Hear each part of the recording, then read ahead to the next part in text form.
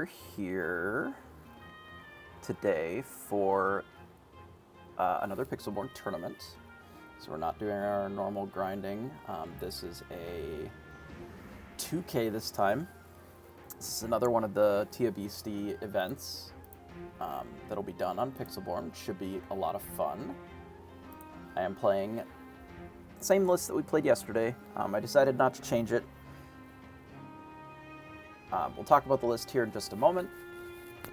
And then we'll be getting started in a few minutes for the battling. This is best of 2, so if you 2-0, you get 3 points. If you 1-1, you get 1 point apiece. Realistically, thanks Stellaro, realistically the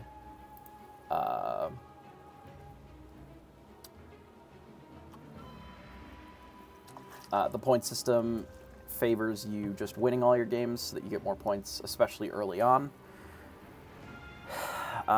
It looks like it's going to be more than 300 players, so we're probably looking at a pretty comfortable 9 rounds today, which is about what you would expect from the challenges, except I believe that we're just cutting to top 16 instead of top 32, so the points will be a little bit higher than what you would expect for their day 2 of that as well. So what we're playing today is Blue Steel. After playing some of the other decks in the format and playing against a lot of these, this feels like probably the direction that we're going to be looking going forward, or at least for like the set championships. I think that it is one of the stronger decks in the format, and the skill ceiling is pretty high. I think it has game against virtually everything. I don't think there's a matchup that is truly abysmal. There are some that are certainly better than others. We have played this deck a few times. We played it a bit yesterday as well. We are currently looking at this with this exact list. Some of the tougher matchups, the mirror can be a little tricky. We lost to blue-purple, which I think we had the chance of being able to win, and then occasionally you lose against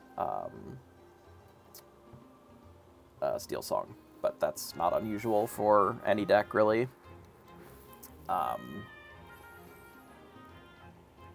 But our matchup against red-blue, the way that I've been playing it, has not been terrible. We are 3-0 against them. I do think that red-blue is generally one of the decks that people would think is favored against this. I think you can play the matchup in a way that it is not super favored, especially if you're running things like Cerberus, which is good against Maui, so they're better earlier removal. And if you're targeting the right items with your item destruction characters, Benja and Beast Hard-Headed, I think you can play around a lot of the removal that they've got. And making sure that you're playing around Tremaine, etc. And then just whole new worlding as often as you can, keeping track of be prepareds and things like that to overtax their removal. Eventually you can go a bit wider by sort of turbo ramping, and then you can close out the game with Bell, is the idea at the very least. So some of our card choices we'll probably have to talk about a bit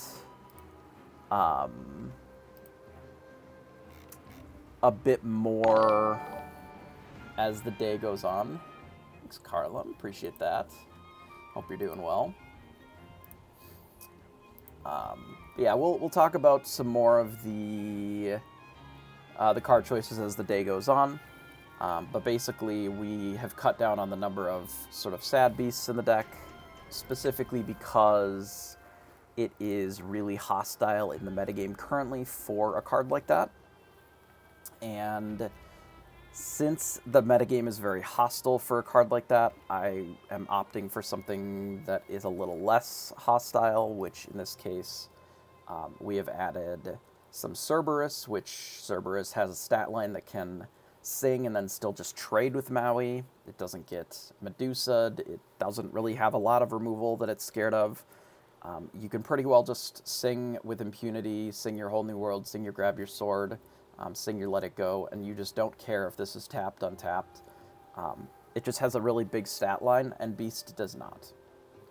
Obviously, the Tragic Beast is very good at drawing cards when it's working, but if your opponent has something like a Zeus, a long game Zeus to deal at 5, or if they have something like Medusa, or they have just Maui, just so many cards are just very good against Beast right now in the format that are just not that good. They just don't line up very well against Cerberus, which is why we're running it, basically.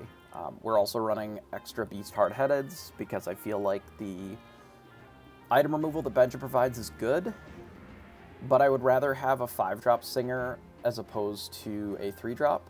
If we can ramp and play this out on turn 4, blowing up our opponent's ramp, and then also adding our 5-drop Singer to the board, then we can, in theory, follow that up immediately with a Whole New World to take advantage of sort of that ramp into Whole New World line, which is pretty well what the deck is trying to do. So, we are currently waiting for the round to start. It should be starting pretty soon-ish here.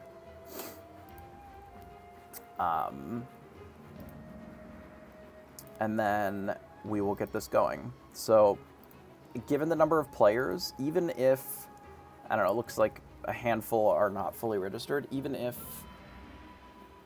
it is like 260, 70 players, it should still be 9 rounds, I believe. So it's going to be a long day today, which is not unusual. Though with the 2-game format as opposed to the 3-game format, I would imagine that the rounds won't go as long as often. It is possible that they still will take a long time, but I would say that generally completing 2 games versus completing 3 should be a lot less time intensive for even some of the slower decks in the format.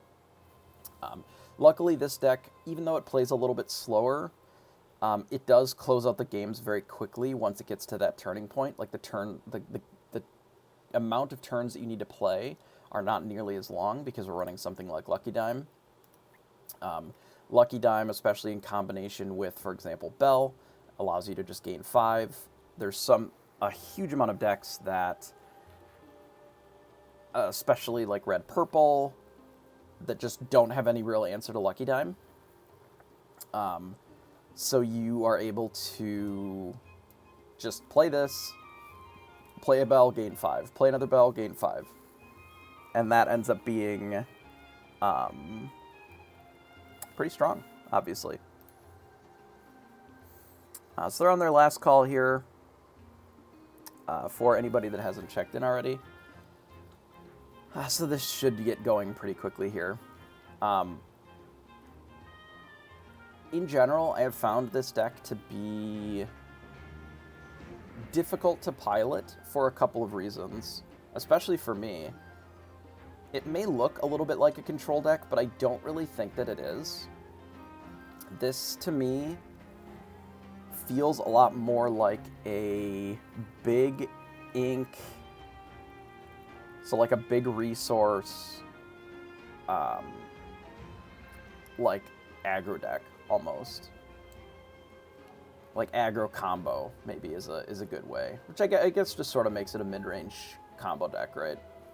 But it doesn't really play like a combo deck. I don't know. Maybe it's just mid-rangey aggro stuff. But basically, you're sort of just trying to push a bit of early lore with something like Smee. You know, Flaversham sneaks in a little bit of lore here or there if it's questing. You know, you can leverage like your Gastons here and your Mickey Mouse to just get a lot of lore on the board. And then you're sort of looking to close out the game with a turn where you are able to quest for 5 with a Bell or Lucky Dime a Gaston once or twice, and then the game sort of just ends. The games that you struggle with, I've found, are ones where you are trying to use like your Captain Hooks and your Smees sort of on the back foot, so generally on the draw games, to not die, basically, to keep up with what your opponent is doing while you sort of try and set up some of the Quill or Mickey Mouse to get further resources into the game. And then you end up having a hard time fully closing unless you get to a spot where you have enough characters on board, maybe a couple of Cogsworths against Steel, and then you just play like double bell, and then all of a sudden you go from being at 3 or 4 lore to 20 in 2 turns, or 1 turn even, if you have enough characters. Because you can go pretty wide pretty fast with a lot of mana, or a lot of ink, rather. It is not difficult, especially with Whole New World and Quill, to get 10, 15 ink and then be playing 2 or 3 of your spells in a single turn. Something like doing a Let It Go and maybe a Grab Your Swords and a Tinkerbell all in the same turn that you cast a Whole New World are not unreasonable for a deck like this. Especially if you have a few of your 5-drops or 6-drops in play, your Gastons, your Tinkerbells, your Beast Hardheads, Cogsworths, etc. When they're in play, doing 3 or 4 things in a turn can really switch the tide of how the game is going. And against every single thing except for specifically like Ruby, you can kind of just slam a bunch of Cogsworths along with a few of your other characters, and then feel pretty safe to just bully what they're doing because they can't really favorably trade into you because of that resist on everything. I don't know, we'll see. I don't necessarily feel that I am 100% confident with my play on this deck because I don't necessarily have enough games to have the experience like I do with Red Purple, but I think that the deck is very strong, and I was looking to do something a little bit different today. So it's kind of where we're on this, and this is the deck that we're looking to play sort of going forward. So Steel Song is, like most Whole New World mirrors, a bit of a crapshoot. We do have Cogsworth, which is one of the strongest cards in that matchup. If we can get to a board state where we are not just dying to an early, turbo shift or double shift start, and then we can get to put a Cogsworth in play, generally we fall behind a little bit early on. But we're able to catch up somewhat with like a Tinkerbell and a Grab Your Sword, and then if we have more than one, a Cogsworth or 2 in play, generally the matchup is favorable for Blue Steel. But if you don't ever get and manage to get any Cogsworths in play, or they happen to just, you're the only ramp that you find is Fishbone Quill, and they just keep destroying it, then you can struggle a little bit in that matchup for sure.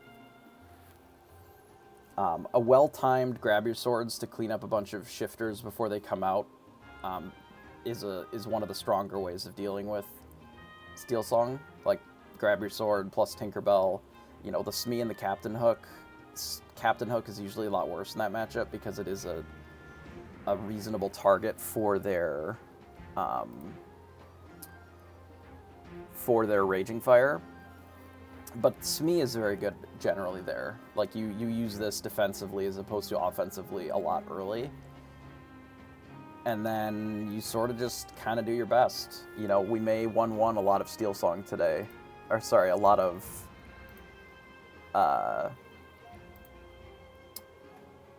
yeah. A lot of Steel Song.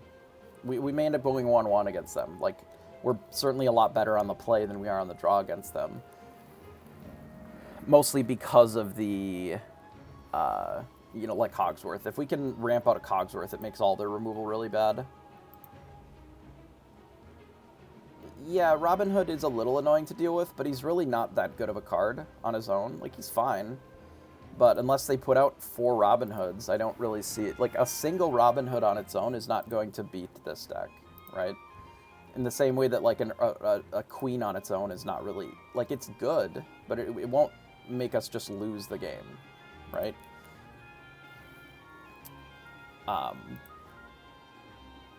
like, it doesn't really beat a Cogsworth or two if they're already in play. So this is like the priority. Because not only does this make their removal spells not function properly, because all of it is just damage, the Cogsworth also makes your Tinkerbells just absolutely abysmal for them to interact with. It makes the...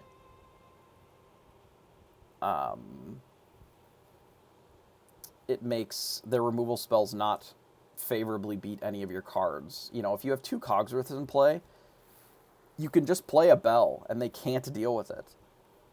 Like, they have to double Zeus a Bell, so you can just gain... Like, you can just race them at a certain point. Because of the Bell. Like, the Hard-Headed is a way for you to play a 5-drop and still kill an early flute or whatever. So if you're dealing with their flutes, then your Whole New Worlds become a little bit more live, because eventually, if you have multiple Cogsworths in play, your Bells become a lot stronger for both ramping that they can't necessarily deal with, but also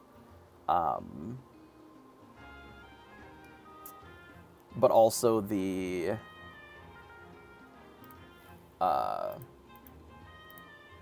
you know, you can just flood the board with these, and then they lose, right? I feel like the Bell plus the Cogsworth is really the key to winning this matchup a lot. Because you just get into a situation where you race. You know, if you have, say, two Cogsworths in play, you do a Whole New World, and then you just drop double Bell. They have to invest, like, all of their resources into just interacting with this, or you just kill them, is the idea. Now, whether or not that actually plays out fully, we'll see. But it does look like the round is up. So I will see if we can't join it here.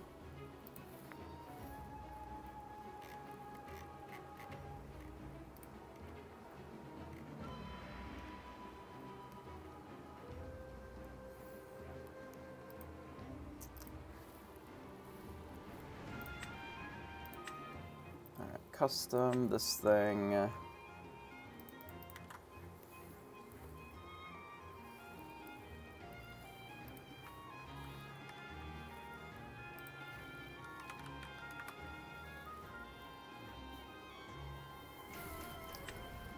And then we do always want to check go first.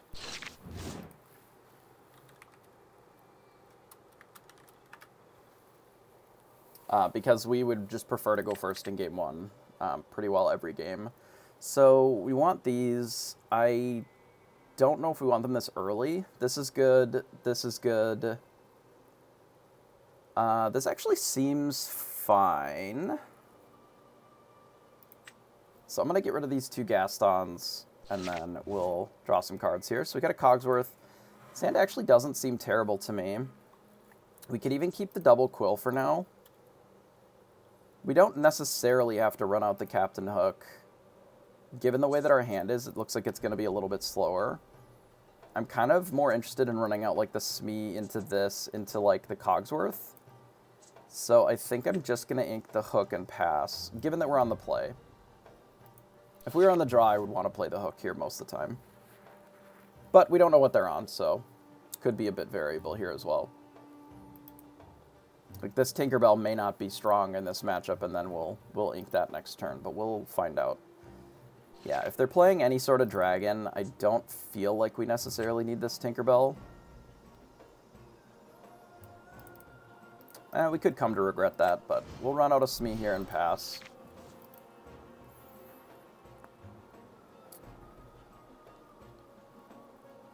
We don't know if they're, like, red-purple or...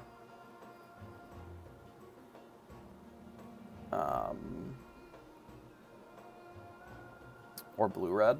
Those are generally, like, the two major red colors that are running Maleficent Dragon right now. It could also be Mufasa.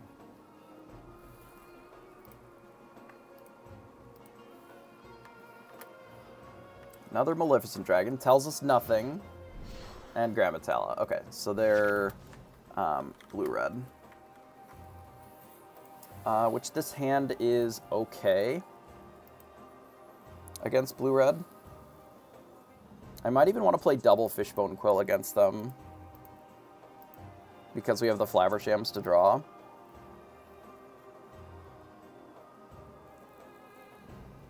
We probably don't need to play double Fishbone Quill. Well, we definitely don't need to play Cogsworths. They're, like, okay in this matchup. Let's do this and pass. Because we may be able to just eat this one and then play the other one. There's a world where we do want to play out a Cogsworth, but we'll see. I don't necessarily think that this is the worst matchup. It probably is, like, mathematically the worst matchup for this deck. But I don't actually think that it's as bad as people are giving it credit for. Like, I don't even care about this, to be honest. This is why I kept the second Quill.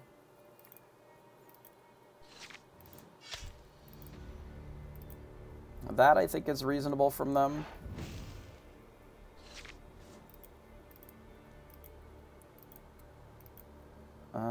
I feel like I should just play the Cogsworth. Like, we don't need to play the Quill this turn. And then we can actually quest with the Smee.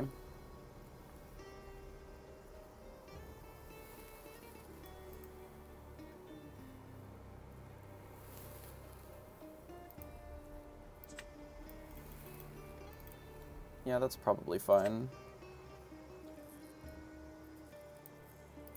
Let's do this. We can quest with Smee here and pass. I would have obviously preferred to draw 2 cards with the Flaversham on the Quill, but this is okay. A Popsicle would be a good draw for us. A Whole New World would also be a good draw. I'd almost certainly slam it out here. I would probably cast the Quill first and then Whole New World. Sumerian Talisman, sure. That is acceptable. So now Beast Hard-Headed is probably one of our better draws, interestingly.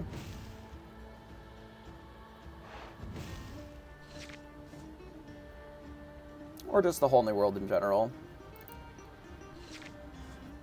Dime. Interesting. I do like Dime in this matchup, usually. I think what we're going to do is run out this Flaversham.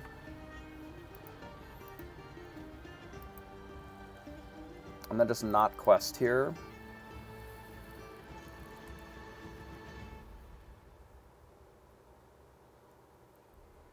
I could actually Flaversham and draw 2 cards.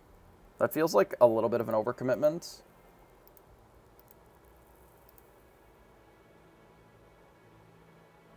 Yeah, I think it's probably fine to just do this. And I really want to ink as well.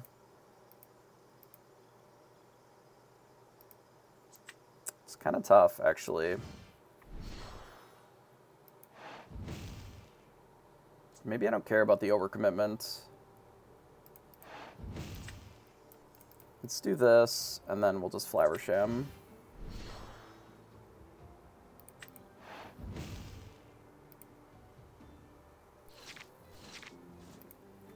And then I don't think that I quest here,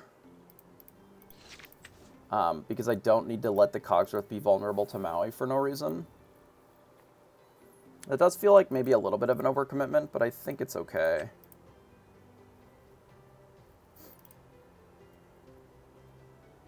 The reason that I want to get a Flaversham down this turn specifically is that I don't want my opponent to be able to just Tremaine Cogsworth for free. Hey man, what a nice rip. Free popsicles for everyone. 2 more Coggers, huh? Okay, so we have a reprieve from Be Prepared for a turn.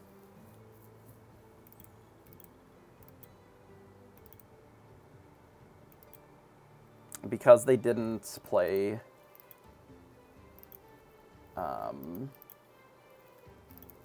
anything really.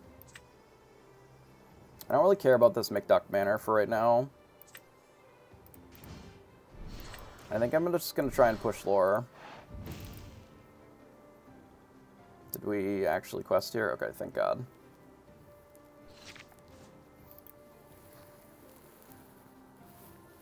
So they can theoretically deal with one of my cards here.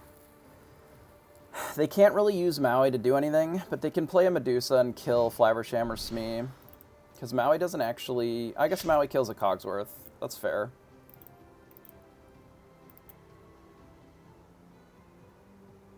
Yeah, that's fine. So we can Gaston here if we want. They're pretty likely going to need to be prepared this, regardless of what I do. I'm going to play Gaston because if we rip a Popsicle, we can draw more cards. I think we'll take a Beast Hard-Headed. Actually, maybe we just take another Gaston, because all they have is the Sumerian Talisman, right?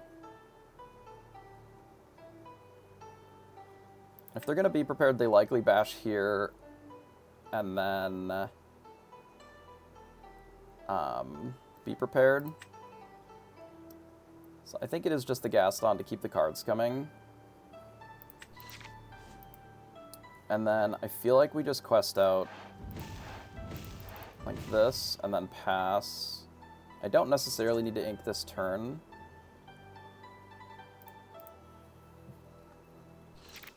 The best run out that they can do this turn is ink something, draw a card with Maui on the Smee, and then blow up the board. And if they don't have the Be Prepared, which it is possible that they don't have it, then they're pretty just dead here. Like, if they just have a targeted removal... Yeah, I think they could have drawn a card with the Sumerian Talisman, but it's okay that they did not. So let's play this. I would like to rip something cheap. If we get the Captain Hook, we can protect the Gaston. If we take the Popsicle, we can draw more cards with Flaversham. So, we're weaker to Tremaine with this line, but I think that's okay. Especially with the Whole New World. I think I can get rid of Tinkerbell here, though, given that we ripped the Whole New World, and then we can pass. So this line is weaker to exactly Tremaine.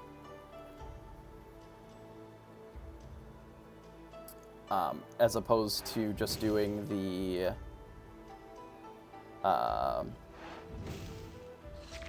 grabbing the Captain Hook and playing it. So we'll see if it costs us anything here.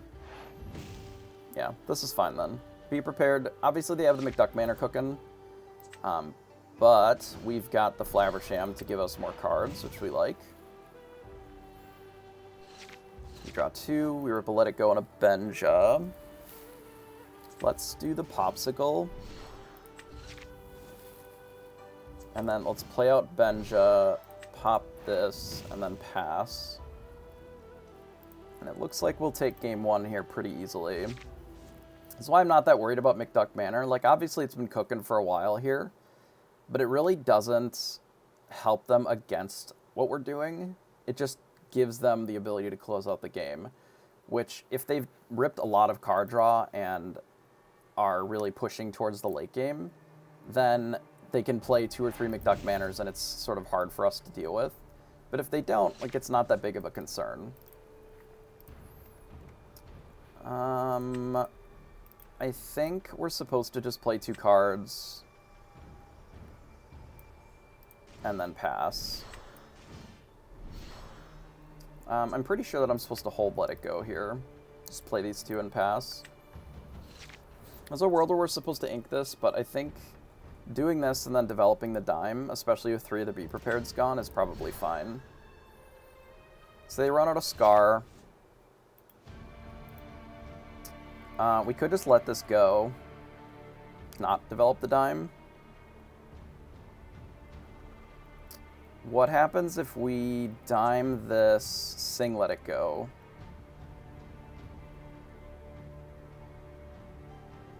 Then that puts our dime in play, and then we can look towards Bell to close out as well. Yeah, that seems fine.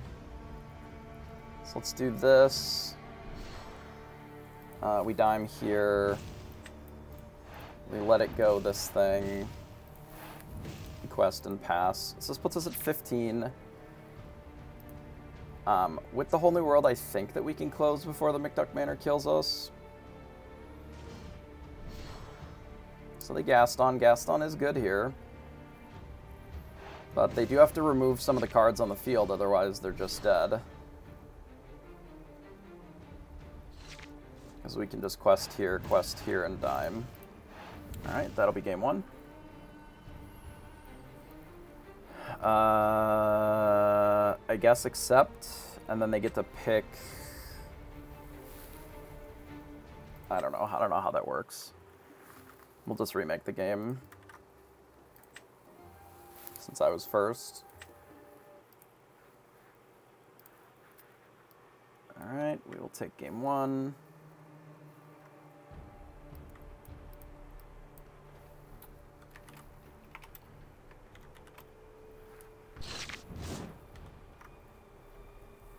Okay, so we go second this time, which does change things a little bit. I don't mind Whole New World in this matchup in general, but I think because we have the Popsicle, we don't necessarily need to do anything with it.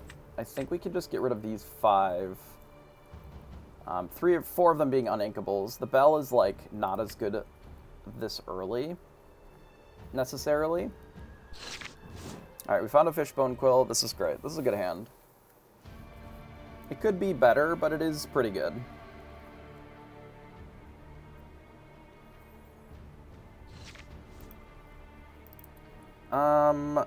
Unfortunately, Krabby Boy came down a little early, so we're going to have to get rid of it, but that's okay.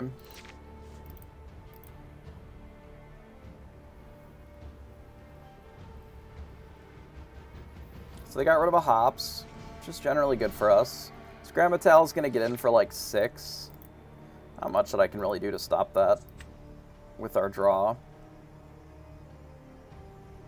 We'll get rid of Cogs and pass. At 2 dimes, 1 crab. I think that's a good split, because it's really hard to run 3 dimes because they're uninkable.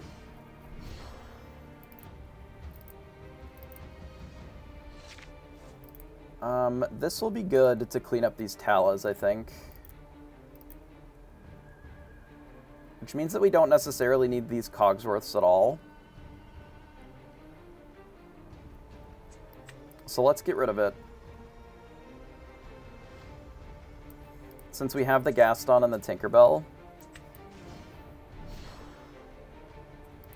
I can get rid of one of these Flavershams, maybe. Could even be the Whole New World this game, since we have the Flavershams. Since we have double Flab, I think I'm okay getting rid of the... Like, this, I don't really think is as good of a line as they make it out to be in this type of deck. I think it's okay. But Judy versus Benja is just like, it is not even close to the same universe as far as cards. It is just not close to the same. The thing is, I get to draw a card off of that, and I already got a ramp out of it. Like, that ends up working out pretty good in my favor, not yours, right? Given what we have in our hand, I'm debating... I want to play this hook this turn. I like this and this. We could get rid of the redundant Flaversham. But I don't really see a turn where we're playing this Smee anytime soon. So I think I'm just going to do this and pass. And then ideally our Captain Hook trades with this Judy Hops. And then we Tinkerbell the rest of this. And then we just look to start slamming Gastons. And then our plan will be, if we ever find, like, a Bell, then we can Whole New World. Like, we just need a little bit more ramp before we can reasonably Whole New World. Since we're going to double ramp them from Tala here, they will be even or ahead of us. But they haven't really had any real card draw, so that's been good. Yeah, the Judy Hops, like, I don't know. It's just not Benja. Talisman, sure. Here's my problem with this card. It doesn't have any text. Like, because it specifically says during your turn, do that thing. Which is just like, it's just not it. We can just do this. Kill the Judy Hops. I think I'd like to keep the bell. I think we can get rid of this. Because we can Benja this Sumerian Talisman next turn, probably. Let's do it like this. This does give them 2 more ink, so they can play the cards that are in their hand. But I think that's okay. Since we don't have any items, I'm considering just questing with Flav here. Yeah, I think that's okay. Like, if they run out of Maui, I'm probably just going to attack it. And then play these 2, potentially. They Flaversham their own Talisman. That makes sense. I would have preferred to have been able to bench it, but I do think that the Tinkerbell line is better. Just to clean up the board and get some more stuff going for us.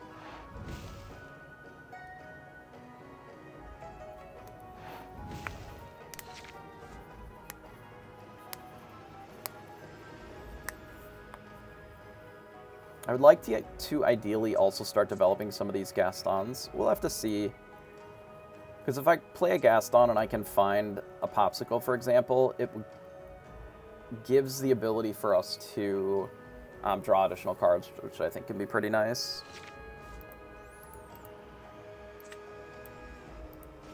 We'll run out of Gaston, finding basically junk.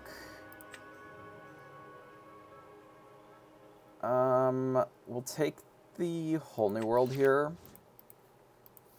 I generally do like the Smee in this matchup just because it allows us to put more pressure on the board. But I don't know if I like it over the Bell or the Benja here. So I think I'm going to get rid of it. I'd like to keep the Let It Go for now. We could even let it go their Flaversham, just so they can't draw any cards. But I don't know if them drawing a card or 2 really matters. Because we have the Whole New World. So I think I'm just going to quest and pass. Obviously, our worst case scenario here is that we pick the Let It Go instead of the Tinkerbell, and then they just Maui our Tinkerbell.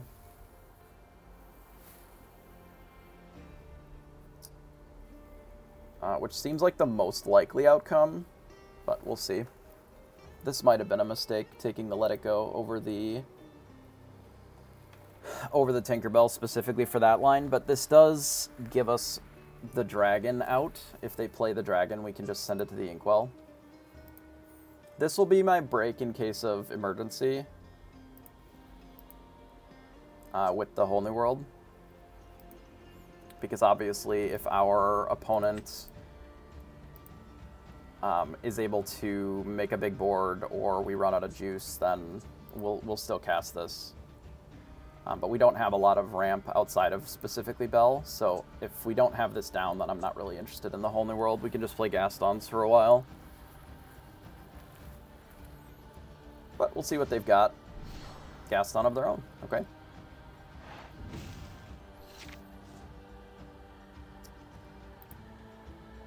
That is reasonable. We could just ink Gaston, bash with everything.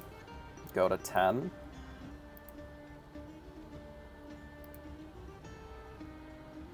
We can actually play Bell, double ink. That's pretty losing line against Be Prepared. I don't love that. We could also just leave Gaston and play, run out our own Gaston. Maybe I like that better, actually.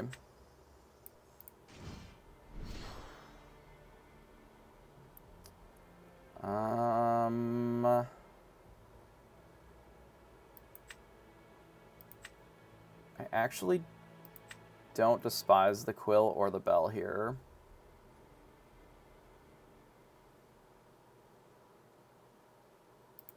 Kind of like the Quill better.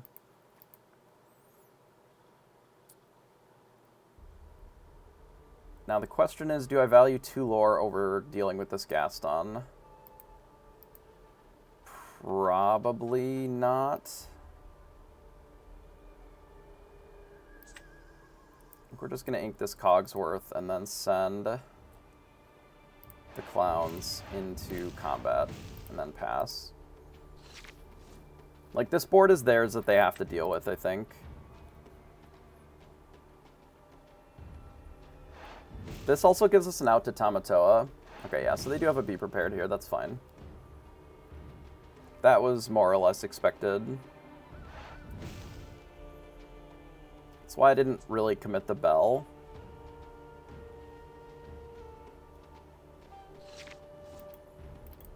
So we have a Rise as well.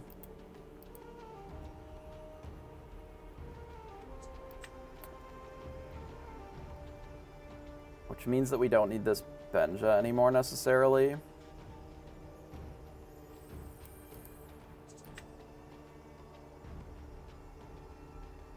Trying to figure out how to navigate this turn. It could just be play 2 things. But that's really awkward. Maybe this was just worse than one of the other choices, like the other Bell. Like, I don't really want to ink any of these because they're all really strong, but maybe I just don't care. What if we do this, ink the Benja, play Bell,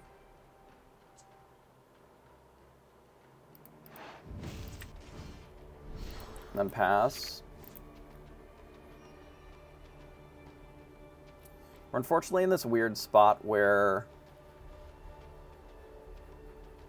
like, maybe I should have just inked more of this stuff because we can't double spell. Hey, Vortex. Yeah, I almost certainly was supposed to just ink more stuff that turn. Yeah, I was supposed to just ink all of these cards that turn so that we could just whole new world. Because now we're in this weird position where we're just behind, which is not ideal. Ah, that was a mistake. Yeah, if I had inked both of these last turn, we could have whole new worlded with an extra 2 ink here. And then it would have felt a little bit better.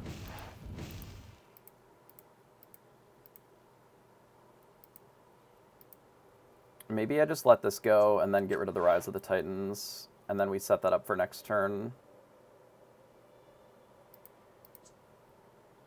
Do this, do this.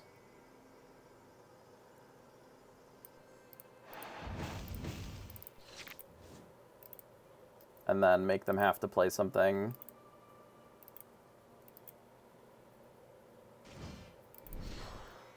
Well, we've killed ourselves here, I think. Luckily, their Tamatoa isn't incredibly strong because they don't have a ton of items, but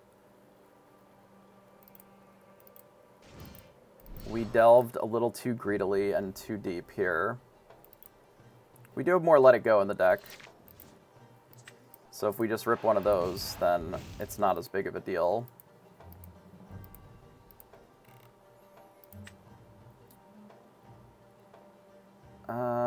Let's wait another turn. Okay, this is fine. As long as they don't also play like a Gaston, I think this is okay. Yeah, this is perfect. Okay, so let's ink this. Whole new world.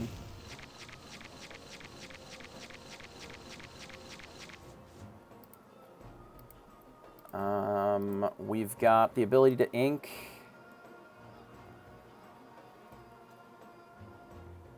We can play like another Quill.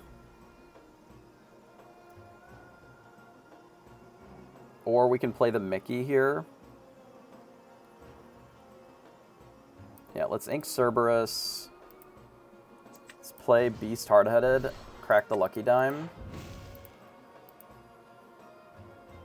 And then let's play the Mickey.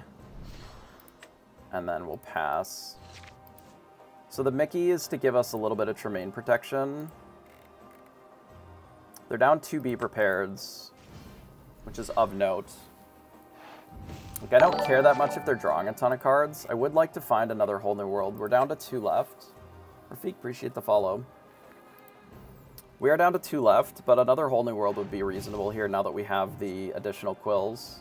I'll probably try to get all of them in play, potentially.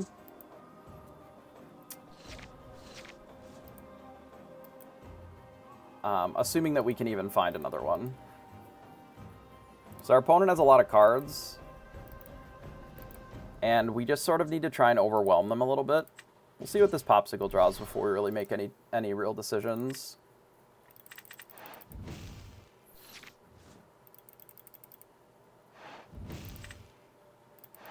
Develop your brain so that they can find something else, even though they have 10 cards in hand.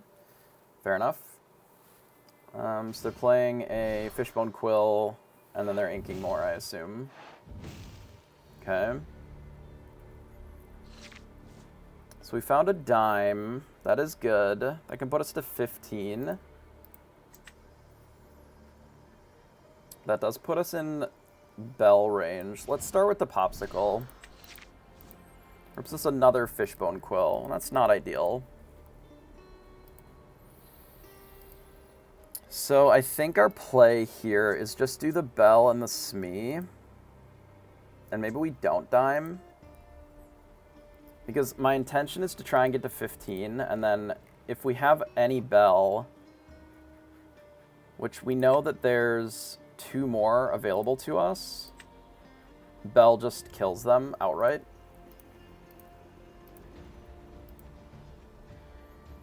How many Judies have they played? 1. They probably have up to 3 Judies, so I don't really want to play the dime yet. Ideally. Yeah, let's just go a little wide. Play this, quest. And then we can pass. I don't actually have to do anything with these yet. Obviously, our opponent could just dime and kill us here, and there's not really anything that we could have done about that.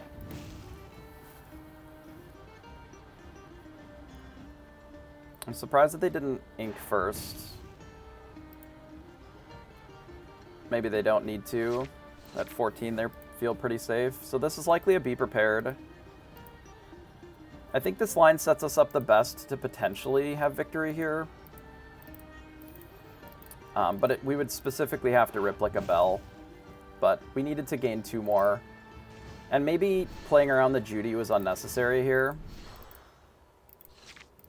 Like if I just run out the dime, then we rip bell, and then we can actually win this one. I guess we lose. Ripping double quill at the end here is really unfortunate. There was a turn in there that I definitely made a mistake. And it was the turn where we ran out the bell but didn't double ink.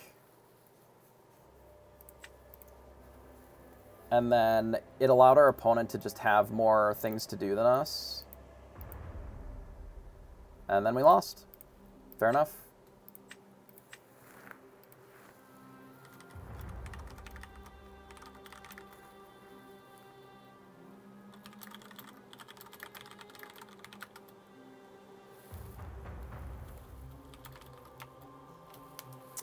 Unfortunate.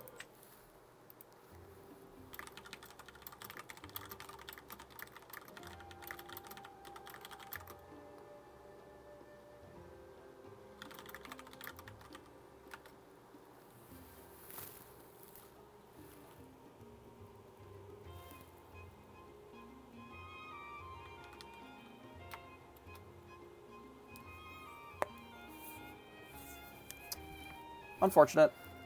So we 1-1 here. So that gives us 1 point, which is okay.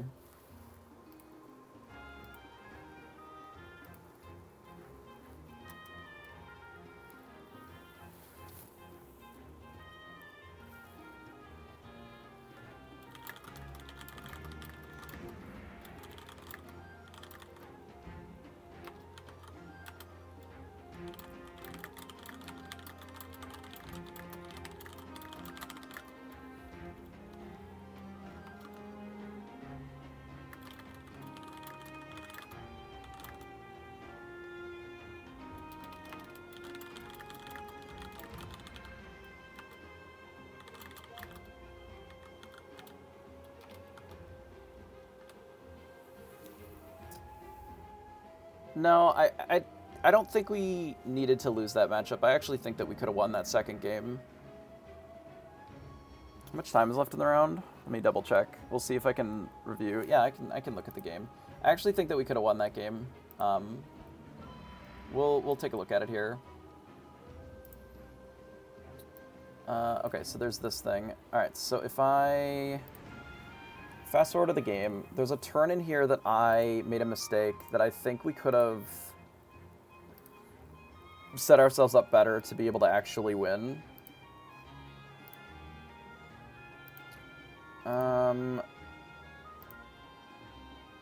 Okay, so this turn, we draw a Quill, which I think could have very easily been Bell, but I'm not unhappy with the Quill here. But it was this turn, if I can actually get there. Hello, hello, hello, hello. Okay, yeah, it was this turn, all right? So, yeah. Okay, so let's pause. So on this turn here,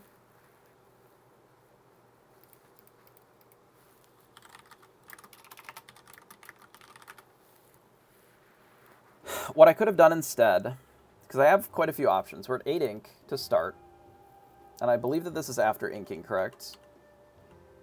No, this is before inking, okay? So I haven't inked anything. So, oh, I'm not even on the right thing. This thing. Okay. So one of the things that I could have done here is... Oh my god, why have I done this? All right. So one of the things that I could do here with 8 is we could play the Quill and the Bell. We ink Benja, Let It Go, and the Titans. We probably mask that we ink the Titans. I don't know. I'm not really sure if it matters too much what we Quill versus what we don't. But I think that we ink 3 this turn and go up to 11. And then we have a Quill and a Bell in play. They don't necessarily have the ability, unless they exactly Judy plus, like Tremaine or Judy plus Medusa, to kill both the Bell and the Quill. So it's likely that we get further ramp out of this. And then we could Whole New World the turn following, and it would be like 9 versus 13 with the Whole New World. And it doesn't necessarily guarantee that we would have been able to win, but it literally was a full turn earlier, and then they wouldn't have been able to crab us. Essentially, it was a line that I was considering like here, I think, after I passed. So this was sort of the turning point. So I did the same play where I run out the Quill. Hey Tia, how are you? So I did the same play where I ran out the Quill and then inked the Benja. But in this spot, like, these don't necessarily let me win favorably against my opponent. And I think this was the problem. Is in my mind, I'm imagining, like, okay, if they play the Manor, then I want to rise it. If they play a big threat, I want to be able to let it go. But the reality is that with our hand, with a Bell in play, like, they have 5 cards in hand, or they're going to draw to 6. No, they drew to 5. So they have 5 cards in hand here. They almost certainly have, in red, an answer to Bell. Bell is a very fragile card. Whether it's Dragon this turn, or Medusa, or Tremaine, or whatever, like, the Bell's probably not making it to the next turn. I think what we're supposed to do here is double ink. We go to 11.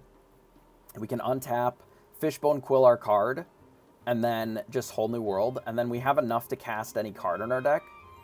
Sometimes even 2 of them. And I think that's the only way that we're in an okay spot here. Because what ended up happening instead is our opponent, as we can see, kills our card, which is predictable, right? Out of red, we know that they're going to be able to... we know that they're going to be able to remove our card. And I should have thought about that a little bit longer. And I passed, and I didn't think about it as long as I should have. So now, we're in this position where we just have to do stuff with our hand, which is terrible. right? We can't get rid of all these cards. We may have been able to even play this Popsicle out anyway, just so that we have it in play for our future Flavershams. But, like, imagine this hand if we just have both of these in the Inkwell here. We immediately can ink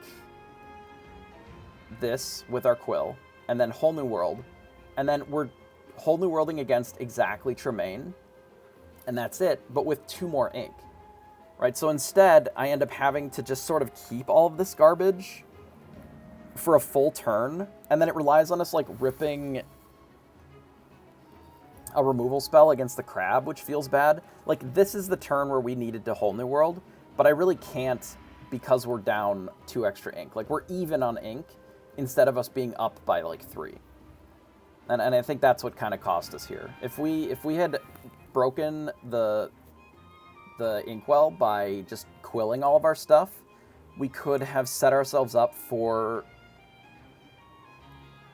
potential success. It doesn't guarantee anything, but doing it a full turn earlier, I think, is a lot better. Because not only does it allow us to develop more cards earlier, I think it allows us to get more things into the Inkwell while we're ahead. And the way that you sort of punish the Ruby deck is if you can ramp a lot faster than them, like in this case, we would have been at 11 already. We could have inked another one. We Whole New World. That puts us down to 6. And then we can still ink another card. Or we would be down to 7. 6, I guess, because we play the Popsicle here. But we would be down to 7, which means we could play basically any card or sometimes 2 cards in our deck. And then potentially set up for another Whole New World. We could have Flavershammed. Like, we have some options. Instead, we were playing more control. We were dealing with we had to deal with their threats because we just didn't all-in commit to doing this. And then we ended up losing to our opponent having enough ink to just, like, double and triple spell here, as we kind of see in these next few turns. Because, like, now all of a sudden they're at 12 because they were able to take a full turn and add extra cards to the Inkwell. We also double Let It Go, so then they caught up on ramp. You know, and then now when we're doing the Whole New World, like, they have so much more ink than what we would have had. This is where we would have been at that same turn. And instead, they got to play an extra, like, 3 or 4 cards before we Whole New Worlded. Because we just, like, were never ahead after the Let It Goes. And it's not that Let It Go is a bad card to remove those threats, but we just weren't presenting any questions to our opponent. And while we were doing that, they were presenting questions to us, which was not good.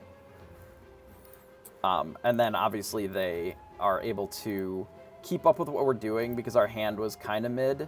Like, here, maybe the play is just we have to assume that they can put us in essentially guaranteed lethal range, which means that we probably have to play the dime plus something so that we can have Bell as an out. Like, the not leaving Bell as an out for us here, I think, was a mistake.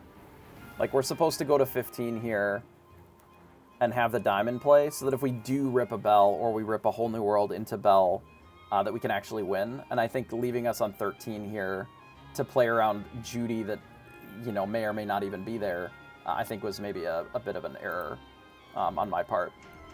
Because then, as we see, whether they have the Judy or not in this space, we were just dead on board because we had no outs to be able to beat the double manner.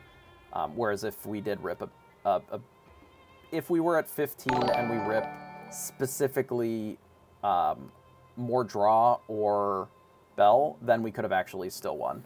So I do think that I erred a little bit a couple times towards the end of this game. It is a difficult deck to pilot, so it is harder for me to think about these lines in the moment the way that I do with red-purple, because I just have more experience with the red-purple. But yeah, I do think that there was a spot in here where we could have full send with the full send here. No, here. More. Back here. Holy shit, all the way back here. Yeah. I think this turn we could have just fully dumped our hand playing towards the Whole New World and then just had more ability to play. Because they have, like, so many more cards in our hand. Like, if we do this, they have 4 cards or whatever in their hand to our, like, 1, right? So then the whole new world, we break parity on it. We don't care that much if they draw a couple cards versus drawing a whole new grip. And then, because we have the Quill or the Bell cooking, like, if they don't answer the Bell, like, we're already in a good spot. But if we still have the Quill cooking, then we're just better off. So, yeah. I think that was where we made a mistake in that match. Not too bad. It is not the best matchup for this deck. Like, this is their... probably what they would think is a better matchup for them. But I do think that this deck has a pretty reasonable way of navigating it. And I didn't see the line in time. I saw it after I already passed. Yeah, and it maybe doesn't even decide the game. I think it gives us a better chance of success because it gives us... It's more proactive to do that, I think is maybe the way of describing it better. If we do the full send with the Bell to leverage the ramp that we had versus the ramp that they didn't have, right? Because essentially what we're doing then is we're saying, okay, we're whole new worlding. We just want to get as many cards in the inkwell ahead of them as we can. And then, like, assuming that they kill Bell, we still have a new line of playing stuff where we just rip a new hand and then we start over. It doesn't guarantee anything. We could just rip a bunch of Fishbone Quills like we did and it just doesn't matter. But I think, yeah, I think that's exactly it. I think sometimes you have to high roll in a spot where we were a little bit behind, but doing the let it go for 2 turns to ramp them twice, and then being behind on ink at the time when we whole new worlded, that just wasn't the line, right? And I think that's one of the risks of playing let it go is your removal instead of something like Zeus. Though none of the cards, like the Tremaine obviously we could have Zeused, but the Tamatoa we wouldn't have been able to. Yeah, did you see what I was just talking about there? The decision point that I had where I think I messed up the turn? Here, I can bring it up again real quick, just to touch on that turn. So this was the hand that I think was the spot where I maybe made a mistake. So this is the turn where I like ran out the Bell and the Quill. So basically, if I full ink here and just go to 11, not only does it not ramp you with the let it go, but I think we got to assume you're going to kill Bell here, right? Like in Ruby, there's almost infinite cards that kill Bell at this ink level, right? Whether it's that you ink and play Dragon, you just play a Medusa, you play a Tremaine. Like there's just a ton of cards that can deal with Bell here, so we have to assume that it's going to die. I think it feels the best because with our hand, like with the way that this hand is constructed, we're just like, this doesn't do anything. Our hand is bad. This hand doesn't really do much except for ramp well. If we're trying to play control, like if this was a few turns earlier, we could hold on to this a little bit.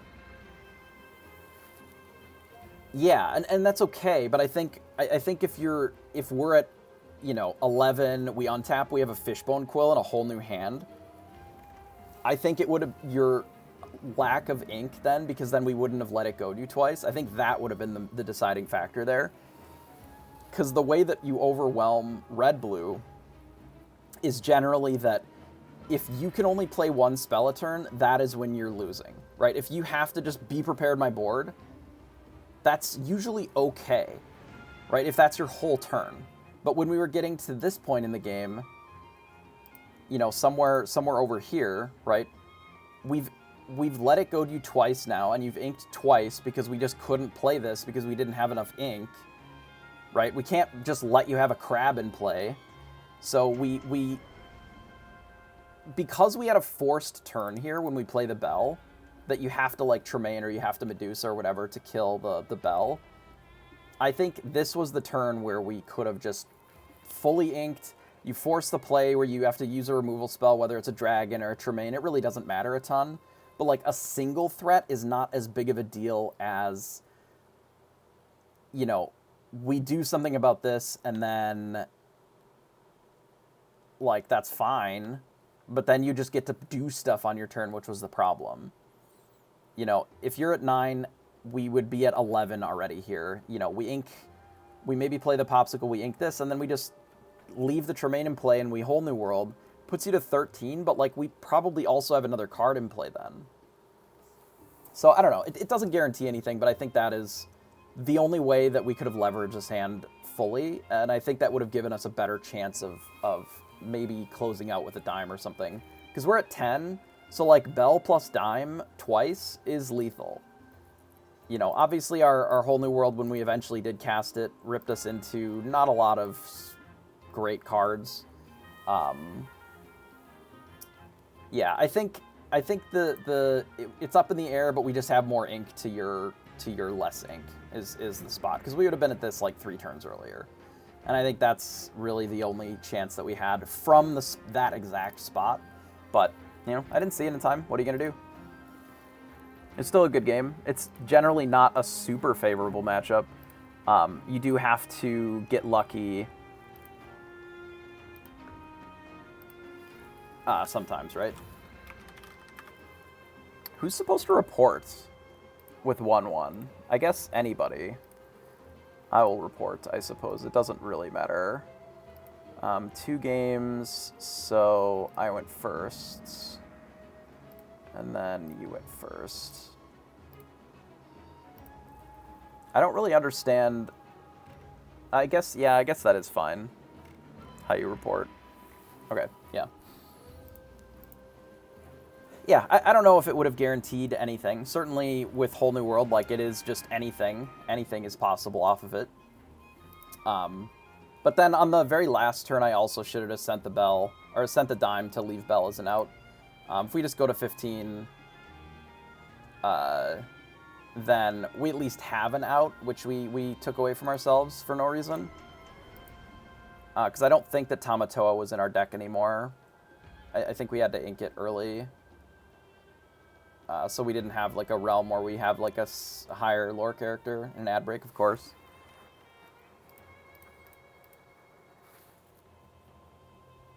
Should be done pretty quick here.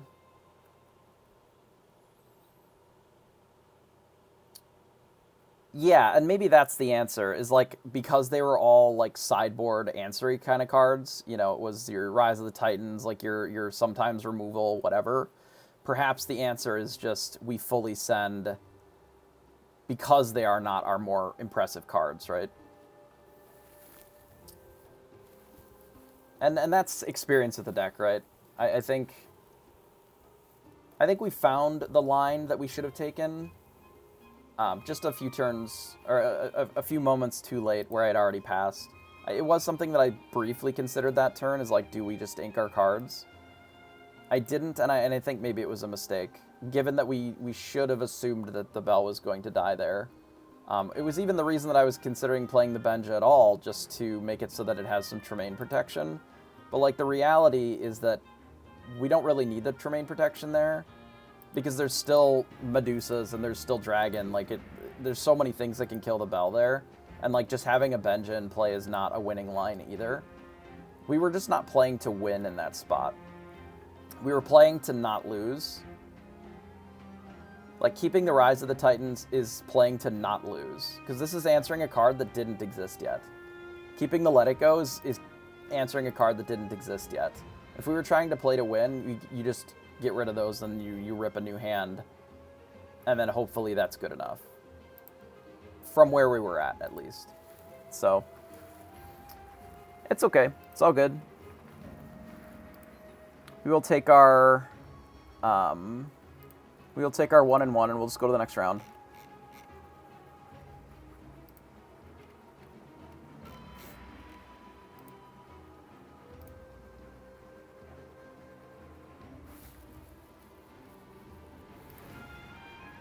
Yeah, now that I think about it more, it definitely feels like that was a play not to lose rather than play to win line. Like, you have to be a little bit greedier with a deck like this, when we just didn't have any cards going. Like, any real board. I don't hate the Gaston play that we made the turn before that. Like, to set up that line. Pyros. What is Pyros? I don't know what that is. I will have to understand what card you're talking about. This? Why would this replace Rise of the Titans?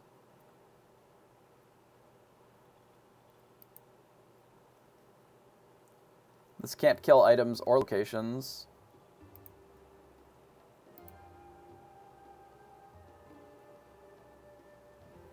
Oh, I don't want to be attacking locations in this deck. This is not a location attacking deck.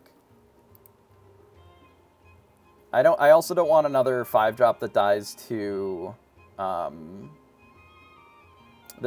Zeus. Like a long game Zeus. Like, basically the way that this deck is constructed is we don't fold just to a long game Zeus with really any of our lines. I did consider that card, Pyros. Like, it certainly was not... it certainly was in my list of, like, these are cards that could maybe go into the deck, right? Because it is a 5-cost. Like, it would be sort of in the Cerberus slot, but it still dies to Zeus, which is the problem. So the toughness or the willpower was problematic for me. I think that this card is okay, probably, but this just isn't... I don't know. I don't care that much about locations. Like, I care enough about it that sometimes we'll Rise of the Titan a location or we'll Rise of the Titans an item, but this is a 2-part card that it can kill items, but it can also kill locations. So it is a bit of a concession that sometimes you have to kill locations, more so than anything else. Like, this isn't big enough to deal with... I don't know. This card just, like, isn't it for me. If they play a McDuck Manor, I have to invest 2 different cards attacking it in order for this to be enough to kill it. Like, it's only a 5/4. Like, that's not enough to deal with it on its own. So I have to attack it also with something else. And I don't have that many 4s to combine with it, right? Like, in this deck, it would exactly be Tinkerbell. Cerberus would probably be the slot where I would put that, right? Or I guess Rise of the Titans. But it would have to combine with a Beast or a Bell. Like, it has to combine with another one of my 5-drops. If I have 2 5-drops in play already, like, I don't care about a single location a lot of times, because I'm usually in an okay position. Like, I don't want to be using my Gaston to attack a location. Like, I can just race most locations with that. But if I, you know, have a reasonable amount of ink in a whole new world, I can Rise of the Titans and just take one out.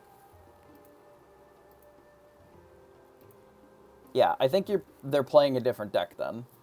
To be totally honest, like, I played Game 2 badly because I was playing like a control card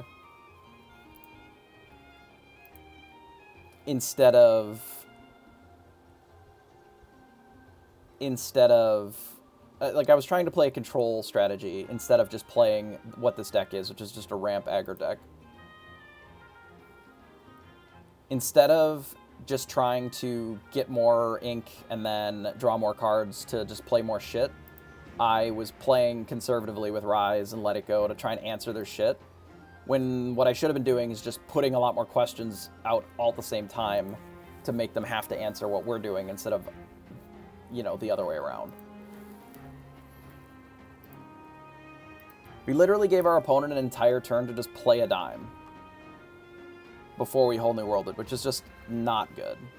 It is almost embarrassing for the way that we could have played that.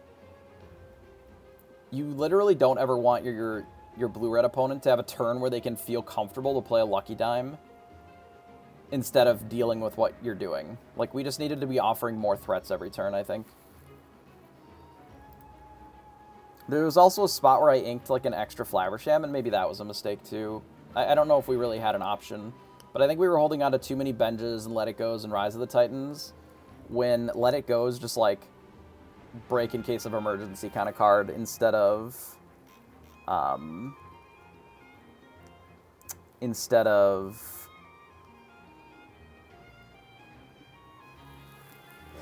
like an actual removal spell.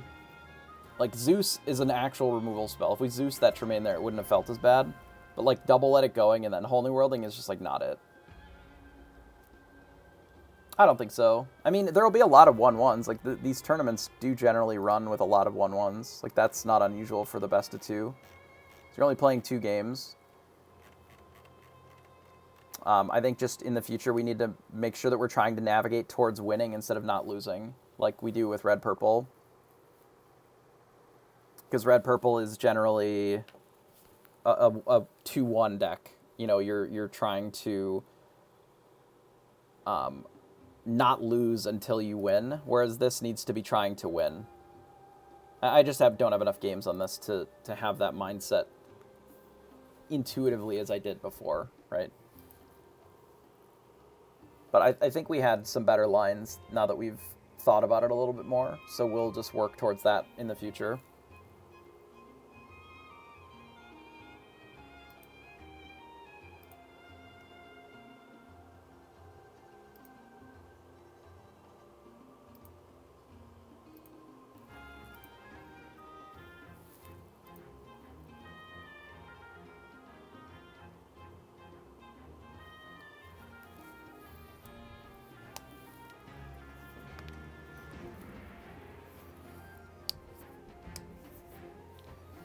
Yeah, it is sometimes a deck with pretty thin margins in some matchups, and we just, I think, need to be playing more aggressively towards that. Like the very last turn where, after we already made the error that we did, not playing the dime to play around, like we were playing around stuff that we didn't have the luxury of playing around. Like not playing the dime and just going to 15 and then developing more cards, I think was an error as well. Because we didn't leave ourselves the out of just like ripping a bell and blasting him, right? Which I think also was a bit of an error. You know, you have to sometimes make them have it, and then you have to also have good top deck, you know? It's like, if we have a diamond play and we're at 15, that gives us a bunch of combinations of outs. You know, another Flaversham drawing into some cards, a Whole New World, Gaston, all ripping into the bell, you know, would have been a way of actually closing. Like, 15 is a really powerful break point for this deck because of specifically bell. Like, it's something that we have to be more cognizant of going forward, is making sure that we're trying to get to those breakpoints more consistently. Especially in tight matchups like this, where they do have a lot of the proper removal to deal with the cards that we have. We can't always rely on Bell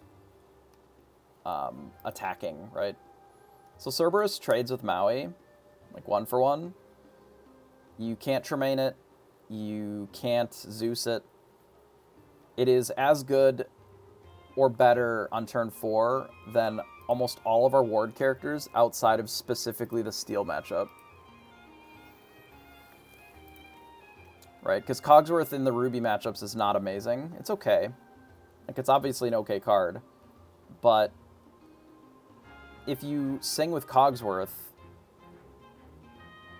yes, I believe it's better than Rabbit because of the Maui trade. So you're specifically talking about Rabbit. Game, please. You're specifically talking about this card as a 4/6. I don't care that much about the two-lore character. The way that I think about Cerberus here is I don't care if this is sideways every turn. Whether it's questing or challenging or singing, I literally don't care if this is always sideways. This is the kind of card that you make it their problem every turn. This is now their problem to deal with as a 5/6. And maybe this means that we should just be running more Cerberus, honestly. Because there's just so few things that cleanly answer the Cerberus that people play. that they would be really happy about doing, right? There's just not much. I do think that Rabbit is an okay card in that spot as well. I think it's okay here, but the fact that this trades with Maui is why we're running the Cerberus. Because I don't necessarily know if this 1 power is worth the extra lore here when we're already playing 4 Bells and the full Gastons.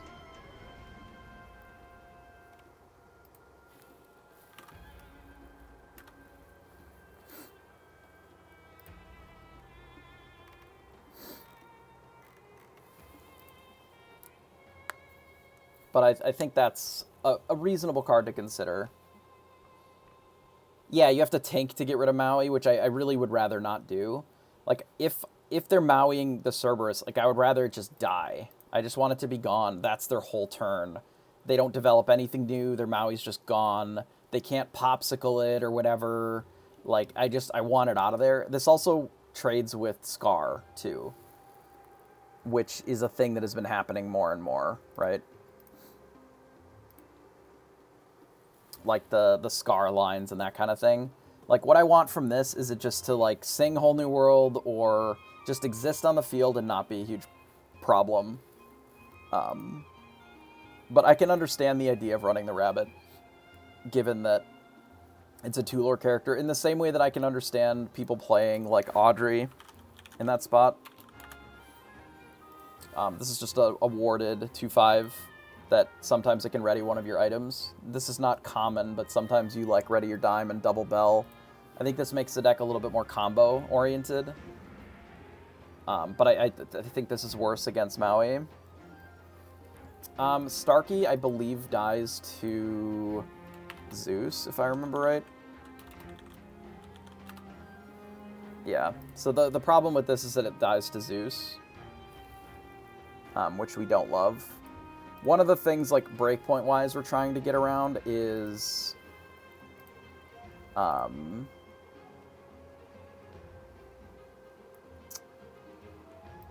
Zeus plus the Medusa breakpoint. So we need it to have 4 or more attack, and then we need it to have 6 or more willpower, which is pretty narrow then, as far as cards. Like, we need our strength to be at least 4, and we need our willpower to be at least 6. And then once you look at cost, you know, if we filter by cost, low to high, right, there are not that many cards that fit in this space. The pairings are weird and bugged, so we're waiting for the website to not be scuffed.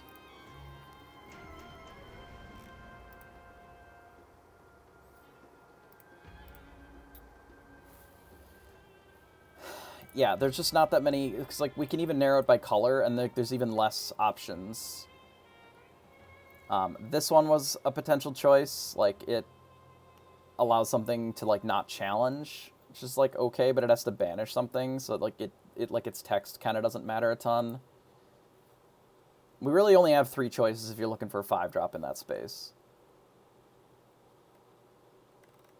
with this stat line.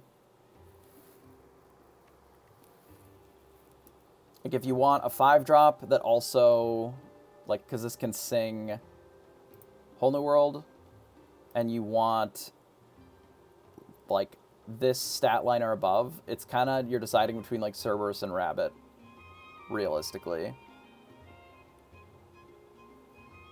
I think that Pasha's stat line is also pretty interesting, but I don't really want another 6-drop. Like, I want the 5-drops.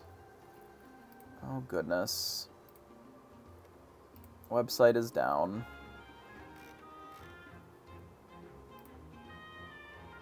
We shall give it a moment. The next round will be up in a moment. They are struggling a little bit here. There are a lot of people on the server, and they are apparently not able to handle it yet, but they are working on scaling it up, so that makes sense. But yeah, given our options, like, I leaned towards Cerberus because of this, if we want this stat line. So that was sort of my thought behind specifically Cerberus, because it can trade with Maui when it's exerted, and if you have a Cogsworth in play, even Maui doesn't deal with Cerberus very well. Which is obviously really nice. I even thought about, like, King Louis for a moment. Like, there were some of these other cards that I give consideration to. The Simba has a good stat line as well at a 5/7. Like, this card is good if 7 was not such an insurmountable number to get to. Like, we need the 5s more than we need, like, more 7s.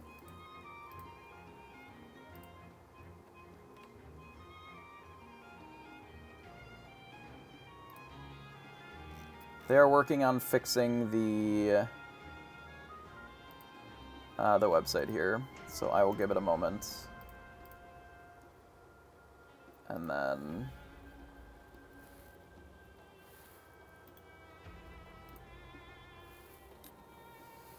blue-purple deck. I think it's okay. It is just... It's just an aggro deck, right? It's like an aggro tempo deck. It uses, like, the Elsas to tempo towards the end of the game, and it uses the... I have played blue-purple lists before, but it felt like a deck that's really strong on the play, but a lot worse on the draw. Because it doesn't have any catch-up mechanics. If the... We played against it yesterday, and it can be very fast, but if it doesn't close the game out, like if it doesn't just turbo close the game out, they don't have any answers to just like a really wide board. Like, they can't beat any ward characters ever, so like your Cogsworths are always in, and they can't tap them with Elsa, right? As long as you can answer Elsa, the rest of their deck like just doesn't do anything. And almost all of it dies to, like, Tink Swords as well. At least out of this deck.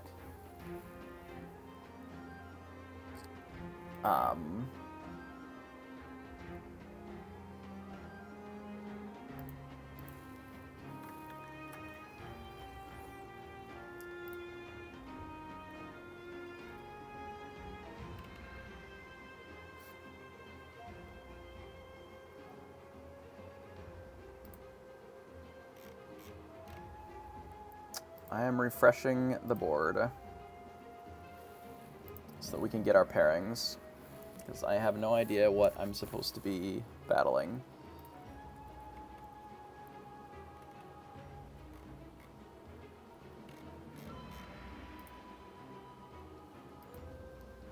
Yeah, we're basically DDoSing their website,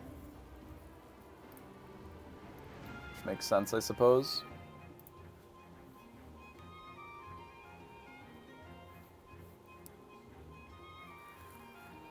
Yeah, I mean, the deck still loses pretty badly to just be prepared, right? Because, again, it doesn't have any catch-up mechanics of its own.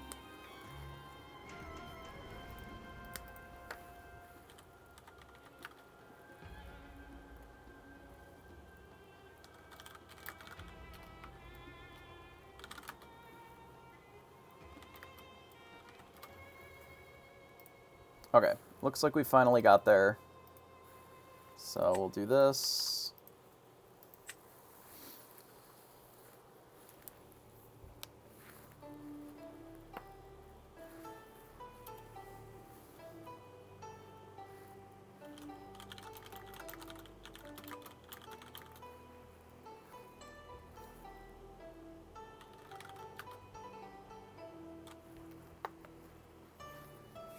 All right, so we're joining into round 2 here.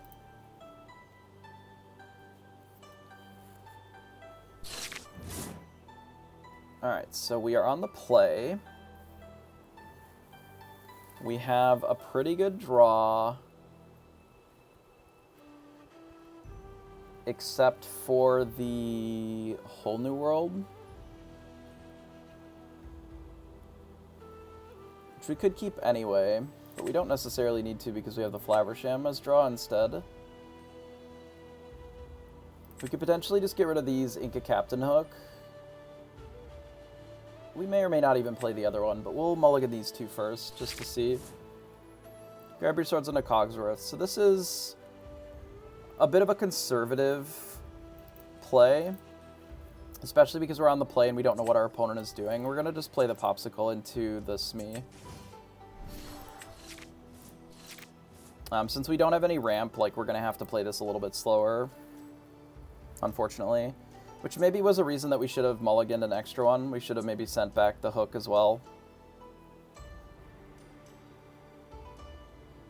So Maleficent, we'll see if they're blue-red again.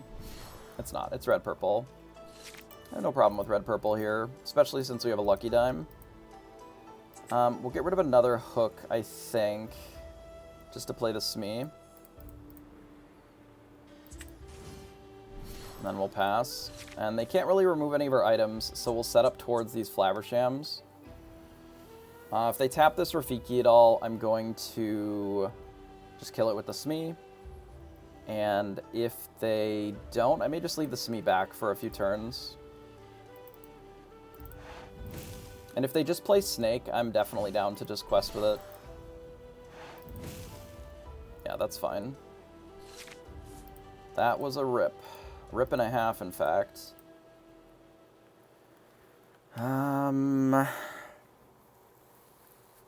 Okay.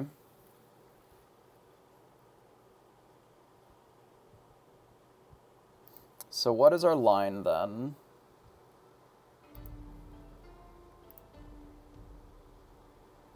I'm debating just keeping both of these Flavershams, getting rid of these two. And then we just sort of draw cards into the Lucky Dime. I think we're questing here always. We'll send back our Coggers. We'll Quill and get rid of the Grab Your Sword. Though I know that Grab Your Sword can be good in this matchup. It's not good without also Tinkerbell. I think I'd rather use the Quill plus the Flavershams just to get us up to Lucky Dime and put it into play sooner than later, because they don't have an answer to it, and it lets us, all of our future cards, we can just gain lore immediately from it. So they play out Rafiki, Rafiki. Yeah, getting rid of the swords does feel a little stupid here now, but I think it's okay. Let's draw cards first. Mickey and another Quill. Okay. So I like the other Quill because it can allow us to draw cards with the Flaversham. I'm debating on how much we actually need this Benja here. I think I ink this and the Benja. And then I just quest here and pass. And then we're likely going to try to draw a bunch more cards with these Flavershams while we have the opportunity to. I'm okay with trading a Rafiki with the Smee now. I would assume that they're going to play a Rabbit, go up to 4. Luckily, we're not too far behind. I don't know if I'll reveal the other Flaversham next turn. We'll see what this one rips for us.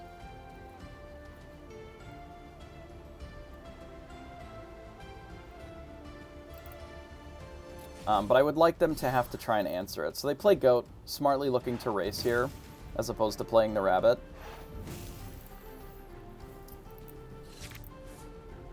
So that's a Rise, which is a good answer to Castle. I think we'll just do this. And then we'll quest here. A Tinkerbell would be a good draw, I think. Those are not amazing. What if we do this? Ink the Mickey and just play another one of these.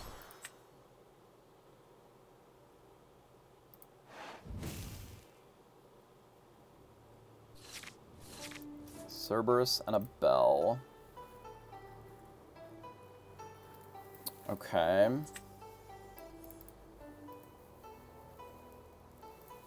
So we do this and pass. A Popsicle would probably be the ideal draw.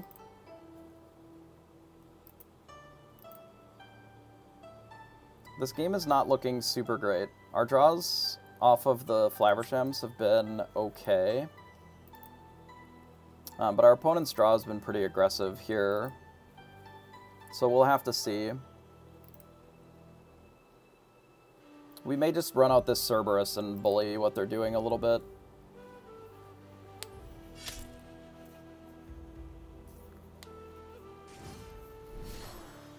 If they're not questing, that's generally okay for us here, I think.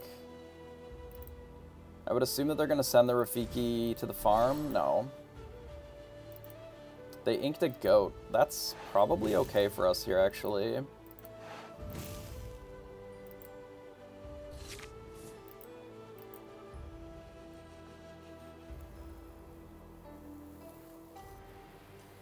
We have a line where we can Cog and Cerberus here, instead of this Bell.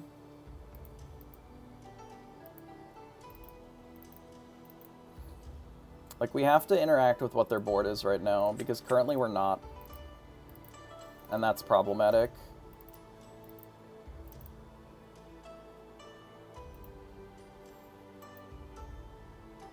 Losing the Bell is really unfortunate, though.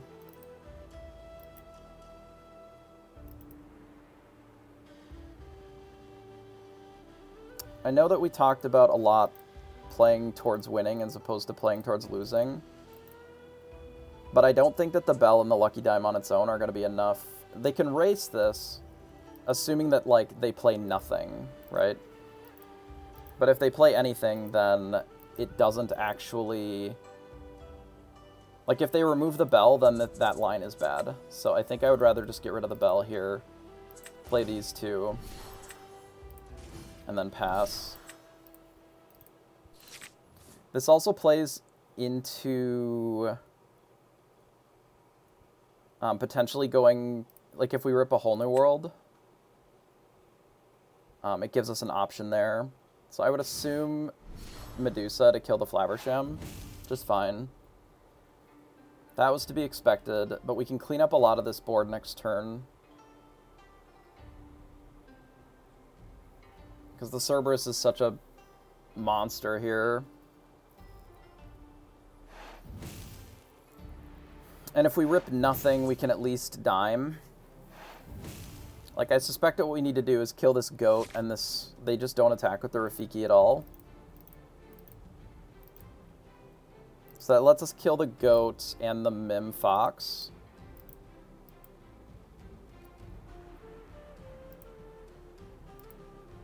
Yeah, I agree. Legacy. I think I'm supposed to play the Smee and the dime and just not use the dime this turn. Like, obviously I don't love it, but I feel like that's the play. Like, we have to do this. Just to get the cards that we have on the field. And I think I'm supposed to hit the goat and the fox here. And then just pass. And then if our opponent wants to clean up the board and then have just a Medusa in play, we don't really have the ability to stop that as it stands. So I think this is our best route to try and...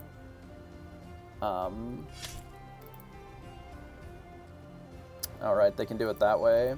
That's unfortunate. I don't really think that we had a way of playing around that, though. Not with the cards that we had up to this point. Tinkerbell would be a good draw.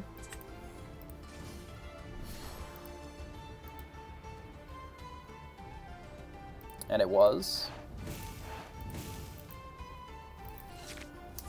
I think this was probably the best draw in the deck.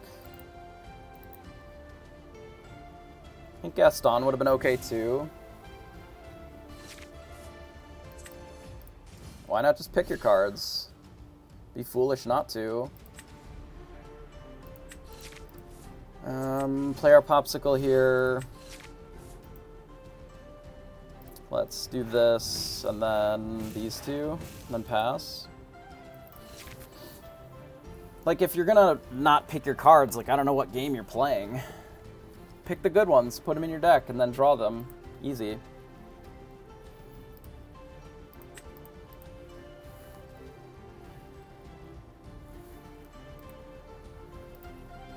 They're in the deck for a reason, right?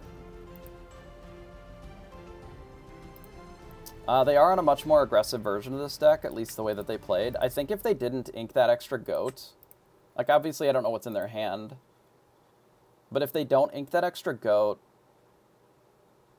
I actually think we would have been in a really bad spot. Like, just leaning into doing the goat. I think we probably would have lost in that spot. This is RP. Okay, so this...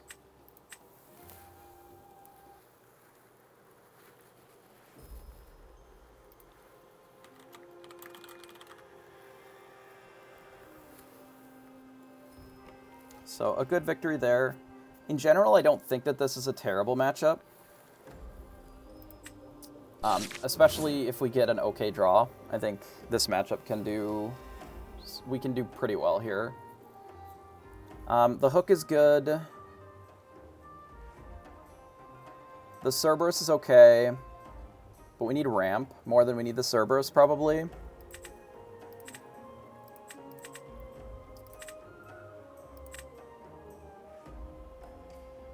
I think maybe we keep the Cerberus as ink.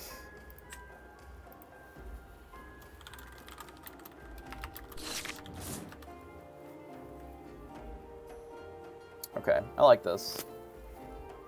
This is a good hand for going second. A Smee would be helpful as well.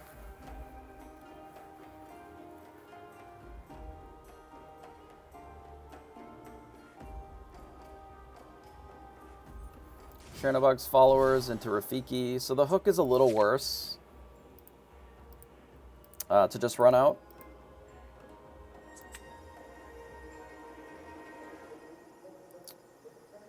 Because if they have Pinocchio, they just hit the hook, and then that's pretty bad. Which they kind of have that option every turn forever anyway. Which maybe means I'm supposed to just run out the hook. I would assume that they're on Pinocchio. I'm going to do this. And then pass. And then now we have hook plus Popsicle. On turn 3, if they want a Pinocchio my thing, I don't really care. But I would rather that they don't just get the free real estate of developing a Pinocchio here. And if they decide to run out the snake, that's fine. So in this spot, I can start with a Popsicle, just to have the most information. And then we likely don't need double Quill, even though we have the Flaversham in this matchup, because we have 2 Popsicles already. So I think we get rid of that, we play the hook and pass. And then we'll run out the Fishbone Quill into the Mickey. Or we'll ink the Mickey. I would be glad to trade the hook for this snake, I think. I have no problem with that. It's likely that they won't quest here, but if they do, we'll just trade. It's fine. Sure.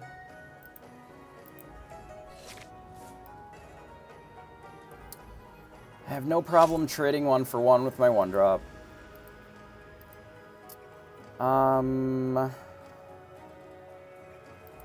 Is this a remove Coggers line? Possibly. Could be get rid of Bell. We might play the Cogsworth after we play the Cerberus, potentially.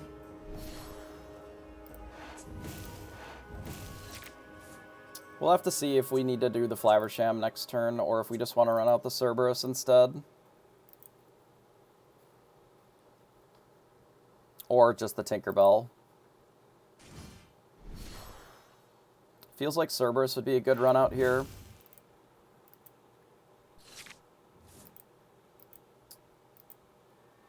So then...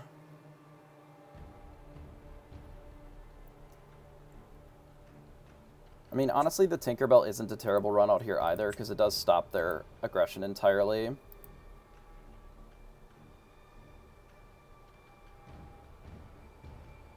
Maybe given that they played 2 3s, and one of them was Crab, maybe I unironically actually like the Tinkerbell more this turn. Normally the Cerberus would be good here, but we're on the draw, not the play. So I feel like this is better, because this stops the aggression entirely. Like, they literally can't quest here, or I just get to kill 2 of them pretty well for free, and then just draw cards with the Flaversham.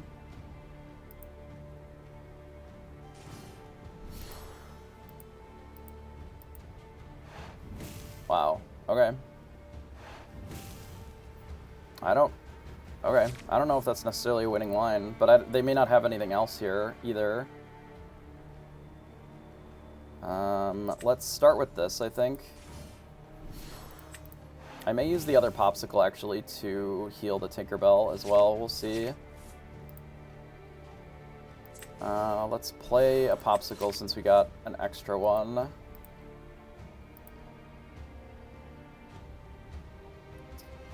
I feel like the play is to ink Hook. And then I think I'm going to do this as well, so that we can do this to play Smee. And we ripped so many Popsicles that I can do this. I guess it doesn't really matter which one I hit here. But I can blast here and then just heal it to full if I want, which I think I'll probably do.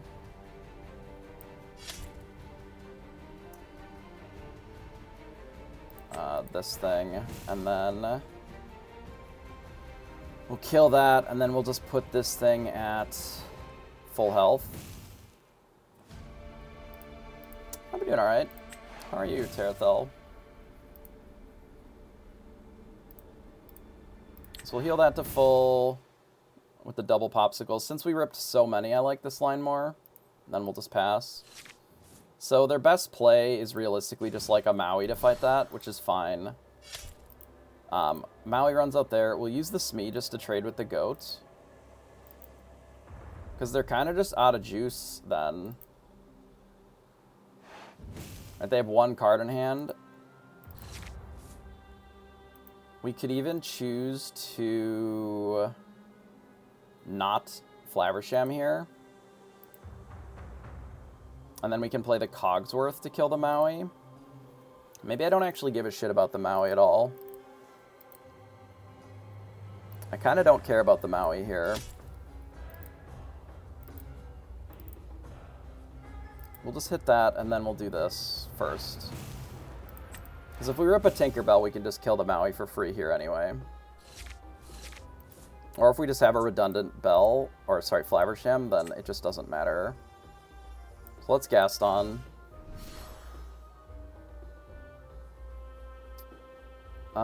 We don't need Cogsworth. We can just take a Beast here. Cogsworth is okay. But I think what I would rather do is put more pressure on.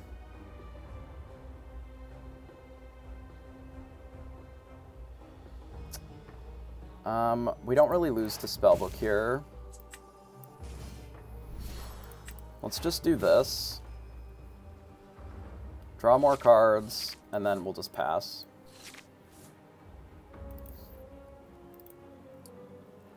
Because they're so low resource here, it is fine if they be prepared us. And if they just run out another Maui, I don't think I care.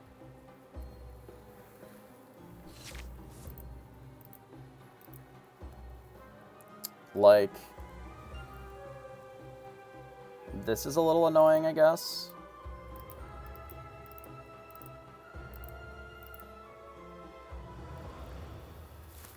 I don't think I want to use Let It Go here. I'm just debating how I'm meant to navigate this. It could be just grab your sword to kill this Maui, and then we quest with Gaston to kill the other one.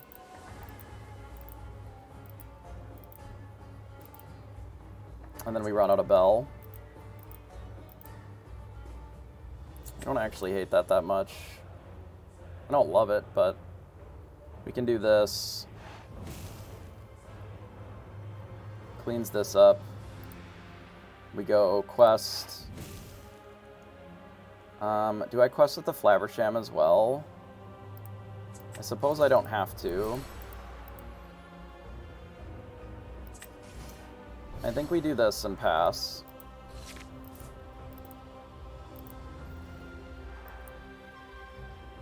And if they have exactly... Oh, they've had Rabbit this whole time. Okay, that's fine. I'm okay with that. Fox would be their best draw, I suppose, because they can bounce the Rabbit and then still kill the Gaston. But I feel like we can race here. Oh, that certainly allows us to race. Popsicle. Popsicle again. I appreciate the Prime sub. Thanks for that. Hope you've been doing well. We'll quest here. We'll draw 2 more cards. Draw 1, 2, another Bell, and a Gaston. I think I'm supposed to actually ink this Let It Go. Because it gives us Bell plus Dime, but we don't actually need to this turn. Oh yeah, why would we? We're not changing that. That's free real estate. Yeah, I don't think I need this Let It Go this game. I would rather set ourselves up for success if they Be Prepared us. Like, their only answer to this is Be Prepared. And if they Be Prepared, I want to have a good follow-up. Whether it's Dime plus Gaston or Bell plus Gaston. In this case, we don't actually have the ink to do Bell plus Dime and activate, so we may as well do the Gaston instead first. We can do that plus Smee. And then just run out the Smee, I think.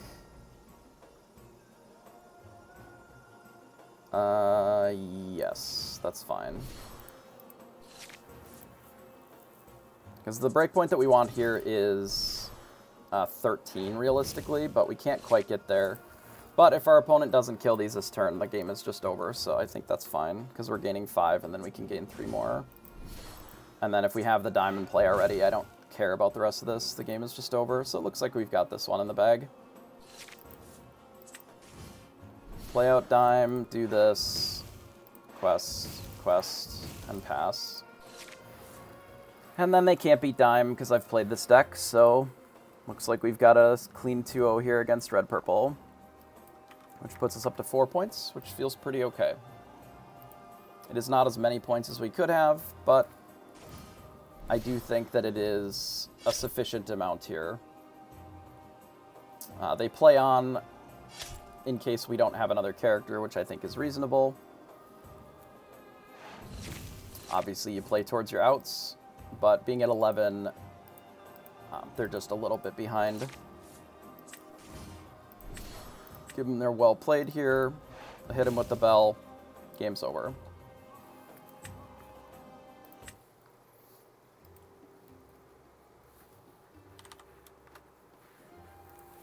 All right, so that's a pretty clean 2-0. We like that. Let's report our event here. We were on the play, and then we won. And then they were on the play, and we won. Boom. A nice 2-0. Hopefully we play against a lot of red-purple today. I think that this deck is pretty well positioned against it. There are some lists that can go pretty wide, but I think it's pretty good overall. I think this deck is... The Dime makes it very, very difficult for them to deal with this deck. Like, there are no answers to this at all. in their 75 or in their 60 cards rather. There just aren't any answers in those colors to the dime. So if you get this down and you have any semblance of a board or any amount of pressure up to that point, like, this will just race almost anything. You know, you saw our opponent frequently was having to run out goats more consistently and just trying to put things on the board and turn them sideways earlier. But you look at our play of just run out of Cerberus, or in some cases Tinkerbell when it felt really good. Like, Tinkerbell is very strong against that deck when they're trying to do just character on board stuff, because everything in that deck literally is 3 health. They're all 3 willpower dorks all the way down. Even if we didn't have the Tinkerbell, the Cerberus would have felt pretty good there too. But overall, I think this is not a great matchup for red-purple. You know, especially now that we've shaved down on some Sad Beasts. Like, this card is usually one of the things that they're good at interacting and dealing with. And if they don't have that, it becomes even worse for them. Right? Because now they just don't have... Oh my god, Discord, why are you the way that you are? Holy...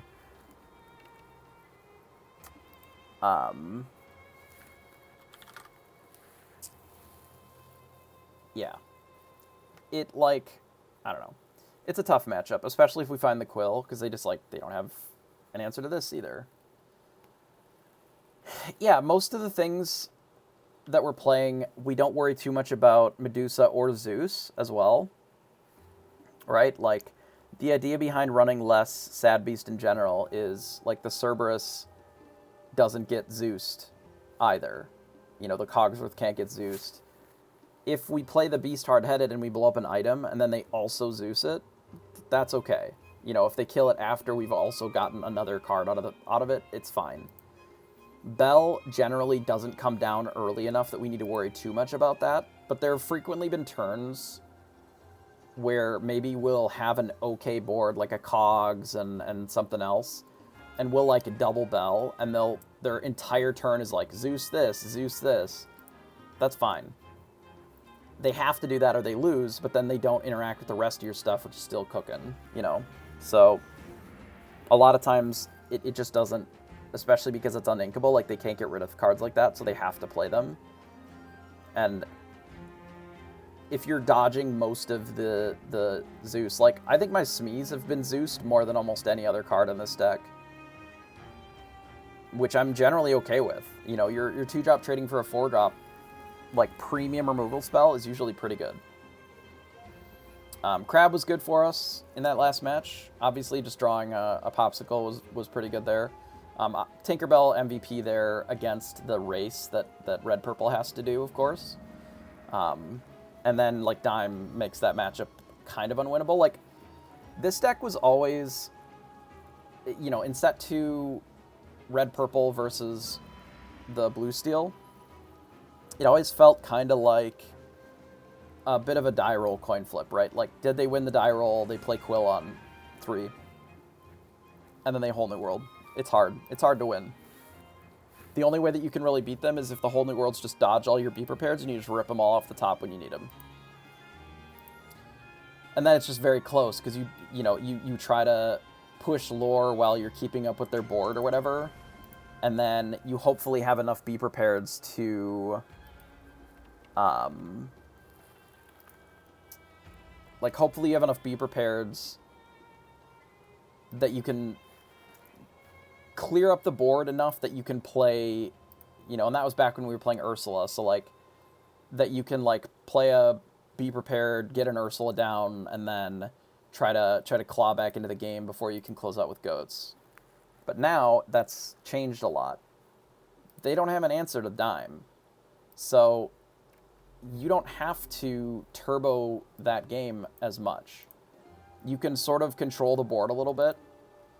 You can present threats that they have to deal with sort of low-impact cards. Like, Medusa isn't a very high-impact card. And if you play a Bell, you can force them to do that line a lot of times. Or you can force them to be prepared and give you a turn off where you can play your lucky dime. Right? You just need to find a spot where you can run out a dime or even 2 dimes And then every card that you play after that, you play a Bell on a board that has 2 dimes, you could just gain 10, like, instantly. And then what's their best play at that point? Like, kill the Bell and hope you have literal nothing? Yeah, it's... As long as you have some early interaction into some, like, mid-game play, Cerberus, Tinkerbell, like, something that is able to sort of keep them from just playing 5 cards, playing 1-drop, 1-drop, 2-drop into a goat or 2, and then just, like, killing you because they're questing for 5 every turn. The Tinkerbell can kind of clean that up pretty easily. Or in some cases, just a grab your sword or a combination of the two can clean it up enough that you can get to the point of just, like, having a dime, having the Bell to close the game very quickly. The crab for us is mostly just, like, Lucky Dime number 3, but it's inkable. The deck maybe can get away with 3 dimes, though. It's close. I'd have to think about this more. Like, whether we can afford, the 17th uninkable, but, like, dime is very strong in most matchups, and some it's kind of awkward, right? You don't need it until really late just to get the very last push. Because in a lot of steel matchups, this card is not really necessary. It's maybe your very last card that you play in the game, where something like Cogsworth is just more useful. So then I think Tamatoa in those matchups is a lot better as well, even if it's just getting a popsicle or whatever.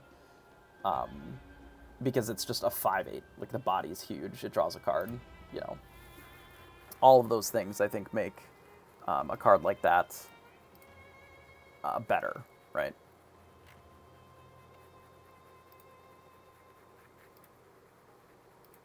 So, it's just something... I assume that we're never going to put this guy into play all day. The Tragic Hero. And if that's the case, like, fine. I made a bad call on having one in the deck, where it probably could have just been another Benja or something, but I think it's okay to have it as a one-of, because it makes them have to respect it a little bit still. There's some spots where if your opponent just doesn't have the answers to it, if we run into some random aggro deck, like, the Beast is still very strong. Like, against the green-purple aggro deck, the Beast is really good there, because they have to straight bounce it, or they don't have an answer to it. So, we'll see. I haven't necessarily given it enough testing to know, like, it could just be a Benja, but we haven't really needed to have more Benjas necessarily. Maybe the secret answer is just another Cerberus, or maybe we just want another Mickey and go to 17, just for more consistent, like, get to 5 to play our 5-drops. And maybe Mickey just needs to be 1 jump ahead. I'm not really sure. I think if I would go to 4 on this, I would want them to be 1 jump ahead instead. Which is a little weird, I guess. But I haven't done enough testing on it with a 1 jump ahead version to know if that makes sense. Like, because we're only running the 2 dimes, 1 jump ahead is really risky, right? We don't think about this a lot, because it doesn't always come up, but because this is a random card off the top, like, let's imagine that we're in a red-purple matchup, and we absolutely need dime to win. Like, it's a really tight game, and we need dime, and we've 1-jumped 3 times that game, because it's easier to 1 jump ahead than it is to Mickey a lot of times, right? Just because it's cheaper. So if we're in that world, then we're lucky diming, and we've randomly inked 2 lucky dimes. We have no idea that we've done that. If we're randomly whole new worlding, like, we don't always know that we don't have them in the deck because of this.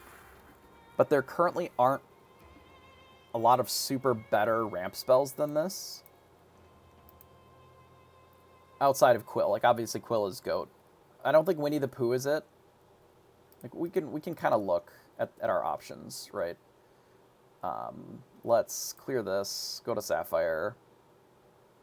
So, cards that can ramp. A little bit of a flashbang here, but...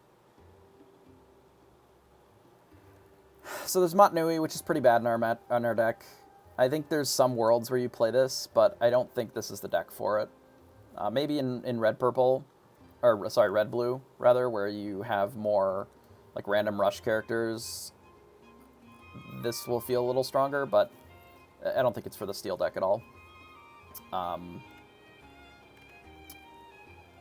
Grammatala is like a consideration, but the problem with Grammatala is that you can't consistently ensure that Grammatala is going to ramp you at all. Like, one of the things that this deck absolutely wants to do is go from 3 to 5. Obviously, there's some games where you just want to run out of Flaversham, and that's okay. But in general, what you want to do with this deck is go from 3 to 5 with something like a 1-jump ahead, or the Mickey, or the Fishbone Quill, or whatever. We want to make sure that that's happening. And if you play Grammatala, a couple things can happen. Either you end up just using this to quest a bunch, which is okay, but it does limit your ability to ramp with it. Or your opponent just, like, I don't know. Grammatala is really a double-edged sword. Because if it is just questing for 3 or 4, that's great, but it messes up your curve. So if your focus is that you want your curve to be specifically this, where in this case, like, we have a lot of 5s and 6s. I mean, you look at the cost curve here, and we have some 4s, but Bell is, like, not really a 4-drop. It kind of is, but it kind of isn't. Like, this is more of a late-game card. If you're going anything other than, like, skipping the 4-drop slot to go to 5 or 6, you know, if we have the Quill, we can go to 6 and play something like Tinkerbell or Gaston. But if we go to 5, we can play the Cogs, the Hard-Headed, which is generally good early, you know, the Cerberus just as a huge body, etc. Like, if you're not skipping that step, it makes it really tough. A lot of times. I almost wonder if we would go to something like 1-jump ahead to be more off the 3-drop curve. Like, I wonder if Benja just isn't necessary in this deck, and we just would rather have another Hard-Headed, and then we just do more ramp, like more early ramp. Like, you cut these two, and you run another Hard-Headed instead of the Benja. It's like, I so very rarely want to play this on 3 instead of a ramp spell. And maybe it is just the 4th Mickey instead of the 1-jump ahead. Like, it's kind of a horse apiece there, I think. But I wonder if just another 5 is better. There is some argument that Benja can give you, like, a double spell turn earlier. Like, we can do Benja plus a Flaversham in a turn, sort of on 6 or whatever.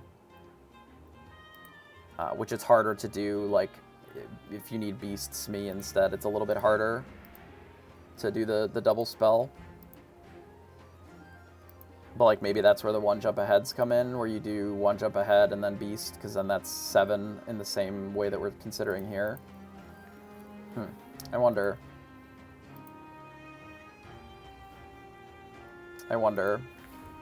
I need, like, 200 games on this deck and 200 games on the other one to know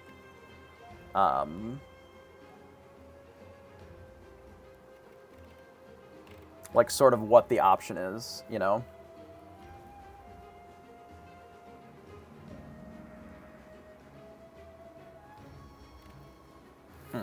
Interesting. Something to think about, at least.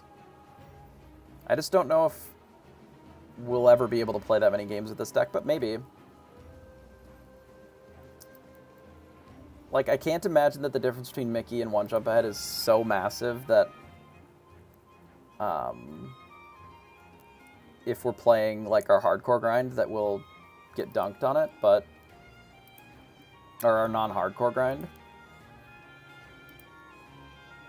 Like, maybe we'll try it a little bit when we're doing some of that.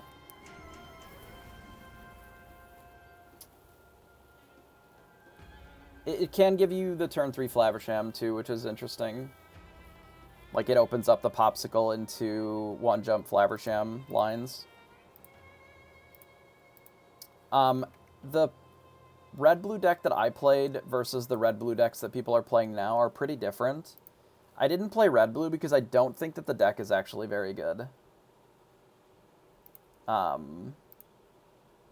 My problem with it is it doesn't have great early interaction. And it doesn't have enough stellar matchups for me to want to play the red-blue deck. My biggest concern with it is that it doesn't have any card draw. And I can show you here. Decks, we'll do whatever, popular, red, blue. 15 days ago is pretty long. Do we have anything that's a little bit more recent? Sure, we'll see what J-Bomb is running. I sort of hate this list, but that's fine. So, it doesn't really matter a ton, but we can look as an example of what I'm talking about here. I am playing blue-steel, yeah.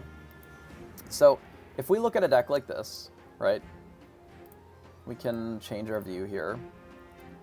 What does it do before turn 4 or 5, realistically, that answers anything aggressive? If your opponent goes turn 1 Lilo, turn 2 Stitch, for example. Or not Stitch, turn 2 Simba. You just have to hope that you're not just dead instantly. Right? Because all of your cards, despite them seeming like you have a reasonable sort of spread them out throughout the game, a good chunk of those are just items. You're running Develop Your Brain, so like almost all of these 1-drops, well, none of them answer characters, right? None of these are characters. Your 2-drops also barely answer characters. Like Grammatala does not answer an aggressive board at all. And the 2 Queen of Hearts is just like not enough for me. Right? Obviously there's some games that you hit your 1-jump ahead or your Fishbone Quill into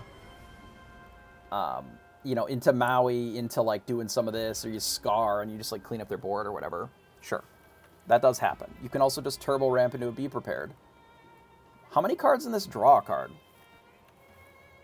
Like actually give you any card advantage?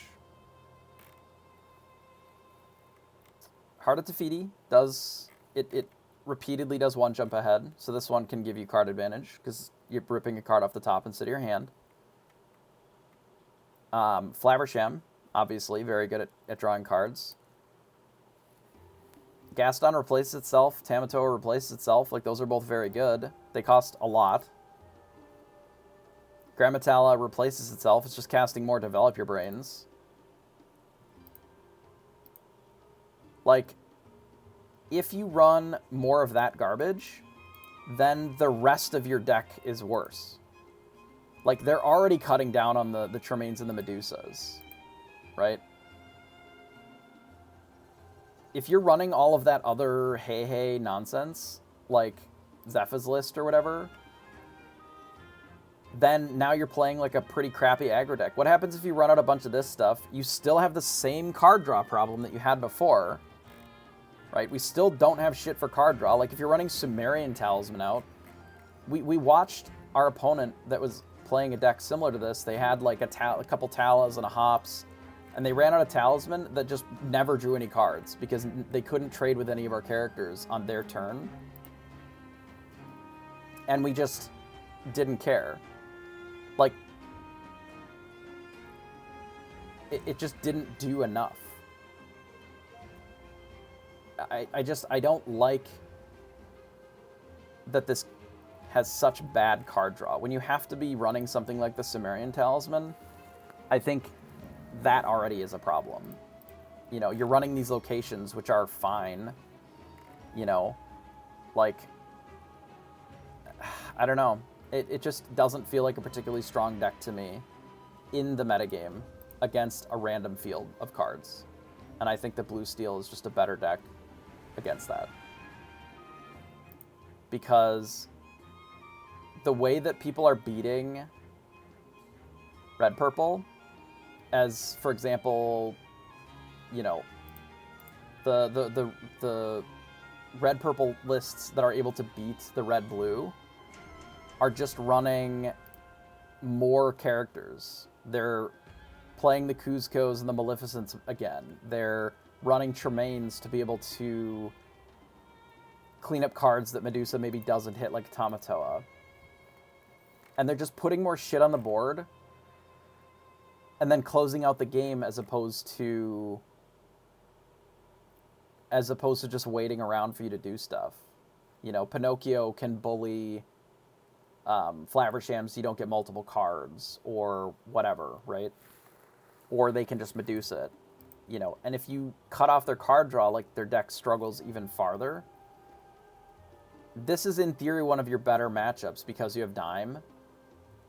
But it doesn't always beat this. If they just run out goats, it doesn't always beat this because it just doesn't have the same card draw that it necessarily needs. Again, if you miss on Dime, that's fine. You know, sometimes you don't hit it. But if you miss on your Flaversham or you miss on your Popsicle, like your items, playing out a Talisman or a Fishhook and then Flavershamming it is not a good line. Like, that is not a great draw spell. Playing out Popsicle because it replaces itself and then drawing 2 cards with Flaversham is awesome.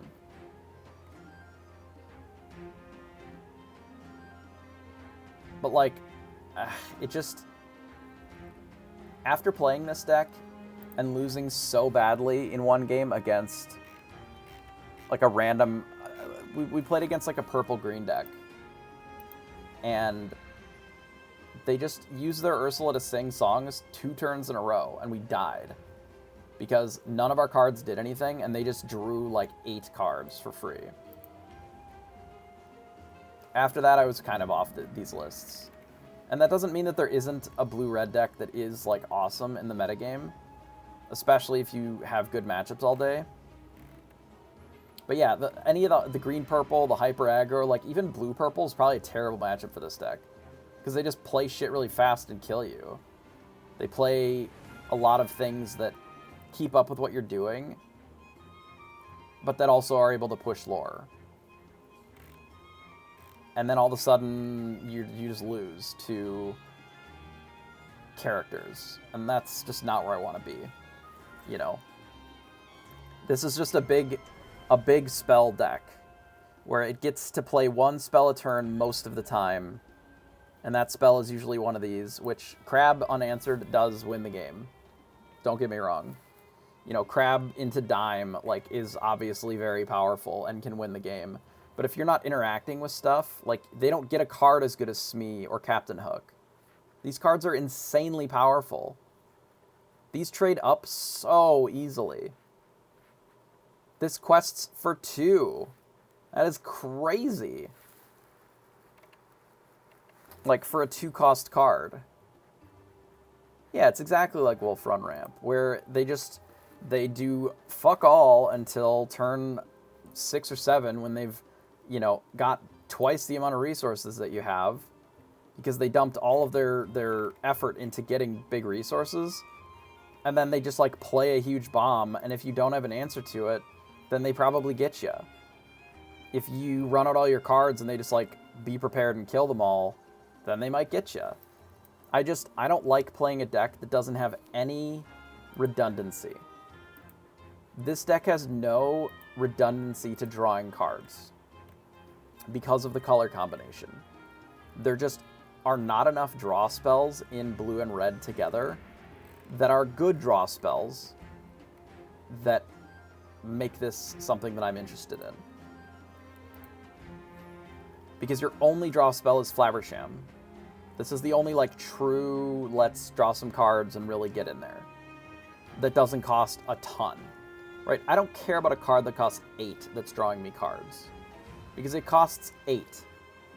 If I'm already at this point, I don't need the cards as much. You need the card filtering in here because you don't have that redundancy. The reason that I cut Develop Your Brain out of the blue steel deck entirely is because I don't need the card filtering as much because I have more better card draw. I have the Flavershams, but I also have a whole new world. And I also have Beast sometimes, right? So I don't need to play a 1-mana do-nothing when I can just have better cards in my deck because I already have a lot more draw from the whole new world. We have 8 pieces of very strong draw as opposed to just 4.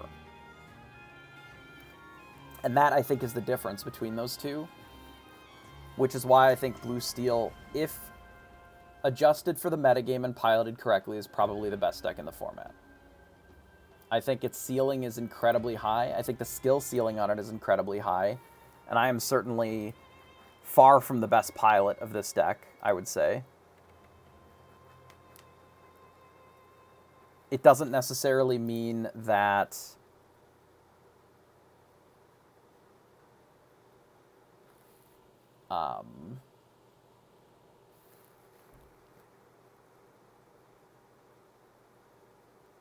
it doesn't necessarily mean that we are a bad pilot, but I don't think that I have enough experience with the deck to consider myself an amazing pilot with it.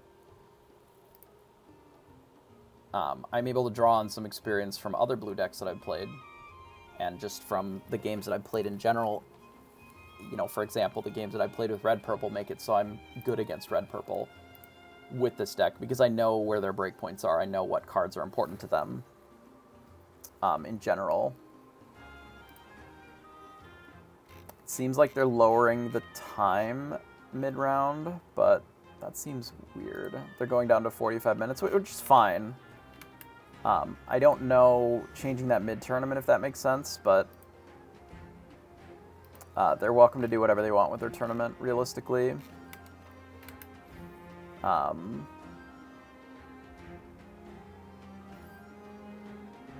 But it's fine. 45 minutes should be plenty of time to play 2 games, realistically. It is just interesting to... No, I don't think we need to switch back to best of 3. I don't know if switching down to 45 minutes mid-tournament makes sense, just because you're changing mid-tournament, but in the same way that, like, you know well that cutting rounds down mid-tournament feels pretty bad, because it's hard to predict things then, because it's just different than what you were expecting, right?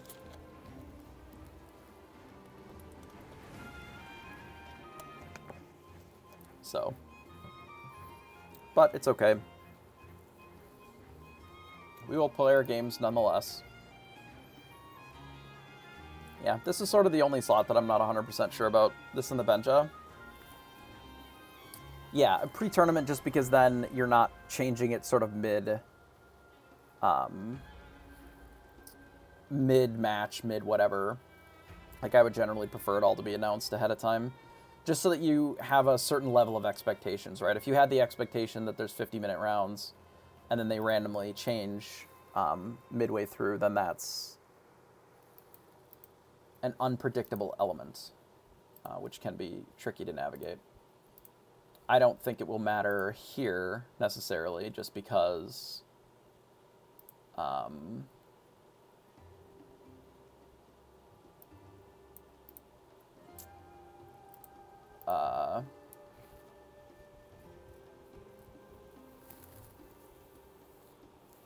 the rounds have been pretty short anyway. I don't know, it's fine. Like, it's whatever. I do think that we would be in a better position to be 2-0 with this deck, with different play decisions, potentially, but I'm fine with the 2-game situation. It doesn't really make sense. Yeah, they haven't really announced what they're going to change it to. Like, I think 45 minutes makes the most sense. But you could easily do 40 minutes and 20-minute games. I think 45 minutes is probably fine, because then even if you account for time, then you're still going to be well under an hour per round, which I think is okay.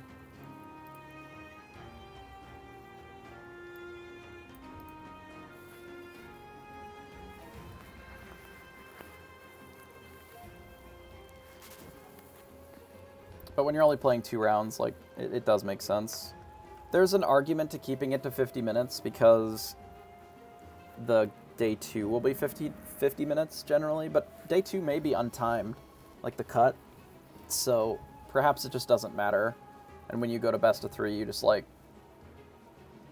don't worry about the time, so then you just have the rounds shorter.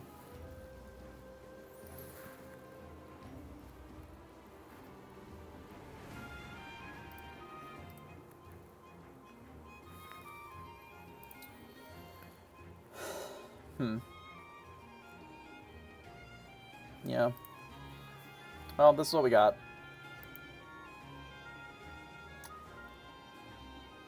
Yeah, I mean, here's the thing about playing a super high rolly deck is if I was going to play a super high roll, like, all I want to do is high roll and maximum win the game, the best deck in the format at high rolling is Steel Song, and I don't think it's close.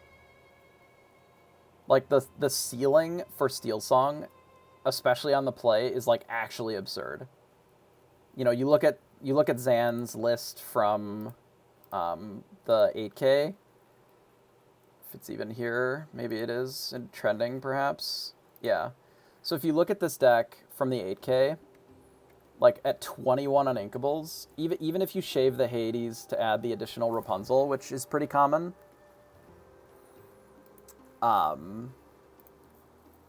like, the way that this deck wins is just by high rolling out of its mind, right? Because it's got all the flutes, it's got all this nonsense. So the way that it's winning is just not playing a ton of ink to the board, and it just, like, does a bunch of shit, whole new worlds, does a bunch more shit for cheap, sings a bunch of songs, whole new worlds again. Like, the high rolls that this deck can do are literally feel unbeatable with any cards in the game. Because if they have, like, 2 Robin Hoods out and maybe a Cinderella, like, there just aren't answers before Be Prepared. So if you're not running Be Prepared, you don't have an answer, and they have bare necessities, like, you just may not have enough ink to do that, especially if they're on the play. And then they have the flute for reach, you know. But I think that this deck has a floor that is also, like, abysmal too. Right? So, and that's why I'm not a big fan of this personally. But if you're looking to just, like, super high roll a tournament, I think this is the deck to play. Because over, like, red-blue loses the game to a lot of decks. This deck doesn't really have a terrible matchup when it's doing its thing, when it's high rolling. Because you're just doing, you know, Cinderella into Robin Hood, Ariel, Whole New World, or Shift Robin, Whole New World, or whatever. I don't know how you ever lose those games with this deck, right? The games that you lose are the deck just not functioning properly. Every Ariel whiffs even with 23 songs, right? Every Bare Necessities whiffs and they rip Be Prepared off the top. Like, those are the games that you lose. Yeah, I don't know why people would drop in a system like this. Like, that's one of the other reasons that I sort of like the best of 2 format, or like the two game per match format, is, yeah, getting stuck on 2 ink because you have 21 uninkables, you know, playing out Cinderella, and then they just don't run out their 1-drop, so then you have to blank Let the Storm Rage on just to draw a card so that you can play any ink, right? Those are the sort of draws that decks like this get. You know, they just big brick, right? Yeah, like, you have to blast your own Cindy, or there's just so much shit that can be really terrible with a deck like this, because it loses to itself more than it loses to anything else. I don't know, it's like 5 or 6. Just get like 20 points and then you're in.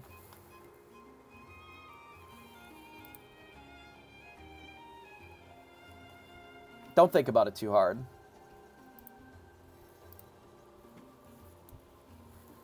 Just win all your games and it's fine. Yeah, something like that.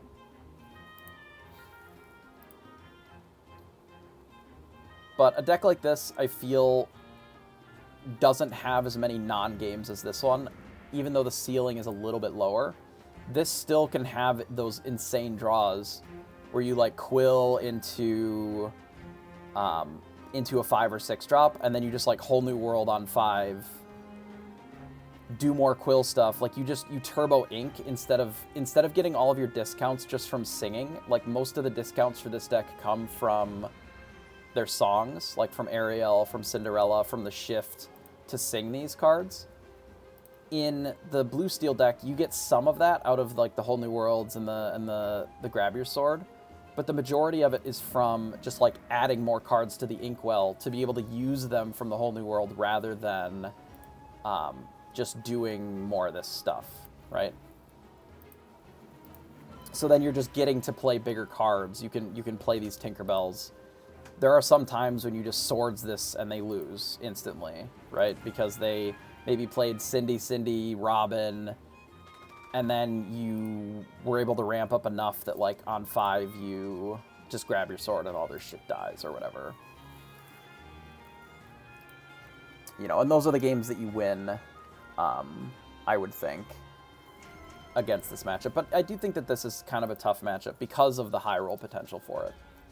More so than the blue-red. I think the blue-red is more manageable as far as their high rolls. Like, I don't think that their ceiling is nearly as high as this compared to this, right? Because we also have the dimes. Like, we have some of the same payoffs that the blue-red deck does.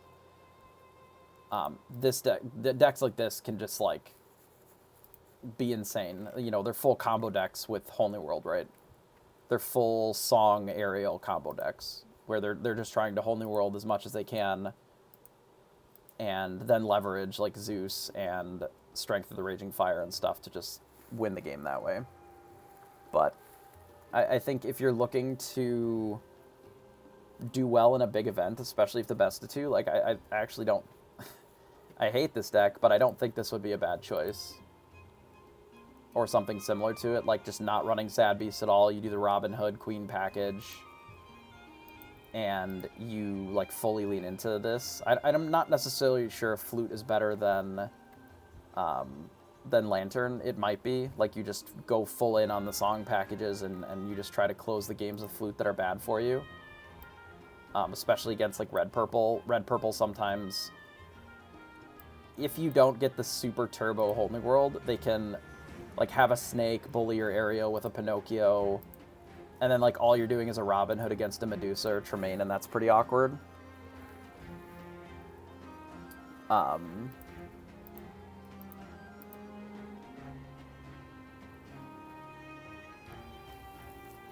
But it does... Yeah, it's really weird. It's really weird. Like, this deck, just the high roll potential is kind of absurd. Which is why it's playing 21 on Inkables. Like, you figure if you don't really need more than 4 or 5 ink anyway, ever, like, because none of your cards... Like, this is the most expensive card in your deck, and it's 5, right? Because you always want to shift it. You don't ever want to be casting this for 7, ideally. Then you don't need as much ink. You know, you're frequently getting Hades... You know, you're playing this just to, like, get Ariel back or whatever, so that you can try to Whole New World more.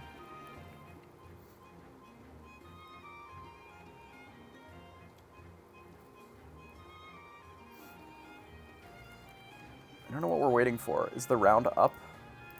Like...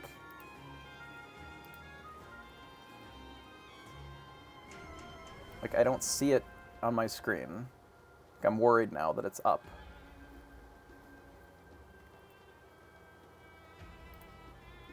I didn't see an announcement for it. Ah, it's an error, I see. So it is not up yet. I was concerned. I suppose people would have been spamming in the Discord if it was up, and I didn't see that either. Yeah, this website is struggling a little bit to get the pairings up for sure.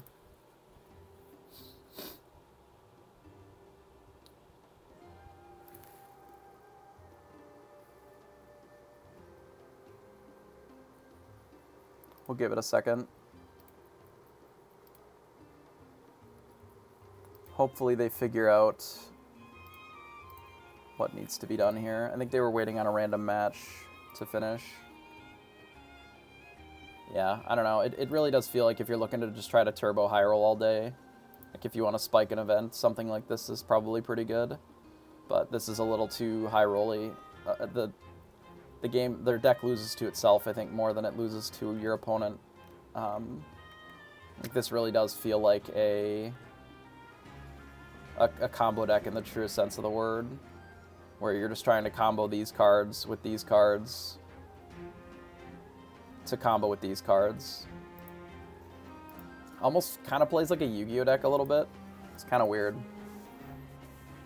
You're like, I take this, and I turn it into this to do this.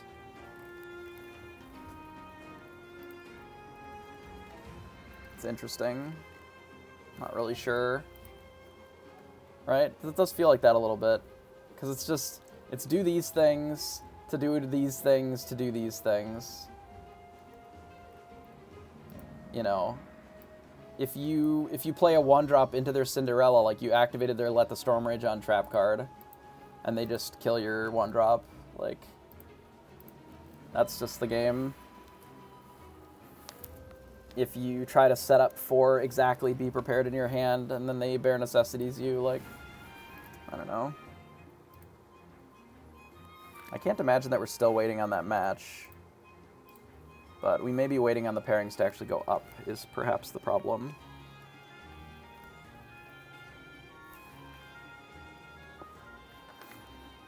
Yeah, they have been taking a second to go up, though.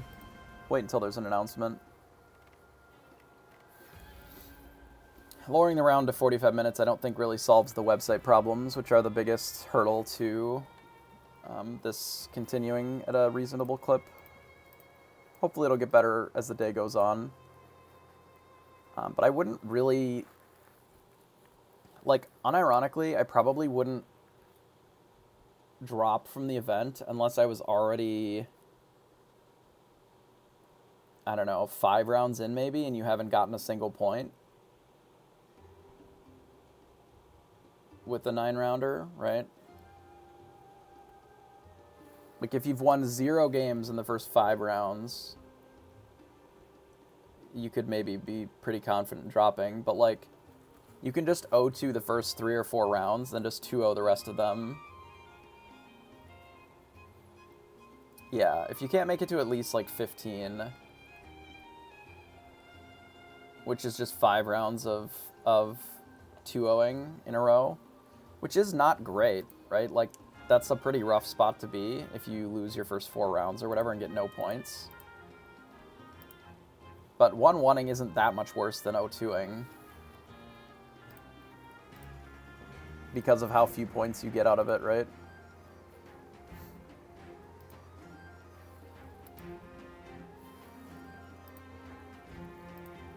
Like, you get a little bit more leeway. Let's say that you won 3 of your rounds, you get a little bit more leeway than if you 0-2'd all of those. Obviously, because you just have a few extra points, but like the person who does 1-1-1, like they get 1 point over 3 rounds versus the person who gets 0 points over 3 rounds are in basically the same position, it feels like.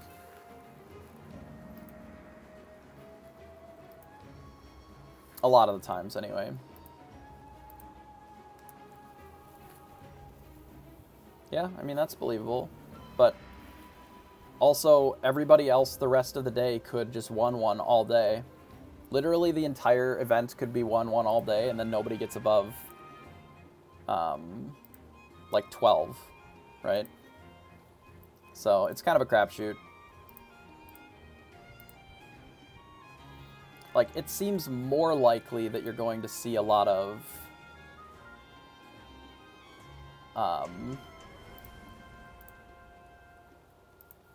okay. All right, good luck. Let me refresh here.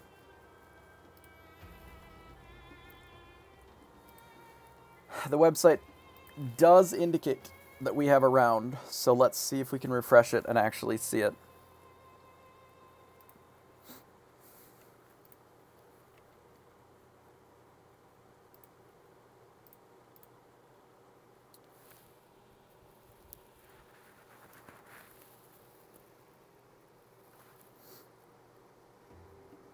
Let us see.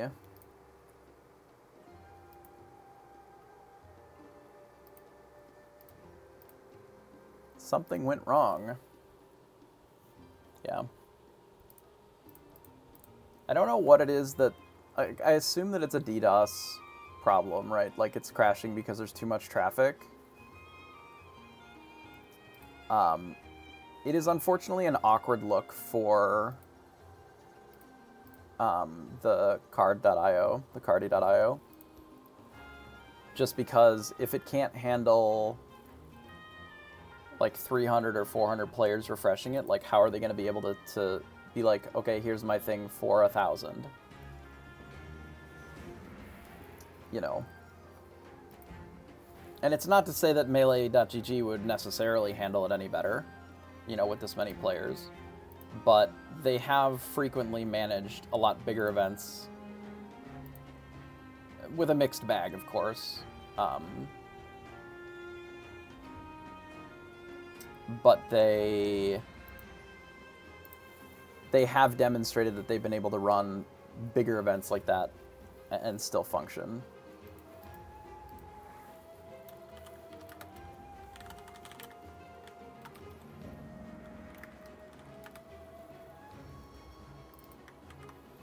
Okay, so we are against an opponent here. Let me join this game.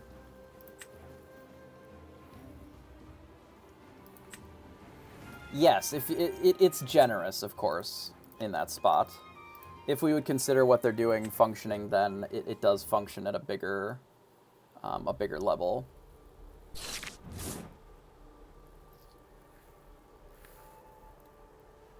Okay, so we go first. This hand probably needs this whole new world, unironically. I actually don't hate this hand as is. So this is 1, 2...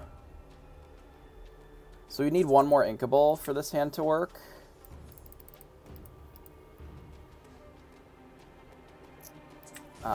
But I think it's fine. So I don't know what my opponent is on. Looks like Steel Song, which makes this play a little awkward. But we actually have the Cogsworth now, so we don't need the Cerberus anymore.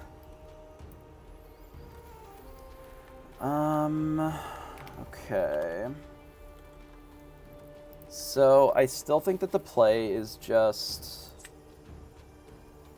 play the Smee. And probably just quest here. Because if they kill the Captain Hook, like, that would not be that surprising to me. But I'd like to lean into getting the Cogsworth on the field. Because I think that's our way to victory. Obviously, they take the Whole New World here, but I don't necessarily think that that's that big of a problem.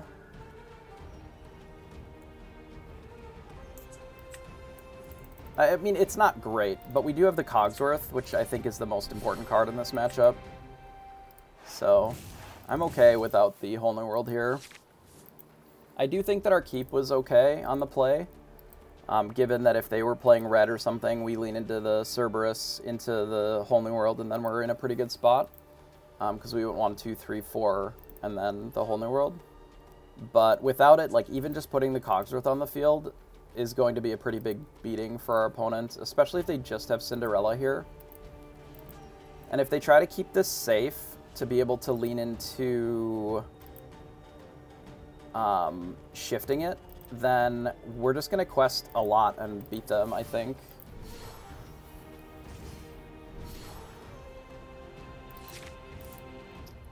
We definitely don't need this. Well, maybe we do. As a way of, like, dealing with their shifted Cindy. Potentially. We just quest with all this and pass. Like, by the time that they can shift a Cindy, like, for 5, we're already going to be at basically lethal. So I think that's probably better than the Smee, but there's an argument to just have the Smee.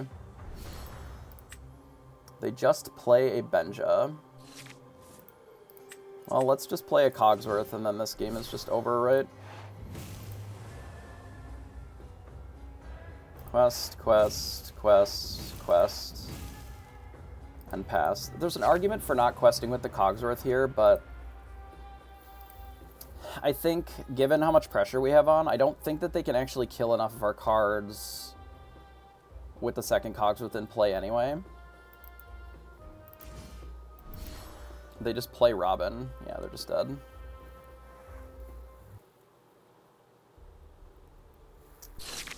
Okay, I go second. It's a pretty quick one. We have 2 Cogsworths here. We need to find some ramp, realistically. I think I can get rid of 1 Cogsworth.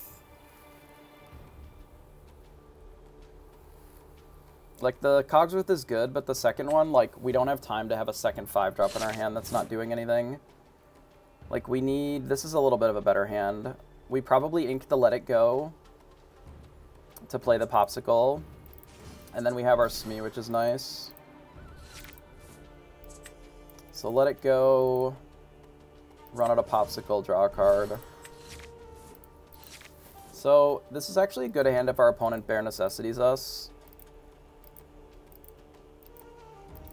It's not great if they Bare Necessities, but they're likely just going to play some cards. I'd rather keep this, I think, than the Benja. But I would like to play the Smee this turn. It doesn't die to Medusa or to Zeus. And it trades with Maui. So they bench a Popsicle, which is okay, I think.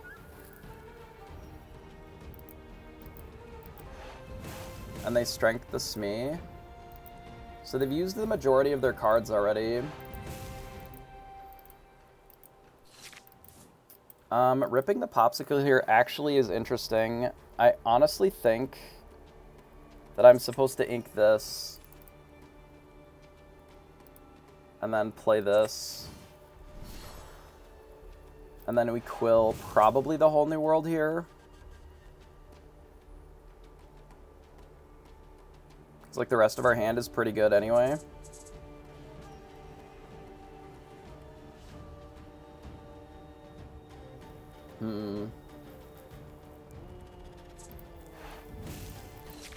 I think that's actually a close decision. Probably closer than I would like. If they don't Whole New World us this turn, I likely just grab your sword instead of playing the Cogsworth. It's like, especially if they can't shift this Robin here. Because it just kills the most stuff on board.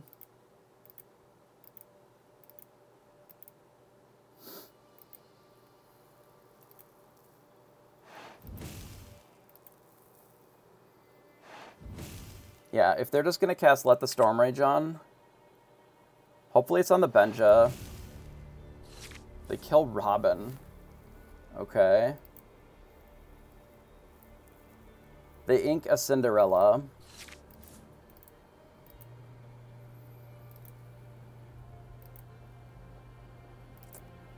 I would really like to remove this Cinderella as well. But I don't know if Grab Your Swords makes sense here then.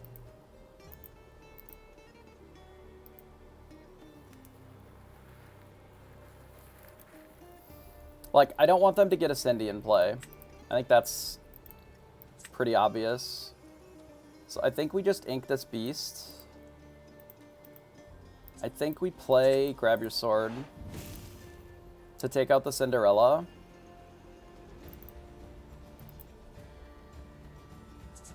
And then I think I just pass.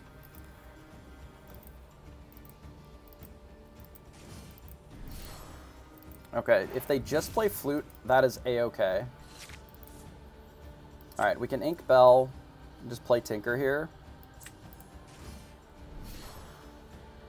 And then we pass. And then ideally, Ideally, we can run out this Cogsworth, because then I think the game is basically just over. Unless this is exactly Whole New World. But even if it is, like, we're still in an okay position here. Like, let's imagine that they rip Whole New World here off the aerial. Then we just really lean into the Fishbone Quill. Yes, you're right. I should have used it to ink the bell, just to hide the information. That's absolutely true. But we get to play a Cogsworth, which is obviously very good in this matchup.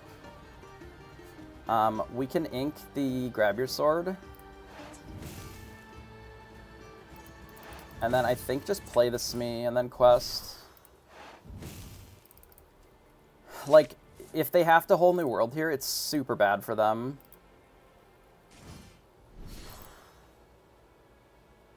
Like, I'm not even sure what they're looking for Zeus, I guess, to kill the Smee. Because Zeus doesn't even kill the Tinkerbell anymore.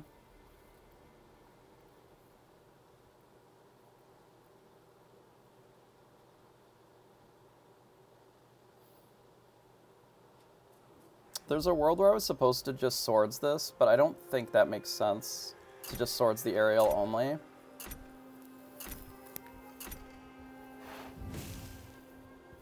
They get Strength of a Raging Fire, which doesn't do anything on this board. You can ink it, though.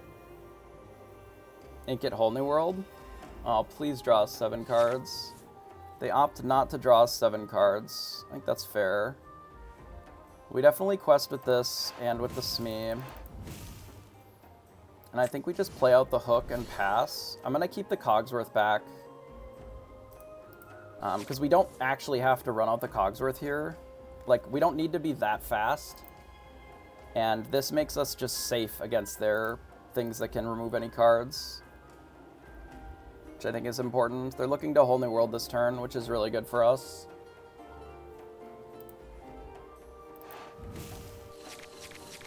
So their last card was Grab Your Sword, which we have the Cogsworth, so it doesn't do anything.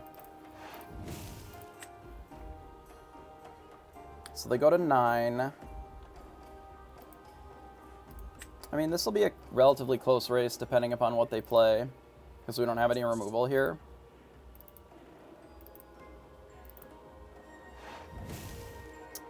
Okay, you can take the dime if you want. We can get it back, obviously, with the crab. I'm debating not even running out the crab next turn. Yeah, they take the popsicle, that's fine. Like, I'm considering just running out, like, Hook, Mickey, Cogsworth. And then just questing out. They have to kill the Smee here? No. Oh, I see. An interesting choice. I guess based on our hand, that's the only thing that they can do. Otherwise, they're never getting that off the table.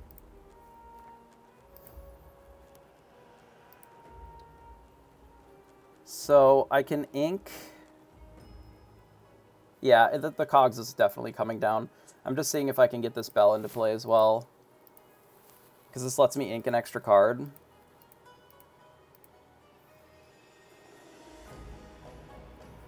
And I also want this Captain Hook. So I think it's just we don't have the Mickey Mouse then, which is fine.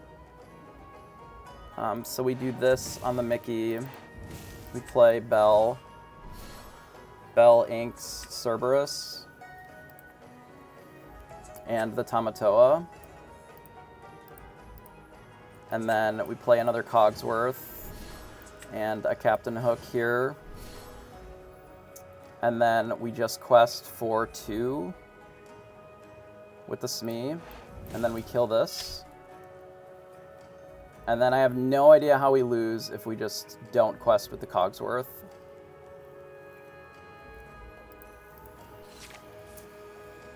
Because our opponent can't remove this bell without committing double Zeus to it. They can potentially discard this dime, but then that's like their turn. And if they don't remove some of the cards, we also just have them dead to rights on board. And if they Whole New World us here, that's also fine.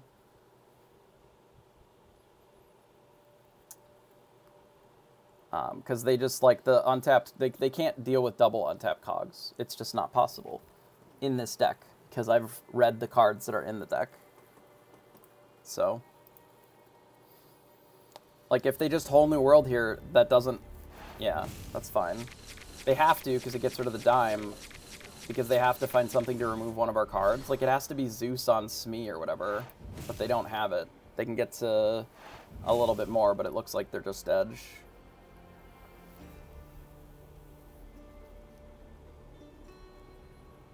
Even without the dime, because 13 plus 8 is just dead. Alright, we'll take it. Clean 2-0. This was Steel Song. Puts us at 7 points.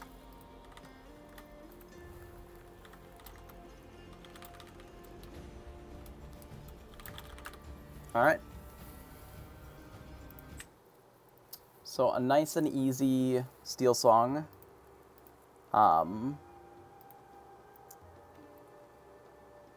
Obviously, not always that easy, but they did not have the most explosive of a draw. They didn't shift any other Robins. Generally, the draws that are very difficult for us to deal with, or are just in general difficult to deal with, are ones where they lead into, like, Cinderella Robin, and then they shift Robin. Yes, this tournament is using the best of 2 system this weekend. So I should report 2 games. So I was on the play, game 1, and then they were on the play, game 2. Alright. So yes, they are cards like Robin Hood, being a 3/6, are a little bit harder for us to deal with early on than something like even the Queen, especially if we have Smee. But the way that they generally are able to be super far ahead is with, like, strength as well. Like, if they do Cindy into, like, a Robin, and then they even just, like, play Ariel and strength your Smee, like, that's usually pretty rough too, because then they have 3 things on board. You take your full turn off to ramp a little bit maybe, and then they follow it up with, like, shift Robin, sing Whole New World, play another thing. Like, those are the games that are kind of hard to win. Not impossible, but harder, obviously. But like most Steel matchups, the easiest way to win against them is just to play Cogsworth, right? That's how you win against almost every Steel deck. What's the plan against Red-Blue? I mean, their deck is kind of butts. You know, you're playing a similar game plan, and you just... The realistic plan is that you use Bell with the dime to close, but you put pressure on them so that, A, you have things like the Hard-Headed and whatever to attack their Fishbone Quills, but they don't have a lot of card draw inherently, and you can overload their resources if you limit their ramp ability, if you limit their Quills and such, by, like, using your Benja, using your Hard-Headed, and then your Whole New Worlds are better generally.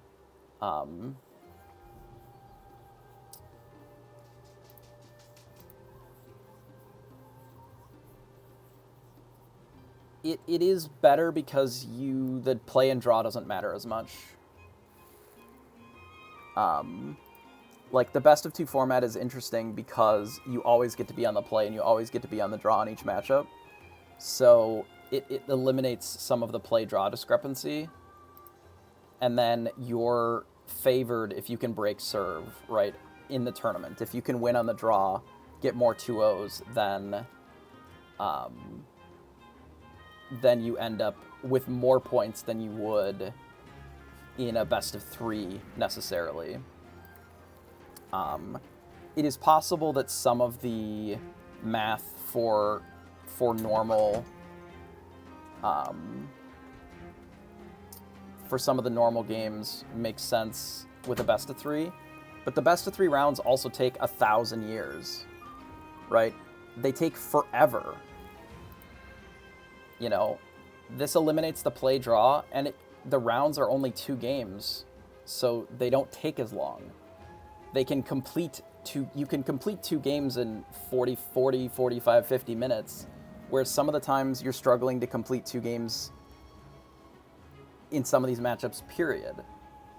You know, they even said this on stream, like, they don't want people trying to play the tournament. They want people trying to play the card game, like the actual game that they're in.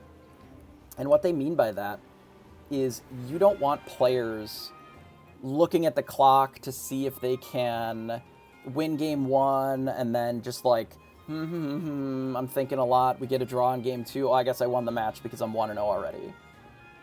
Like, they want to avoid stuff like that. They want to avoid intentional drawing because there's more benefit to playing, right? And I don't necessarily know if the 3 points for a 2-0 is better than just you always get 1 point per win, and then it just counts the number of wins that you have on the day. The field might be a bit muddier if you do that, you know, because it means that you have to sort of high roll. You have to get those 2-0s to have a chance of actually getting to the next step more than you would just number of games played. Like, the reason that I'm not playing red-purple anymore is, A, I don't think it's amazing in the metagame right now. I think it's okay still. But B, red-purple historically is a 2-1 type of deck. Because it plays on very thin margins. It plays a lot better on the play than the draw a lot of times. But depending upon the matchup, like, you may struggle in some games if you don't find all your rabbits, you don't find enough card draw or whatever. So you're not necessarily playing a deck that has a high ceiling, but the floor for that deck is also not very low. Like, it is a very middle of the pack type of deck. Yeah, and that's what it does in this as well, with the best of 2 format, I believe. If you're in the 2-game format and a draw is worth nothing, basically. So they are encouraging you to finish 2 games. But if you have 45 minutes, you can play 2 fucking games in 45 minutes. You know? We literally have 30 minutes left in this round. We played 2 games in, like, not a lot of time. If you can't complete 2 games in even 40 minutes, you need to play faster. You need to learn to play your deck better, mechanically as well. In paper, that is a huge reason to, like, play in just more paper events, just to be more practiced with tapping and untapping your inkwell. You know, physically drawing the cards and manipulating the cards takes more time than it does on Pixelborn. No arguments. Shuffling your deck, etc. does take more time. That is why you need to practice those. Those are skills. And Lucky Dime is miserable if you're playing red-purple, right? Like, if you can't beat him, join him, right? I lost to this card enough that I'm like, well, what if I just played it? You know, this was a card that I saw, and I'm like, oh, that is going to be a card that I might want to build with. I initially tried red-blue, which I didn't love, because there just isn't enough room in the deck to play all the cards that you need. Because they don't have cards like Captain Hook and Smee. Like, these are just so well-stat, like, high-stat characters that allow you to not just die in the first few turns, right? Smee being probably one of the better cards in the set, period.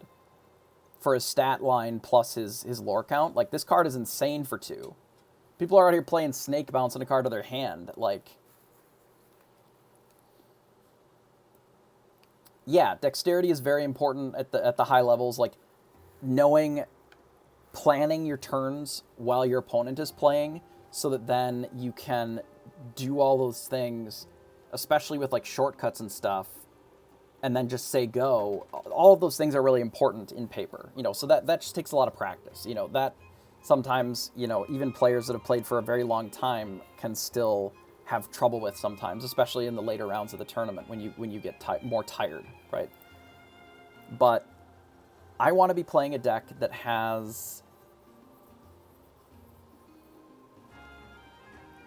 a pretty good game against everything, and it has a very high both skill ceiling, but also just the power level ceiling. right? There's turns when you have a diamond play and you bell, and that's a quarter of the lore that you need for the entire game. That's 5 spellbooks glued together then. You know, that's a lot for closing out the game. 5 spellbooks is a lot of spellbooks. You know, and you don't actually need to play this dude at all. You could very easily cut this Sad Beast and play another Cerberus, another Benja. You could play another Beast. Like, you could play another Let It Go. I would probably stick to, like, the characters more than more spells, but it wouldn't be embarrassing to just have another Let It Go. It wouldn't be embarrassing to have even another Mickey, you know, or just the second Benja. Like, you just don't need Sad Beast for this deck at all anymore. Like, the cards that I think are absolutely critical for this deck right now are probably Bell, Whole New World, like the expensive ones. It's like Bell, Whole New World, and probably Tinkerbell. So the Cerberus is there because it's in this slot, right? In the Beast slot, essentially. So we've shaved some Beasts to put a different card in there. So if we look at this card's stat line, if this sings, it trades with Maui, which is rare, right? Instead of Maui living and you needing to do something to remove it, this just trades with a Maui. This doesn't die to Zeus or Medusa, which are some of the more frequently played removal spells. So those are the 3 biggest removal spells in the format, right? Is Zeus and Medusa probably. Like, all of those things just destroy Beast very, very freely and very easily. And Cerberus just doesn't lose to any of that shit at all. Also, it's a 5/6, which is a huge stat line. So there are some instances against more aggressive decks that you can just have this down and just attack their shit. That is nice as well. Because you can only run 4 Tinkerbells. I would probably run a little bit more Tinkerbells in this deck, honestly, because it is a very good card against a lot of decks that want to put shit on the board. Outside of exactly like the Steel matchup, this stuff is awesome. Right? But this is also a card that I don't care if this is tapped or untapped in every turn. I don't care if this guy is tapped. I don't care if he's untapped. He can sing freely. He can sing Grab Your Swords or Whole New World or Let It Go, and that is A-okay. It is your opponent's problem to deal with now. They can deal with the dog. That is their problem. Red is the only problem for this deck. Yes. This deck doesn't lose to Steel decks because it's running Cogsworth. This deck only gives a shit about Zeus, killing Beast, which is miserable, which is why we're away from as many of these as we can. But red is the deck that beats this, right? The Be Prepared is how they clean up a big wide board of this nonsense. You can't just play a couple Cogsworth and then play literally your whole hand, your whole deck, and then it will live until you kill them. That doesn't work, right? You need to be doing stuff that they have to answer, but then they also don't just get free shit from either. I don't want their Medusas to be great, which is why we have very few cards that Medusa's good against. You know, Gaston and Hard-Headed and Cerberus, Cogsworth, Tinkerbell, none of these really succumb to Medusa. I should have 2-0'd that match if I had played better. Because we won game 1 very easily, and I think I had a line in game 2 that could have been a win as well. I have not struggled with red-blue as much as I think people are struggling. And I'm not really sure if it's how they navigate the matchups, like what they prioritize. Like, I think people are scared of Whole New Worlding in that matchup, and we played a little too scared to just all-in Whole New World, and I think that cost us the second game in round 1. Because there was a spot where we could have, like, played Bell and a Quill and just literally inked 3 cards that turn, and then just said go with a Whole New World in hand and nothing else, and then just jammed when we were up, 4 ink or whatever on our opponent. And we didn't take that line, and then we just were on the back foot forever, it felt like. And then we lost. But I think if we make that play, then we're just not as far behind. Like, you do have to get a little lucky in that matchup, but their card draw is kind of bad, right? It's mostly Flavershams, and if you use the hard-headeds and the Benjas to try and deal with Quill specifically, or really any of their items, because they have so many of them, you can usually do okay in that matchup. It is admittedly probably one of the worst matchups for the deck, just because they have a lot of the cards that are good in your deck and good against your deck in red. But they also don't really have great answers to Smee early. You know, they don't... You can get a decent amount of questing done with the Smee. If you rush out like a Cerberus, you can Whole New World if you want, and there's nothing that they can really do to stop you. You know, if you hard-headed on 4 off of a Quill or a Mickey and blow up their thing, like, now you have this pretty decent character in play, and they also lost resources. Like, those are the ways that you can bully them. Because Flaversham is not a super fast card drawing engine, and there's turns where you can allow them to just, like, do Flaversham stuff, and then just Whole New World, and then all of their little bit of card draw that they had is just kind of evaporated.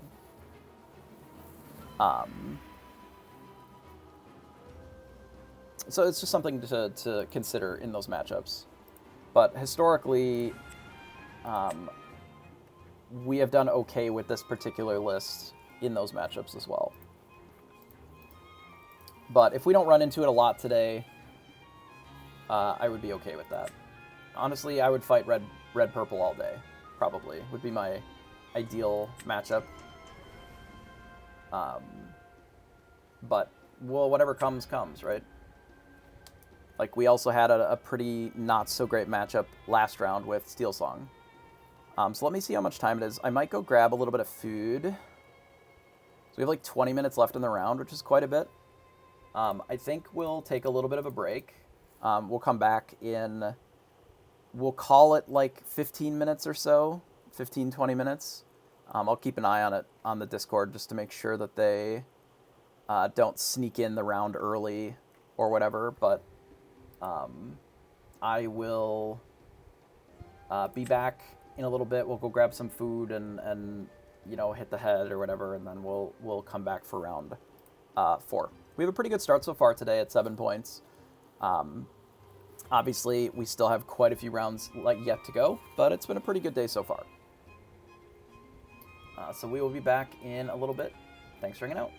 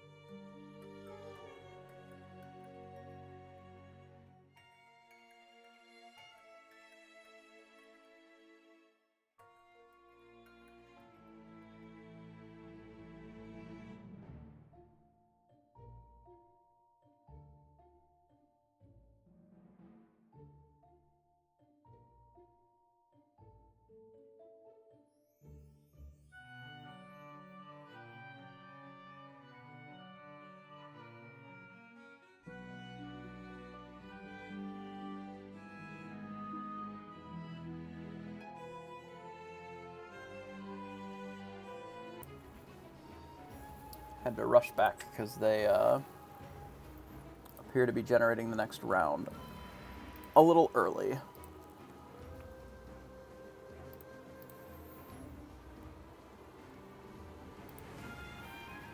So I will jump into round 4 here as soon as the website loads for us.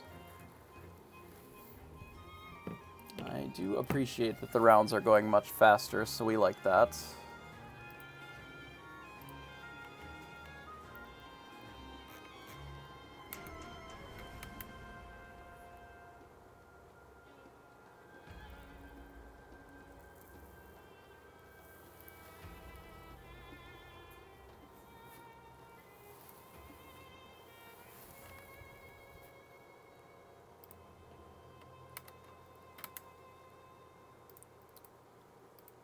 Nice, okay.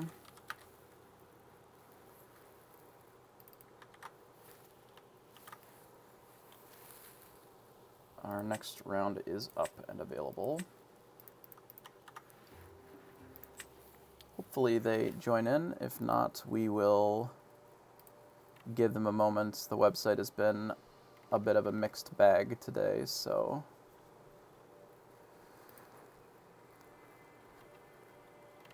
There are a handful of people that are still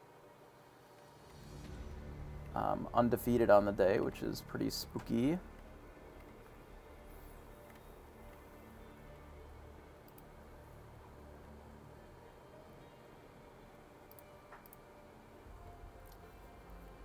We'll wait for our opponent here.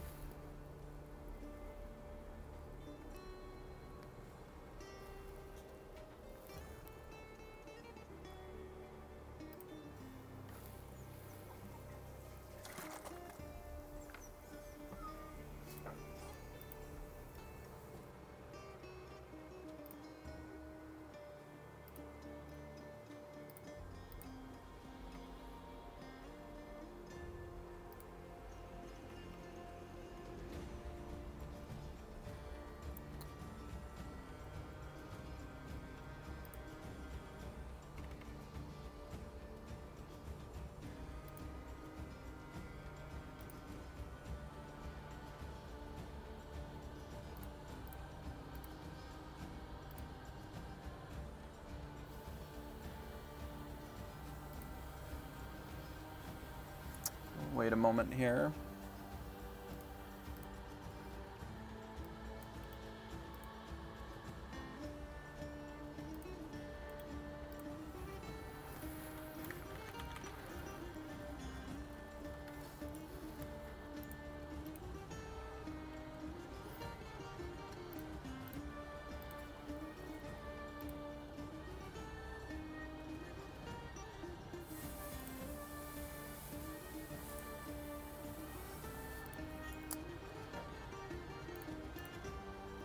Hopefully our opponent joins pretty soon here.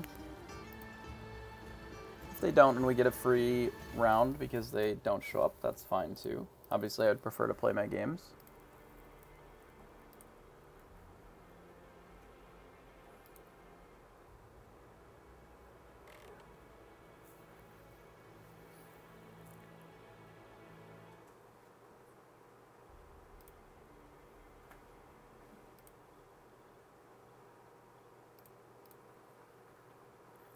Obviously, some of this, too, is a bit due into part by the early pairings. Like, if people assumed that there was extra time and they went AFK, that can be costly, of course. But,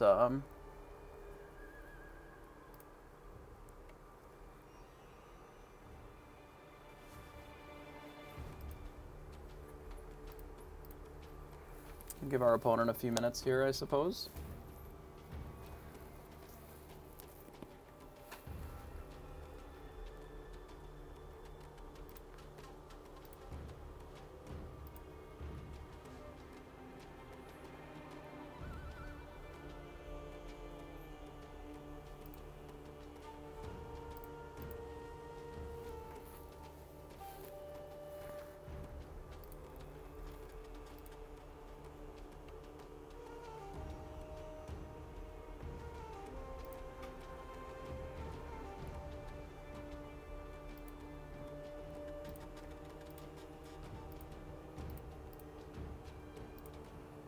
refresh again, I suppose. But so far I have not seen anything.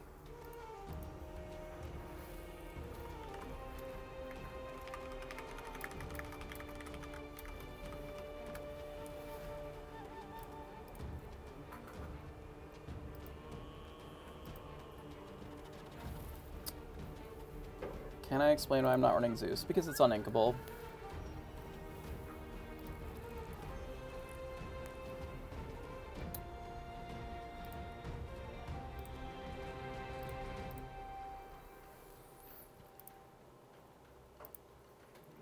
In order for me to fit in the... So once I shaved some of the sad beasts, right? So once I started shaving some of the sad beasts, it cuts out a little bit of the card draw in the deck, right?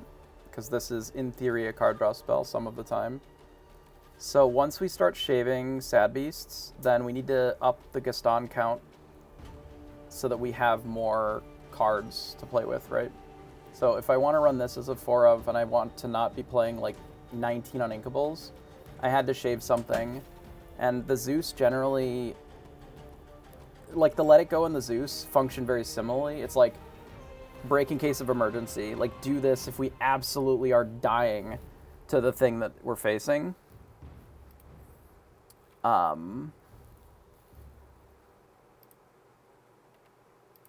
So like,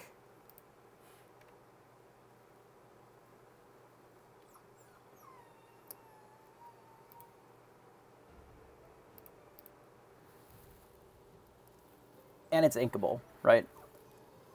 So that's really the only reason, is we shifted the Zeuses to Let It Goes because of ink, so that we could run the extra Gaston and not feel terrible about it. And having the extra inkables makes Bell better at turbo ramping with the Whole New World. Like the breakpoint of 9 plus 4, so 13, to be able to do like Dime plus a Bell in the same turn is an interesting spot to think about, like as far as your ink. And if you have more inkables in your deck, Bell is able to ink more frequently, right?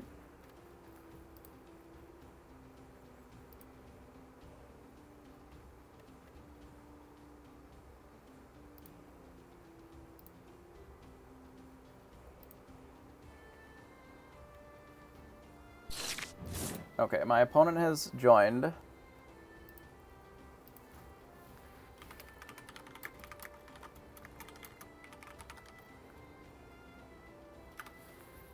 So I go first here. This hand is 1 ramp. It's okay. We can play... This is ink. That's okay. And then we lead into like this, potentially is okay. So perhaps I just get rid of Benja here.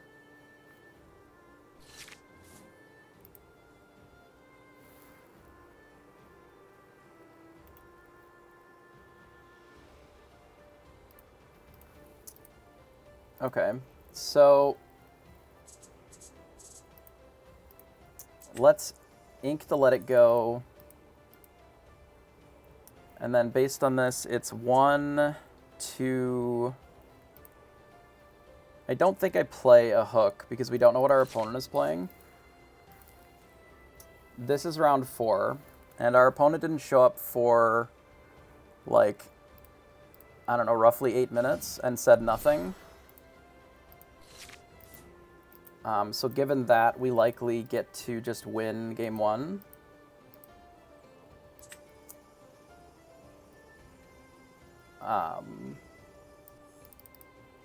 But we'll figure that out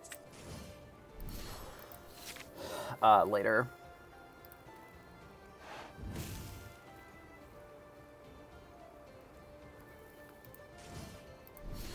So they bounce their snake, that's fine. We'll just leave the Captain Hook back. We'll play out our Mickey Mouse. Inking, I think we just ink the Captain Hook over the Smee. So we do this, we play the Mickey Detective, and then I just pass.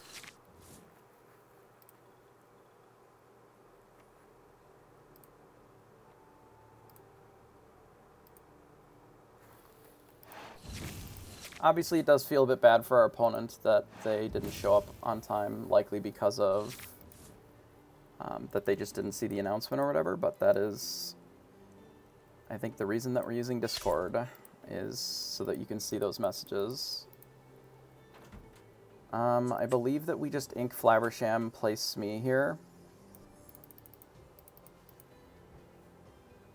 We could Whole New World, but I think I'd rather just do this in Quest.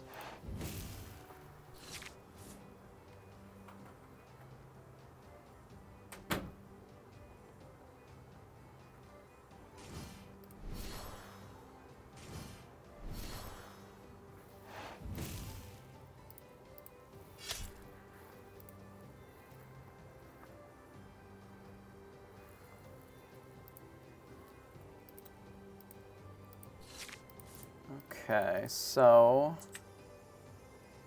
I am going to just Tinkerbell here.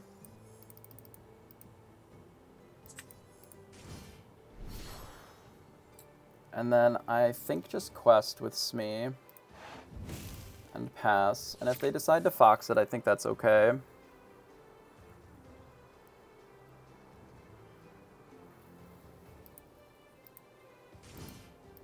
Okay, they opt to Maui, which is actually fine. Because now they can't quest with their Fox either. I think questing with the Fox is an error on our opponent's part here, because now we can just attack this, kill that. And I think we just play the Lucky Dime straight up.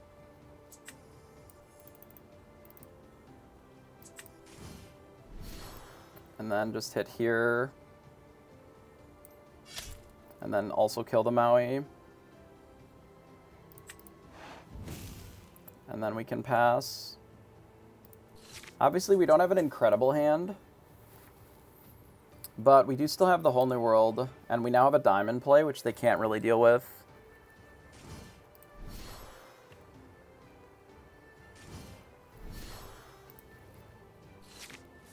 Okay, that's very good for us. I actually think I play the Quill even. Hey, Michelangelo. Yeah, I think I play the Quill, sing the Whole New World.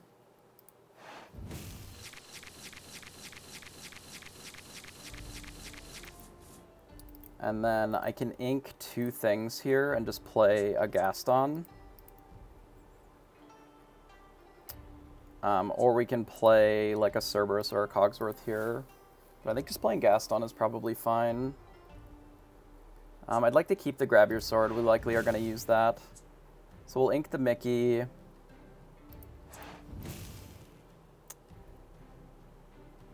And I think it's either Cogs. I think I can ink the Cerberus because we're already this far in that we're playing Gastons. I think I can just do this here. And then we want to draw the Tinkerbell because we have the Tinkerbell swords. If our opponent plays a bunch of things this turn, we can wipe the board. I'd like to start using our Lucky Dime to close out the game here sooner than later. Tremaine would be annoying, but that doesn't really matter too much. Like, we very well may just Gaston plus Dime next turn. Well, if they're just going to play out the board, then maybe we don't. Maybe we do just play the Tinker. Tink Swords. So let's Quill, Cogs, Ink Cogs. Yeah, this is a new deck for this weekend. If they're going to offer us that many cards, I suppose we'll take it. Not one to look a gift horse in the mouth, of course.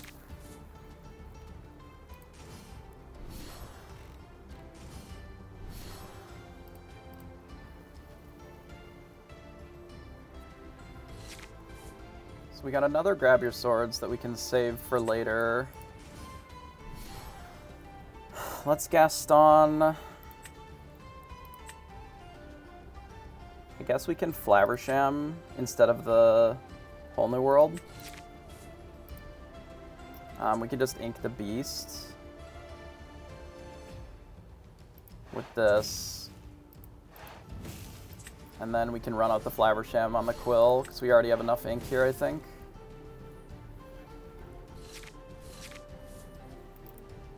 bell plus a popsicle. The bell's very good here.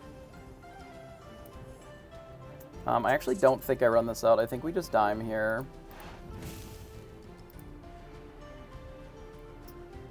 And then I'm considering just passing, but I think it's probably better just to do this.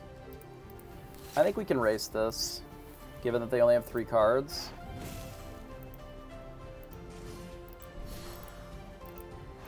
Yeah, and if they're just looking at bouncing the goat, I think we're okay here. That doesn't really do anything. Okay. Well, our Tinkerbell has 2 damage on it, so we're going to gain 6 and go to 14 with this bell. Is that better than just, like, killing the board?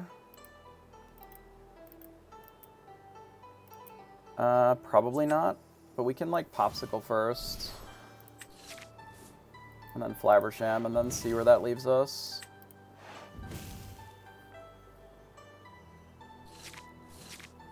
Bell and another Gaston. Well, given that we ripped another Bell, they can go to 15, but they don't have the ability to actually win the game then. So I can just do a Bell plus dime, and then quest out. And then they're just big dead. Can just pass. There's nothing that they can do here.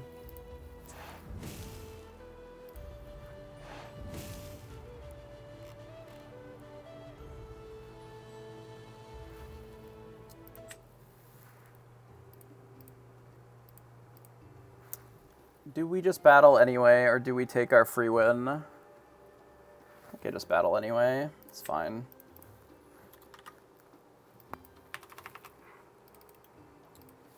I don't need a free victory. I can just battle.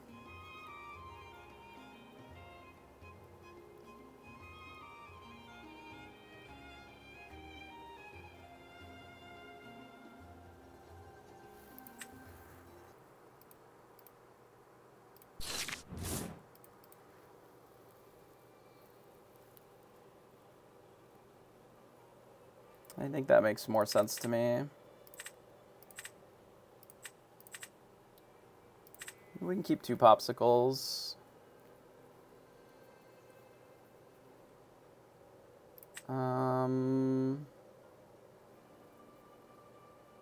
Yeah. I think that's okay.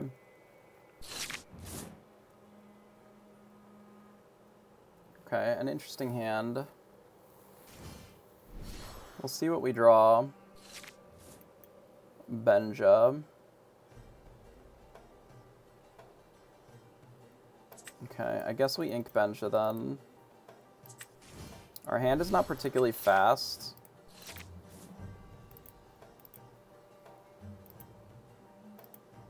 But we'll see if that comes back to bite us.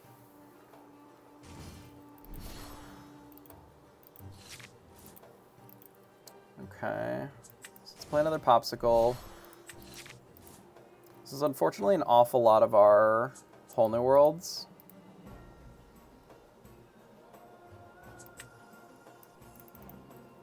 So we'll ink this and pass. We can send most of them to the inkwell, but it does mean that we have limited card draw this game. And we might just lose to the Minnie Mouse.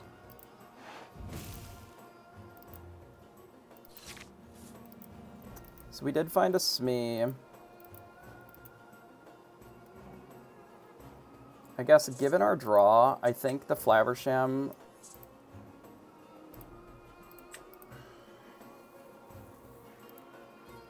Like, I'm trying to figure out when I'm ever playing this Flaversham, but I'm also trying to figure out when I'm ever playing this Smee, which feels like never. So perhaps the play is just we do this, and then we lean into the Tinkerbell next turn.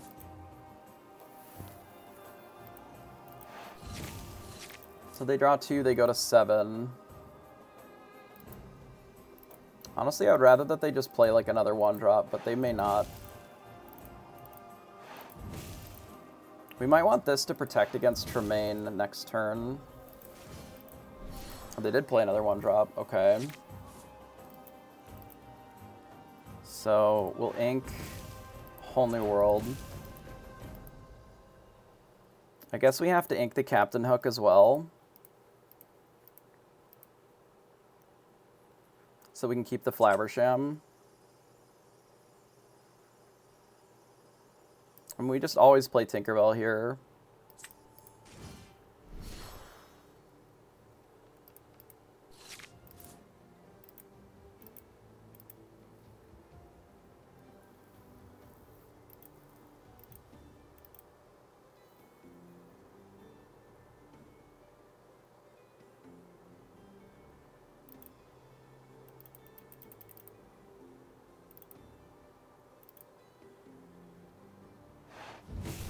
Oh no, that's not good. So we need swords pretty badly then.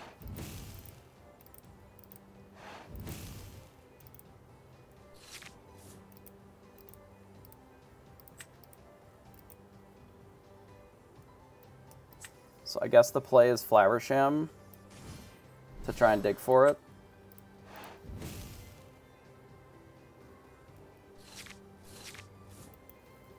Another Flowersham.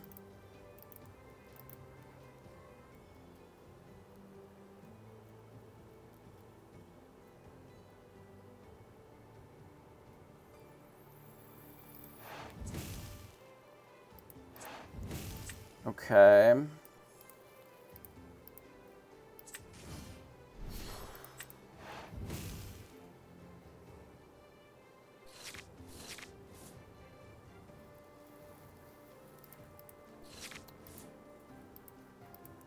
I mean, we're not in a great spot here.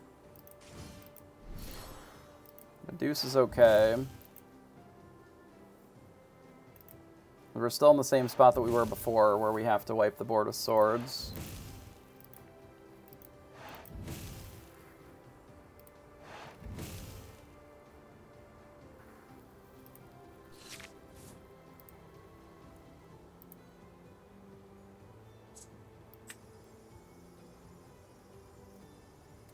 So I guess we... Well, we can do this first. We ink the Cerberus and we quest here.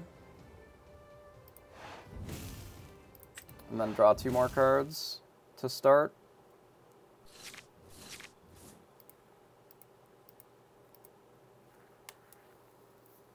So Tinkerbell is not good enough, right? It has to be swords specifically. And we're still not in an awesome spot if we give them 7 new cards.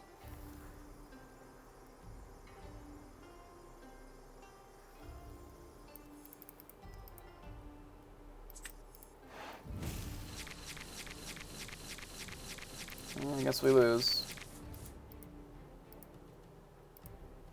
We don't really have anything to do, so I guess we lose. Okay. Such is life.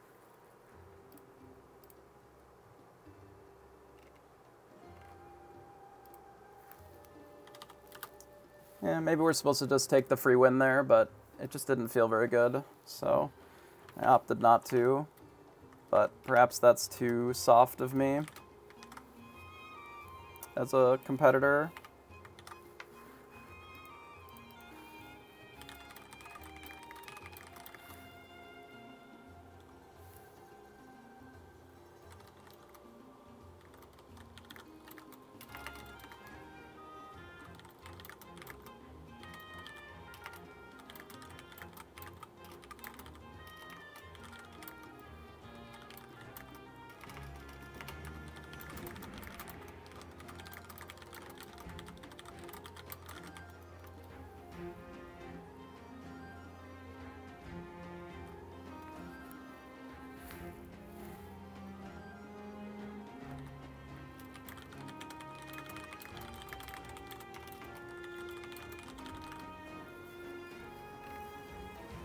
Okay, let's report. It's already reported.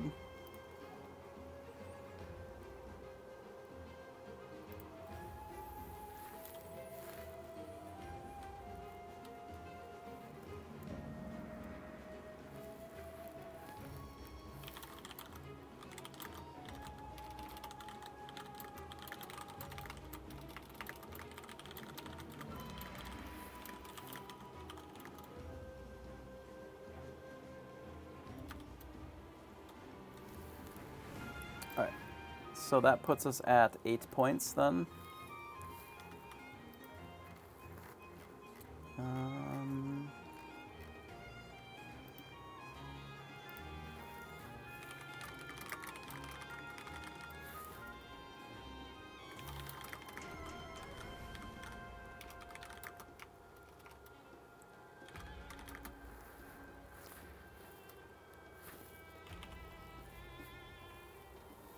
I think it's fine.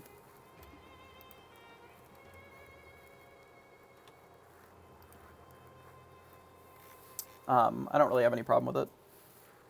Obviously, I would like it a little bit more if we had opted to just take the free win there instead of not, but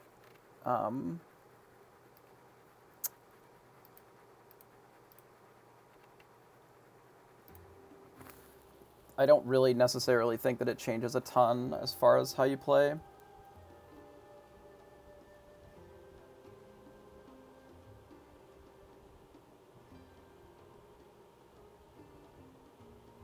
I don't know if that necessarily is the solution. Just like take a powerful deck, and then it doesn't really change a ton. Like,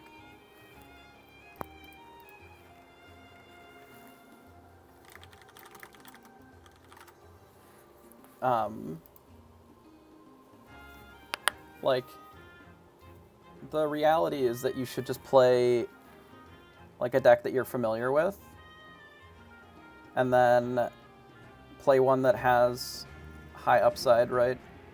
Something like Dime in a lot of matchups can do really well. Like, we lost a rough on the draw game just because we didn't find an answer to their board, right? We had the Tinkerbell, and they had exactly the answer that could deal with it, which is Dragonfire, which is uncommon for the red-purple lists to be running. Like, it's a very rare amount of red-purple lists that are running Dragonfire now. But they are having to run cards like that because they're struggling against things like Tinkerbell. But obviously, if we rip a Grab Your Sword or something there, I think we're still at least participating in the game. Without it, I don't think we were. But we needed something like this to slow down what they were doing a little bit, to be able to lean into this more. But sometimes you miss on your removal, and that happens, and they just out-aggro you.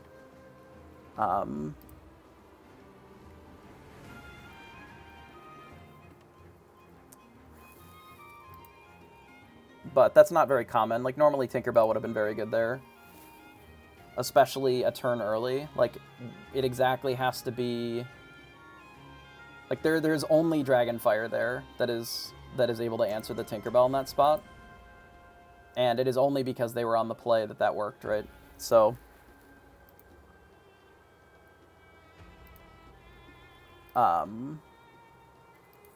I think that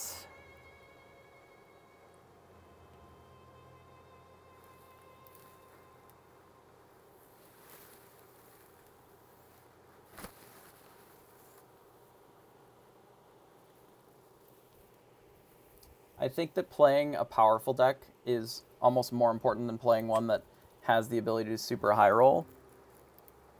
But it does feel like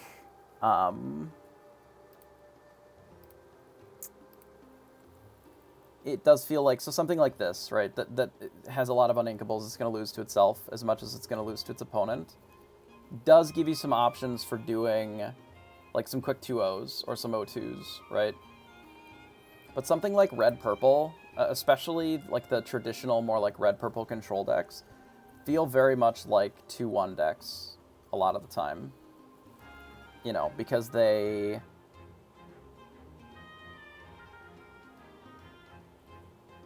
run on very thin margins on the play or the draw, right? They're kind of 50% all the time. So you're going to get a lot more of those situations where you 2-1. You know, a lot of our events, we 2-1 a lot. Because you give up a game that you maybe didn't have a great mulligan, or you missed on rabbits or whatever, because you had sort of a thin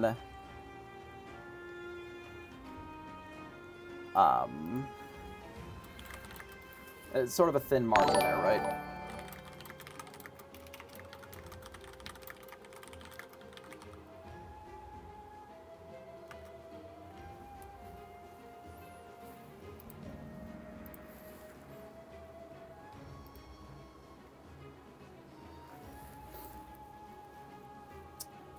Wrathful, appreciate the follow.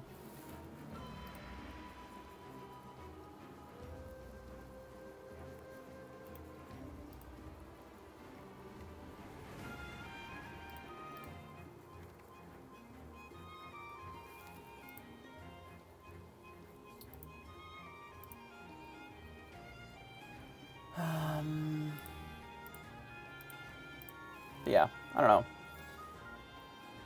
I wonder if this Tamato is necessary in the deck. It hasn't felt super needed today. Like, it's not a terrible card, but a lot of the matchups where we're losing, like, it hasn't been super necessary. Like, I almost want more grab your swords, but I just... Maybe that's just bias because of the last few rounds.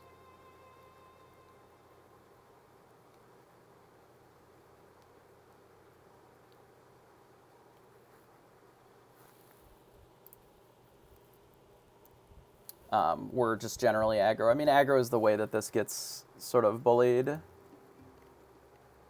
But, yeah, I don't know.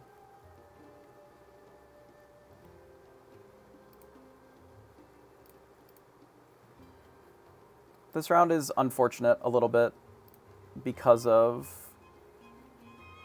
it started... Like, one of the reasons that I opted to just play, right, is because the round started like 9 minutes earlier than normal. And then, like, even though we were here and refreshing, like, we didn't even get to our own table before the clock was like 43. So that would have been like a 3-minute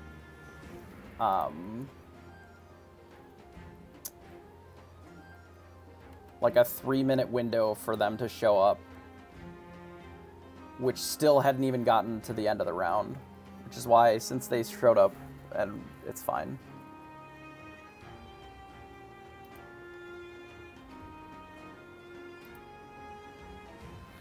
Like, if the website was super fast and consistent, which I know that they're working on today, I think that would be a little different, I guess, but I don't know. It is what it is.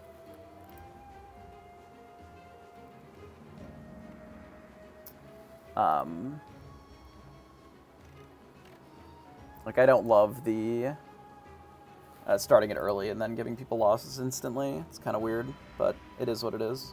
We're here for it, so it's fine. I think as long as you can complete the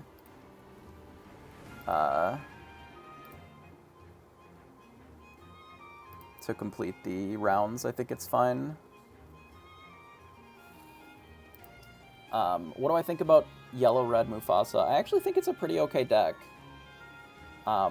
It's interesting, right? The lists that I actually like for the Mufasa deck are ones that run Bare Necessities. Because I feel like that is a strong card to attack the metagame right now.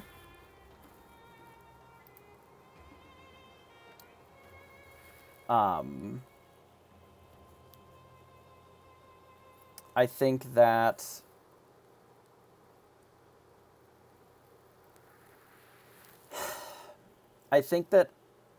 as a deck, it's missing like a little bit. And I'm not sure what it is to solve that. Because if you run the lanterns, obviously you're making Mufasa a little bit worse, but if you run the lanterns, with all the item hate that's in the format right now, it's rough, right? If somebody benches your lantern, it's pretty brutal. And a lot of the removal that you're playing, you know, we've sided out, we've taken out some of the beasts because they're not as good against a lot of the red removal. So it sort of suffers from the cards that it wants to play are the good cards in the other decks, right? So then, I don't know, it's weird, right?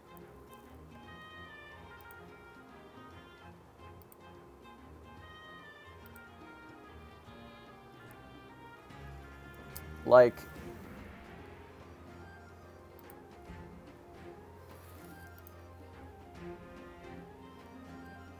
I like a lot of the cards that it's doing, but I think it's missing just a little something somewhere in the middle.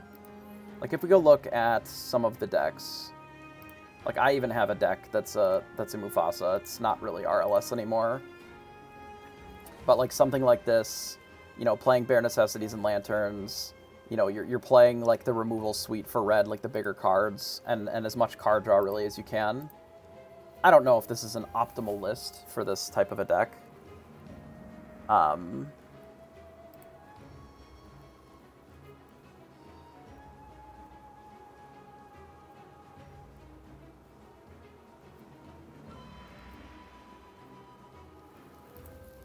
But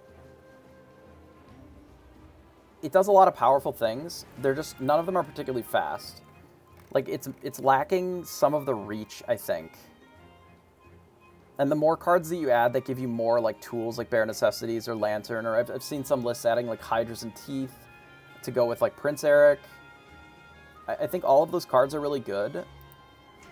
But every time that you add, like, a non-character thing, Mufasa gets worse, Pongo gets worse, They only have so much room for uninkables as well, even with the Lanterns. And it doesn't have the same reach. There's no dimes, there's no goats, no flutes. Like, it's just missing a lot of the oomph, I guess, that some of the other decks have. I don't know. It needs a little more something, I think, for me to really feel like it's great. But I do think it's pretty good. I think it's probably 1-5. I don't think it's the best deck in the format, but I had considered this as my option towards playing, I think. Life in a Northern Town, appreciate the follow. Like, I did... I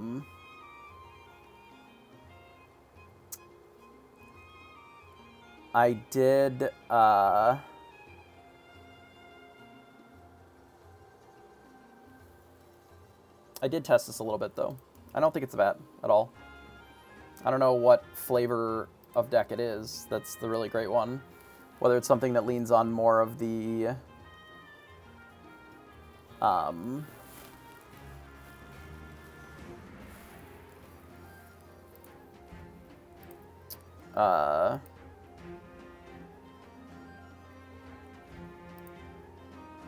like Tinkerbell stuff. That's my decks. I want like this. Like, this is sort of an aggro deck that's playing more of the 2-drops that I've seen. And then it has, it still has some of the later cards, but it's running like Hydras. This just doesn't have any characters either. Or, sorry, any spells. So it's just all characters. So, like, your Pongo always draws a card. Your Mufasa always hits something. And then there's also some of the stuff like... I don't even see any of the top lists that have done super well. But... yeah, so this is something leveraging like the Bare Necessities, a little bit of the Be Prepareds, and Kita as well. And I don't know about Kita necessarily. I don't hate it though. What do I think is the best deck at the moment? Probably Blue Steel. Could be Steel Song maybe, depending upon your draws.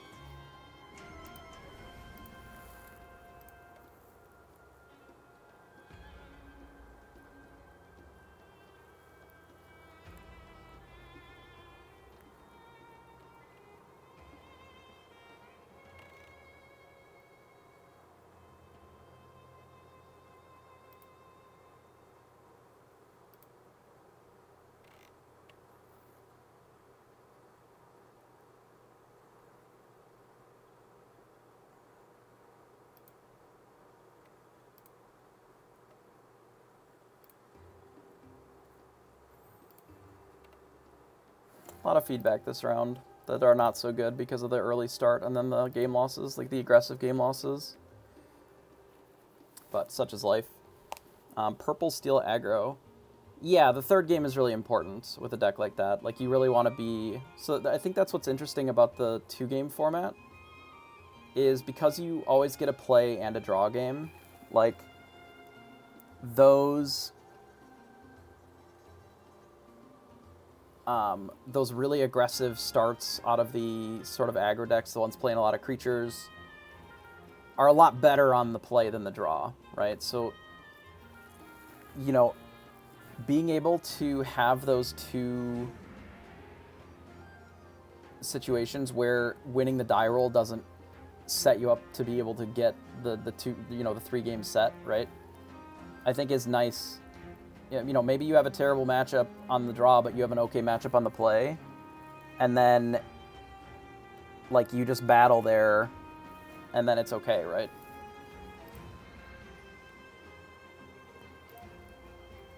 Where you just get your 1-1 and you move on with a not great matchup. Or you look at our last match where we fought against Red Purple, and when they were on the play, they just had a really aggressive draw, and we didn't have anything.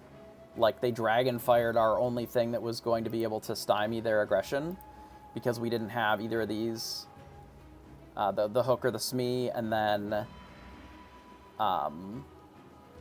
like the Tink got dragon fired, and then we just died because they did the same thing effectively of just going surfer, surfer, surfer, like the same kind of draw as far as the amount of aggression that it was putting on, and then they killed us, and that'll happen sometimes.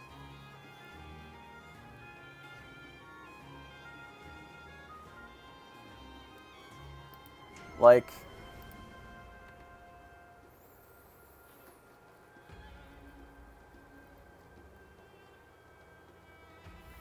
it is tricky, to play some of these decks in best of 2 compared to best of 3, and if you want to make the top cut, you're also playing best of 3 in the second day as well. So, like, let's imagine that you make, top 32 of your super long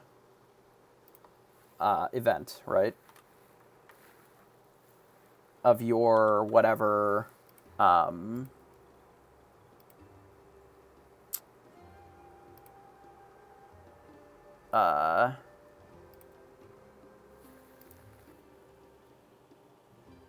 your 9-round tournament, and you're able to make the cut.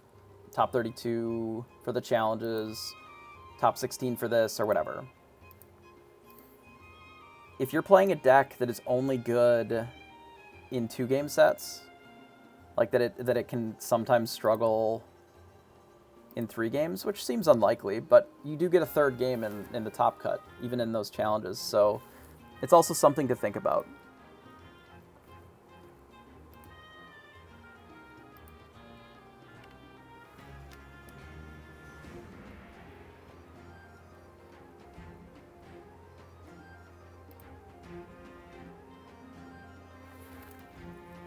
So, I don't know. I think I like blue-steel. I'm not 100% certain of all these card choices that we're running. It's possible that we want a little bit more cards that can do better early, like more of this kind of stuff. Maybe some more Babooms or whatever. Or even possibly just like a one of Prince Eric or something, just as another okay-ish anti-aggro card that we can play on turn 2, so that we just more consistently are doing stuff in the early turns.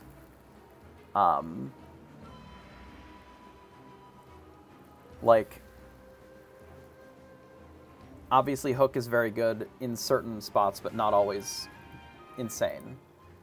Whereas the Smee is great almost all the time, so like the 3/3 is probably what we would want. So just like having an extra, like a 5th copy of this. I'd have to look at the numbers to see how having just an additional, like the 5th copy, like where that sits versus like the 6th or the 7th copy as far as finding it. Because obviously if we don't get a huge percentage increase by just adding one more, then, it kind of is moot, right?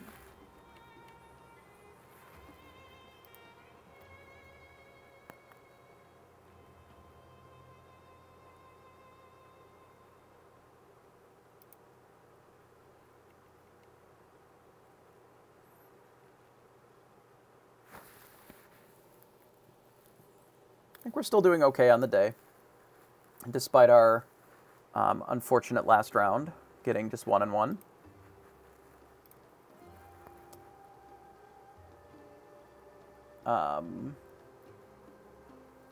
We would be at, 10 points had we taken that? But we're at 8, which is still okay. I believe that 10 points is the There are quite a few players on 10 points. Goes down to like 13. So there's like 13 players that are still pretty close to undefeated on the day. But we're battling. Still have plenty more rounds to go. Another 5 to finish out the 9.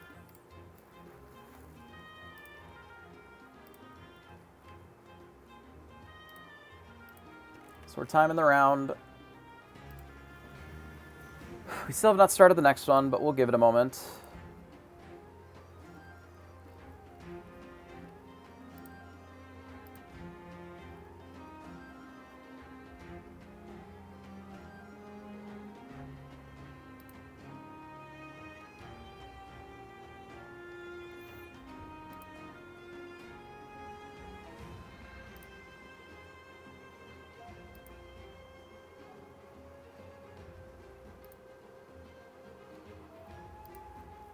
Yeah, it was an unfortunate round for a lot of people, I think, this last round, but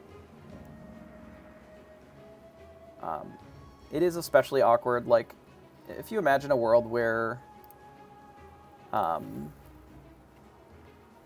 know, you're calling a judge on them, it would be nice if you let them know ahead of time, like, how that's going to look. But, I don't know, it is what it is.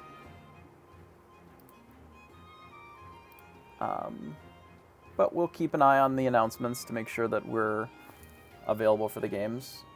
The next round should be up pretty shortly here, I imagine.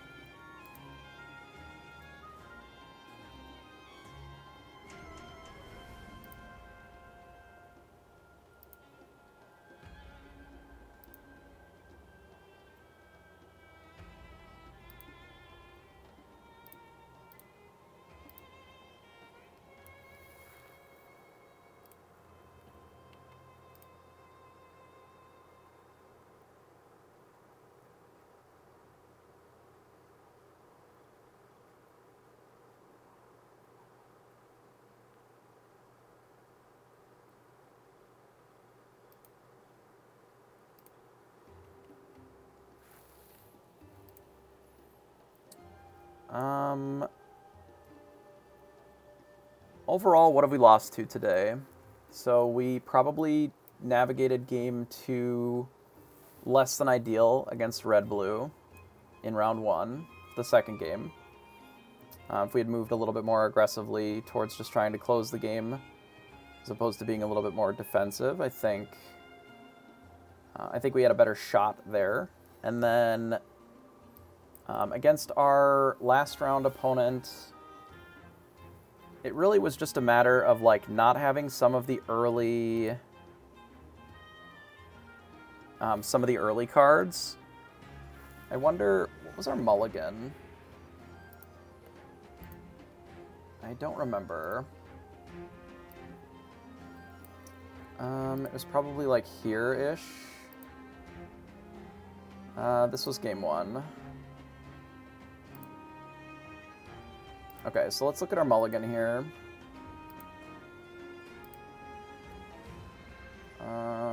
Go back a little bit. Back a little bit more. No, okay, here. Cease. Okay, so looking at our mulligan, this is probably a super slow hand. The double popsicle keep, I think, was unnecessary. I definitely should have sent an extra popsicle back. I don't believe that the grab your sword is something that we should keep in this matchup, because on its own, it doesn't necessarily answer what they're doing. A lot of times they have a lot of X3s, so I don't think that sending the sword back is a bad choice here, even though obviously we were looking for sword towards the end and we didn't find one. Obviously we mulliganed into... We found the ramp, but our hand is just very slow. So I think keeping maybe one... Let's go forward a little bit more. Okay, so in this spot, I think keeping maybe one popsicle is okay. And possibly one Flabbersham. But I think we should have mulliganed an additional popsicle, given that we didn't really have any early interaction. If our opponent did exactly what they did, and we did see... some...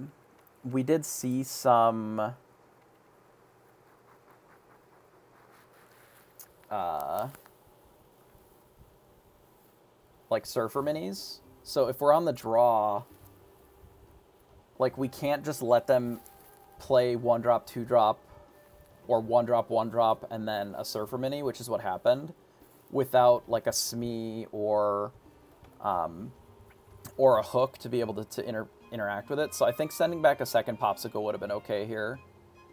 Obviously, what we ended up with was unfortunate. We ended up with a pretty mid hand. We did draw a Smee here, but we just don't have the chance to play it.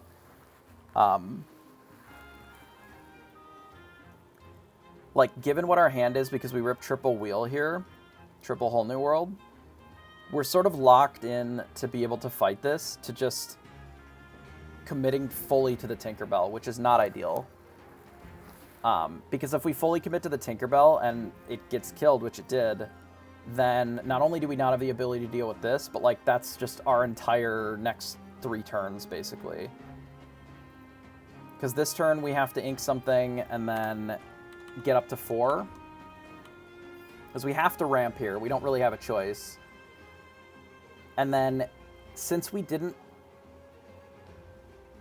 Yeah, we just really were kind of screwed here by the Dragonfire. Like, I'm not unhappy with how we played the cards that we had. But given this board state, like, specifically the only card in their entire deck that gets us here is the one that they had.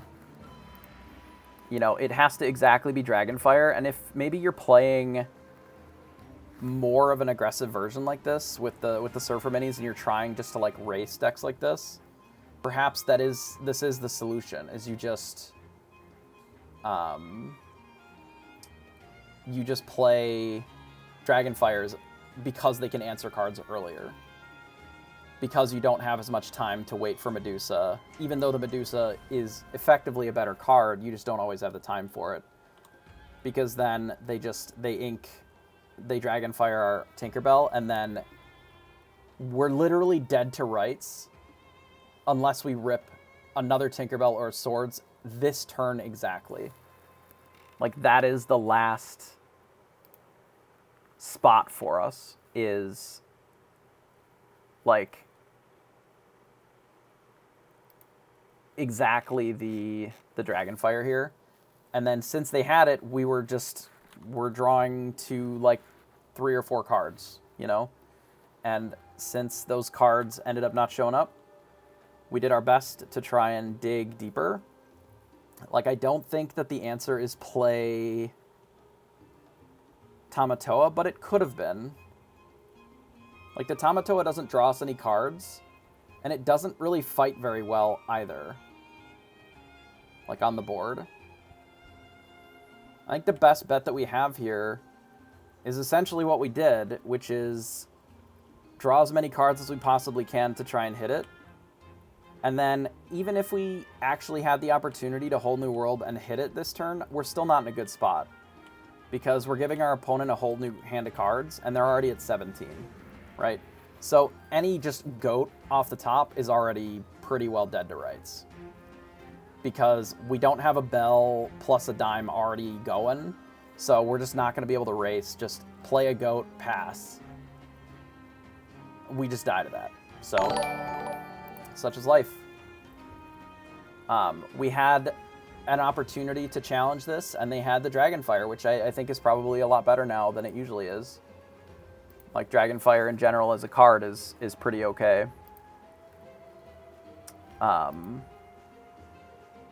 Like,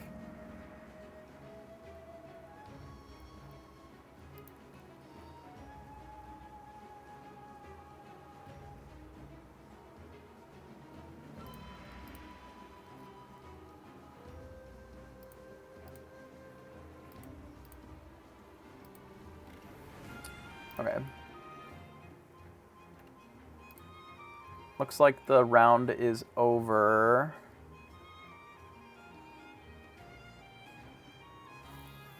So the next one should be up. Hi, Alice. Sorry, I was... and Raytown Games, appreciate the follow. But yes, this is your tournament. It is an Alice for Easter, because Alice is hanging out with rabbits and such, I guess. Looks like the next round is going up here. Let me refresh the website, see if I can actually see it or not.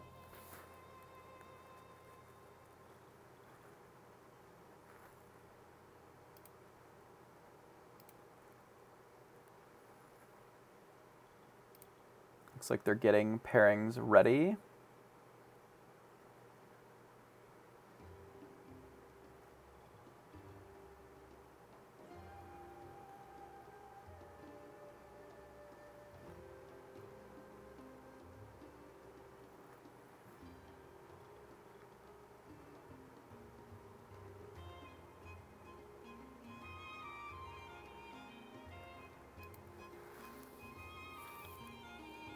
It is currently best of 2, yeah.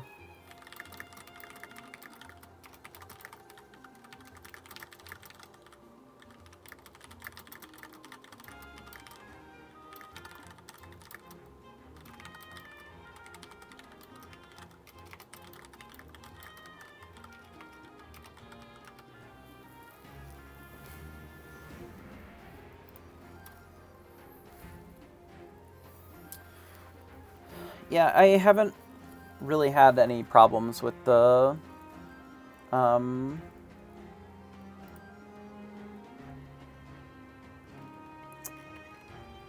with the 2-round format, really. Like, it is what it is. I would like it more if we were more 2-0s, obviously, but we're still doing all right on the day so far.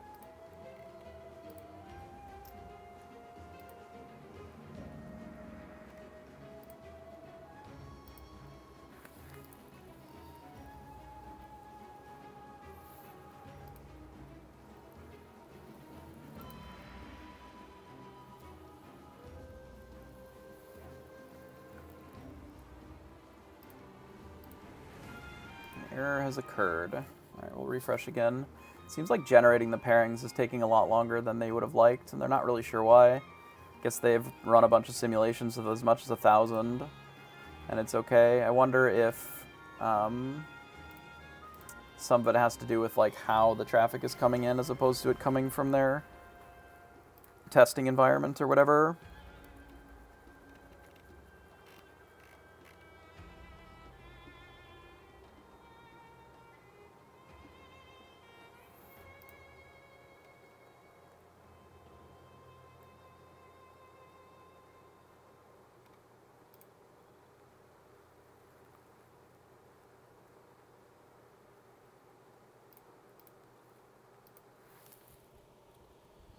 What is the record I assume to make the cut? I guess like 16 points or something. I'm not really sure.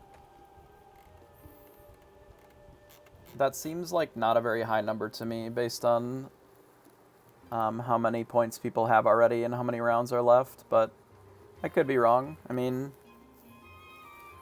I don't really know. I am not privy to enough data to know how these events really shake out.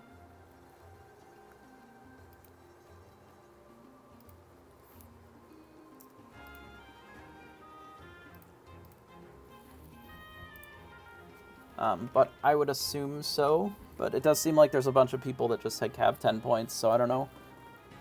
If they win 2 more games, that means that they're just in. I don't know, that seems kind of weird to me, but maybe not, because they've already done like 5 2-0s, which I guess is pretty good. I don't know. Like, I would assume 6-2 or 6-3 is not in, but I don't really know how that works with best of 2, right? Like, with 300 people, generally that record isn't good enough. But who really knows?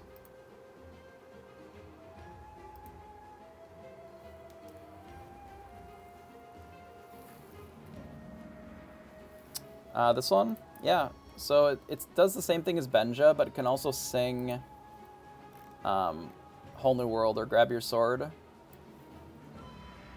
So overall, it feels pretty good off of like a Fishbone Quill or a Mickey Detective.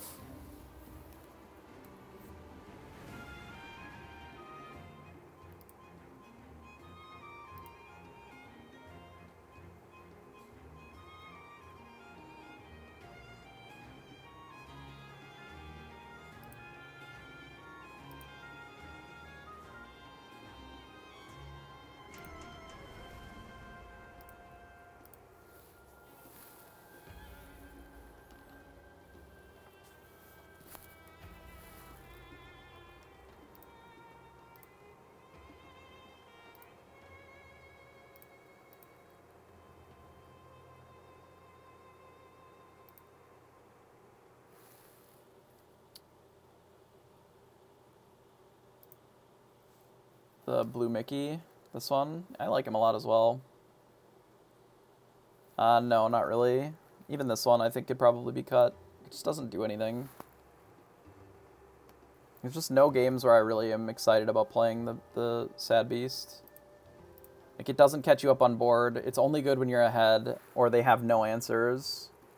And since there's so many answers, like, we literally played a turn 4 Tinkerbell on the draw, and it just got killed by Dragonfire. Like,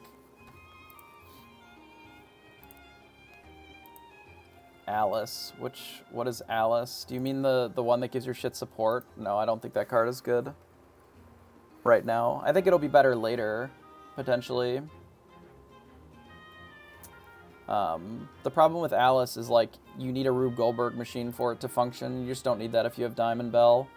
Like, Bell is a consistent... We're already looking to ramp anyway with Bell. And this is a more consistent way of just getting a 5 lore character. You just don't need one that doesn't... Because this also sometimes is ramp, right? With the putting additional cards into the Inkwell. So if you're whole new worlding and you have Bell, you can add even more cards to the Inkwell. Do we have our game yet? Like, I'm not logged into the thing anymore. Nice. I'll refresh it again, I suppose.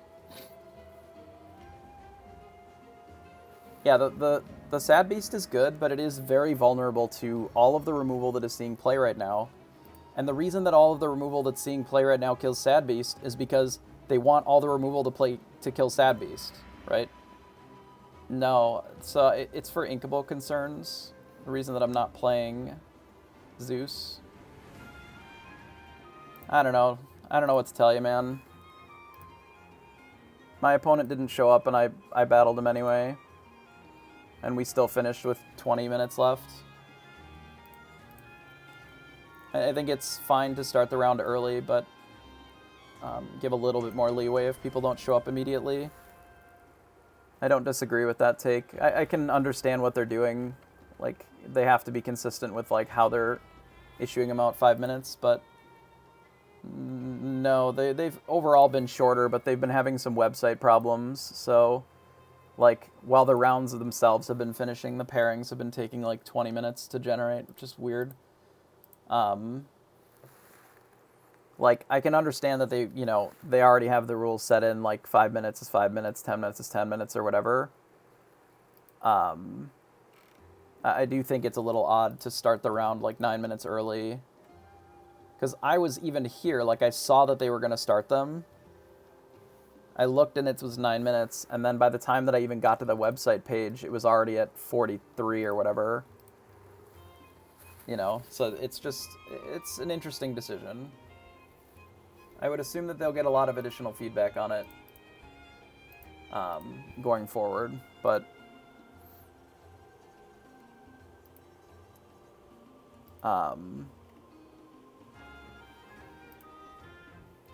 like, overall the rounds, they reduced them down to 45 minutes, and I still think that overall the rounds are able to complete within that amount of time without a lot of concern. But again, the pairings are... the website's been having some trouble today.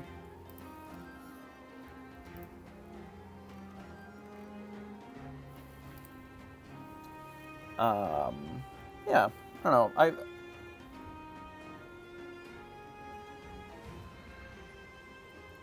Yeah, I don't know. It's weird. In the same way that, like, I had the option, like, I won game 1, and I was already told, like, my opponent didn't show up for, like, 8 minutes or whatever. And as you can see, I did lose. I did lose 2 points because of it, because I decided to battle instead. But, you know, the only thing that I can do is be consistent with what I would do. Right, like, it kind of has nothing to do with what other opponents would do. And it's entirely possible that that in, you know, a much more competitive space that I wouldn't have. But this is just an online tournament, you know, I'm here to battle. I would rather just stick to what I would want to do rather than win, I guess. win based on actually playing the games.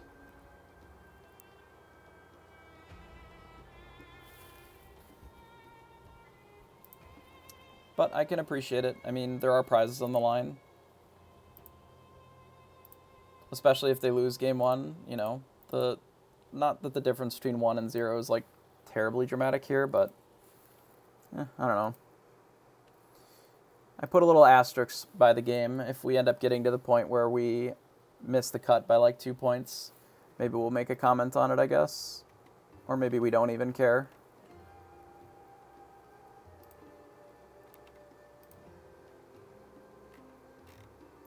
But we did throw 2 points in the garbage for free.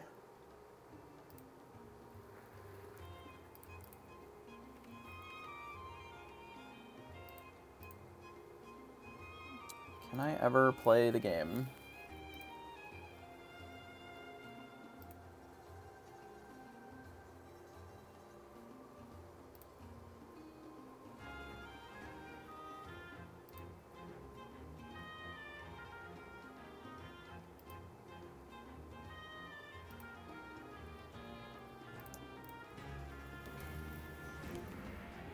You also want to refresh it? Yeah, it's the Lorcana Play Network. You're welcome to. I don't know. Supposedly the problem is, like, unfixable while it's live, which, I don't know, is kind of weird to me, but...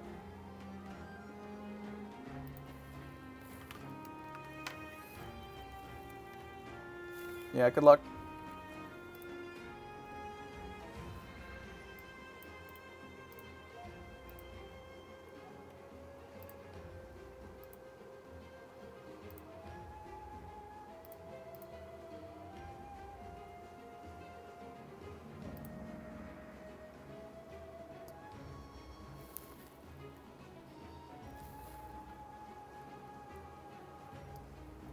I have my table, but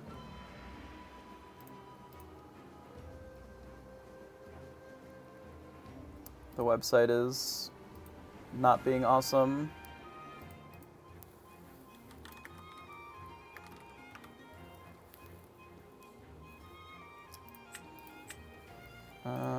This on custom.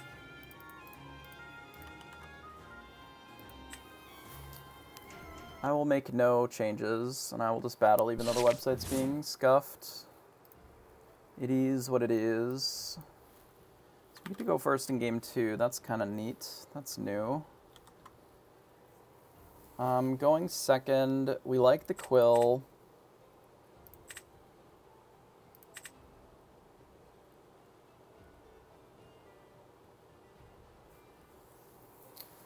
I don't know what my opponent is on how important this Cogsworth is.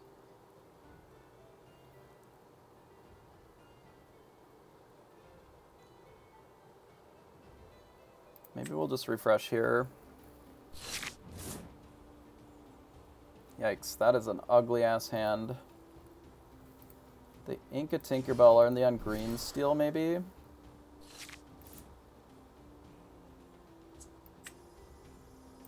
That would be my assumption. This Cogsworth looks pretty good here. Second Cogsworth looks pretty good, too. We'll see. If they're fully green steel, like... oh, they're Jafar. Okay. Our draw is pretty bad against Jafar. We can deal with the blue fairy okay. In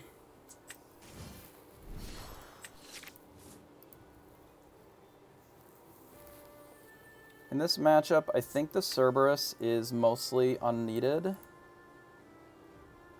compared with just Cogsworth or Fishbone Quill.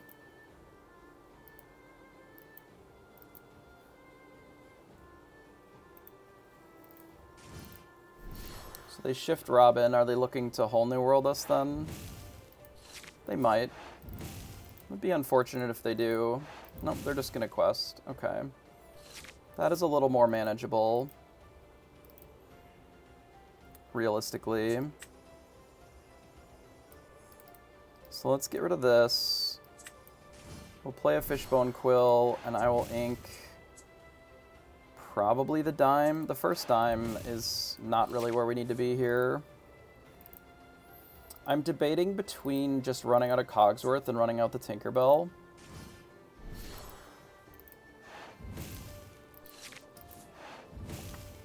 It's likely that we just run out the Tinkerbell so that we have this blue fairy off the table.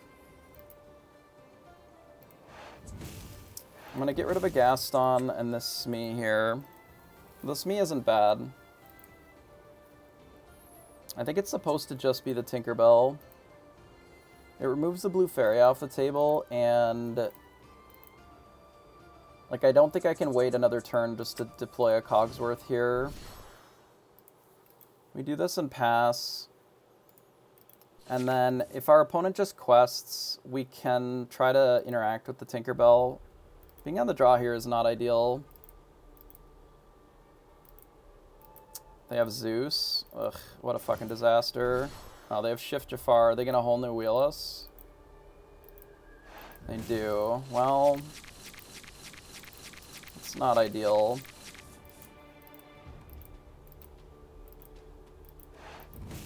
I guess we lose. Okay.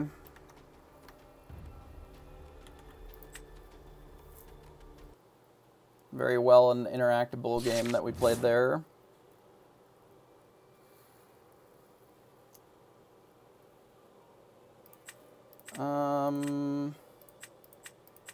Hello? This needs to be fixed. I'm giving Pavel feedback on this. Like, this shit is... I hate it. This is, like, the least well-designed part of the mulligan that I think I've ever seen. The fact that you can't click in the same spot that you can click every other card because of the button here. I hate it.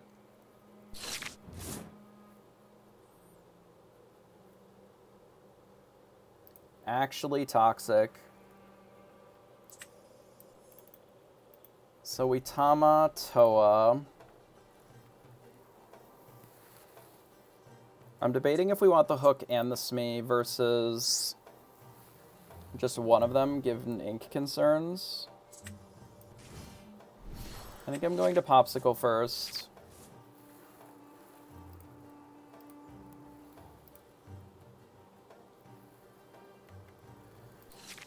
Okay, so I'm going to run out Smee, but I'm going to hold on to the Captain Hook.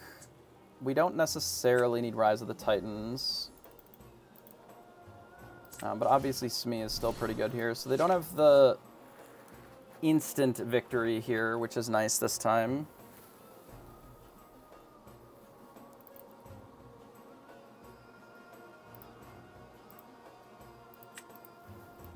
How much ink did we have? We literally got to play our turn 4 and then we died. Yeah, neat. Very neat. I don't know if we need all of these hooks.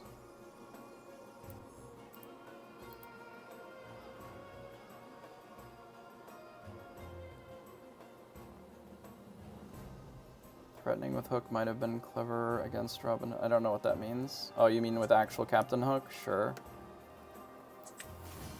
So we play this, we ink Mickey, play Hook, quest.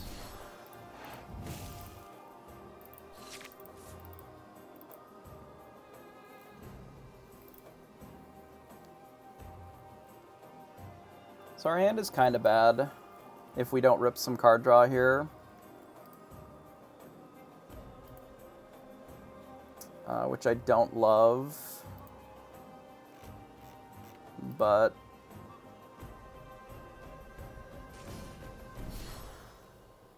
so they bench our Quill, which is not ideal, but it's fine.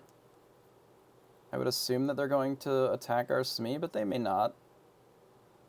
They may just hold the Jafar, assuming that they have the shift line. They do. So we hit a whole new world. Which is fucking awkward here. Because we don't have the Quill.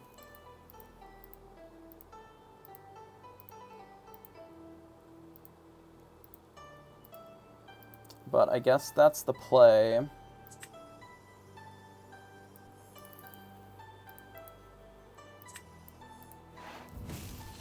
Not a having the Quill in play is a little unfortunate, but it is what it is.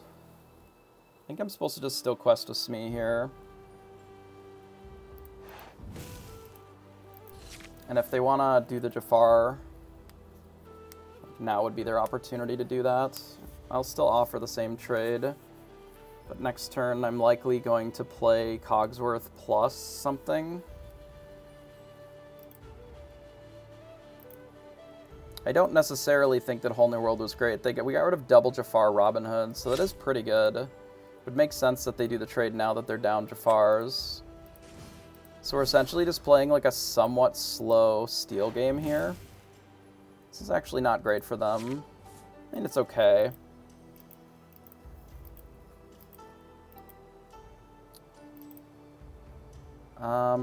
They may have Spellbook in their deck. There's a non-zero chance of Spellbook here. So I may want to keep the Beast. I'm going to get rid of the Smee. I'm going to develop the Cogsworth and the Captain Hook here.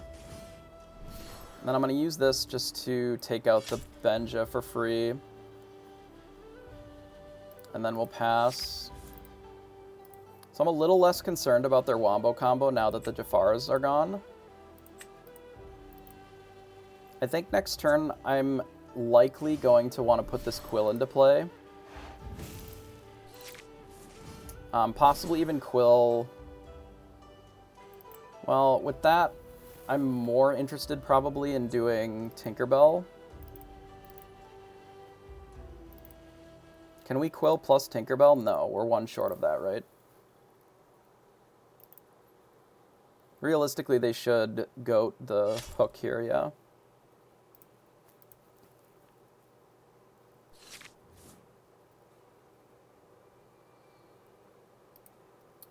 I do still think I trade here.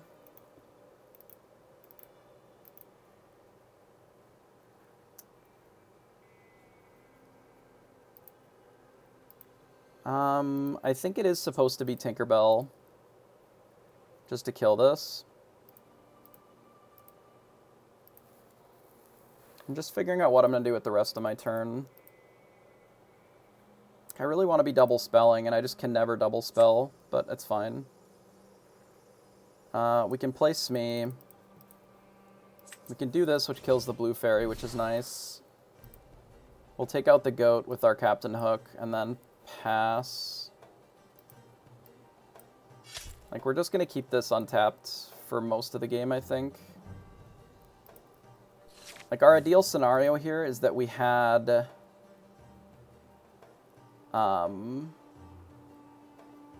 one more ink, so we could do that and then play the Smee, but we just didn't, so it's fine. This is likely on the chopping block here soon.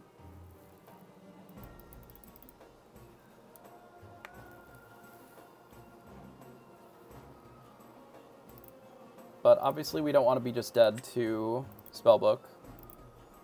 I mean, we're not just dead, like, we still have a pretty fast clock. I'd assume that they're going to bounce that then. Okay, with Yzma, sure. Draw 2 cards. Ink something. No, they have no ink. Alright, Coggers is it.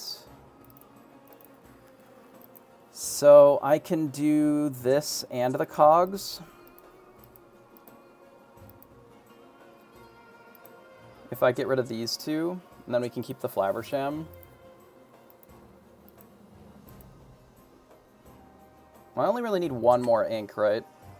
Maybe we just get rid of the Gaston only.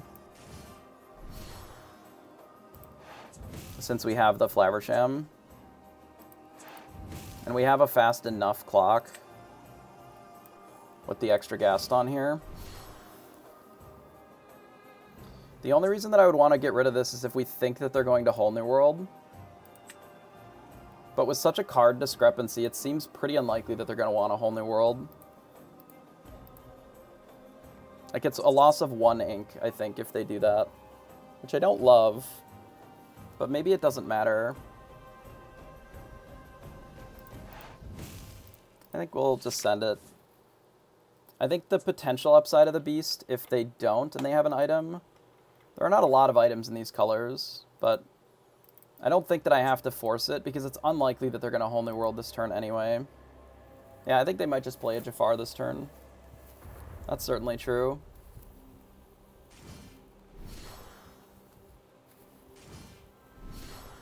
They play a Robin Hood for 4. That seems fine. And a Benja to blow up our Quill. It's so annoying. Okay, we have another one. I think let's start off with the Flaversham.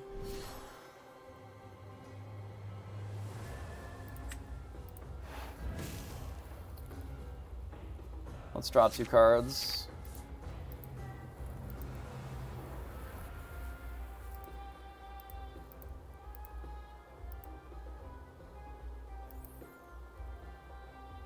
I'm debating just casting Beast and inking the Flaversham to give us a little bit more of a clock, because I think I quested the Tinkerbell here for sure.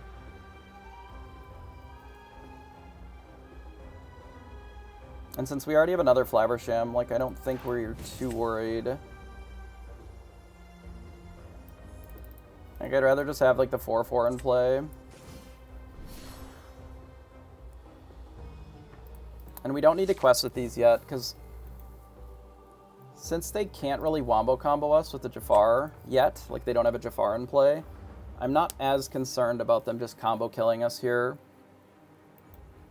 I think this is likely a Whole New World. Yeah.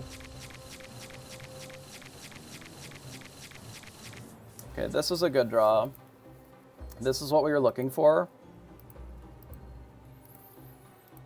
Because now we have the ability to deal with one Jafar pretty easily.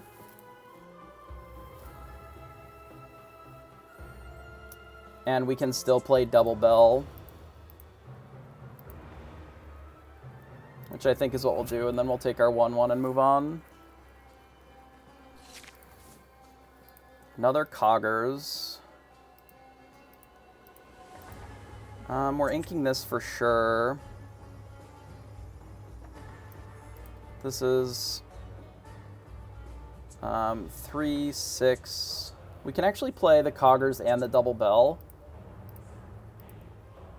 And then we can sing the Let It Go here. And then I think they just are dead. Because I can play Bell for 4, we go to 6. We ink the Flaversham, we go to 11. Or sorry, we go to 7. We play this, we go to 4.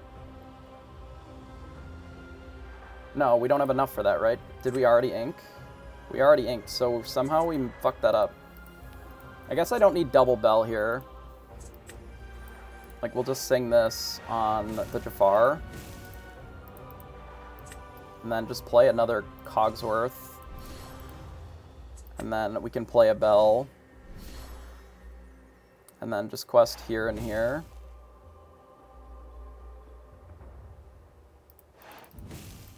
We can ink a Flaversham.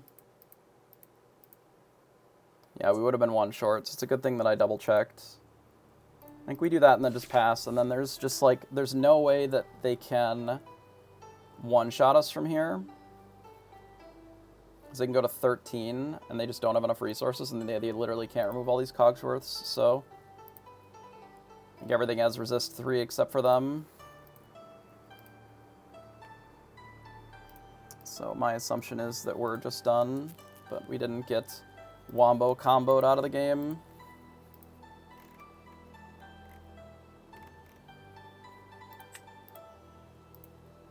Unfortunate play game where they were able to combo kill us on turn 4, but sometimes that's the combo deck, right?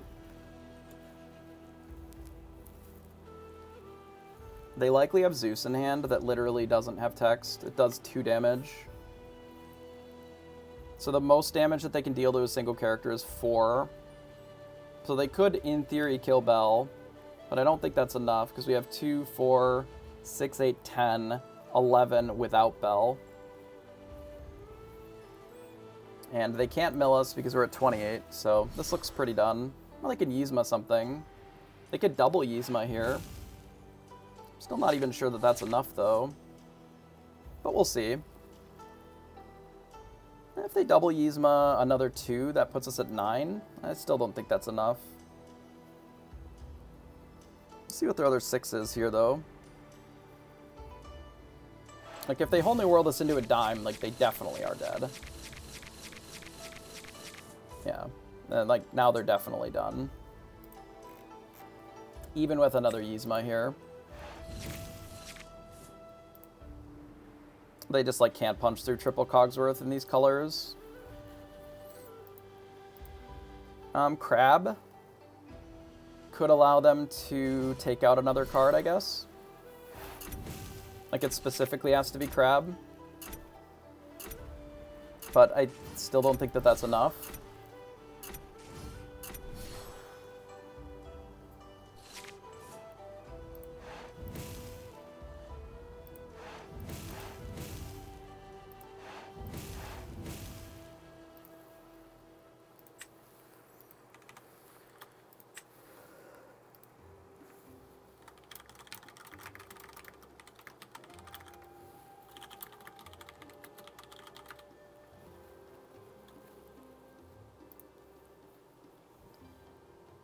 I would assume so. I don't know for sure. I can check. Who's my opponent? Oh my god, this website sometimes. Roger.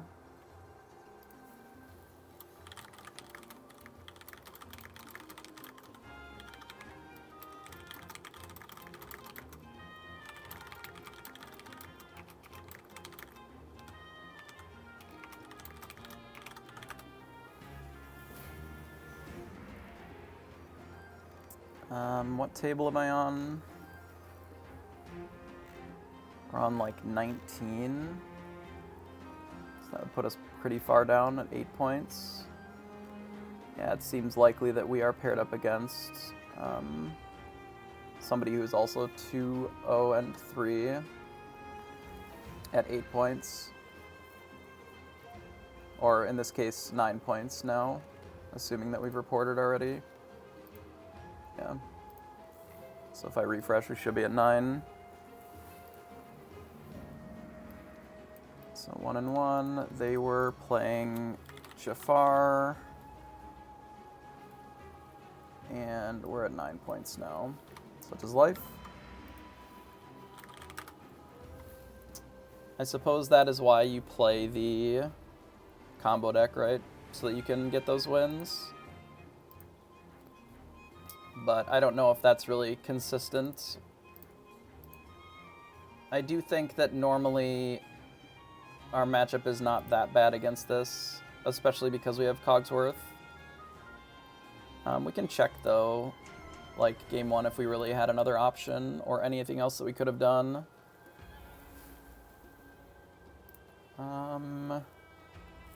So this is game 1, right? No, that's game 2. Game 1 was a lot faster than that. So this was our In the Dark game 1.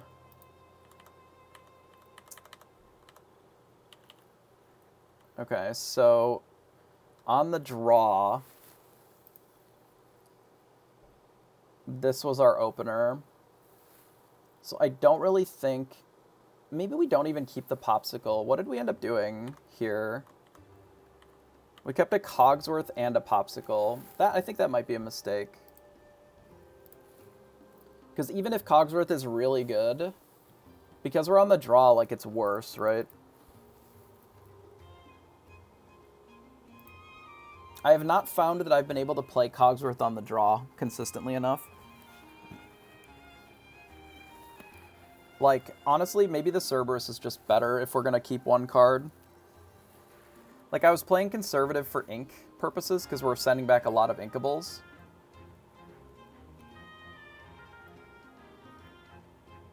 Like, I don't hate keeping the Popsicle because it does turn on your Flabbershams. So we send these back. So we send back 4, right?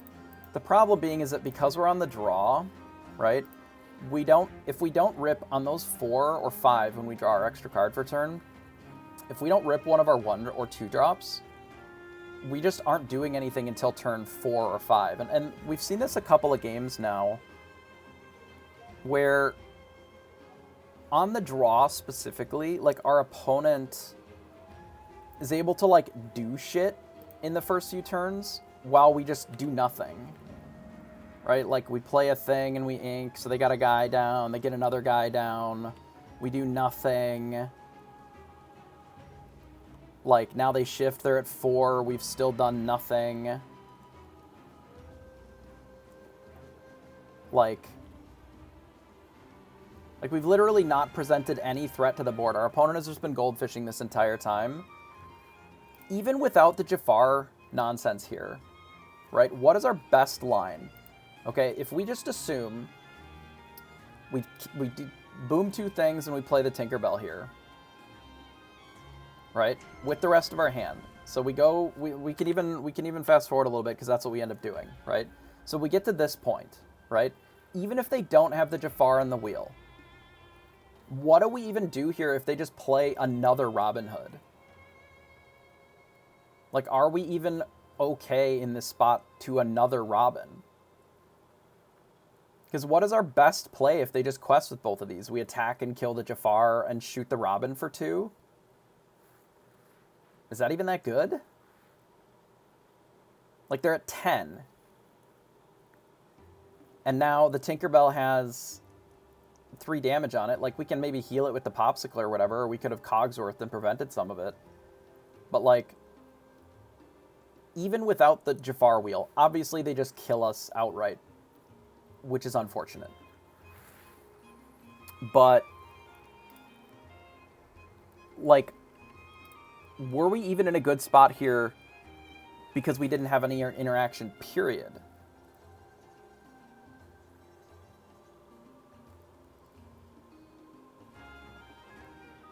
Like, it makes me wonder if we want some things like Baboom or just more 2-drops, specifically with the intention of, like, being able to stymie a little bit of the early aggression.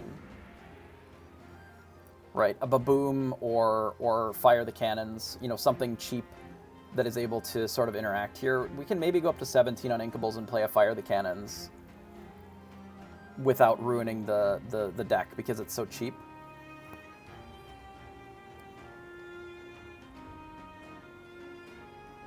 Yeah, Fire the Cannons could be what we need to deal with some of these shift lines, like some of the spots where we're not great. Like, it's not awesome, but we need something earlier, right? We just need another early play, and we can't rely on the ones that we have only. And it's mostly just on the draw games where we've been struggling with this, where our opponent just, like, puts a bunch of dumb idiots on the board really early, and then we sort of struggle to keep up. You know, we play a Tinkerbell, and then they have an answer, and then we lose. Like, even if this is just on the play, this is just not even that aggressive of a draw. They went 1, 2, 3, 4. That was it. They didn't do anything fancy. They just did 1, 2, 3, 4. Right? So 1, 2, 3, 4, and we're still a huge underdog here. Even if they don't have the whole New Worlds, if they shift Jafar, what do we do? If we don't have a Tinkerbell or a Swords here, we just lose to that, even without the whole New Worlds, because now it's just like an evasive flyer that is a problem too. Like, there's a lot of things here that are rough for us. Like, any random thing here, and we just, like, don't have great answers to it. Like, just another one of these is problematic. Because then all of a sudden they can, like, kill the Tinker, draw a card, or use Robin to kill the Tinker, and then still have Robin Hood. Or even they trade here, they draw a card, they gain 2 lore, and, like, whatever else they played gets to quest. You know, what if they play Sad Beast, right? Then my best line is shoot Sad Beast instead of the Robin. Like, everything about it is really bad for us here. And it's because of the shift Robin, because we did nothing, right? If we had done other stuff, you know, if they weren't able to freely quest with their Robin, like, that's 2 lore that we wouldn't have been behind. If they, you know, obviously they play the Blue Fairy, but they only got to quest with it once before we did something about it. but just like not having any interaction. And obviously here we just get killed by double Whole New World, which is not, there's not much we can do about that. But some of these on the draw games, those are the ones that we've been losing, I think, where we're just a little too slow on the interaction portion.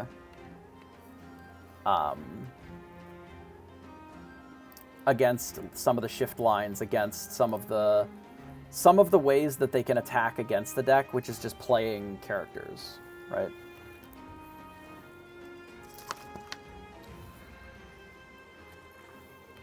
Yeah, like, Jafar wasn't necessarily, like, the Jafar, the double Whole New World, like, that closes the game right there, but I don't know if that was necessary to win the game from that spot, right? It could have been literally a Sad Beast or literally just another Robin, and we're also in a really bad position either way. Like, if they just play Goat, like, you know, we're not really super in that game, even with the Tinkerbell, because we've only played one spell effectively that turn, or that game. And that's just, like, not enough, necessarily.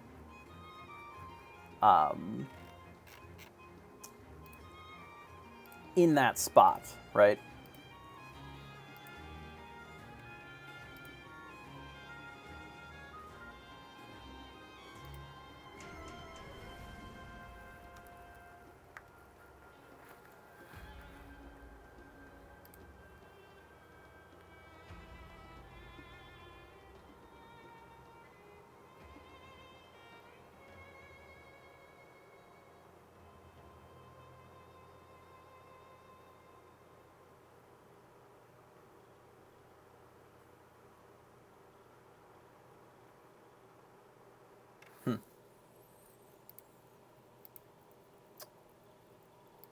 Yeah, I mean, there was no direct removal that we have in our deck currently that would have been able to interact with what they were doing, though, is the problem.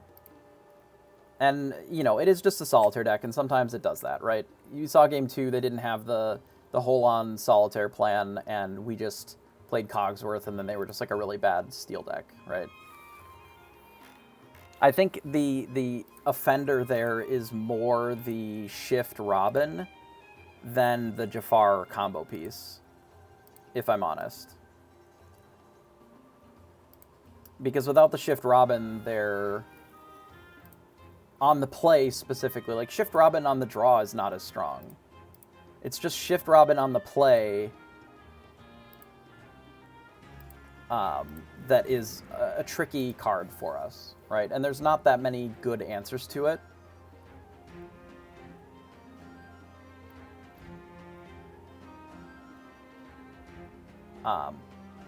I wonder if we can make room for some more interaction cards that are inexpensive by, like, shaving the Tamatoa, the Sad Beast, like, just shaving down on some of these numbers to run a little bit more early game, like, do something kind of cards. And it's not to say that doing, you know, Baboom just to deal 2 damage to a random shifter is insane, because it's not, obviously. But it is more viable, I think, than just not having as many 2s as we need. Yeah, let's look here. We have a little bit of time before the next round. It is 16 minutes left or so, so there's a bit of time.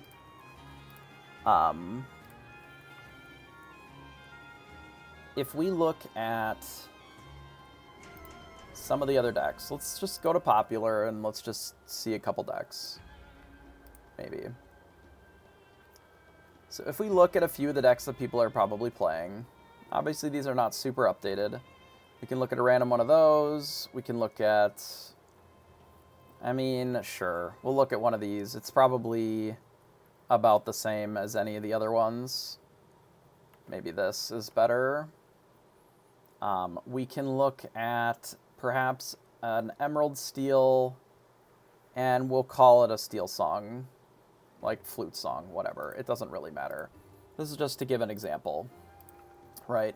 So in if we would consider our options for cards, right, we go to cards and we look at steel. We don't really need to look at blue because there really aren't removal spells. And we do cost low to high. I mean, I suppose we can add in blue. It's fine. So we look at the cheap cards, right? So cards that actually do something early are characters and spells, right? Characters and cheap spells. So we would be looking at something like Fire the Cannons, or possibly like, you know, another 3/2 type of card at the 2-drop slot. Something in theory like a Prince Eric, potentially, being a 3 power attacker. Like it's 3/3, so it lives a lot. Or something like Baboom. This is probably the card that I would want to think of the most, because it's able to answer untapped characters, and it deals 2 damage to them. The hitting locations is mostly irrelevant, I would think.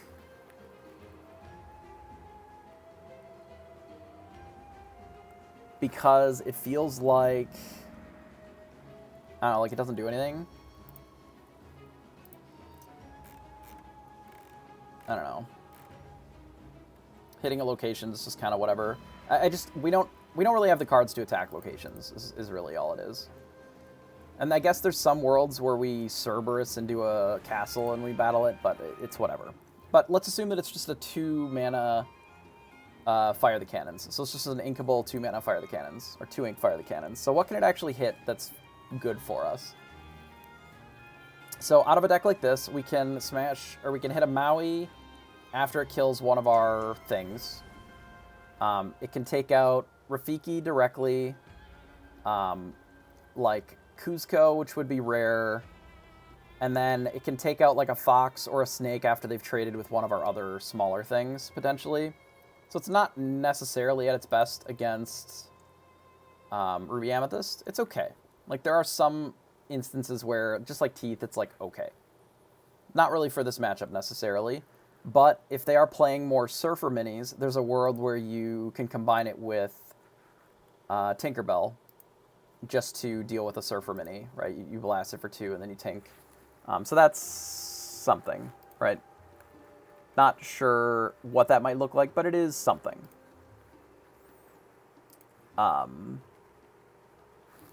So then, out of a deck like this, obviously all the shift targets, like all of their 1-drops are good to hit. Blue Fairy is a great hit. Jafar is a good hit. Smee is a good hit if they've already tapped it once, because you can just take it out. That's like half of their deck, basically. All of their 1 and 2 drops you can kill with Baboom. And then that's pretty well the only things that you would really care about that it can actually hit, is you just stop all this stuff. Sometimes you can also blast a beast. It's like whatever. But you can kill most of the little things for it on 2 if you don't have a Smee of your own, which I think is interesting. And more specifically, Robin Hood, I think Robin Hood and like the Blue Fairy in this matchup are probably some of the more obnoxious cards, right? If you block the Shift Robin, like they have to just wait until turn 5, and Robin Hood on 5 is not as scary as Robin Hood on 3, right?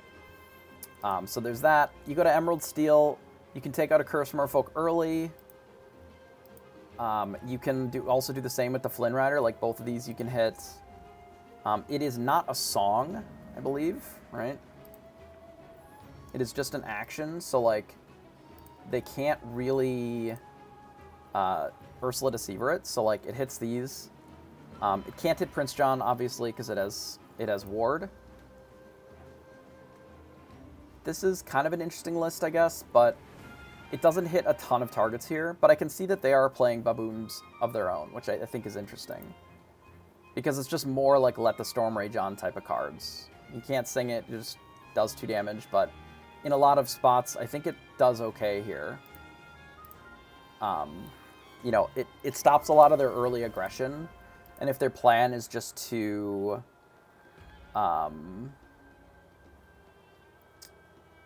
this deck looks interesting, actually. I don't necessarily like the Beast Tragic Hero here, but I suppose if you limit your opponent's options by doing, say, Friar Tucks and Other discard, double, Dad Blast with the Ursula Sudden Chill, that kind of thing.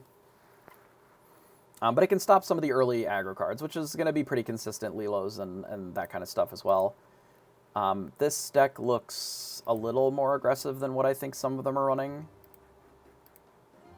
But the shift cards are all kind of the same on the Robin list for this. We should probably just bring up the actual...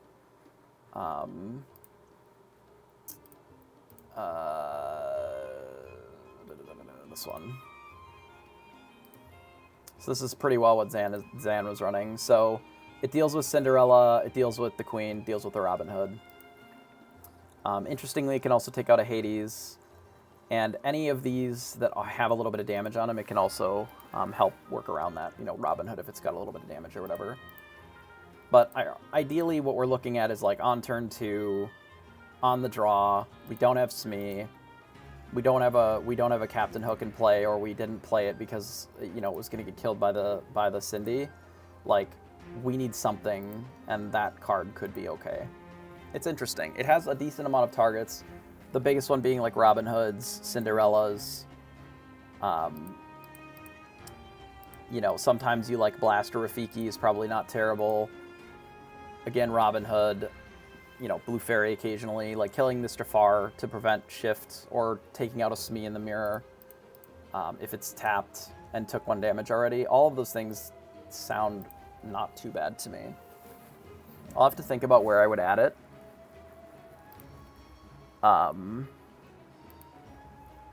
But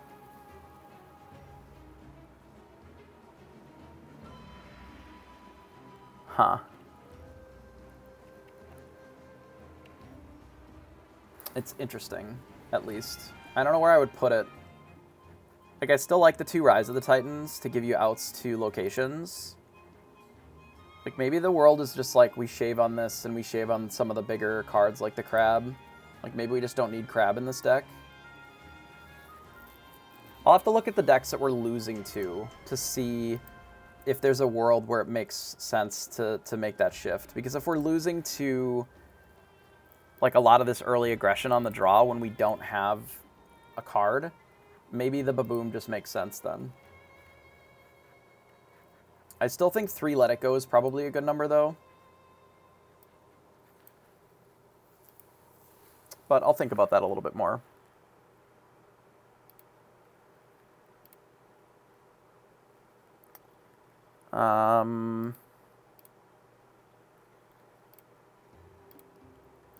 There's a couple minutes left. I'm going to take a quick break before the next round. And then I will be back for round 6.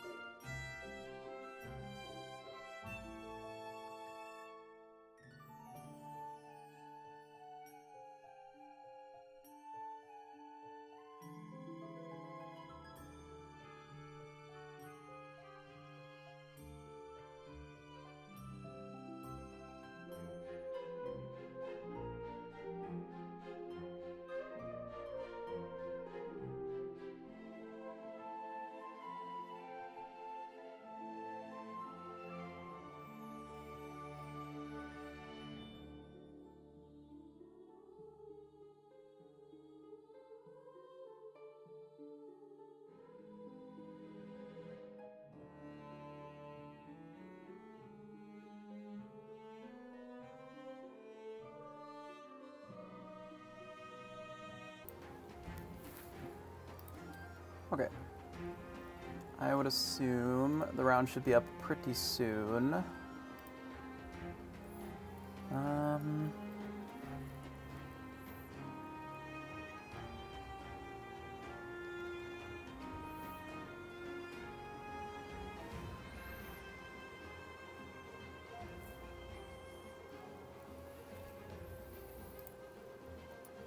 I wonder what other people are playing or streaming. I haven't really looked today. Zeph has been doing pretty well.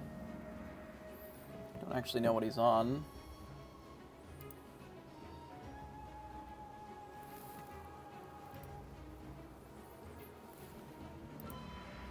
Something, I'm sure.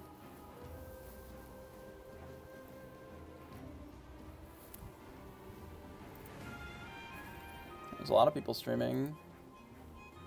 It's kind of crazy.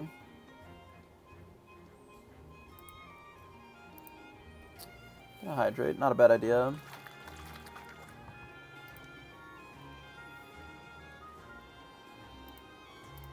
Look at the standings real quick here.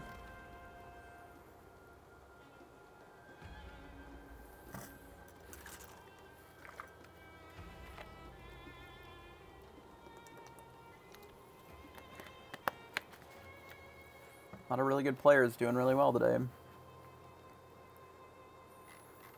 I'm over here doing okay. Not ideal, but I'm doing okay.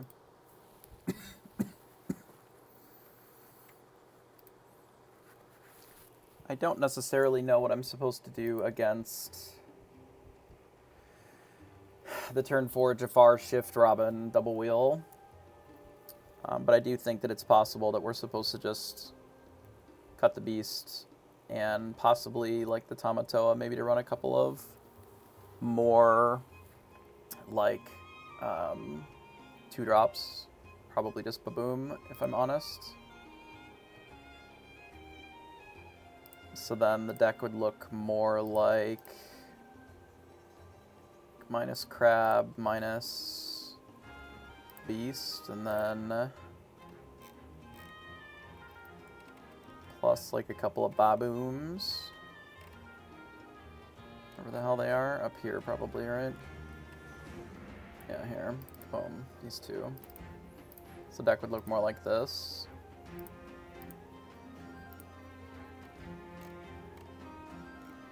Yeah, it gives us a little bit better sort of early plan. We have 6 of them now instead of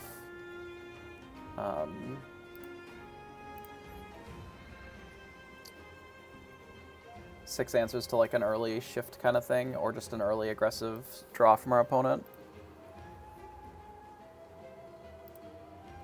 Which I think is probably okay. Gonna refresh again.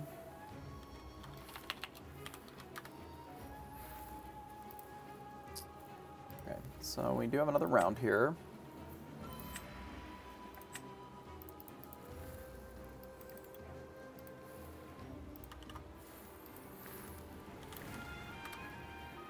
Alright, we go to battle. I don't think so. I don't necessarily think that the Fire the Cannons is that much more important than the Baboom. And the spots where it's not needed, it's like super not needed, right?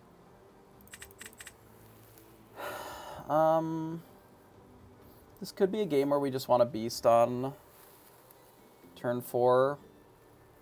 I think we send these back. Since we have the Fishbone Quill.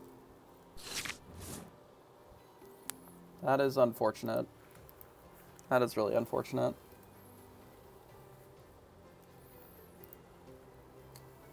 Wish I knew what they were on. You know what? Maybe we don't. I do want to play the Popsicle, though.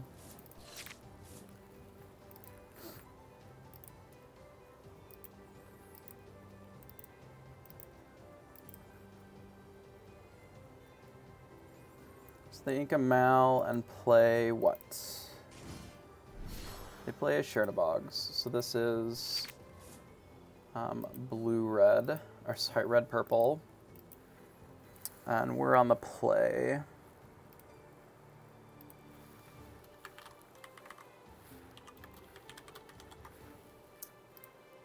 So I'm going to get rid of one of these Flavershams and just pass.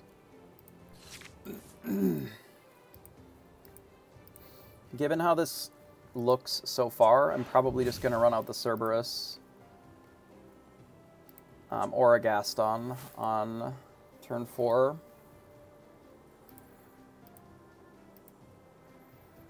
We'll see what else they play, if they go more aggressive or if they decide to just move Snake.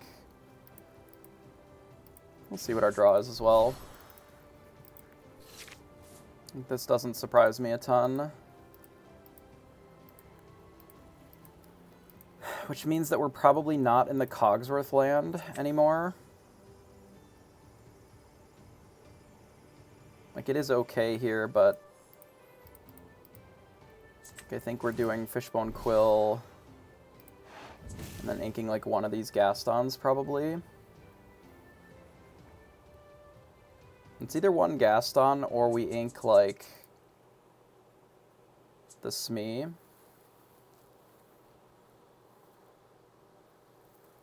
Is there ever a world where we play Flaversham Smee next turn? And then we want to get rid of the Cerberus? Maybe.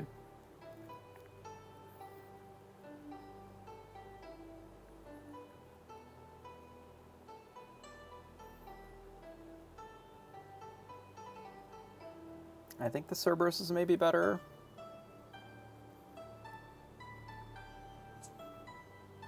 But given that we're on the play with this draw and we don't have Whole New World, if I had a Whole New World, I think it would be different. In all reality. But without it, I think this is maybe okay. It also gives us the ability to not necessarily get rid of these Gastons either, which I think has value. If this was a little bit scarier of a clock, I might have wanted the 5/6. But since we're on the play, I don't think it's as needed. Unless this is exactly Surfer, Fishhook is fine. We can kill this turn if we were so interested, but I don't think I need to. I think we can just start with the Flaversham to draw some cards.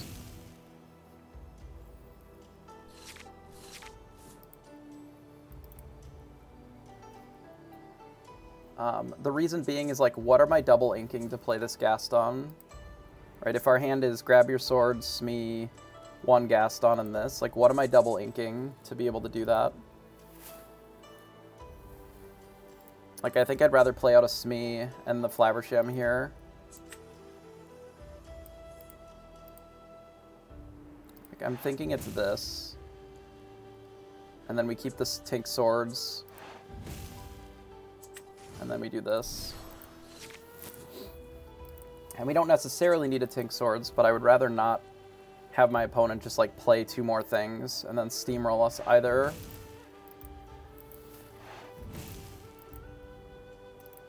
I do respect Gaston to a point, but, like, I also need resources to get them into the Inkwell if I'm going to do this. Like, I don't want to just lose all of my resources either.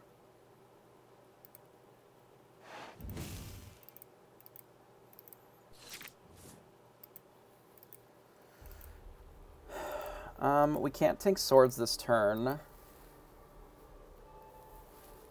But I could... We can kill this easy enough. With the Smee. I think here is a Gaston play.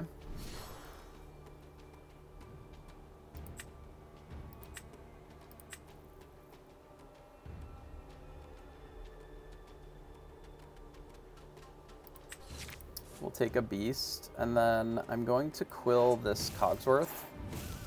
Then I think I'm just going to get rid of the Fishbone Quill.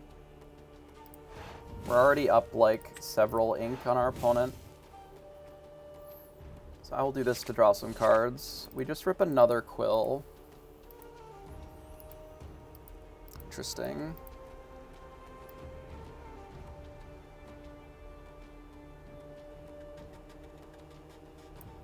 I think we just bash this.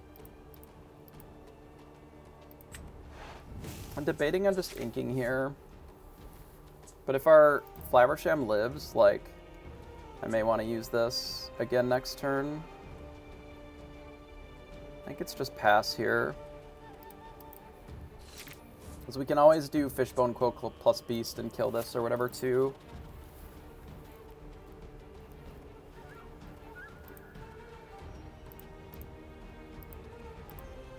I'm likely, if my Smee is still alive after this turn, I'm likely not going to do anything with it anymore, with the intention of playing around specifically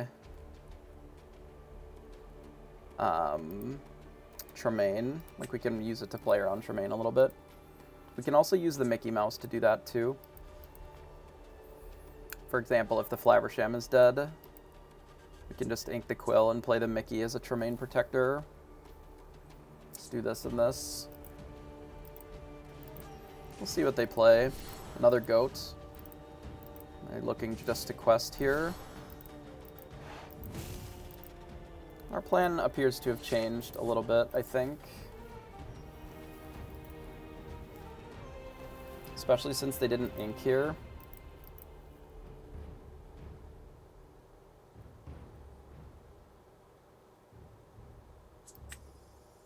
This is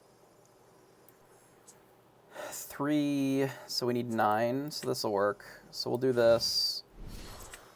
We can keep the beast. We ink this way.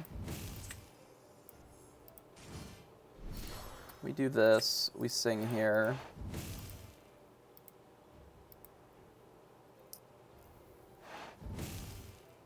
And then we quest with this and draw more cards.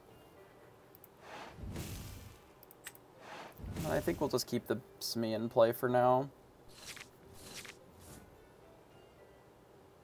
We don't need to collect our 2 out of it. We even have Dime if our Gaston lives. That's neat. Rabbit. Okay. I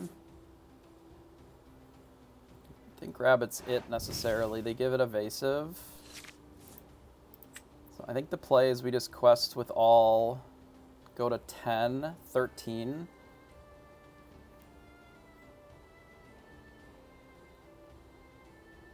I think now that makes sense.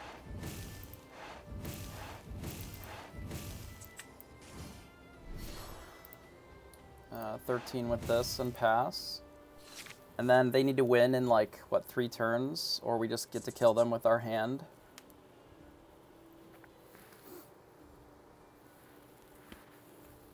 So a good on the play game. For sure. If they B-prep this, it's fine. Yeah. Okay. That is A-okay. Gaston. Draw Gaston.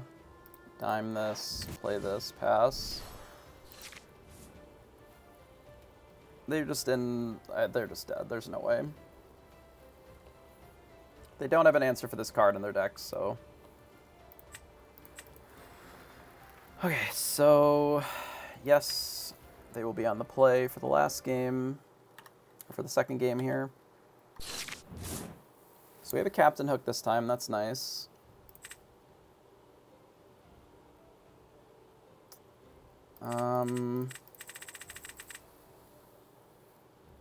I don't think we're supposed to keep Grab Your Swords in this match. I think I'm supposed to just send these 3. Use this to delay the early plan a little bit, and then just play for the long game. Okay, as a go second, this draw is pretty good.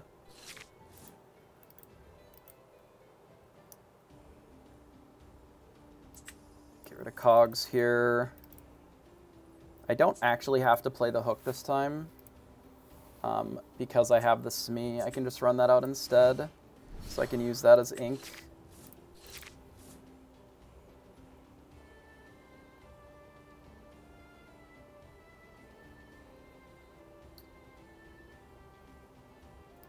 We've inked 2 of their things to play a Kuzco. Okay.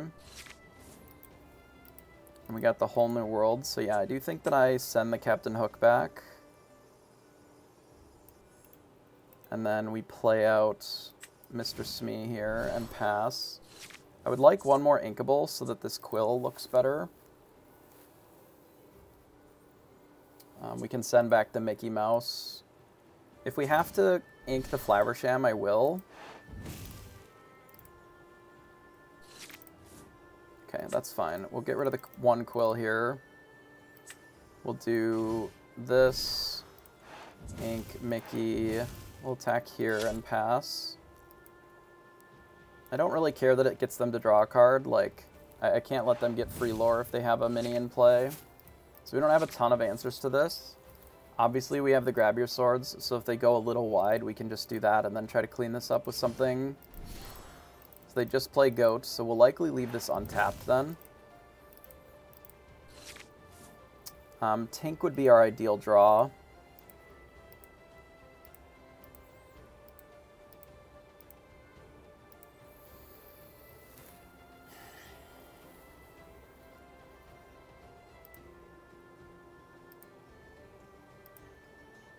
No, I don't really need to play the Mickey because there's just there's no time.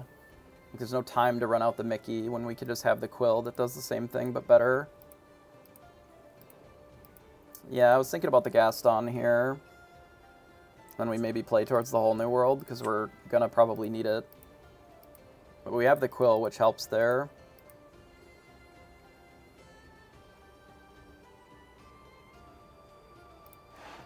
So we can send this and this. Play Gaston here.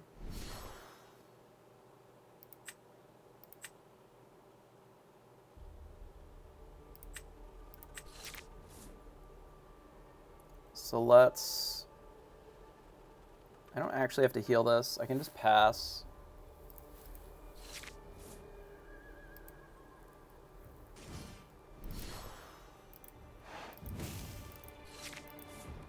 It would be nice to draw a Tinkerbell. But we'll likely need to Swords this next turn anyway. Smee can at least bully here.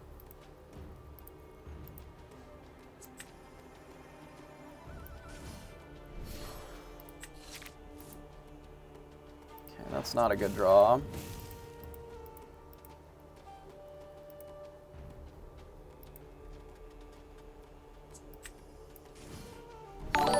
So it has to be Swords exactly. We have Let It Go, which we could use on the Surfer. I don't actually think that that's necessary here. I think it's okay. But it does feel like this. Like, I don't really want to ramp them.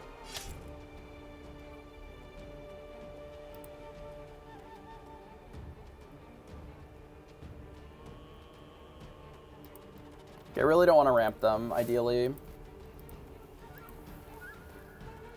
I think I'm just going to ink this. And grab your swords here, and then pass. And then we just, like, lose to Tremaine. I really don't want to lose to Tremaine. Maybe this is the play.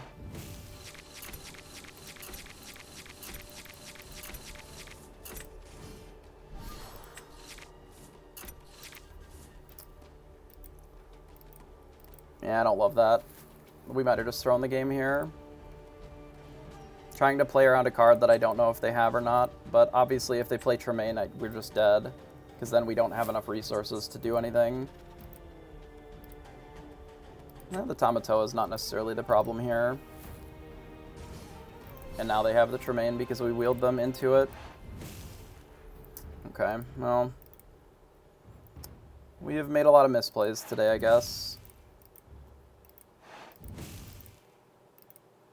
Against this deck specifically. I mean, that is a good draw.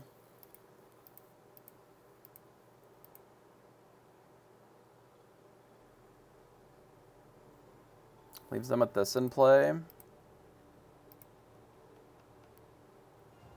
We can play like a cogs.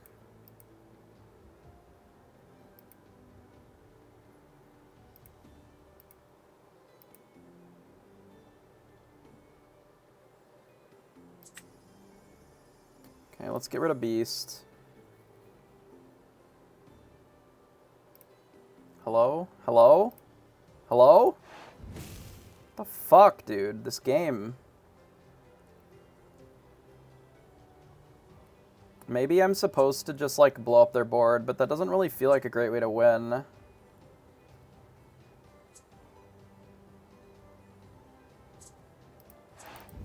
I mean, I definitely think this is what we're casting this turn. I'm just debating if I'm supposed to play the Cogsworth or the Let It Go on the Tremaine. I just don't think Let It Go on the Tremaine is the solution to our problem here.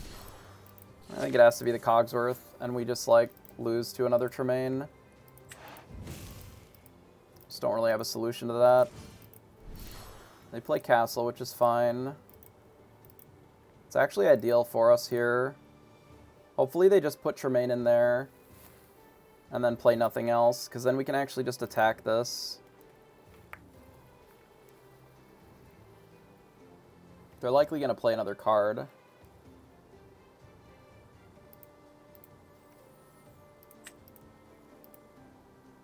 I'm surprised that they didn't use the snake to bounce the Tremaine here. Oh, never mind. They have it as well.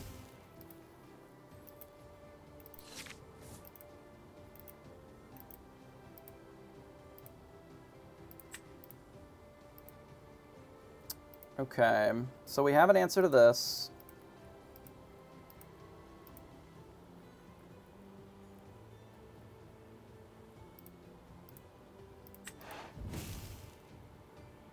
So I suppose it's we do that. Their Cogsworth. We go Tamatoa.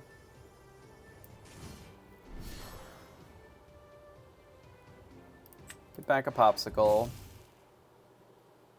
Play the Popsicle. Draw a card. Ink 2 things. Quill.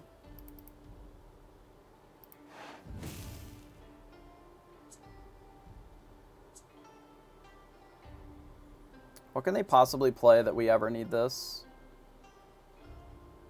Nothing. We do this. And I think we quest with Cogsworth here.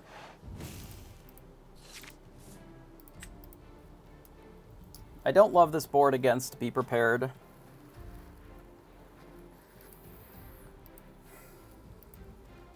But I don't really have much of a solution here. Maui I don't care about. I was assuming Maui here, which is what I want them to do.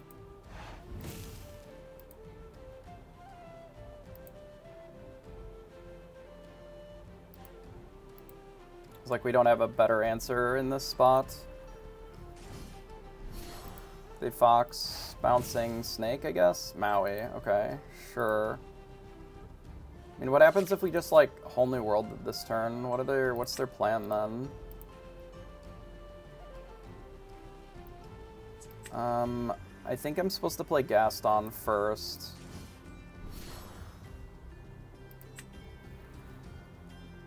We know that their hand is Tremaine, Maui.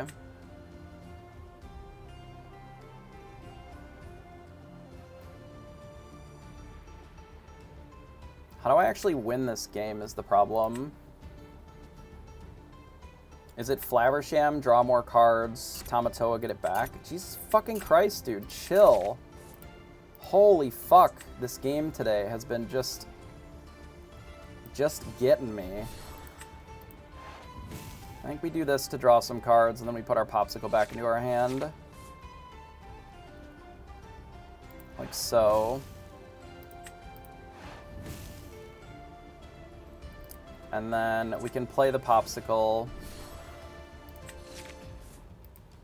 Alright, we have found a whole new world. get rid of the Cerberus. And I guess I'm supposed to get rid of the Tinkerbell as well.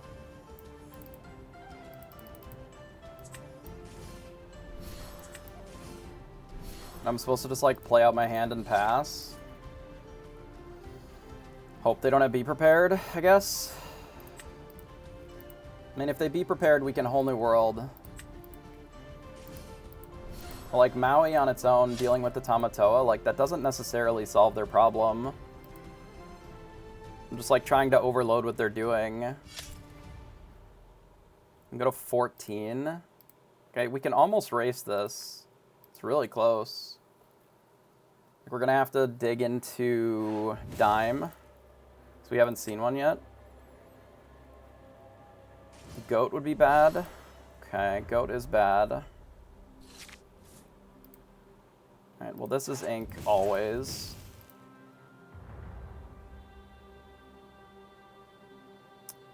I'm debating if I'm supposed to draw before or after I Flaversham.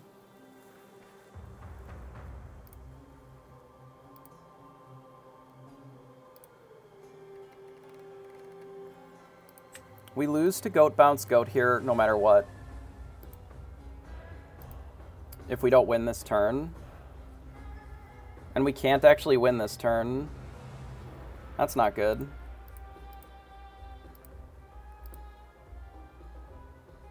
One, two, three. Okay, I'm just gonna cast this.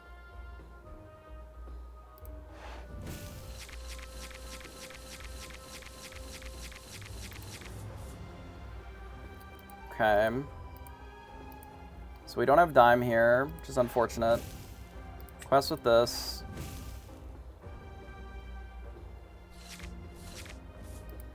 So we found a Dime.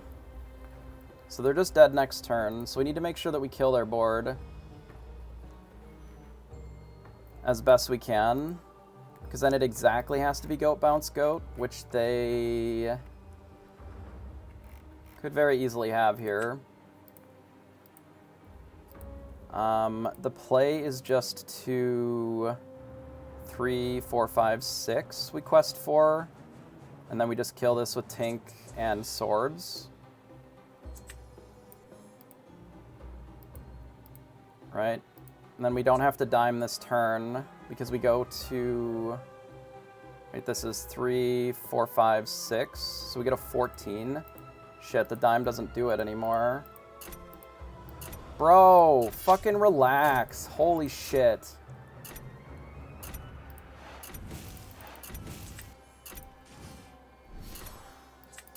Holy fucking shit, dude. The clock is just killing me today.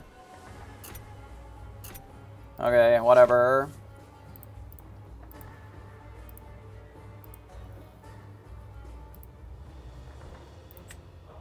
Like, I don't really think my turns are taking that absurdly long for it to be doing that, but whatever. Looks like we're not getting Goat Bounce goated here. If they B-prep this... Oh, we got it. Okay. It's fine. Everything's fine. I'm just slow because I don't know this deck, so... I think that's the majority of it.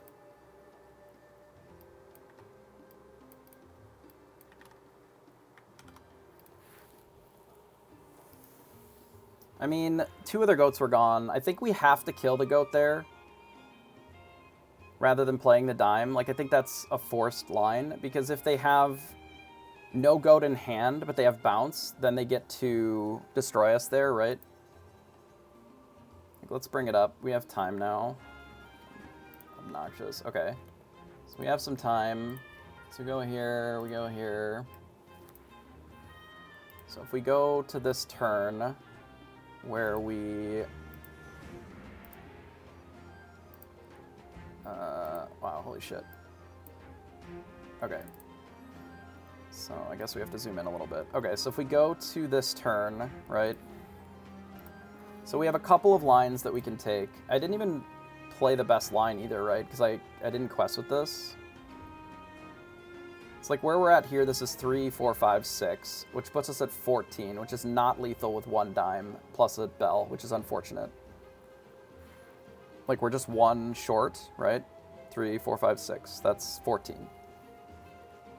So there's 2 lines of thought. Is you can either do a dime this turn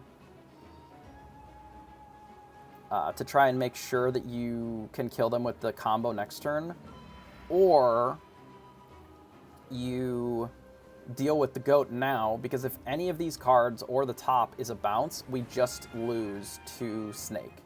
It has to be Snake, which we know that there's at least 2 of left in the deck. But if we kill this board, then they have to specifically have... they would specifically have to have Goat and Snake. Like, both of them, which is a lot harder of an ask when they inked one and they used another one. Like, one of them's already gone. And then 2 of the Goats are also gone. So then we're asking for 2 different 2-ofs in half their deck or whatever, versus... what we had on board here. I think the problem is if they B-prep, like, they know that we've drawn so many cards that B-prep is like their entire turn.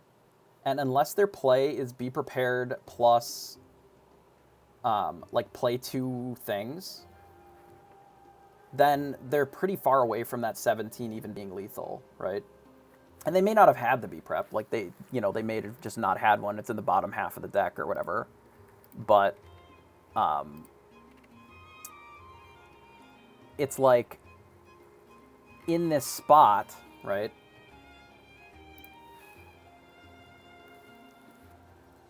We have to work around the most cards possible. So I think I thought about this way longer than I needed to.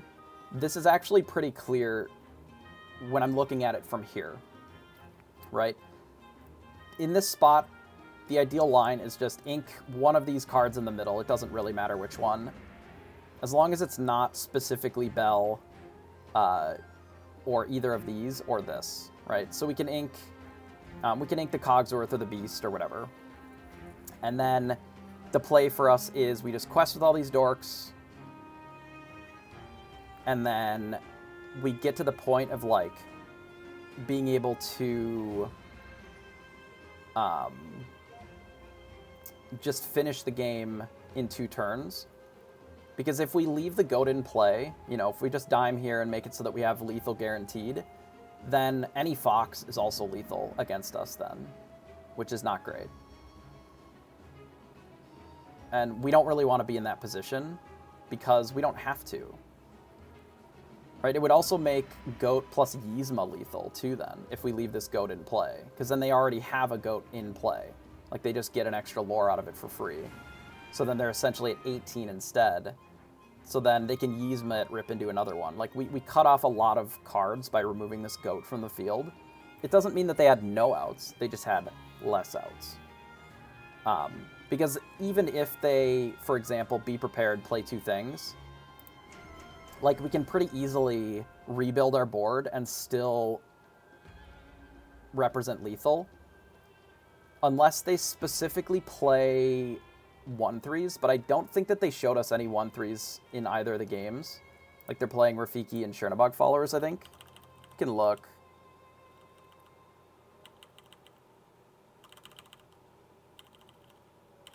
Like, I don't remember ever seeing any 1/3s, because they have Rafiki for sure. Did we see any of them get inked, for example? Oh my god, game, please. They play the Cusco. What did they ink? I didn't even see it. It'd probably be later that they would show it, right? I don't remember seeing any of them. But that doesn't really mean much because my memory is, like, dubious at best. What are they playing here?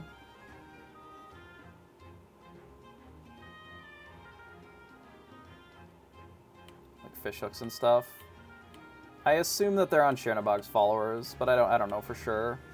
Yeah, I know I killed Cusco's. Okay, so they did have Chernobog followers. Okay, so we did see them. So then the reality is that because they have Chernobog followers and not the 1/3s, that there's no run out that they can do from here that we can't play, because we'd be at 14, right? Because we gain another 6, we're at 14. If they wipe the board, go to 10, and then play like a Cusco and a 1-drop, all of the 1-drops we can kill with swords, just swords alone, and most of their 2-drops. Like if it's Snake, then we would have to play 2 things, but then they only have 1 thing in play, right? And if they had the Snake, then we were dead to the goat anyway.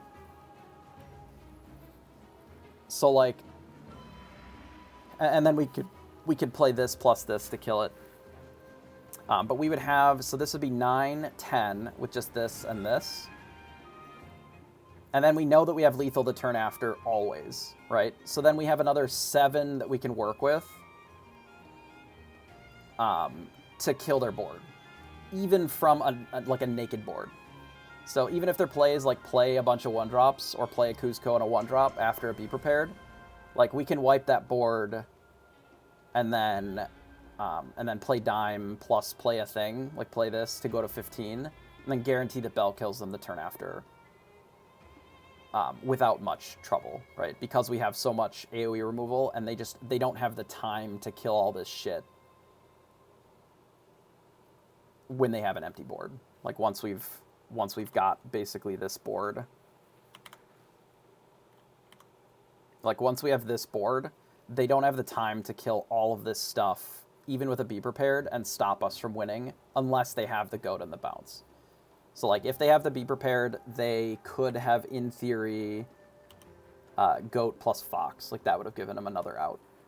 But obviously they didn't have it, so it worked out. Okay, so we're here. I do still think that the Baboom probably would be okay.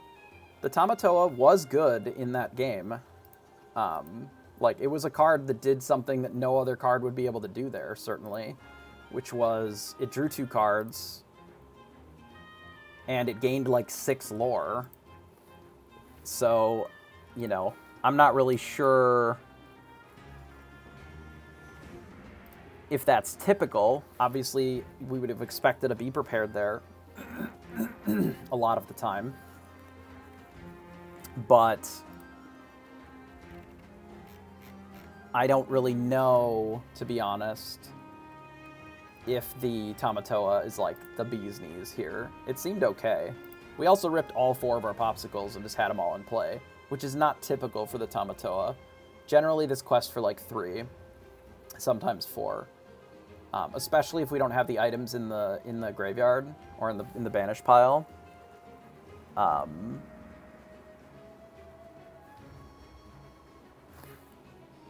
Because, like, if they're not in play, the 8/8, I mean, it's a 5/8, right? But it's still pretty large. May as well be 8/8. Still kills everything in the format except for, like, a handful of cards. But, like, it's also difficult. We made our opponent have to deal with it with their cards on board instead of questing. Like, they bounced their Maui to deal with our Tamatoa. After this already drew me 2 cards and gained 6 lore. Or 5 lore, which still felt pretty good. Like, it also, if we had had a dime in the bin, we could have grabbed dime back as well. Like, there's a lot of things going for it as, like, the extra dime slot, potentially, that maybe we want the Tamatoa in. But it's also possible that, like, that, if you're just running better interaction, you're maybe not in a position where the Tamatoa is as needed there. You know, it's something to think about, though. It did feel good in that spot, but I think that's the first time that I've actually cast it that it felt really powerful, and not just like an okay, you know, 5th copy of Gaston. Because it just is always drawing Popsicle, basically. Sometimes it draws Dime, but it's rare, right? The only time Dime is ever in the graveyard that we put it there ourselves is, like, if we don't Whole New World with it, but, like, or if we have it in our hand and we Whole New World, but generally I want to Fishbone Quill it and then Whole New World anyway. Yeah, just like a 5th Gaston. I mean, that's basically what this is. It's like the 5th Gaston, the 3rd Lucky Dime, you know, the 5th Popsicle sometimes. Like, it's not the best at any of those things, but it does a modest impression of those, like at the 5th Bell. You know, there's a world where we had Dime in that spot, and then we just quest with this, gain 6, and that's, you know, that's a race that we're winning pretty easily, right? Like, if we had had Dime off the Popsicle, instead of playing all that shit to the board, we just quest with the Tamatoa, Dime the Tamatoa, and that's, like, pretty good. They actually have some other answers with AS Flute. Some of the lists have been playing a bit of the World's Greatest Criminal mind, because A, it's good against opposing Cinderella Stouthearted, but sometimes they have to like deal with a Maui or deal with Dragon, deal with... There's like a handful of cards that it's good against, right? And not in every matchup. Like in the matchups where it's bad, they just like don't have it. But you can also combine it sometimes with Queen, like the Shift Queen, and you can use this as like as a removal occasionally. Like, it's rare, but it does come up from time to time, dealing with a problem card with the Greatest Criminal Mind. Like, I think this card is probably underplayed a little bit in these decks. Like, there's some worlds where it's just better than Zeus, because it's also inkable. Like, it's an inkable song, and this deck is a little rough for those. I do think Zeus is really good, though, so I can understand why you'd run them, but I think some amount of these is pretty good. Obviously, the combo with Queen is, like, rare and mostly irrelevant, but it is their way of dealing with Cinderella Stouthearted. It can deal with Maui if it's in play in a problem, if they don't have some of their other removals. I assume that the next round is, like, 1,000 years away. Those are really... I guess not that fast of games. It's, like, 5 minutes left in the round, so probably soon-ish.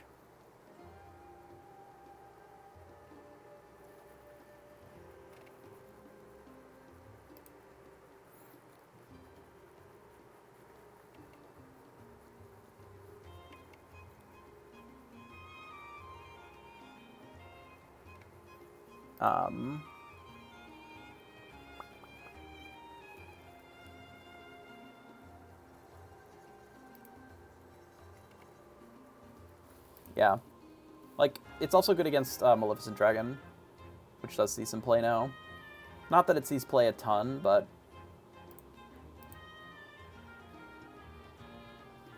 like, it is probably mostly just for those handful of cards that are actually seeing play.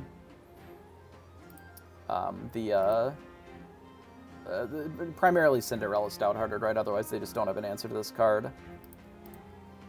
If it sees a lot more play, then the Cerberus is worse, too. So it's something to keep an eye on. If they end up running a lot more of that card to deal with, you know, if this catches on, or, you know, the bigger crab decks kind of thing, then there is a world where you would want something that is a 4/6, right? Then Rabbit is maybe better. Rabbit being just a 4/6 version of the same card. They were...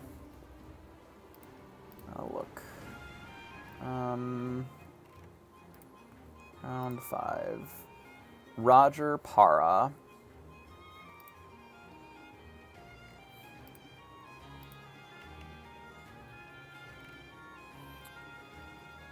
Roger Para.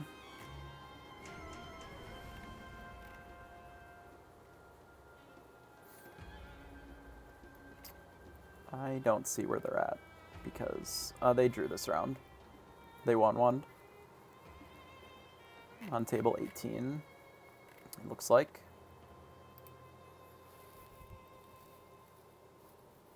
I mean, that's not bad. That's almost the same record that we have, really. Like, the extra 2-0 helps, but they're at, what, 10 points? Like, they can still win out and do okay, I think.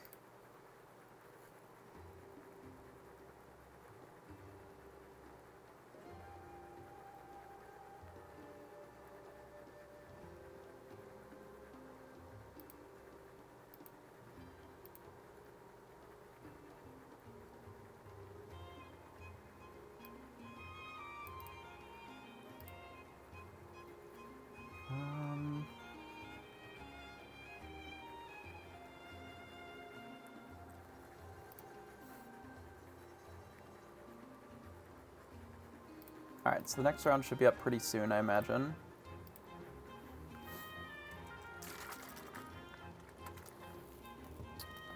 Give me like 2 minutes here, and then we will be back. Just gotta go do something real quick. What are the most points in this round? I can look. Standings. There are a handful of 14-pointers still. 1, 2, 3, 4, 5. And then 1, 2, 3, 4, 5, 6, 7, 13-pointers. We're in like 24th at 12 points. So we are in the top chunk, but not necessarily right near the top. But that can change very quickly. Like a single win and a lot of people getting 1 point like can shift that very quickly.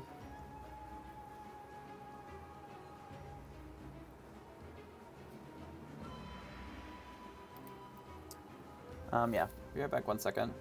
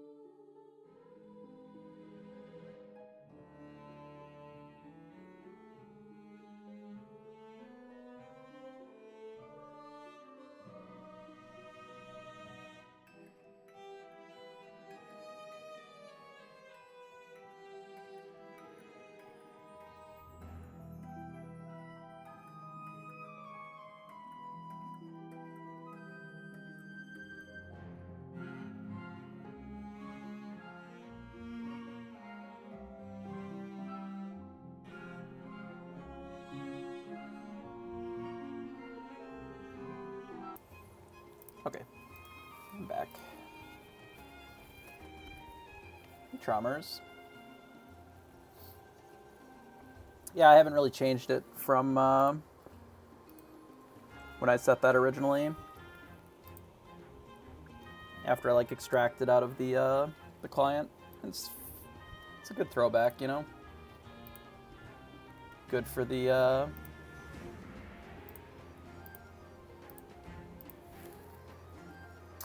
handful of players that still remember, you know, from the before times. So we got 3 rounds left. We're at 12 points. Gotta remember the past, yeah. It's good to remember where you come from. Yeah, you too. Or thank you if you're not playing, also.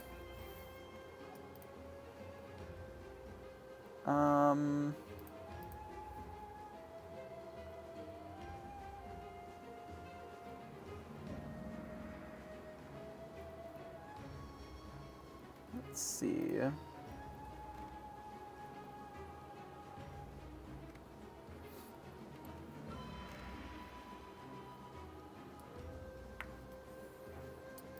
Well, we're in turns, I guess. 50 minutes does feel like an awful long time to be playing some of these rounds. FTF, I mean, I don't really have time to play FTF, really, is kind of the trouble. Like, generally this has been occupying a lot of my time. I don't really have a lot of extra curricular time outside of this to play a competitive thing, I guess. Yeah, it's okay. It is enjoyable. I enjoyed playing some additional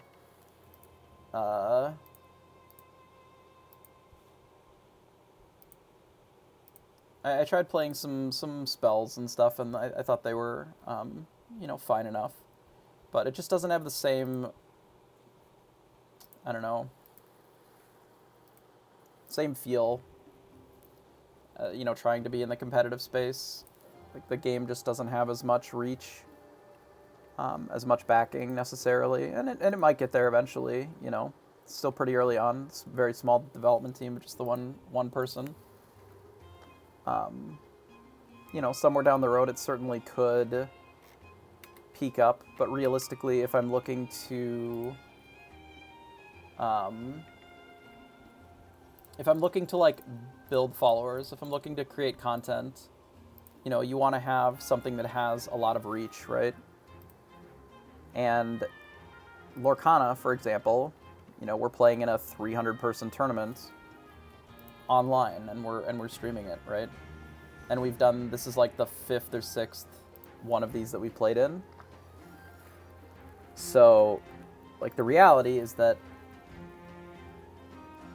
like, we want something that is both something that we can lean into competitively, but also has enough of a base, like a fan base or a user base, that it makes sense to invest resource in as a creator,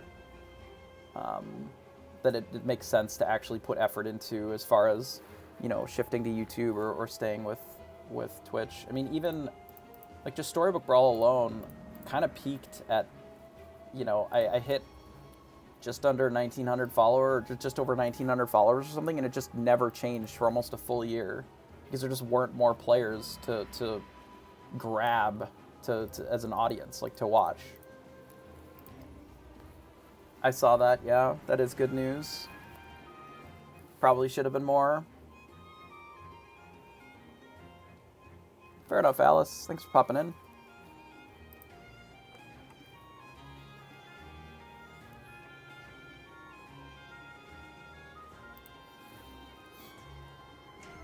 Yeah, if it was more, I appreciate all of the arguments where, like, well, everybody got their money back, because that just negates the fraud, right?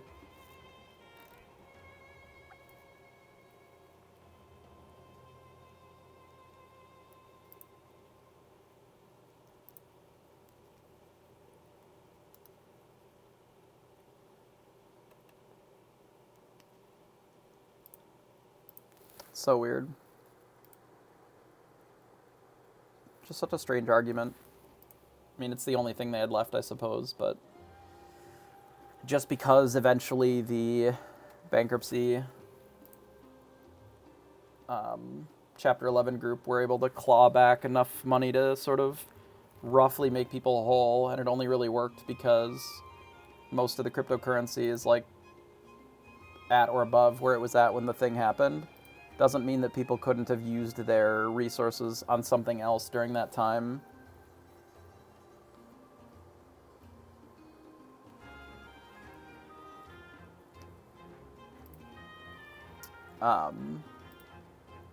And, like, just because you make somebody whole to where they were at, you know, back when the whole thing started, right, back in 2 years ago or whatever now, doesn't necessarily mean that, like, if they had done nothing with their investments, that they wouldn't have been higher now, right? It's kind of messed up. Better than nothing, I suppose.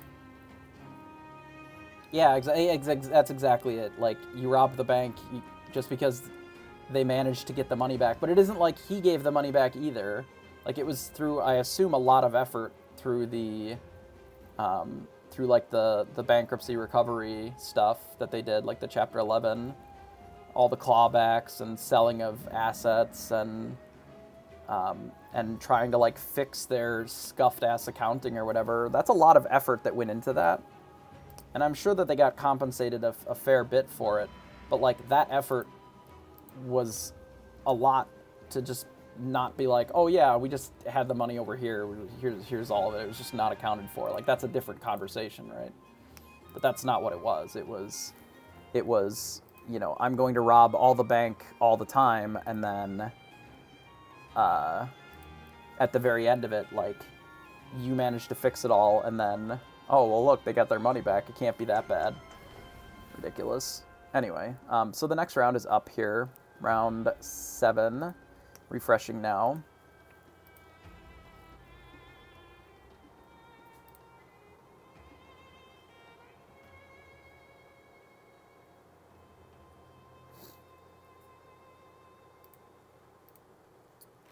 Okay, what is our battle? Alright, hello.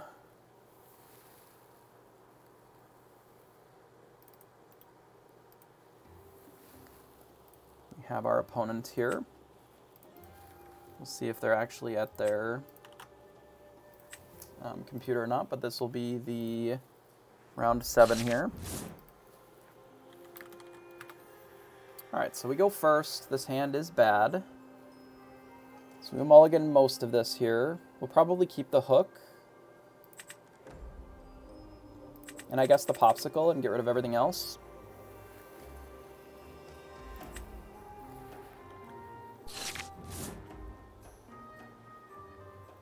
Okay, this draw isn't terrible.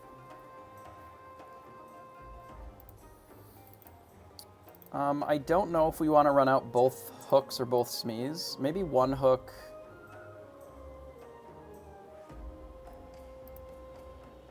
Like, we may not run out any hooks because we have the smees, like, on the draw here. Or on the play, rather. Because we do need ink somewhere. We're going to need to find some card draw at some point. But we'll see what our opponent is playing and whether or not we decide to run out more of them. We are likely going to smee on 2, but that'll dictate what we do as far as our future turns here. Cursed Merfolk. Okay, well this is pretty dog shit then. And Smee is still pretty good here. I didn't see what they inked because I wasn't paying enough attention. I thought it was... Oh, it was the green draw 2, discard 1. So this could be purple or it could still be Steel Song. Sorry, green steel.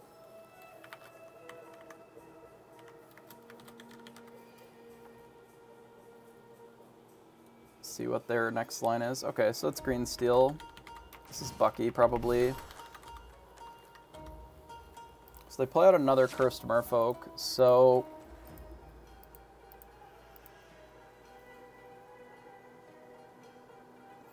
they likely have John. So they're looking to try and draw 2 cards off of our discard 2. There is a world where we lean really hard into like the Fishbone Quill, and then we just don't have cards for them to discard. But then that makes Benja better as well, which I don't love.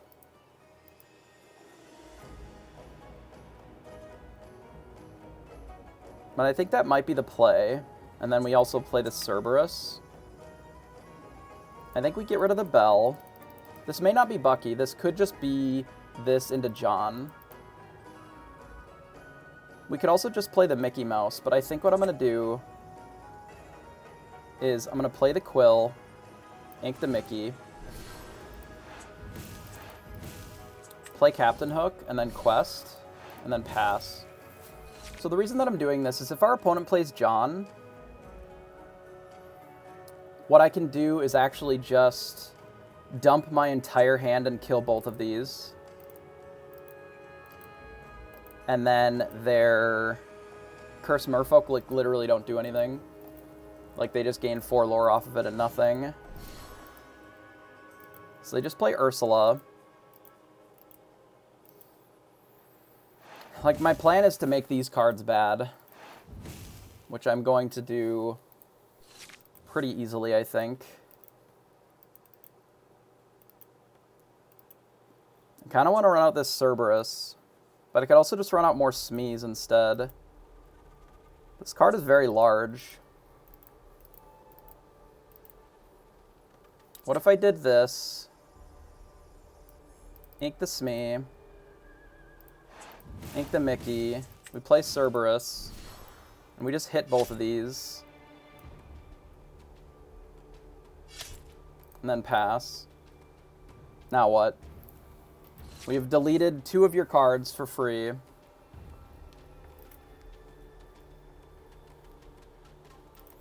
And there's not really a clean way for them to deal with this Cerberus without losing their Ursula either. This does not surprise me, but the best that it can really do is either shoot Cerberus, Captain Hook, and then Zeus.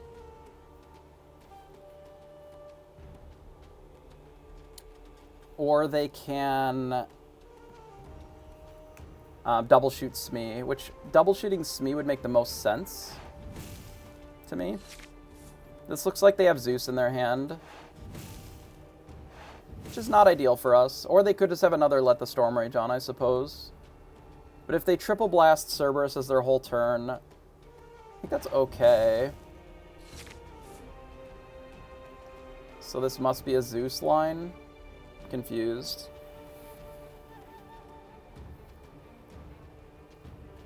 It would have to be Zeus on the Cerberus, which is okay.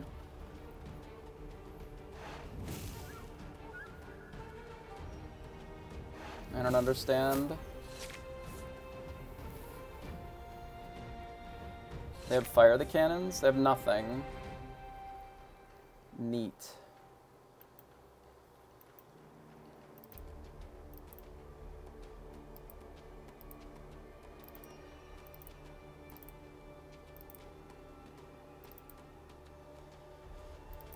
So, what does this mean then? They're looking to swords us, I guess?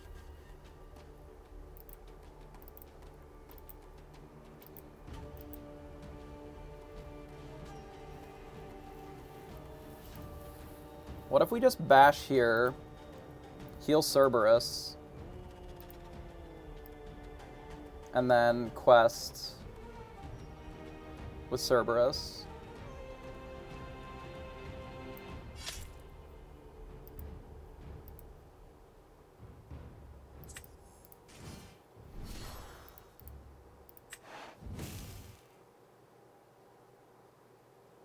That's such a weird line.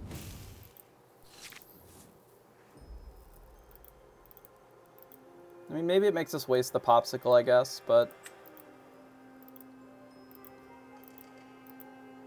they probably just play Robin or Pete or something. Sure. That's a good draw. They have, what, 4 cards in hand? We definitely rip Whole New World here for sure, right? Especially because we can ink 2 things this turn. And play this Smee. We want this Cogsworth for sure. Big Coggers is real good in this matchup. I think this is at its worst here. I think the item destruction in general.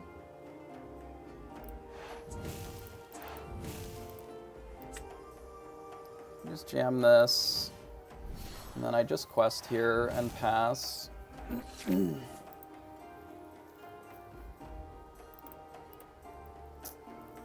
They didn't. They didn't have that either. They had Strength of the Raging Fire. They had nothing. We played around it for nothing.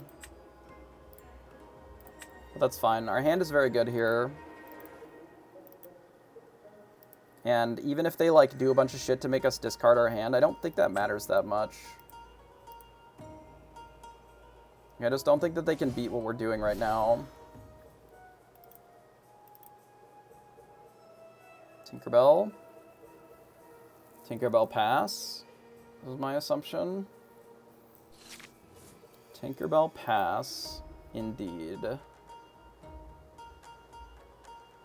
So, we definitely don't need this Rise of the Titans. I think we play Coggers. So Coggers, Bell. And we just, like, quest with everything. Since we have a Cogsworth in play. Maybe I should have thought about this more. Maybe we just, like, bin this Grab Your Swords and play the Beast. I don't even think we need to do that. Maybe we just don't even ink this turn. I assume that they're on Whole New World in this deck, but I don't even really know. Play the Bell out, and we just won't ink this turn, and then we'll get boomed if they've got it. But I think we just quest with everything. I would assume that they don't have Whole New World. You never really know. Like, you can have anything, right? Okay, well, we'll take game 1. Alright. I don't think they're on Bucky lists, maybe. 2 Cogsworths, a Whole New World, and a Grab Your Sword. Well, we're going to need some ramp.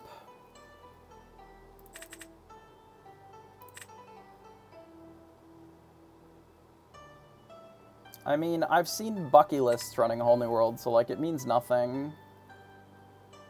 None of it means anything.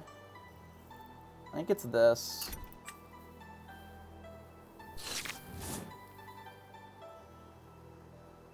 Okay, we got a couple Captain Hooks, which is nice. So that we can actually interact with what they're doing here. And on the draw, Captain Hook is where we want to be.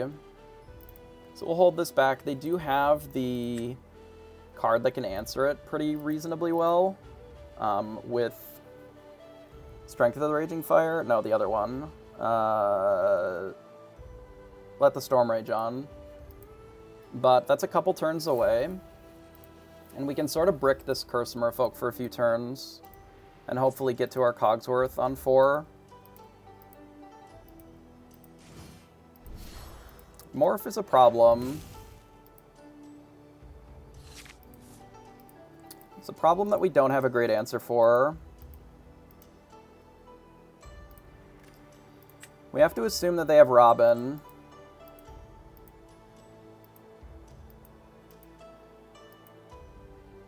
But I don't really have a great answer to that either.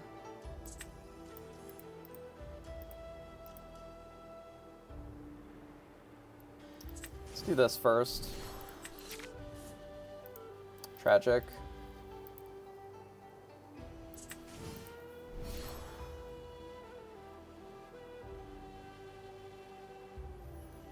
Do I just leave the Curse Merfolk in play so that we can try to threaten Robin if they shift it?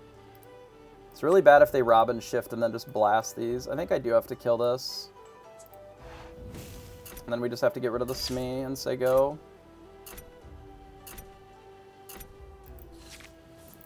And if they Robin us, there's not much that we can do about it. If it's Beast, I don't know if I care as much. It would be annoying. There's not really anything that I could do about it this turn, so... Okay, it's Robin, as expected. Okay, just Robin attack. It's fine. Okay, I think we get rid of a Flaversham. We quill the Gaston, and then we pass. And then I'd like to get the Cogsworth down sooner than later, ideally. This is actually good for us. They ink a Robin. Okay. Well, it's not great for us, but that card's actually good for us. But I don't really have the ability to play the Cogsworth and keep this.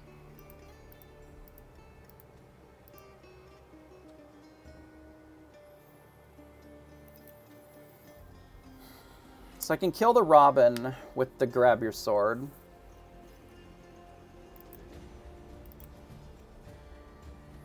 Like, I just hit here, Grab Your Sword.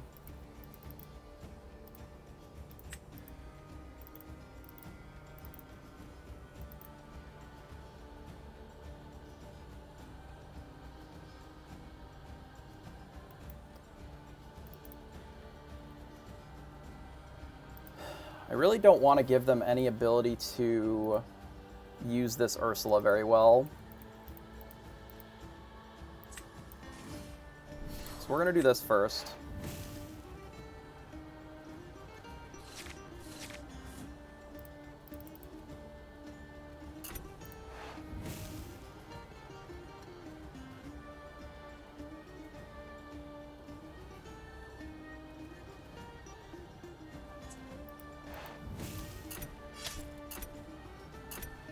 I think it's this and pass.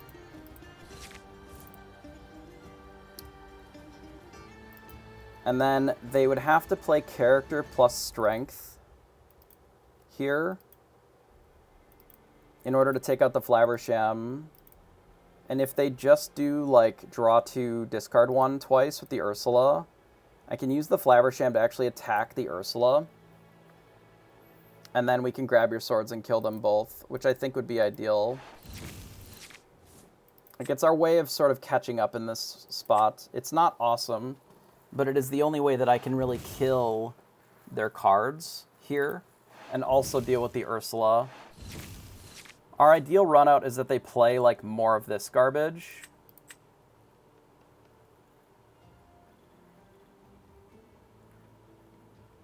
Otherwise, I don't really have a lot of options.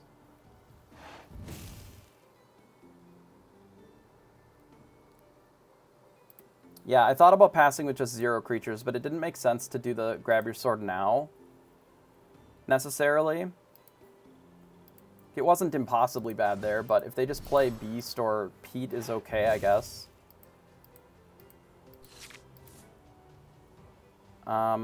We just attack this. And then we swords. And then I think I ink one of these Cogsworths.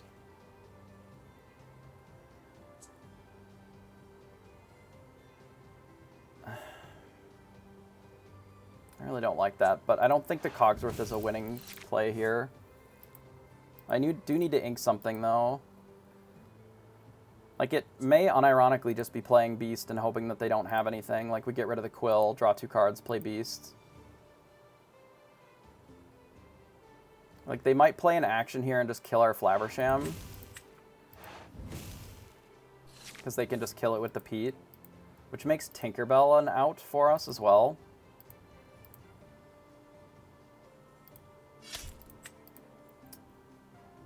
Tinkerbell would be a good draw for us. Or another Swords. Tinkerbell would be a great draw for us. Okay. Alright, you know.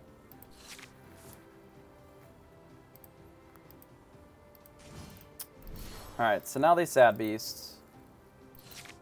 Which we could counter with our own Sad Beast. We can look for Let It Go on the Sad Beast as well. Or we can just jam Cogsworth. I feel like it's better just to get the Gaston going.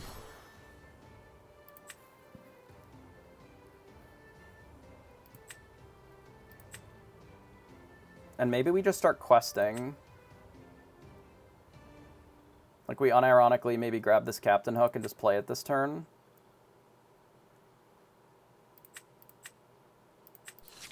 And we just try to race.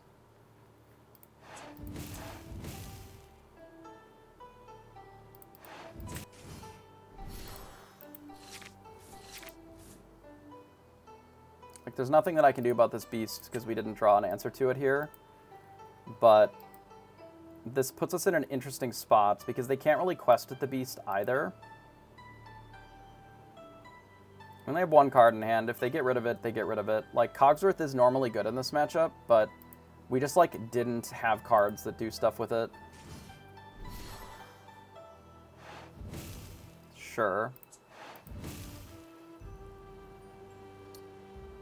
We have 0 Zeus, but if we revealed Let It Go, we can still get the Beast there. Like, they can't quest with this.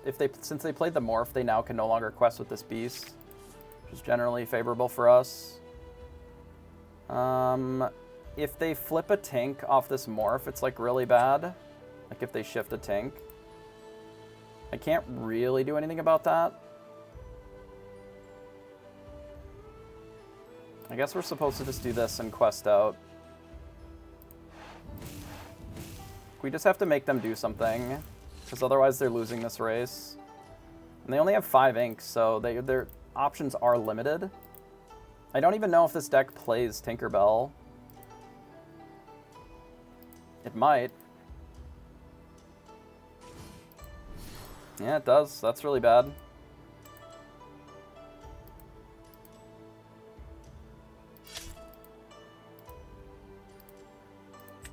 So they tank and then they shoot, I suppose, the Captain Hook. Yep. Okay.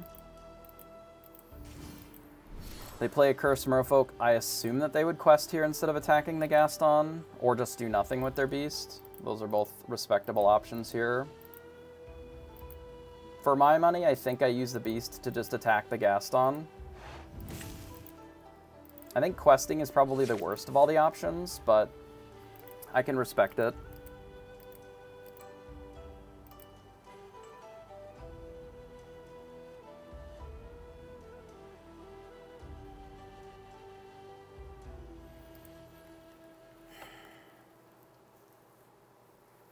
Man, our top decks have been unfortunate.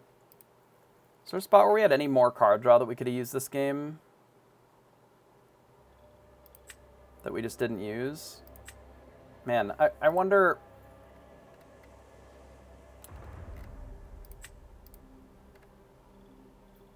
I wonder if there was a world where we were supposed to, like, just shoehorn one of these Cogsworths into play just so that we have more protection against something like Tinkerbell.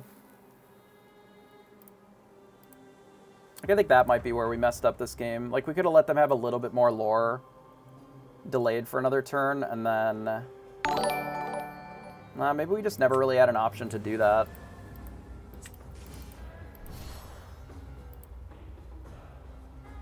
I mean, we're not just dead. We just have to Gaston here. And then pass, but...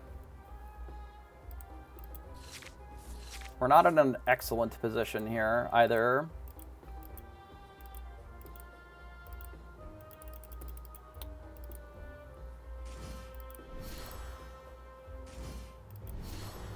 Like, the way that we win this matchup from here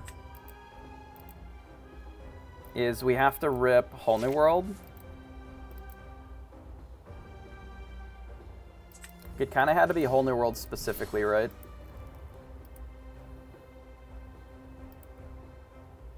Two Cogsworth and Gaston. Yeah, maybe. Like, we're just a little lower on ink, but we just, like, have more more Cogsworths. That is possible. We can't really race, we have to just attack their things.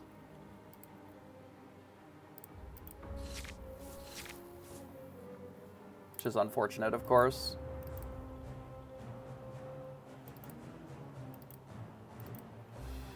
We are not just dead. But we could be in a better spot here, certainly.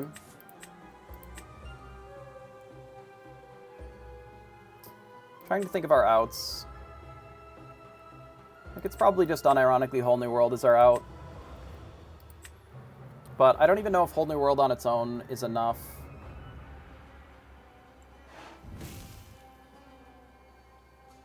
Like, let's assume that our opponent quests out here and plays, we'll call it another Sad Beast or Robin or whatever. We don't have enough resources to do Whole New World plus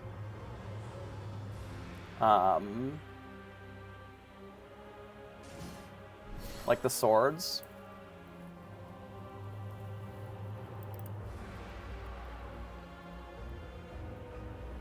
Like, we almost certainly have to do, if they go up to 16 here, we would have to do Cerberus on the Beast. And then we just, like, don't have enough answers for these.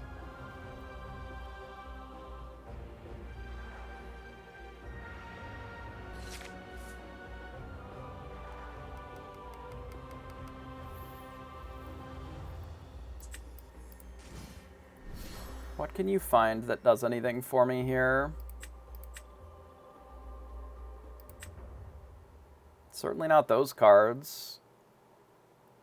Is there a way for me not to die? 3, 4, 5, 6, 7, 8, 9. So we can go to 17.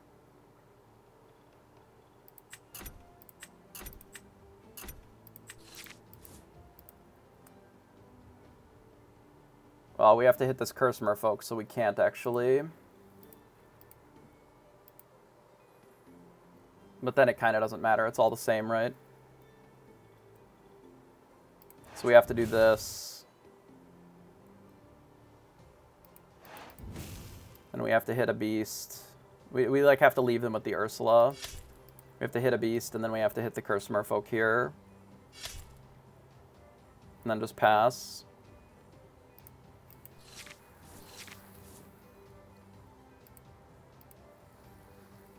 Unfortunate. Unfortunate draws. Like weirdly, a whole new world at any point. In the last, like, 2 or 3 turns could have given us the out. The rip of, like, beast plus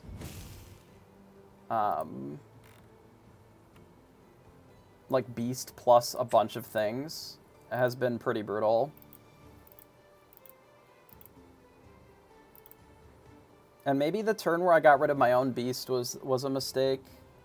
I actually think the problem maybe this game was that we didn't use a Cogsworth earlier.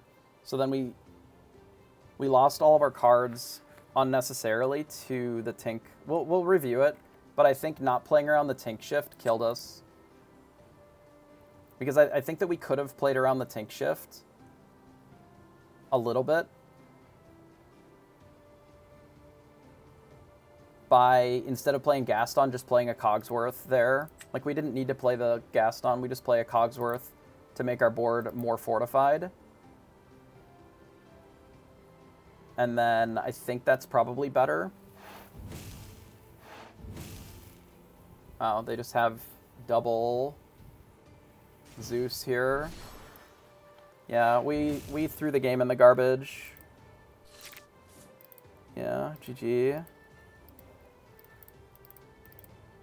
I don't think the beast was the problem. I think it was that we just didn't develop the Cogsworth, and then it caused us to lose. I don't think the beast was necessary. Like, they have so many fucking Zeus and shit that like, the beast isn't the problem. It's more that the not having the Cogsworths in play made the rest of our cards, like, we got 3 for 1 in a turn where they shifted onto a morph. Like, that was what killed us. We threw that game, I think. I think we threw that game right in the garbage. Absolutely right in the garbage.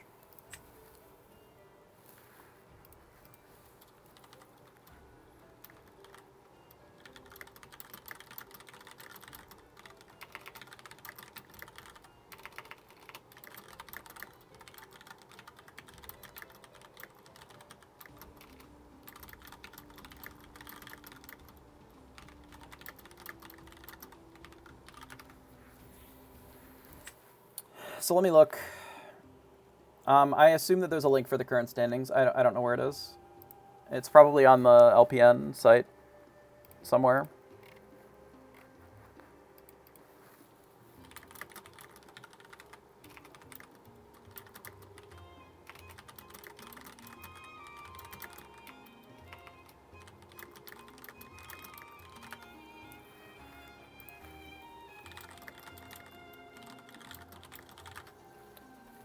Yeah, I think we threw the game in the garbage. Let me bring it up and I'll show you what I mean.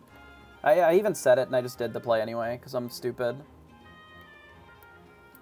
So we go back here. Well, we gotta zoom in a little bit. So we go here. And we go back to, this is game 1, right? Where are we? Okay, no, we'll go back here. More. Oh, we fucked it so early on. Okay. So we fucked it right here, right? Like, we already fucked up the game, I think, at that point. So if we go back a little farther... So we have this in hand, right? So we're on this spot right here. Okay? I don't hate our play in this spot. Realistically. Like, doing the Cogsworth, hitting the Ursula... Or the Flaversham hitting Ursula, and then doing the grab your swords, I think is fine.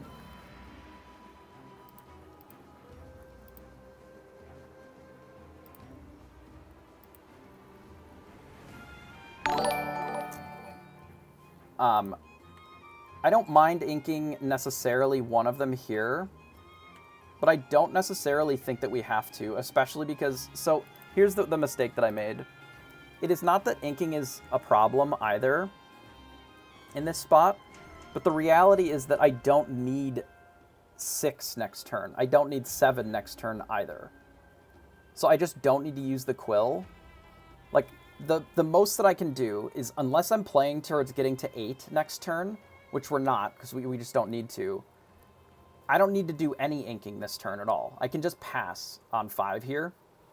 The best thing that they can do is use their Pete to kill my Flabbersham. And then either I play out the Cogsworth or just a Beast here, right?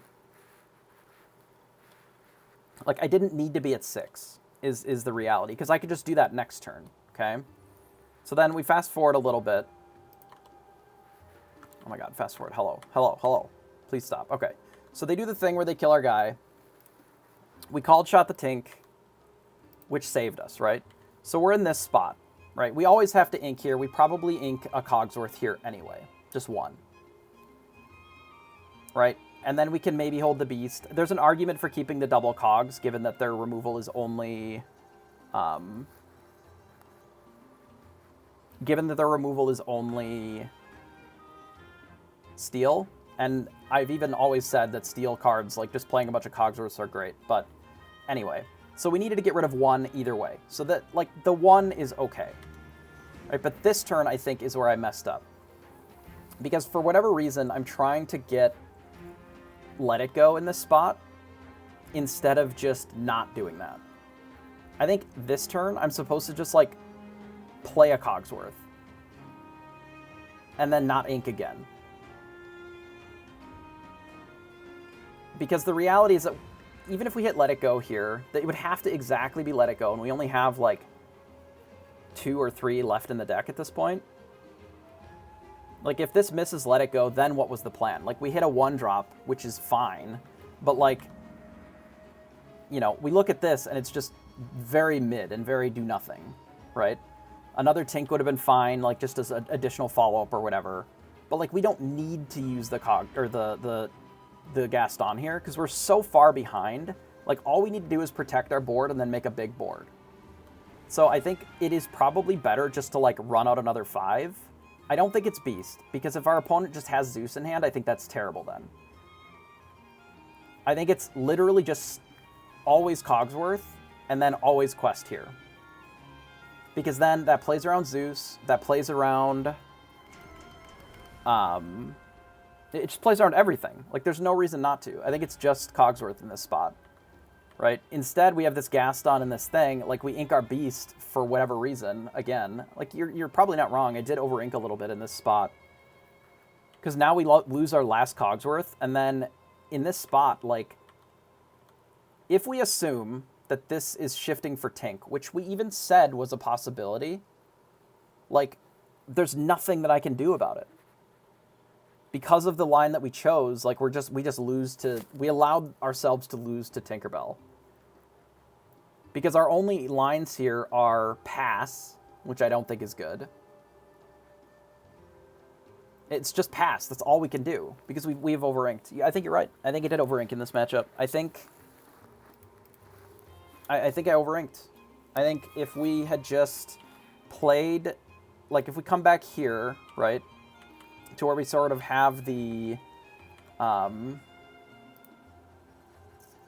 where we sort of have, like, this spot here. Like, this, I think, was fine.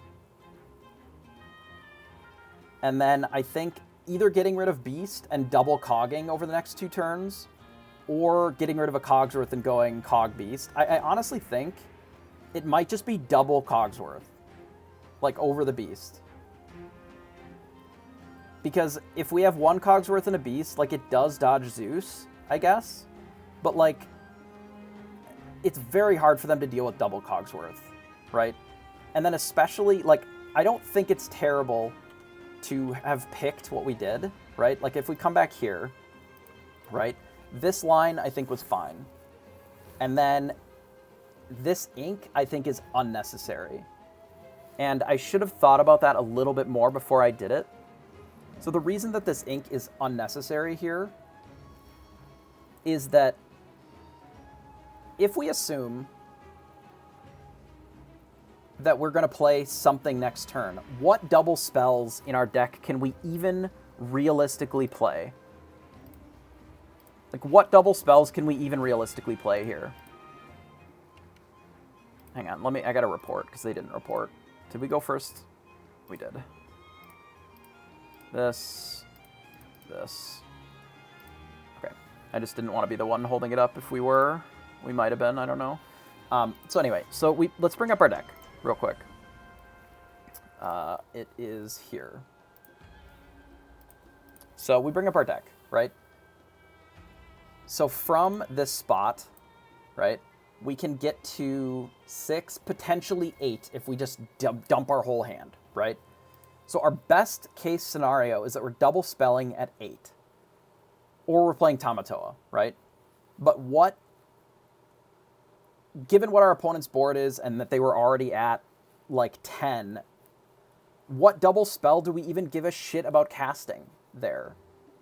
That's just better than playing a Cogsworth. It's almost nothing. Like, it's realistically Cogsworth plus Smee, but that's only 7, which we could have done anyway. Like, I don't think 8 is a breakpoint that we cared about in that spot. I think that 7 could have been, where we do Cogsworth plus a Smee, potentially. But I don't think that we ever needed 8 on our next turn. And since we don't need 8, we can just... Yeah, I was focused too much on a whole new world for sure, and just trying to get ink, which was an error. You know, that was obviously a mistake. But like in this spot, I'm supposed to just pass, because our worst case scenario is what? Basically, what happened where our opponent like killed our thing and played another guy. They could benge the Fishbone Quill, but that doesn't matter. Right? We don't need more ink because of what our hand is specifically. So then we can wait on the Quill to just do it next turn. If we need to get to 7, we can do this exact same play next turn. And then we don't have to make this choice now, right? Because once we get to the next turn, right, our opponent... Go back a little bit. So now we're here. No, one back. Here. Right? We're in this spot. Our opponent plays this, and we rip the exact best card in our deck, which is this Tinkerbell. We're always playing that Tinkerbell here, but we could have then made the choice between double Cogs, Cogs Beast. At this point, we could have made that decision now. We didn't have to do that the turn before. And that would have given us the more information to work with, because we would have known, okay, so we just blasted their board, they have 2 cards left. So what are the best things that we can do to use this, plus these, to just shut down the game? And it literally would be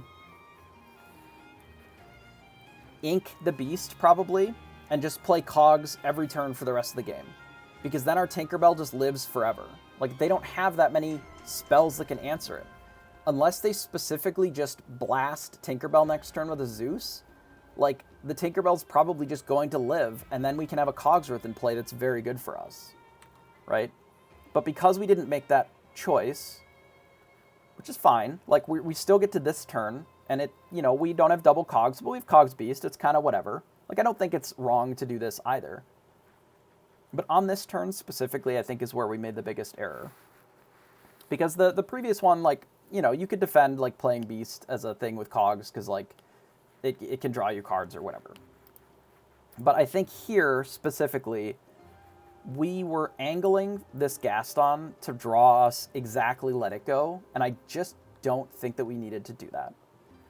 I think we can play Cogsworth here, and just quest with Tinkerbell, and then say go. We can keep all this shit in our hand, and then we can just play like a very mid-rangey game against our opponent.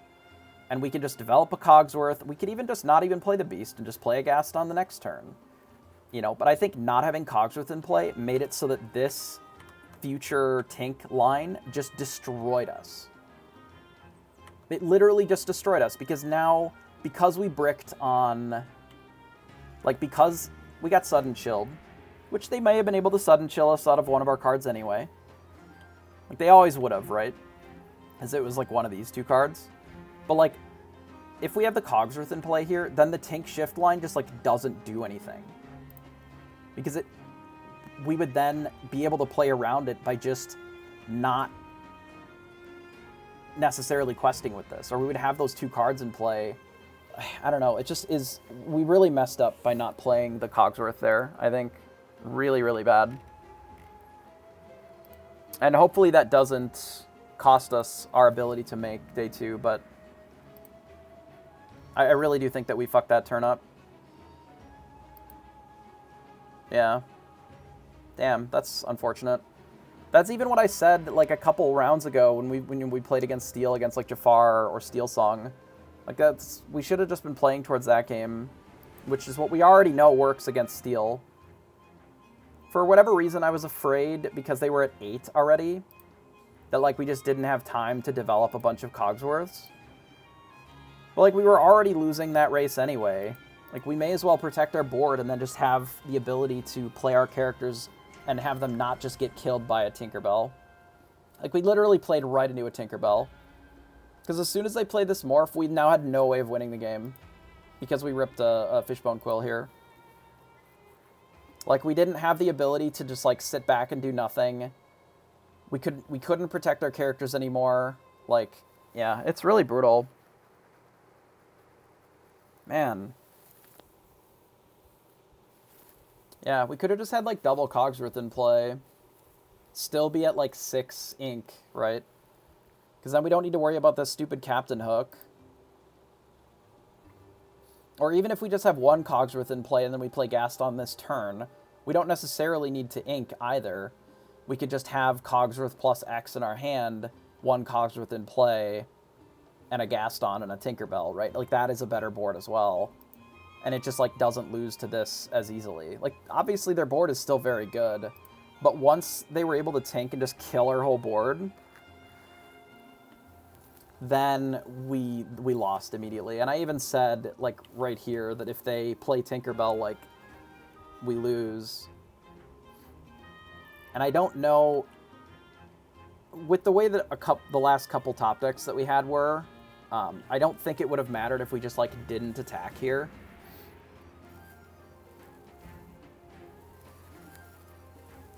But, like, even if we don't, okay, so let's imagine that we don't attack here at all. We're at 2 to the 8. Is this even still a winning board? It's not, right? Because then a Swords kills us, another Tinkerbell still just, like, is insane. Like, we just didn't develop a board that is resilient at all to, like, the normal removal spells that they have, and we knew that we should have been doing that. And then we just, like, didn't have enough... We didn't rip any real card draw, like, we didn't have the whole new world or whatever. So we're just playing, like, whatever we draw off the top and losing to Beast because we don't have a board that's resilient to be able to, like, attack into what our opponent is doing or quest and not just lose to what our opponent is doing. So we fucked it. It's fine. We still got a couple more rounds. That's unfortunate, though. It definitely feels like we have made a lot of mistakes today that have cost us a lot of rounds.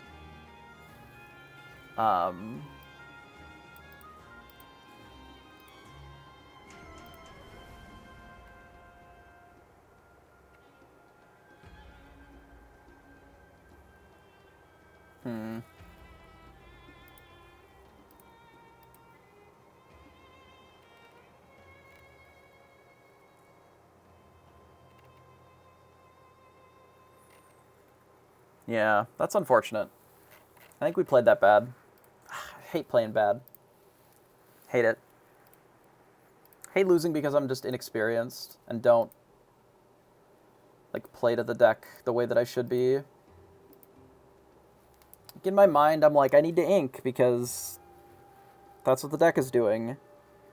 But the reality is that, like, in that spot exactly, we already had all the cards that we wanted in our hand. Like, getting rid of Beast or Cogs, I think is still okay in that spot, but we definitely should have had one of these just in play. And we definitely didn't need to use our Quill every single turn, because obviously if we don't draw the whole new world, which we didn't, then the extra ink was mostly useless, because we were never double spelling anyway. What a shame. What a fucking shame.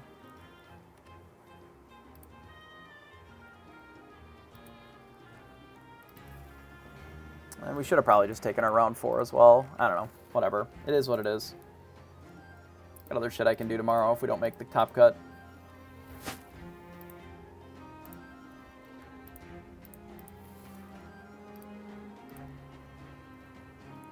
How are our standings looking? It is unlikely that 16 points will make it. How many do we have? 13. So if we won the next 2 rounds, we only have 15 anyway. 15 already goes down to like 10th, so it's going to be pretty unlikely that 15 is going to be enough. But you never know. The top handful of players could just, rip 21 points or whatever, and then that takes some away from some of the other potential ones, I guess. I don't know if that would work, because I assume that the 5-1 ones will get paired. I don't really understand. I don't care. We're just going to battle. That's all I can do. We're going to turns, I see.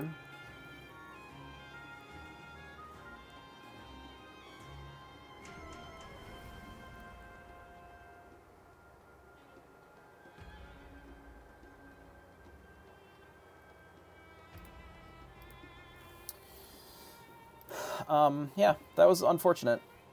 Like, the way that I navigated that game, I think, for a steel matchup was playing too scared again. And that's happened a few times this event, where we just don't try to establish a board and then win eventually. We're trying to go too fast in one direction or the other, and we just don't necessarily have all the pieces to do that. That could have been an interesting spot for Sad Beast with a Cogsworth in play. Because it does make the Zeus not really work there as well. Like, if we have the Cogsworth in play and then they play Morph, we can untap and just play Beast, and then even if they shift Tank, like, this doesn't take damage, we can just assume that the Tinkerbell just, like, doesn't work there.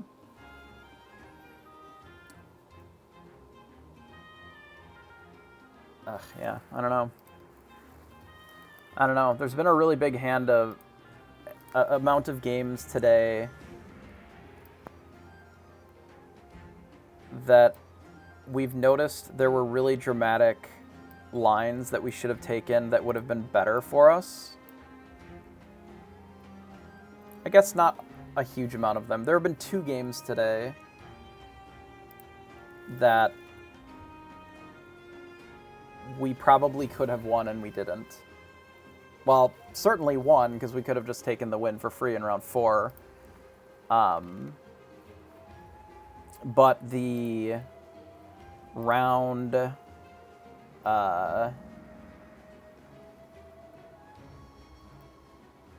round 4 and 5 are 1-1s. I think were unavoidable, given the play draw. So unless against the red-purple player, we just, like, don't play the second game because they were late or whatever, I think those losses were unavoidable. Like, Jafar on the play just, like, killed us on turn 4. But against our round 1 opponent and against our round 7 opponent, I think I had lines that we could have won, and then I just missed them entirely, which feels pretty bad.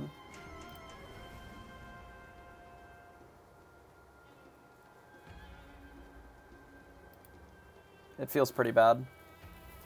But, there's still 2 more rounds. We'll battle. We'll battle.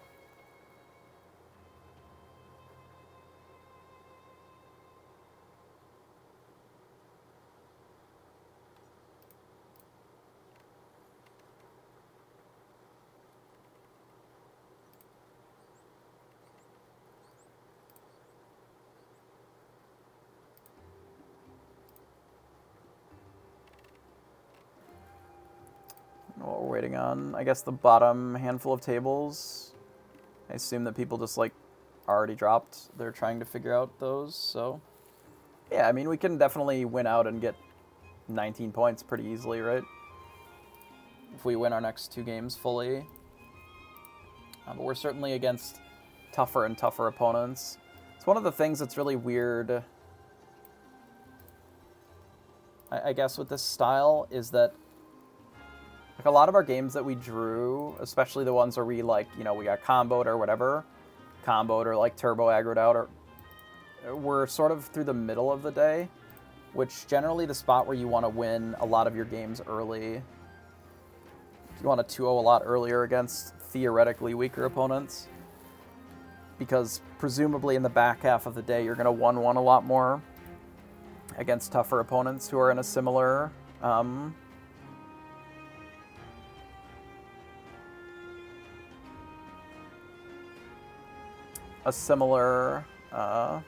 style. I don't know, we'll see. But we got a couple more rounds.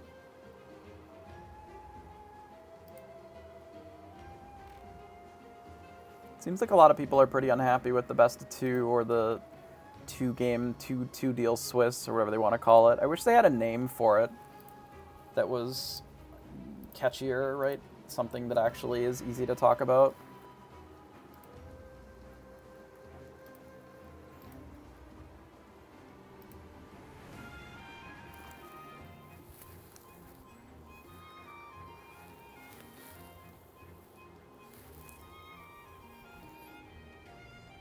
Two-game rounds, I don't know.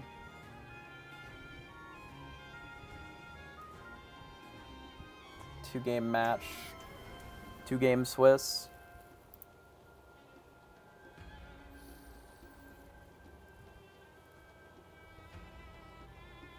Yeah, I'm not clever enough to come up with a sweet name for it, but best of two is not really what it is. Because it's not like first to two or anything. It's just you play 2 games per round. It is literally just 2-game matches where you're just battling against somebody twice, and then whatever the result is the result.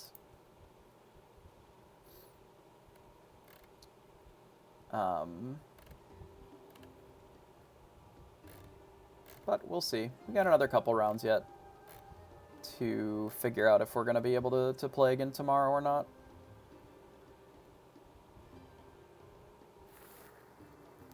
Still just waiting on the last round here, I guess.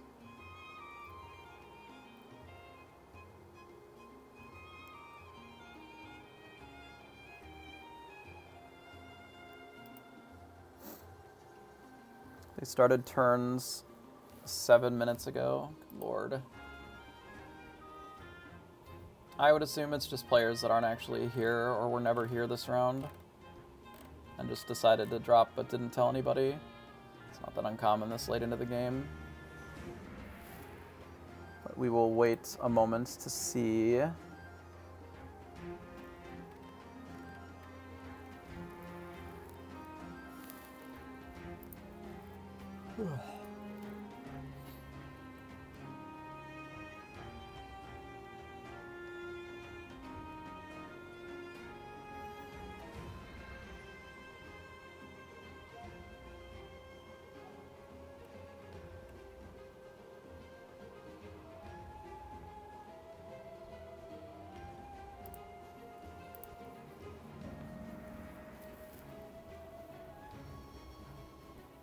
Yeah, I'm still alive.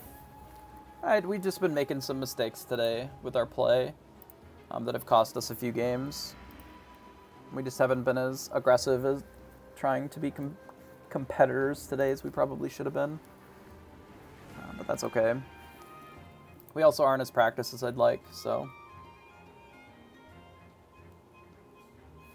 Yeah, I mean, the play-draw thing is problematic, right?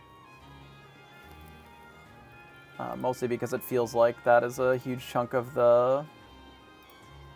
Oh, goodness. Who am I battling? Come on, website. You can do it. You can do it. No, it can't do it. It's impossible.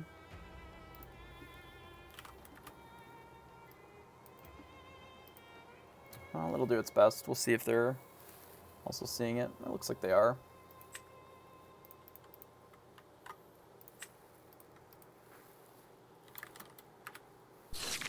Alright, looks like we get to go first here.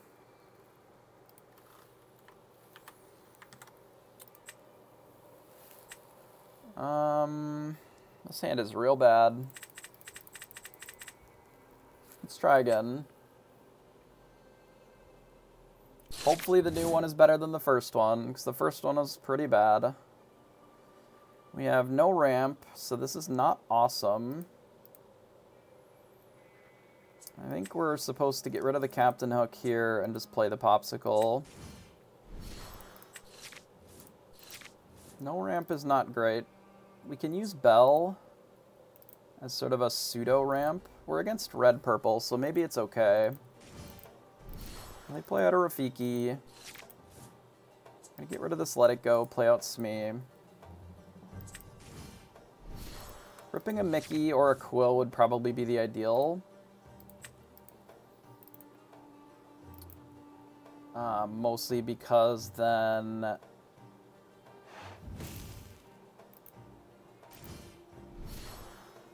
we can actually ramp. If not, we're going to be playing a pretty slow game. Is this worth on turn 5 versus... It could be, actually. Just doing nothing this turn doesn't feel very good.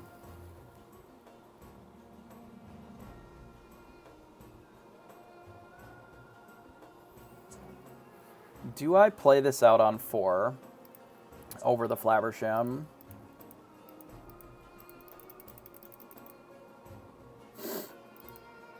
Likely no, even though it's our only ramp. It's not super good ramp is the problem. We certainly don't need 2 Flavershams, I think is maybe the rub here. We'll let them trade their snake with a Smee if they want.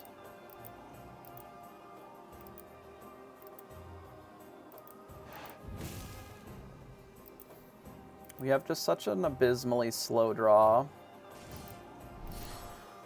Oh, maybe they're just not going to play anything that we care about. That's nice.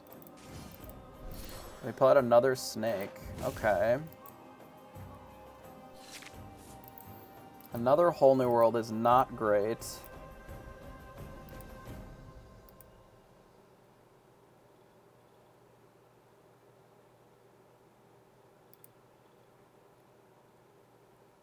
Bell, Ink. Play this on 5, and then Whole New World. Which means that we just, like, don't need the Flaversham. We could play this on our next turn instead, right? Because we can do Ink, go to 5. Unless we just don't rip an Inkable.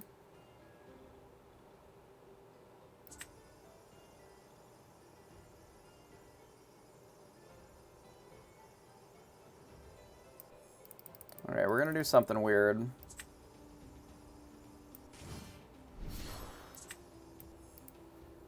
We're going to do this, and then that's 2 Flavershams. So what if we quest with Smee and then heal it with the Popsicle? Or just don't quest with Smee. Maybe that's better for 1 turn.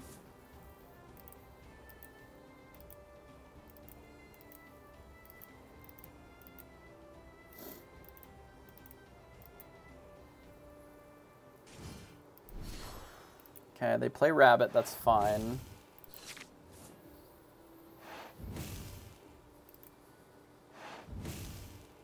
Okay, so they attack with 2 things. We could slam a Cogsworth, but I don't think that's what I want to do here.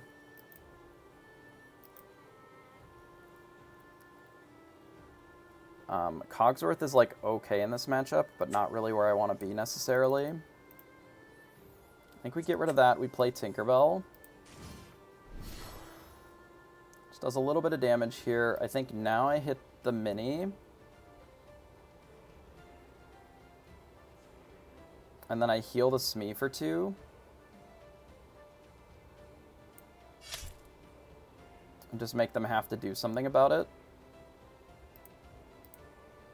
Like this. And then we just pass. And then we're looking to, like, Whole New World with this Tinkerbell, most likely. Obviously, this is worse into Maui. But if they don't specifically play Maui here, like if they're just drawing a bunch of cards, I feel like the whole new world is going to be really solid here.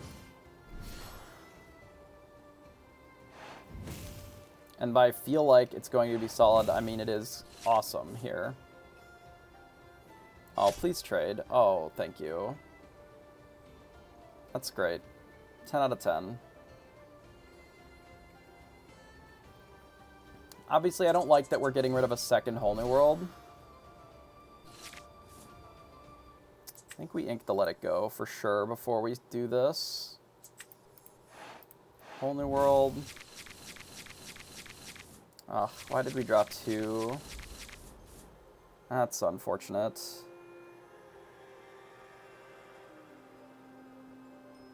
Well, we only get 2 whole new worlds this game, I guess. That's fine.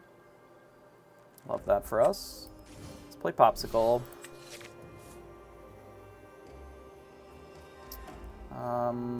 Cogsworth doesn't necessarily make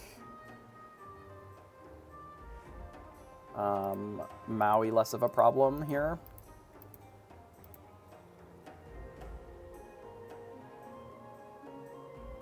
I honestly think the play is just Flowersham.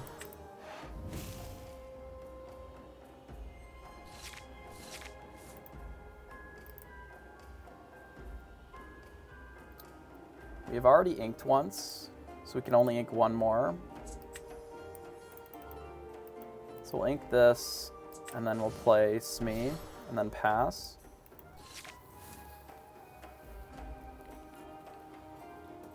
Should look and see what we got rid of.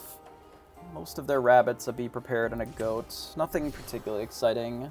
This is not surprising here.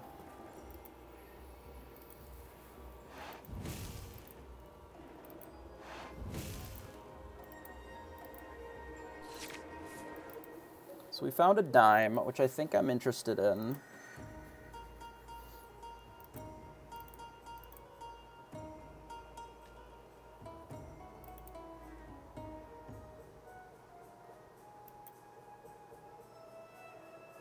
We can kill their whole board here.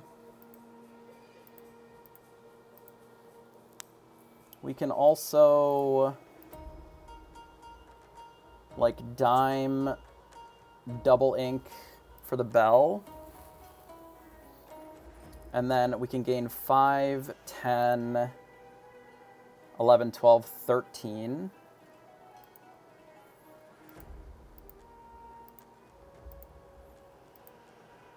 I can also just, like, use this to hit here instead.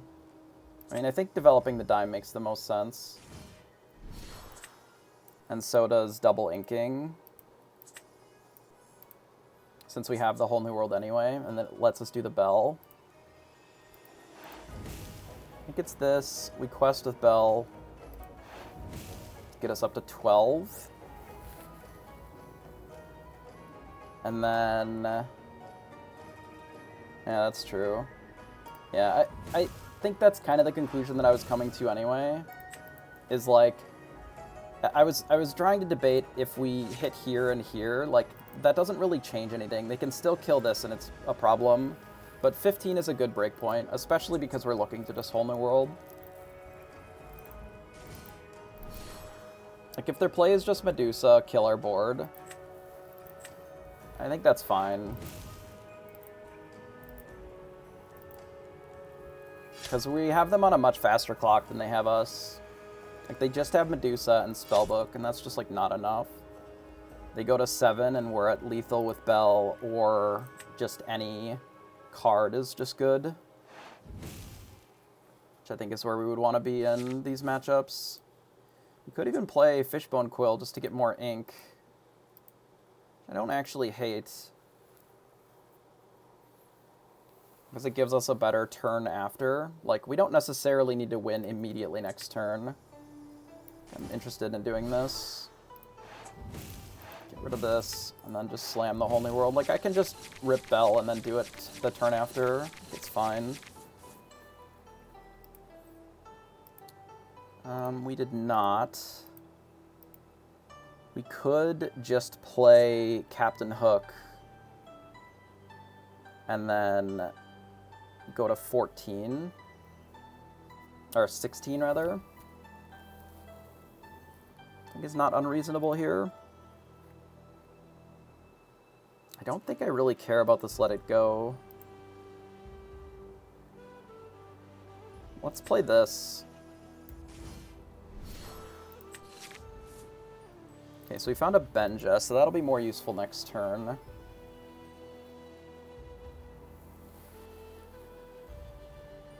So we don't necessarily need the Rise of the Titans. So we can do this. We can play Captain Hook, Lucky Diamond, and pass. This puts them on a 2-turn clock to like our 2 lore questers. And if they're just like attacking our stuff every turn, that's fine, because it means that they're not like forwarding the game. Like we can Benja, kill this. This also gives us an out to like, they castle, but I think we can race the castle here pretty easily. Especially with the Flaversham. This is 7. Yeah, we can play the Flaversham first. See if we rip Bell.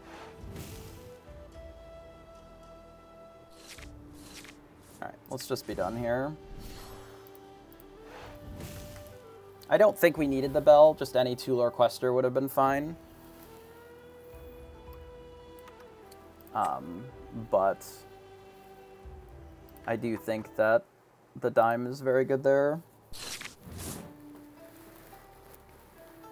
Okay, so we need ramp. We have a little bit of ramp. We have a Smee.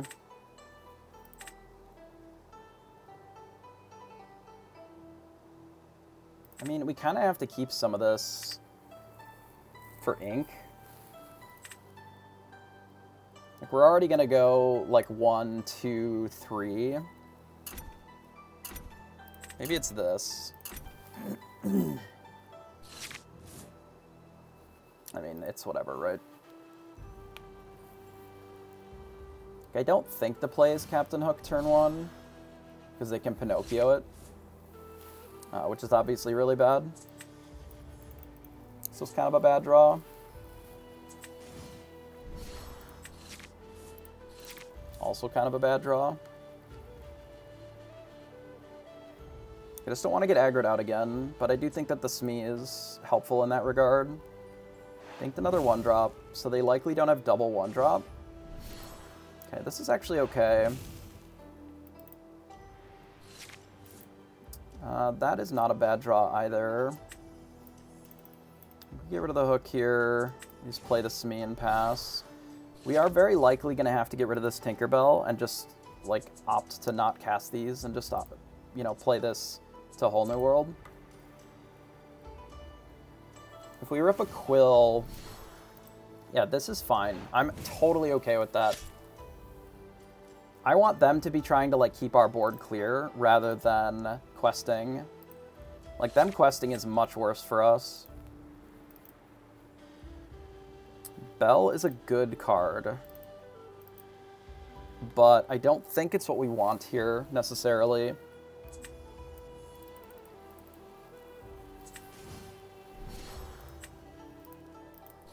Okay, so we broke and serve because we got a little bit of ramp. Our ideal play is that they, like, Spellbook this turn. Or, like, Hook. Spellbook or actual Hook. Snaking Pinocchio is fine. All they did was snake Pinocchio. Sure. We'll boom, let it go here. So we don't really want to ramp them. We'll just play Beast and not use the ability, and just pass. This just plays around Tremaine. It doesn't play around Maui necessarily, but we don't have to use the Whole New World right away. We can also just, like, play our other cards too. The only turn where I'd really like to use the Whole New World is, like, right before they can be prepared if they're leading into that. Queen's Castle. Okay. I assume they're going to do this and just pass. I like it a little more now. to try and draw us into something that removes this.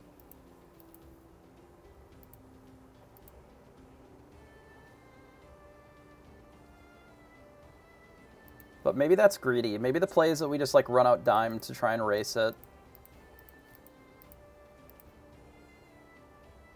Let them draw one extra card because we kind of negated a little bit with the Whole New World the turn after.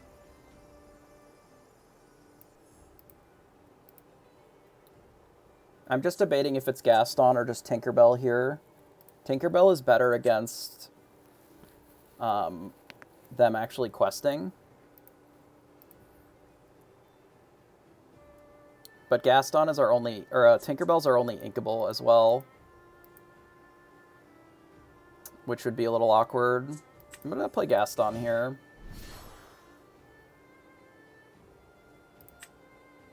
Okay, I guess we'll draw the Rise of the Titans. So they have one turn with this. Just pass. I don't really want them to be able to Maui my beast for free. I'd rather them try and put some things into the castle.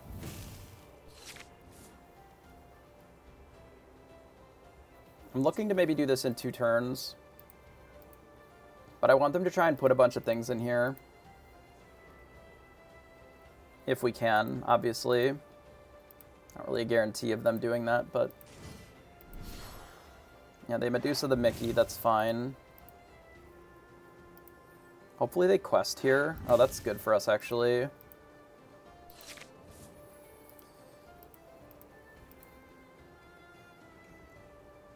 Unfortunately, we can't protect our Gaston from a Tremaine. I might leave the snake in play.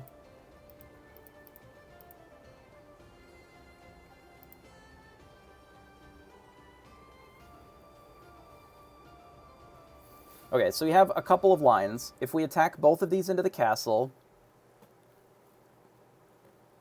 we kill the castle, they keep the snake. If we use the Rise of the Titans on the castle, that's like our whole turn.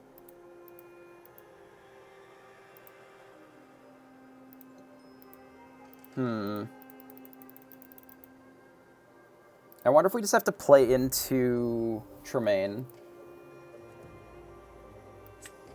Maybe I just play into Tremaine a little bit, and it's okay. Let's attack here.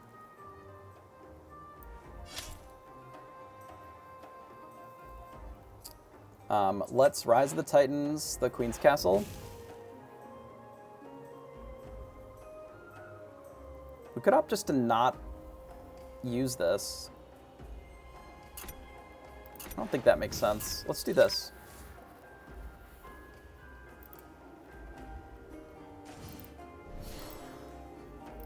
Maui, I think, is okay.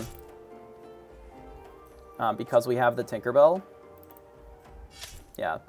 This was the other alternative that I suspected that they might have. Is Maui plus that. And if they do this, we can just do Tinkerbell here. I know that we do the Gaston, but I think we Tinkerbell just because it takes out the Maui. We don't ink anything and we just pass. Tremaine is still obviously very good for them here. But if they don't have Tremaine and it's just more Mauis, like, I think that's okay. It's Fox. Okay. I see. So they've done nothing for their turn. Nice, we like that. We play Gaston. Drawing... do we just draw Rise of the Titans here? I don't necessarily think that we need another Tinkerbell. I'm getting rid of this Let It Go for sure. Honestly, I think it is just Tinkerbell. We ink the Let It Go. And I think I do just quest here. I'm questing here because I know that they have the Pinocchio in hand as one of their cards. And if they're going to do anything other than just, like, be prep... okay, they be prepared. That's fine. I think I just play dime and pass.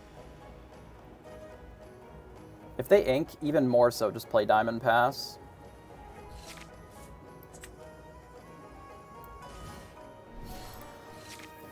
Like, we could just take the turn off to develop the dime, and then the game just ends in a very short order. I don't think this races dime in a million years. We know that they only have Pinocchio, right? What if I ink this and this, and just dime them for 5, and then they're just dead the turn after?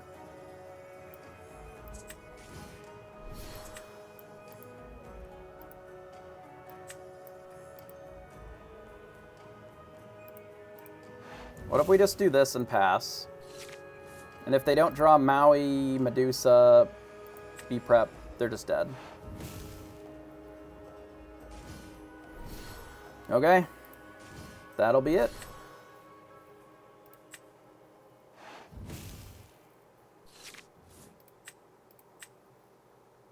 We quest, we dime, it's over.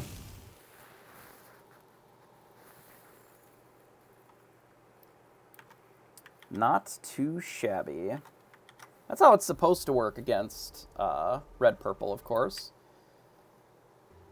I think that they were not necessarily playing as aggressively as it probably should be in that matchup. But we did have pretty good answers for it. Like, we've changed our mulligan decisions a little bit based on how we've played today. Did I play first game one? I did.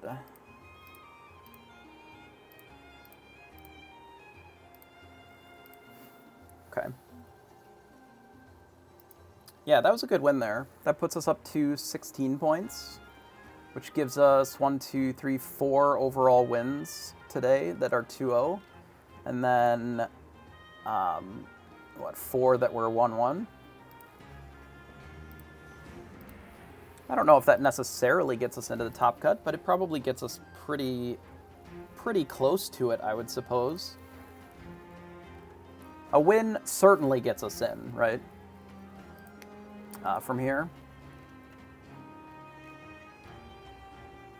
Because that would put us at 19 points. But it sort of depends on how it shakes out. According to this, I'm in 40th, so who knows?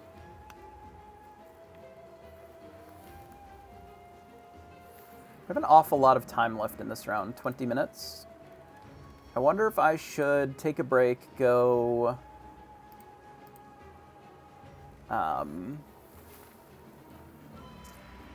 recombobulate myself a little bit, and then come back for the final round here.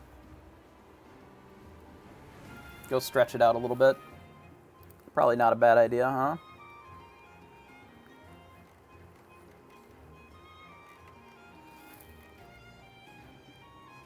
Is day 2 technically tonight at midnight? I believe that day 2 is just happening tomorrow during the day. It should say on the website, actually. We can look. It says Top Cut will play single elimination best of 3 at 12 a.m. Eastern on Sunday. Subject to change for Easter, but it seems pretty likely that it'll just be tomorrow. During the day, at some point. Unless otherwise stated, I suppose. But it would be kind of lame to change it, I guess. But you never know.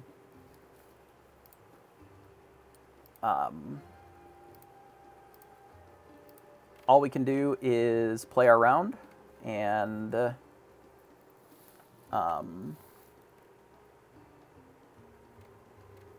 see where the cutoff is, right? I think the deck has been performing very well today.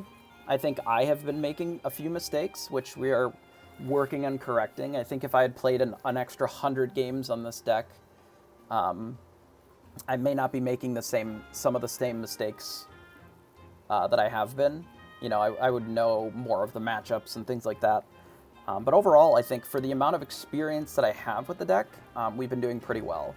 I've played, I don't know, maybe twice as many games on various blue steel lists that I've deleted over the course of the last week or so. Like, I jumped into hardcore ranked and I tested some pretty bad lists and lost with them. because obviously I wasn't going to go into the regular ranked since we're doing the 0 to hero climb. So this I'm only doing on stream, so I haven't played any of these offline. But like I would be doing something else, and I would maybe play one hardcore game with the blue steel. I think I played 4 or 5 games total, maybe. I wonder if I can even see. Oh yeah, PvP stats. Yeah, I've played a total of, it looks like, what, 5 games or something? I played a green-purple deck. It was terrible. A red-purple deck. It was obviously also terrible. Oh no, this is what I lost to, right? Yeah. I played green-purple twice and lost with it twice, and I'm like, I'm off this deck. And then I played blue-steel 5 times and then red-purple once. So I played like 8 games or something.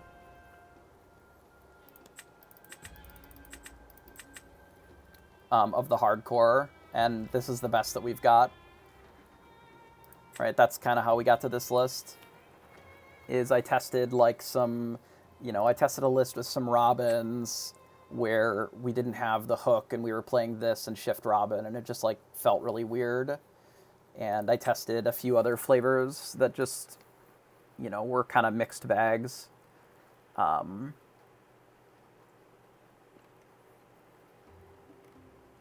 Like,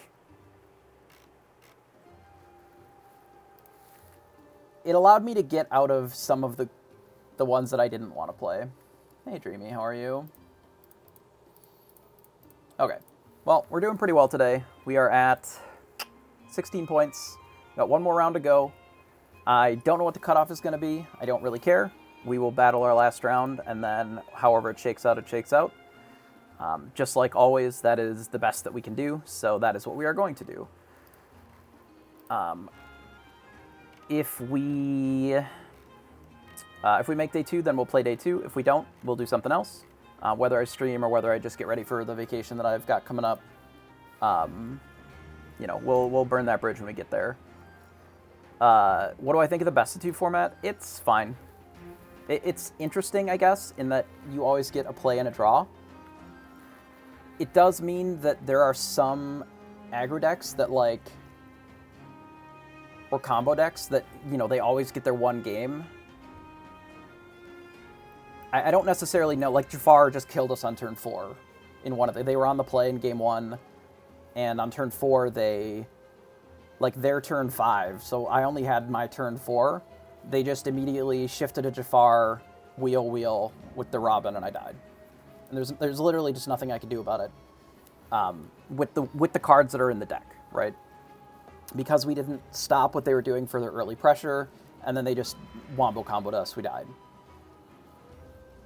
So,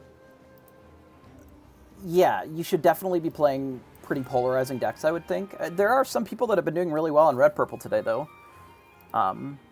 Like, just kind of all day, they've been still kicking it around with red-purple and not having huge problems winning anyway.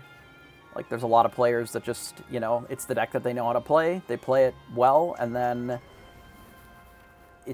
they win their games because their deck is good, right? But they might lose mirrors, and that's, But if there's less people playing and you're not playing the mirrors, like, maybe that's fine. I don't know. I'm still pretty happy with our deck choice. Not necessarily 100% of the cards. Deck choice-wise, I'm still pretty content with it. I think, like, top 32 is where they're doing the cut for the challenges, which I think is fine. It's a little weird because it's a bit muddied in the middle, like, to go to single elimination. But top 32, I think, is where the cut is going to be for, like, that was their plan for 500 players or whatever. So I would think that would be fine, right? With 300 players, we probably could have done a top 32 and it would have been okay. I don't know how. We'll have to see how the standings look after the last round to know if that would really be that different, right? Or if it's just, a gaggle of 30 people in the middle that it would have been punishing against. Who knows? But for now, I'm going to take a quick break. I've been talking all day. I think I might go get some more water here. We have like 14-ish minutes, so I will keep an eye on Discord just in case it ends early.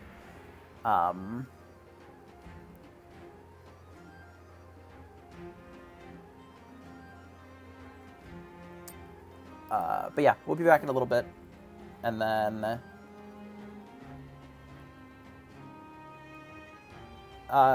so here's the reality, is that you should always just go first game 1 instead of game 2. Because when you have more information, you have more of an ability to get better mulligans to try and win game 2 on the draw. Right? I would rather always... Like, okay, so it is terrible to go 0-2 compared to 1-1. Even though 1-1 isn't awesome, you still are getting points for it, right? In the dark, you want to have the highest chance of victory, right? So then you want to be on the play. Your mulligan can change pretty dramatically on the draw, obviously. But if you know that your opponent is not... You know, if your opponent is blue-red, right, you know that you don't necessarily need a Captain Hook against blue-red.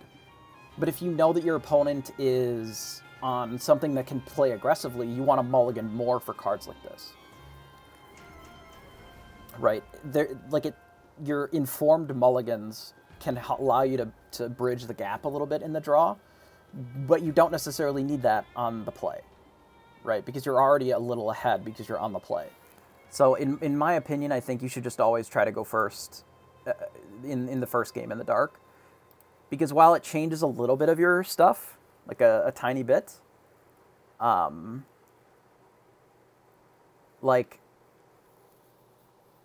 it does really feel like you want to just run your best game in game 1. You know, if you're on the play, like, sometimes you don't run out of Captain Hook turn 1. Sometimes you do, but sometimes you don't, given, like, the rest of your hand, if you need the ink, or if you might end up needing to use this as ink. Like, there's a lot of games where I've played a Popsicle turn 1 and do a Smee turn 2 instead. Like, obviously the Captain Hook and the Smee are still very good together, and you can push a lot more lore if you play the Hook. But sometimes, like, you need that extra ink to be able to get to your quill without losing some of your better cards as well. So, yeah, if you're playing fully reactive, I suppose, but I don't know. It's rough. Because there's very few decks that want to truly be on the draw.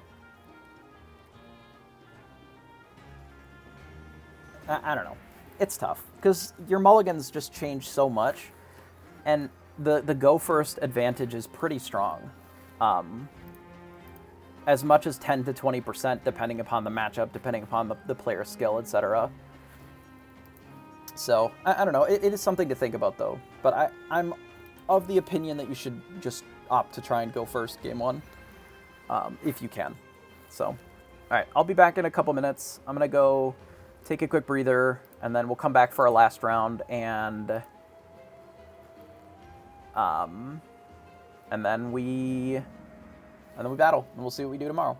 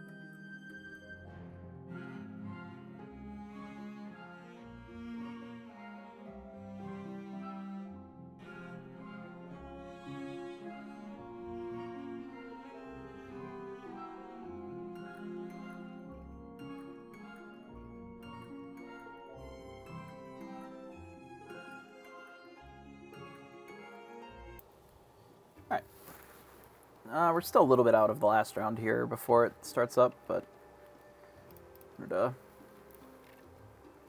pop back in anyway. Kind of look at the standings and see what's going on. I really don't even know if 17 points is guaranteed to make it in. Like, literally 16 points goes all the way down to 17th. 15th goes all the way down to 27th, and like, I guess I can see what my breakers are. Maybe that plays in. Like, my opponent win percentage is only 34%. I don't even know if that's good for breakers. Like, I have no idea what even gets into the final round.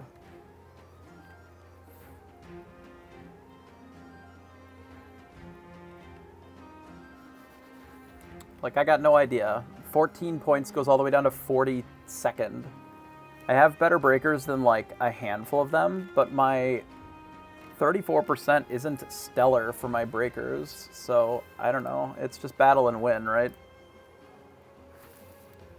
It's kind of all you can do. I mean, even if it did, that is third breaker.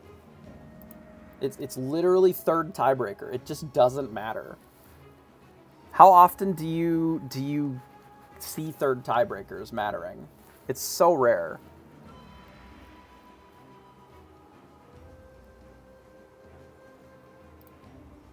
Like, third tiebreaker is just so far from being relevant. Like, yeah, just like a hard cutoff of X points makes day 2, but, you know, then it doesn't really have the same, like, cut feel to it, right? Like, we're currently, what, 14th based on breakers right now? Just, like, doesn't even feel that great, you know?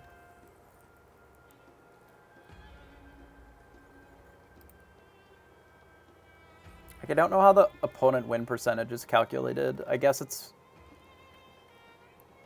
counts the number of games that they 2-2 or they 2-0'd in or something.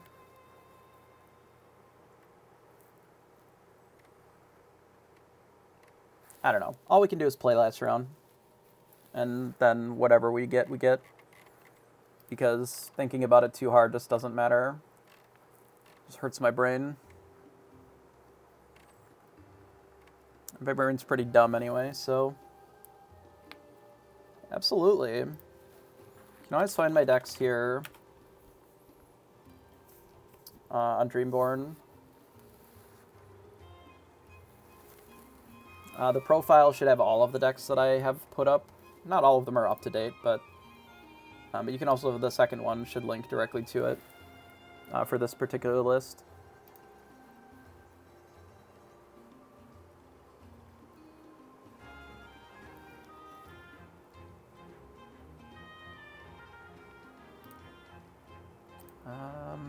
Turns, okay. Bell's great. This card's really good. Bell's really good. The Cerberus has been pretty reasonable all day. I think I probably would have won... I think 2 of my games were basically unwinnable beyond the 1-1. I think that the red-blue in round 1, I think I had a line where I could have helped a little bit more. With better play, and then I think the round 7, I definitely played wrong in game 2. And I just, like, over-inked and played the wrong cards, and then got blown out by a Tinkerbell shift. Okay, so there's nothing necessarily wrong with playing red-purple in a best-of-2 format. As long as you recognize that, like, half of your games are going to be on the draw. Let's imagine that you always win your on-the-play games with red-purple, because the deck is perfect. Even though it's only 50% or whatever. As long as you can set it up in such a way that it is able to still win on the draw, it's fine. But, like, it ends up being, do you think that you can 2-0 with that deck at least 4 or 5 times throughout a tournament, and then still win at least one of your games in the rest of them? if the answer is yes, then it's probably fine to still play that. I think it would make more sense to play a deck that, in the best of two specifically, that is a little bit higher power level, where you have a better chance of just like, you can still play your normal game, right? But in the draws where you're doing really well, you know, you're higher end games, you can 2-0 easily, right? But that you can 1-2 a lot. But then you do get more chances of getting those 2-0s. Like, for example, something like the flute song, right? This deck, as long as you can set it up in such a way that it can play okay on the draw, like this probably wins on the play most of the time. As long as it doesn't totally shit the bed on its own cards, like it probably wins on the play most of the time. You know, Robin Shift on the play is just really powerful, right? But you need to make sure that you can still win on the draw, and then you can play a deck like this, and then win most of your draw games, win all of your play games, and then the ones that you do lose on the draw, like hopefully those are balanced out by the ones that you win. All right, so this is our last round. We're going to refresh here, and then we will battle.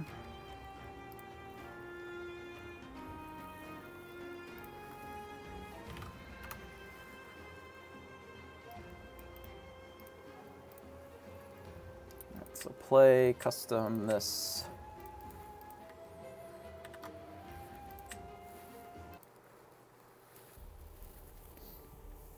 All right, I will wait for my round 9 opponent here.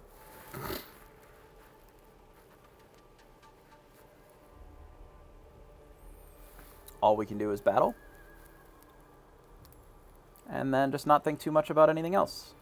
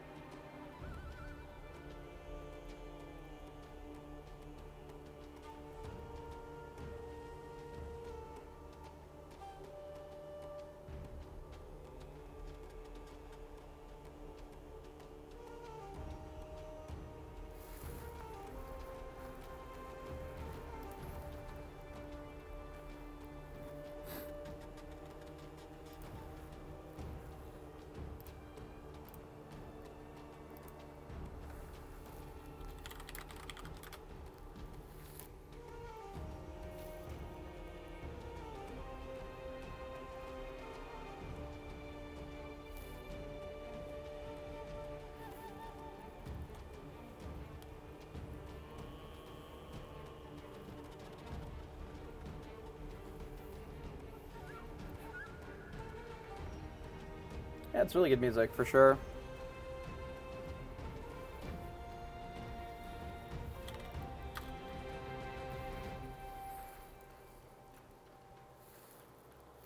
Alright, so we are in our... we're in our final round here. Alright, we win game 1. The die roll.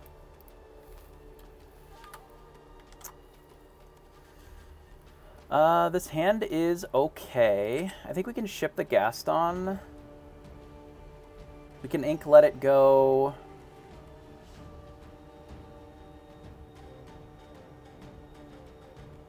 We could even potentially just ship Tinkerbell here if we wanted.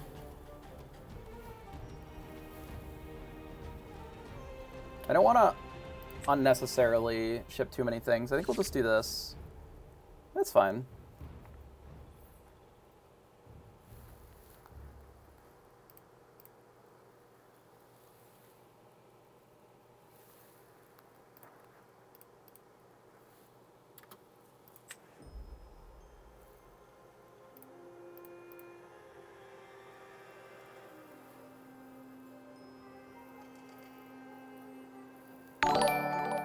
Appreciate the follow, Dreamy.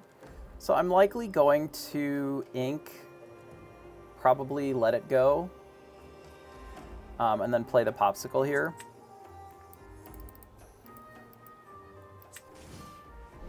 We'll just draw a card and pass. This may be a double Mickey Mouse kind of game. But we'll see what we draw here. I'm more than likely going to run out this Smee next turn, probably inking the hook, but it depends on what they ink here and whether or not I think I'll want the hook. So this is red-blue, so we probably don't need the hook necessarily. We certainly don't want these let it goes. I don't know when I'm going to be playing this Captain Hook here. Probably not next turn, maybe the turn after. I think I do get rid of let it go here. We're going to run out Smee and pass.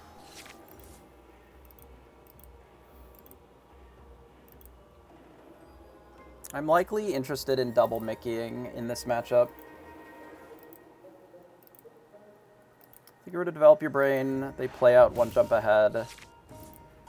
This is a good draw for us. It makes me not care as much about this hook. Specifically. I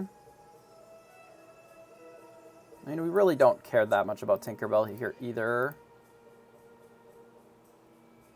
We don't have a lot of, like, big things to do, which is awkward. Yeah, I think we'll get rid of hook.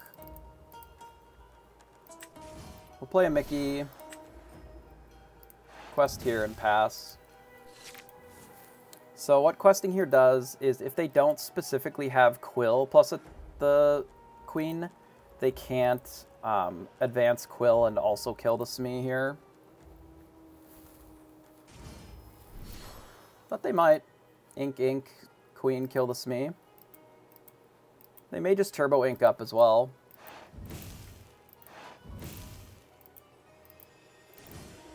No, they have ink, Queen. Okay, fair enough. So here's where Cerberus can shine, I think.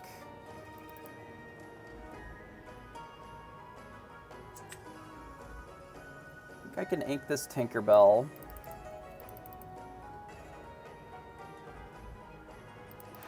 Do this, play Cerberus, and pass.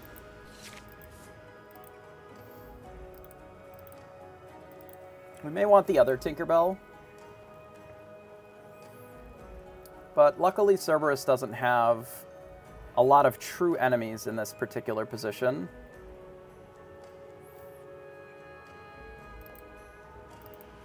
We'll see what we draw next turn and whether or not I want to just play out this Mickey. Or if we just go Flaversham to draw cards or whatever. So they run out of Flaversham, which is not ideal for us because they have some draw card here. Our best draw is probably Beast Hardheaded, but it's a little late at this point, I think. It's a bit unfortunate that they have the card draw.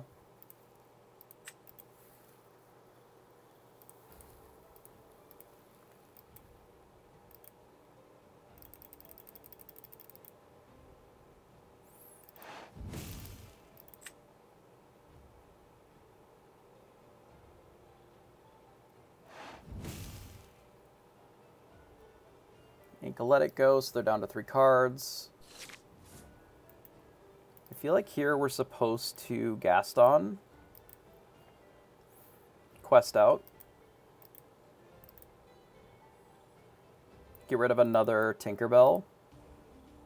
Does feel bad getting rid of Tinkerbell here. But I don't think that it's necessarily what I want over a Gaston here.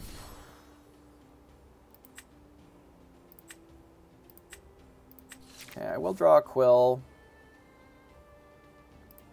I'll just quest and pass.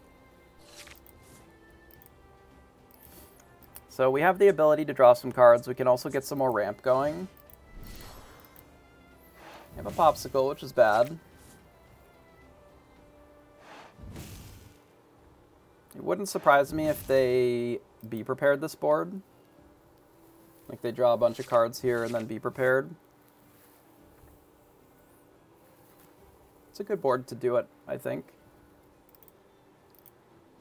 I likely will kill the Flaversham if they let me, but if they be prepared, that would be okay here too.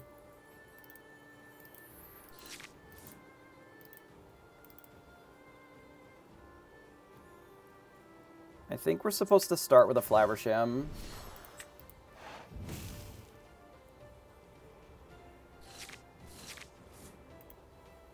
This is a little late, to be honest.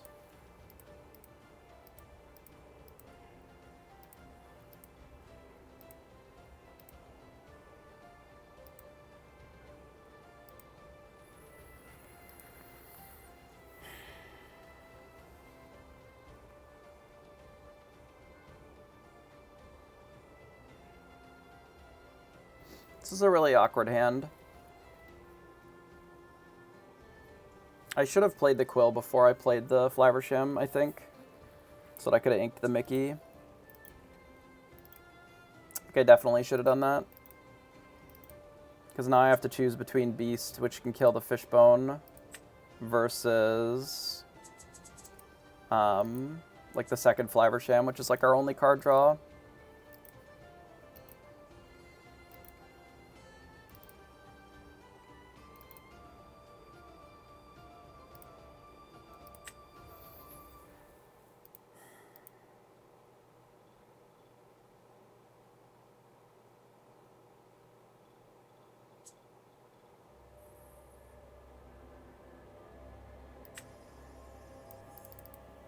Okay, here's what we're gonna do.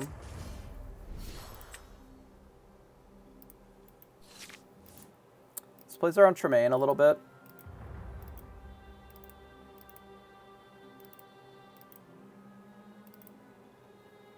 They may not think that we have another item here either, because we got rid of the Flaversham. I think the second Flaversham feels a lot worse if you don't have any items in hand. So play a Gaston here.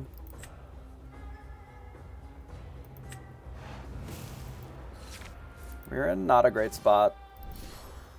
I don't know if I'm supposed to get rid of the Shield of Virtue or the Quill here.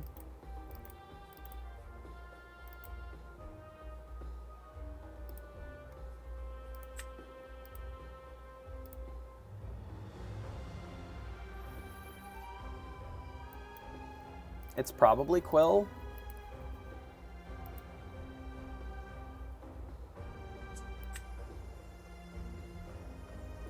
Shield of Virtue does keep their Gaston untapped forever, basically, which is problematic. But the Fishbone Quill lets them keep inking for bigger mana, which I think is problematic. I'm going to get rid of the Captain Hook here.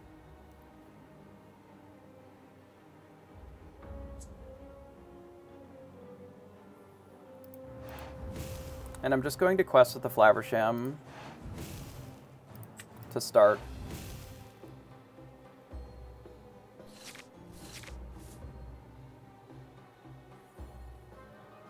Okay, since we have the Rise of the Titans, it makes me more interested in just dealing with the Fishbone Quill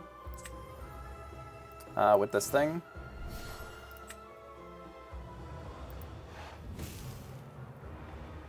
I don't think that I ink here, and I think I just quest with the Mickey and pass.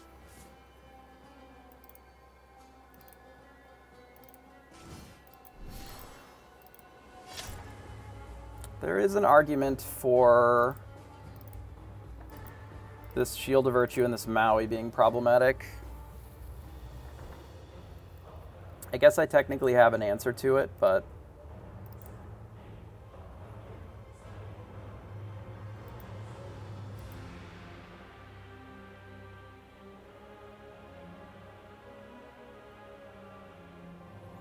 we'll see what they do with this Maui.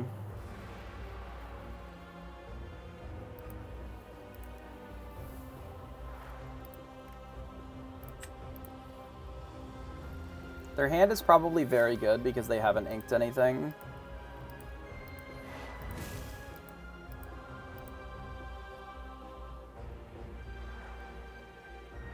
If they untap the Maui here, we can play the Cogsworth, blow up the Shield of Virtue, and then we can actually kill the Gaston with our Beast for free. Which I think is interesting. Bell.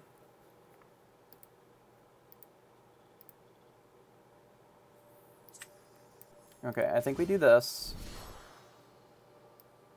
And then we kill the Gaston and our beast lives.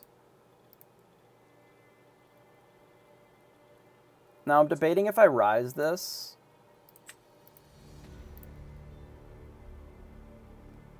Or I just play the bell. I don't think playing the bell makes sense.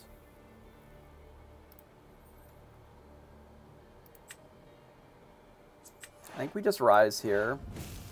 And then say go.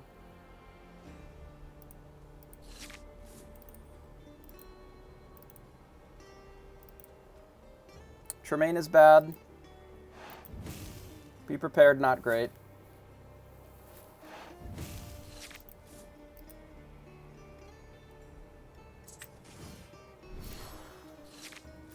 Medusa's really good for them here.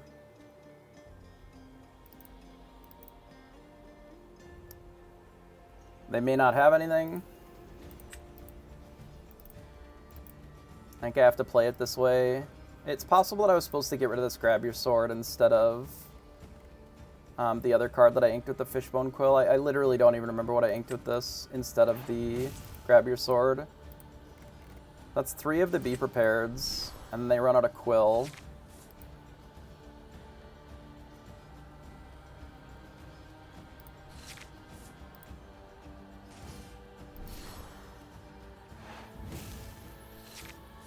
It was a hook. That's fine then. This is bad for us, them actually having a card here. A Popsicle would be a good draw for us. Whole New World is acceptable, I guess. I don't think we're supposed to do that this turn. I think I'm supposed to just, like, kill the Gaston. Like, ink here, kill the Gaston.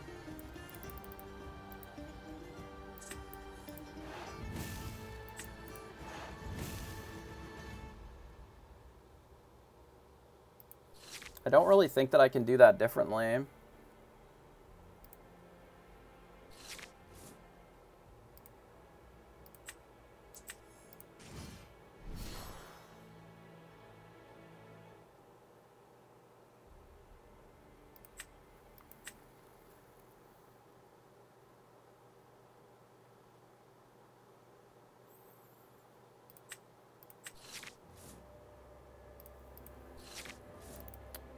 Like, we know that their hand is sort of mid. Oh, that's actually huge.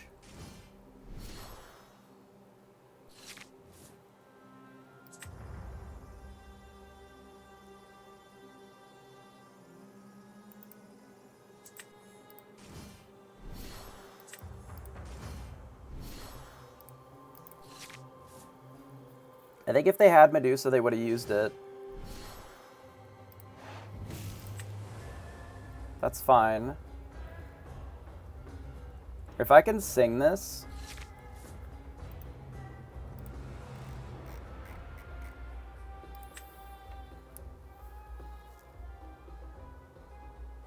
I think I was supposed to play the Popsicle first.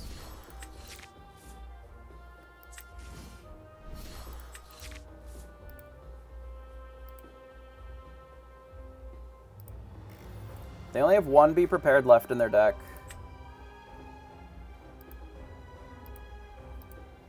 But they have a Quill, which is awkward.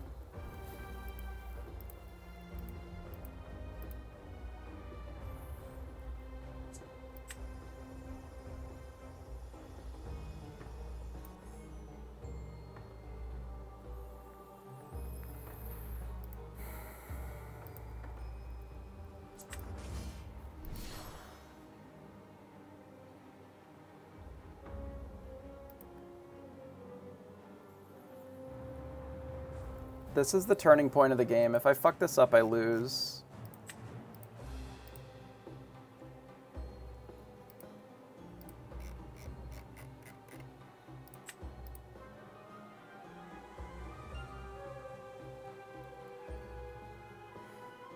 How many Mauis have they used? 1.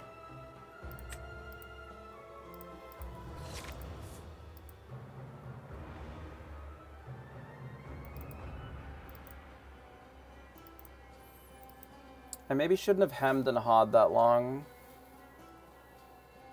Because it means that they're more likely to use their Quill now, because they have to assume that it's Whole New World in my hand. If they Dragon this Tinkerbell, like, we probably threw the game.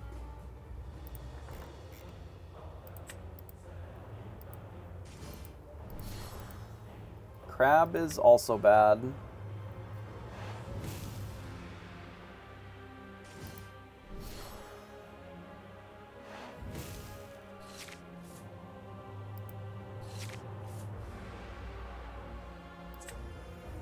Okay, I think I have to go because I can't really wait any longer.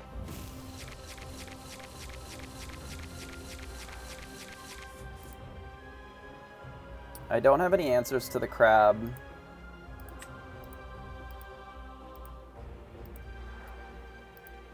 But I have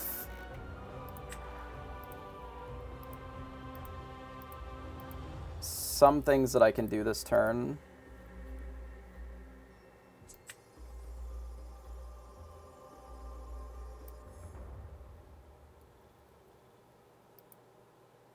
Like, I can kill this.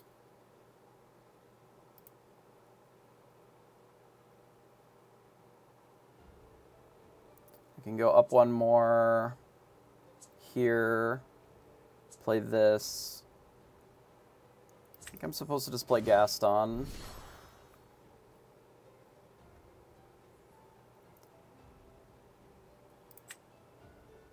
I think I'm supposed to be taking more Gastons here. I think we Benja, we kill that. To lower it down even further. 1, 2, 3. I think I'm always supposed to quest with the Smee.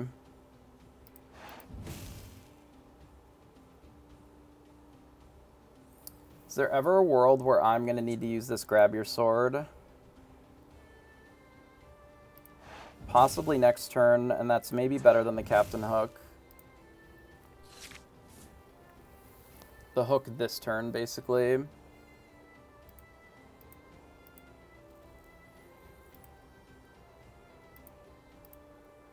No, that's a mistake. That was a mistake, for sure. We should have had the Captain Hook in play, because now the Queen of Hearts can kill the Smee for free. And there's never a time when I want to be grabbing your sword when we kind of just have to race.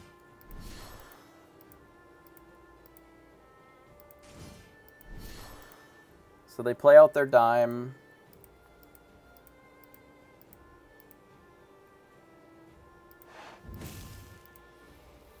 I don't know if I can race this. Fuck.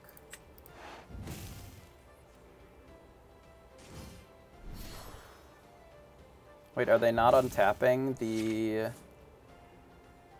crab here?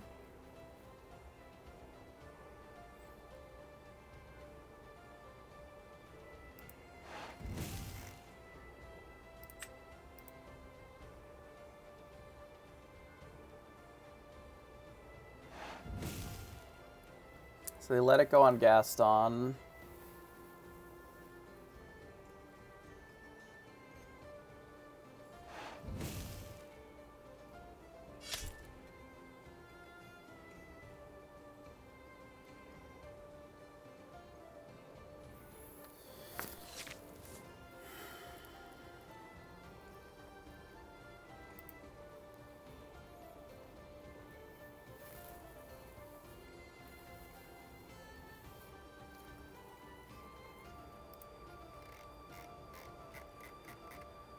Well, we can't beat another Tamatoa anyway.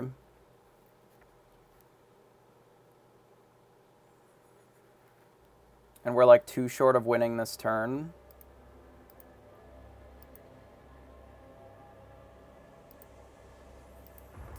I can do grab your sword here.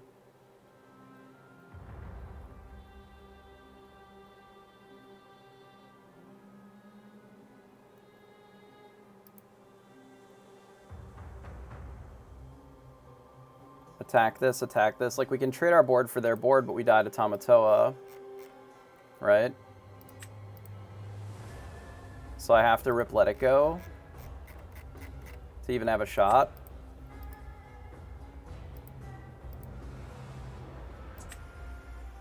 Like, I don't really think I have a choice. I just have to find Let It Go.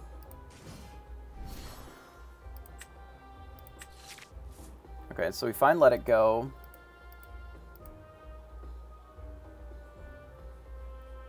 I can develop the dime and then just sing Let It Go. Leave them with the Medusa. And then we just like lose to Tamatoa and there's nothing I can do about it, right? Like, I don't have the option of doing anything to beat that here. We just gain almost enough, right? I can't quest with both of these. I guess I can play the bell and dime next turn. And that does it too. If they B-prep, maybe we just die though. Flaversham his dime, yeah, that'd be great. Yeah, we kill Medusa, we just quest here and play bell. Then we just don't have this Flaversham anymore.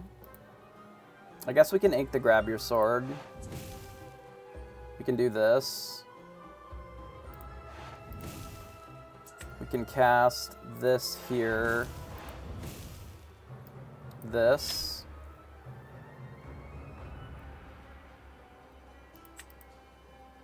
And then we quest with Benja.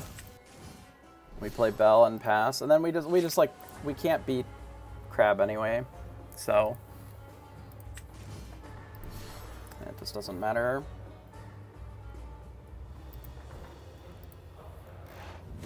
I think I messed up when I Hone the Worlded. But we'll go and be on the play here.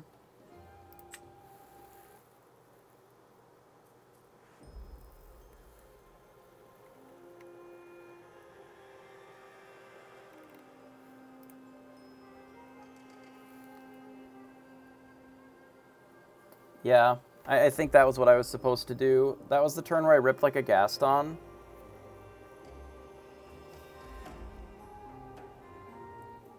The dime doesn't stop what they're doing there, but I could have. Like, the dime doesn't actually prevent, like, if they still have the Quill in play, they can just do more shit, and then that's bad too.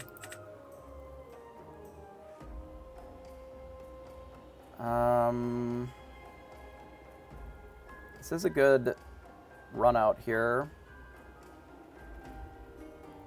We need another Inkable, so we can maybe ink this. We'll send these two back.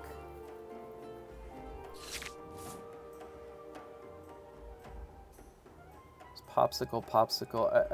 I don't know what you're talking about, I guess. Oh yeah, maybe. Yeah, that was the turn where we Popsicled. Yeah, you're right. I don't think I'm supposed to play the Captain Hook here. Because this would be 1, 2... We play this. 3, we play this. And then we can Flaversham.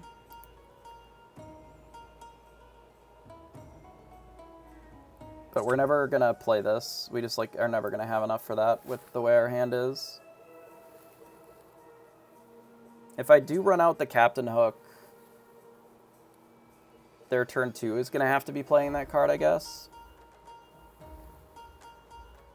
No, I think I just have to pass here on the play. This may end up being ink as well. So they inked the Queen of Hearts because we didn't have the 1-drop, so that is okay here. So let's ink the Captain Hook, and we'll play out the Smee and pass.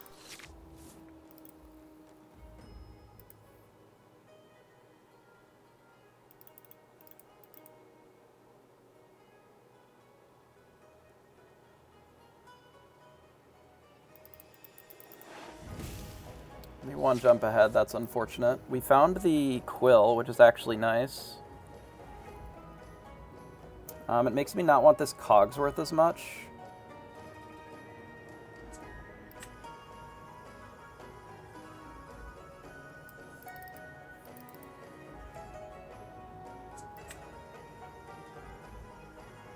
So we can just go Quill, ink the Mickey, quest, and pass.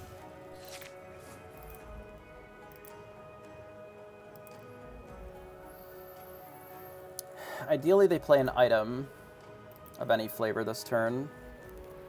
Heart of Tafidi would be the best item for them to play for us here. But if they run out Quill, they get to ramp with it, sure. But we get to play out the Beast and actually take out the Quill kind of for free. Because we were going to want to play a 5-drop here anyway most of the time.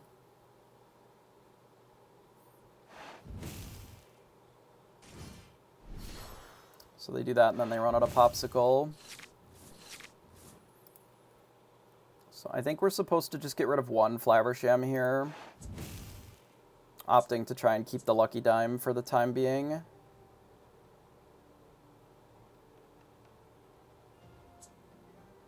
Right?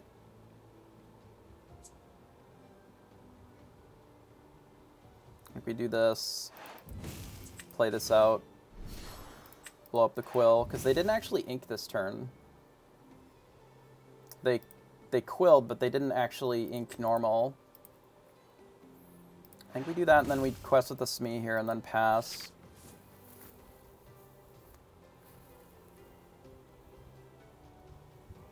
Yeah, they're not actually ahead on ink anymore. Like, they one jump ahead, and then they did this once, but then they didn't actually get any further ink in.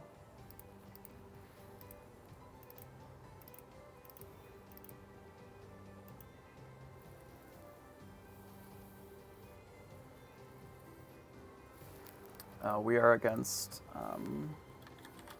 blue, and we are down a game. Their hand must be really bad.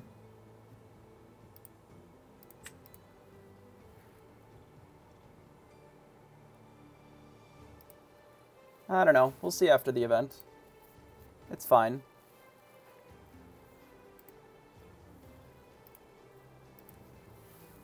It does feel like your games, like you have your play and your draw consistently. It's kind of whatever. They have one card here. We don't know what it is. Maybe their only ink is Maui, so then they wanted to play the Maui, but they can't. They ink a Maleficent, so they have a lot of choices then. It's weird that they didn't ink last turn then. Maybe they wanted the card. Let it go. Oh, okay, bud. That's great.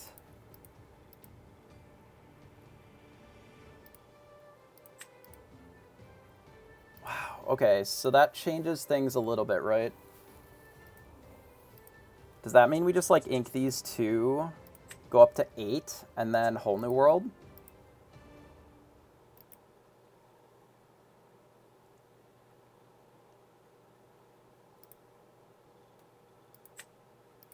Like, we're 3 ink ahead of our opponent then, with a brand new hand then.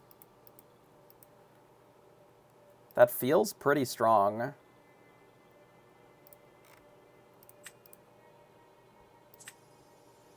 To me, unironically. Like, I don't think just playing Dime this turn makes any sense. I feel like I'd rather just do this.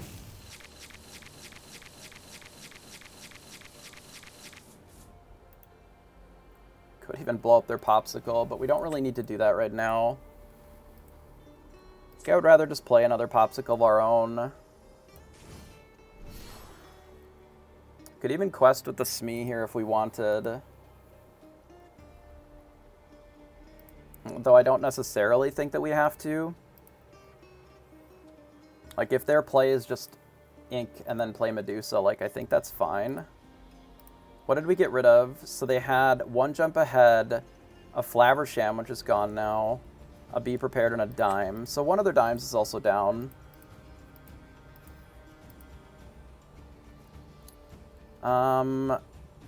Do I quest here? I don't think so.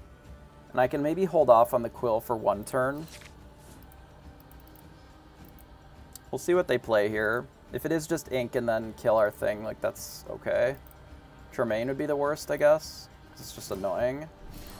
But Gaston is okay.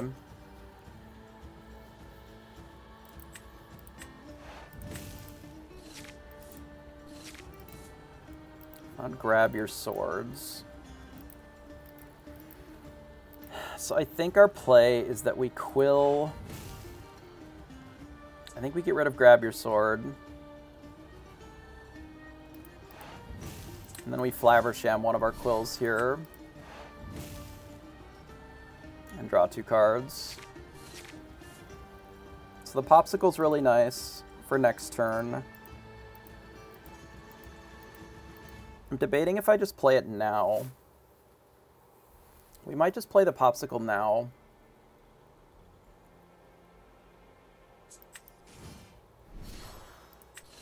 To draw a card. God, if I had another Whole New World, I would just slam this and ink my whole frickin' hand. But I think here what I'd like to do is we're just going to ink Smee.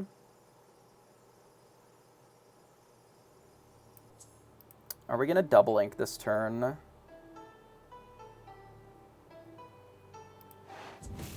Not necessarily. We're going to do this. We're going to play Cogsworth. I'm just going to quest here.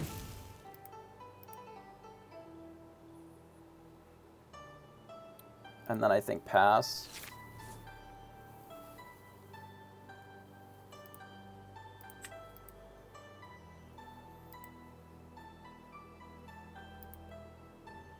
The Cogsworth is mostly so that our Smee can quest without us having to use the Popsicle.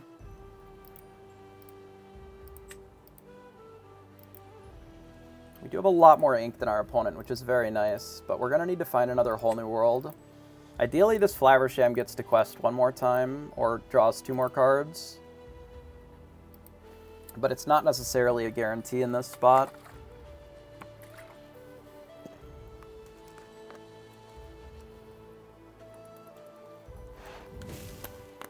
Looks like they're going to be prepared. Okay. So that's 2 be prepareds. Another Popsicle. Rip into a Smee. So let's do... like Cogsworth plus Smee. Then pass. Very much like another Whole New World, so that I can take advantage of these quills better. Especially with our opponent's hand being so clogged.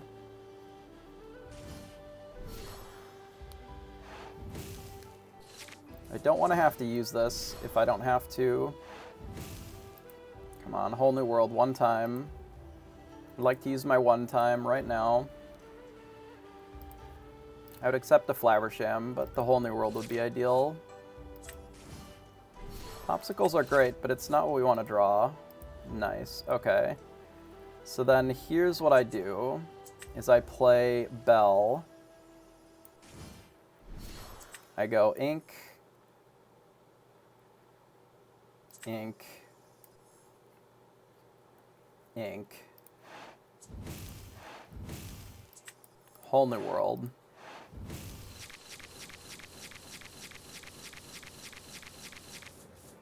And then we lose because our Whole New World was terrible. Sick. Alright, so what did we get rid of? Most of their Gastons and one of their crabs. Okay. Well, I guess we'll lead on our millionth Popsicle here. So they likely are going to have to Whole New World this anyway.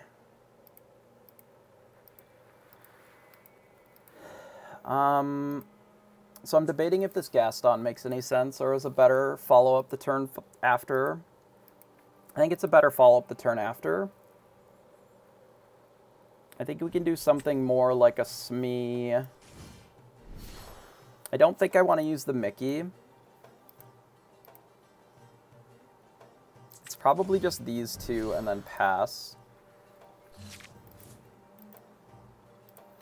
As we don't know where the last two of those are, we want to be a little conservative.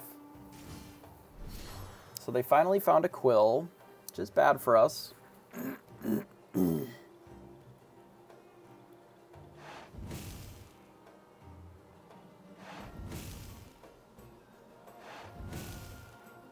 So they're likely going to be prepared this, which makes sense.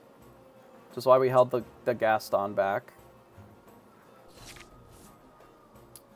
So we know that they only have one Be Prepared left, so we'll go ahead and play Gaston. I feel like we're supposed to keep this Whole New World instead of the Bell. I think I ink the Mickey. And then we play like the Tink and the Captain Hook.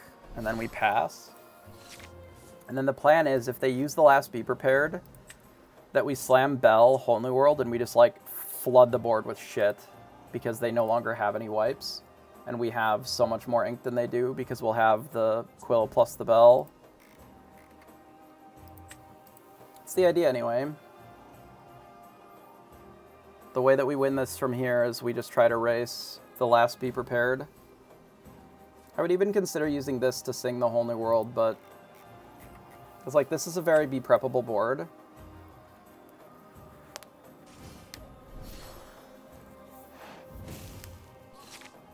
We'll see what they play here. Because if they don't, we just, like, can gain 6 as well.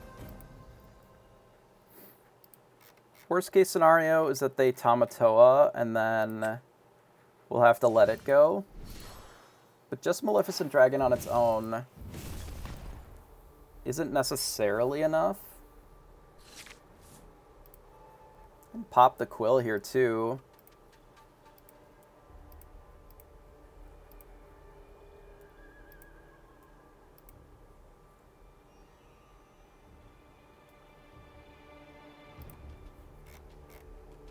Okay, what if I do destroy the Maleficent, slam with everything, and then do this, this? I think I hold the Bell still, weirdly.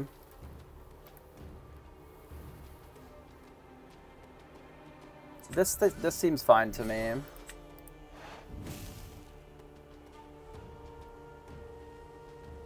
And then this as well.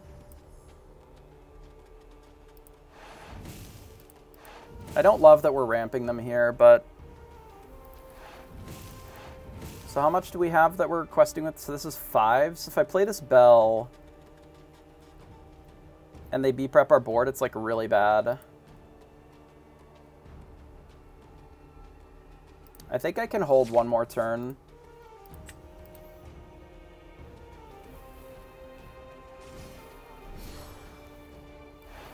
Because I'd rather do this after they draw some cards, I think.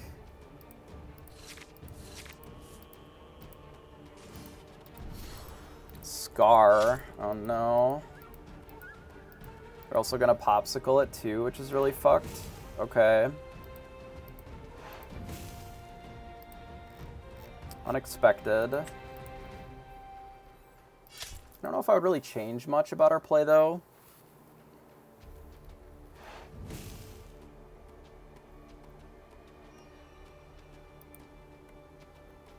If they don't ink, I'm definitely going to wheel.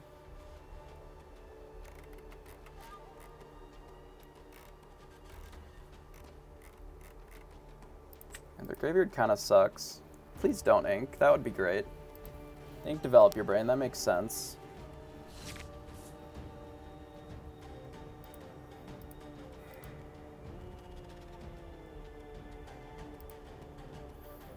We can break the Popsicle.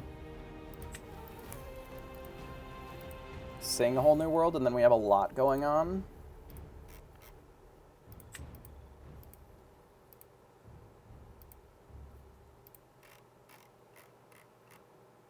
Like, in theory, there's another Whole New World in here as well.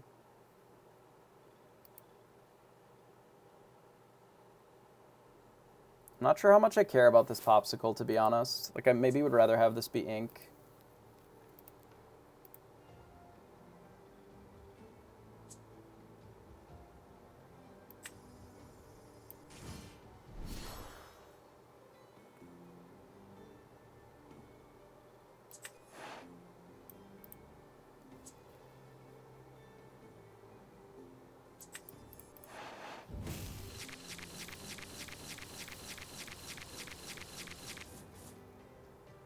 Okay, do I have enough to be able to do grab your swords to kill this and also dime? So dime is 9, 10, 11, 12, 13. So I need 2 more, which we can get pretty easily with this hand. Like, I can get rid of the Fishbone Quill because we don't really need another Fishbone Quill. And then I can just ink probably the Cerberus. What did we get rid of? Not the last Be Prepared. So they still have one, but... like, we play this... oh, fuck, are we 1 short?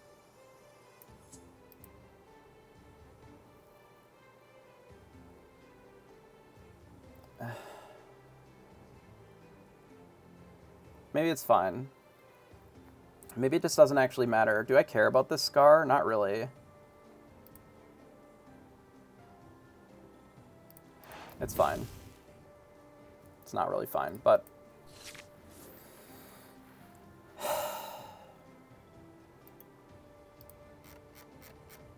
it's not particularly fine. But we did the play, so this is what we've got. We still have another Flaversham in the deck somewhere.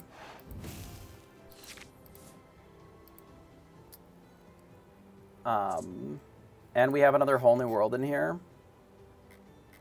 And I believe that we have another Gaston as well.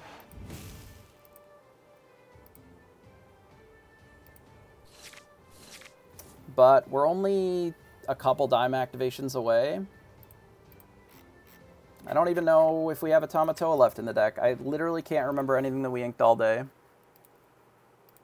I can't remember shit. I'm literal brain dead right now. Maybe they don't have an answer for the Beast here. Or the Bell, rather. Seems pretty unlikely. But if they don't have an answer to Dime, maybe we can race. Because most of their cards, like Tremaine doesn't do a lot. First ink was Tamatoa. Nice. Even better. Getting Gaston into Gaston. And then we just finish with the Dime. We might have lost to that because they get to kill our thing for free. Which feels pretty bad. 6, 12. We can almost just kill their whole, or their Tremaine with the double tink, grab your sword. But we'll see, maybe this Dime is good enough. There are more bells in here too.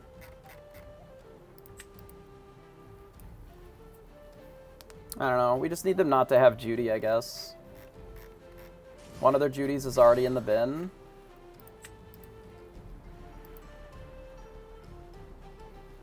Well, they didn't Judy it this turn, so that's good. One bell's on the bottom, but we're pretty close to that. It's like, I don't know how many cards it is up. How does this read? Any order? I didn't order them, so I don't know where it is. But yeah, we know that one's on the bottom. My opponent is getting close to us, just like the last Whole New World, just killing them to mill as well. I don't know what they're looking to do for 2 here. Play Queen. Play 1 jump ahead. I don't really know. Wow, that's so greedy.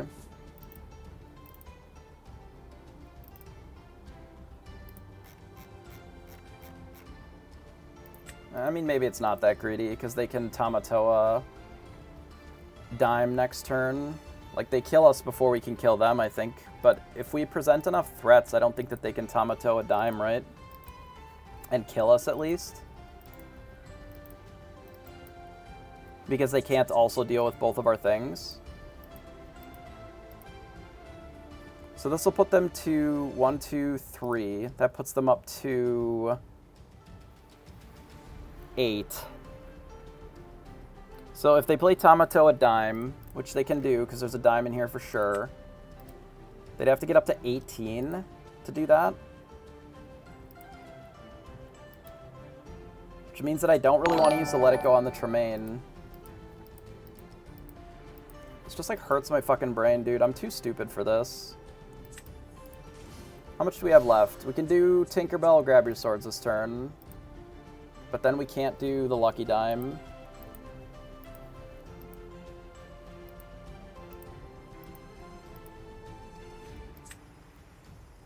So I guess it's just this. And then we gain 2.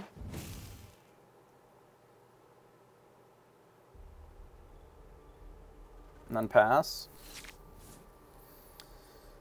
So this makes it so that they can't really Tamato a dime, because they have to answer like 2 of our cards, which they can do. Like, they can very easily answer 2 of them with like a... like, it realistically has to be Tremaine, or Dragon Tremaine. And if it's Dragon Tremaine, that's not great for us, but we can play this, go to 18, and then that's maybe enough. No, shifting I don't think is a good idea, because it gives us 1 less 2-lore character in our hand. What if our next 2 cards aren't characters? Like, then if they have a single dragon, our Tinkerbell dies, and then we're in an even worse position than we are now. Because this requires a very specific set of answers, or they're be prepared, which they could have. I don't know. I don't know what's in our deck, because we've played some amount of Mickey this game, I thought. I have no fucking idea, dude. I'm literally brain dead, so... I know that there's a bell somewhere on the bottom, so now bells are a live draw, as long as this dime is still in play. I know that there's another whole new world somewhere in there, because I don't believe that we inked one this game. We are on turns. Oh, we've been on turns for a couple of turns. Why are they playing so slow? Like, what the hell?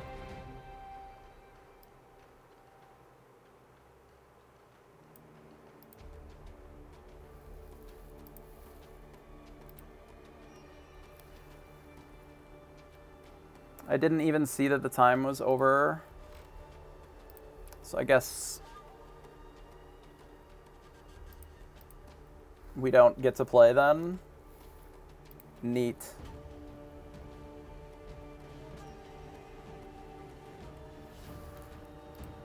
I'm confused. I guess we're just losing the game then.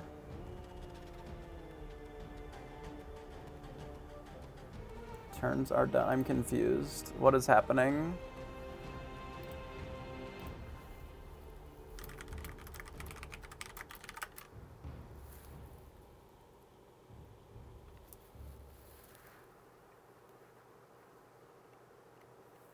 I guess we missed turns. Like, we have them dead to rights on board, but I guess we don't get to complete our round. That would be neato.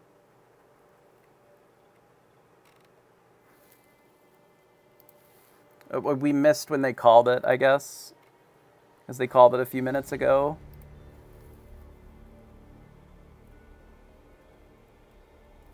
We just missed when it actually happened, because I didn't notice it either.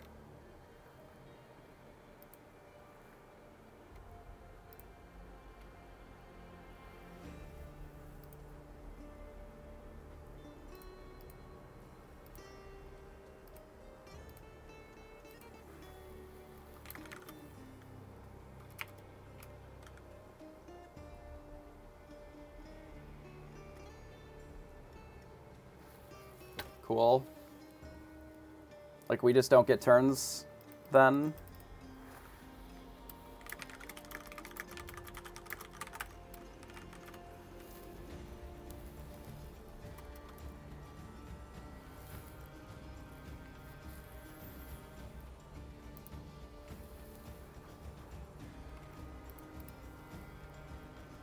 I mean, I don't necessarily know if it matters a ton for where we're at.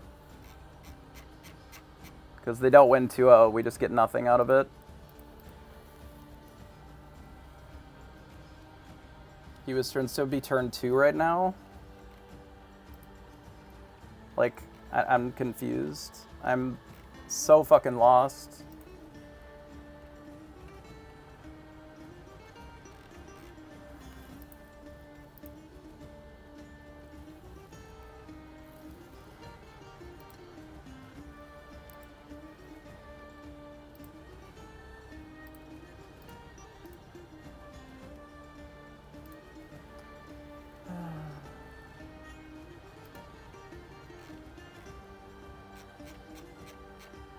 moment.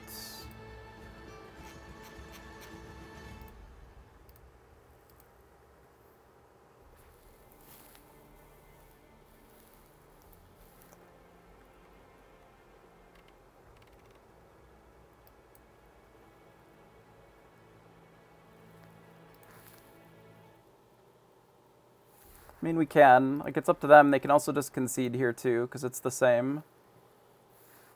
Like, 1-1 or 1-0 is the same.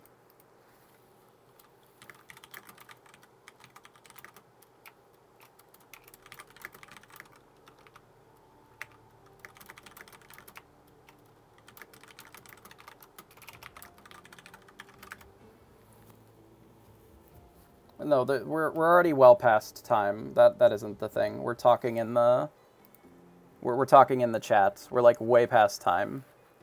Like, that's not the issue.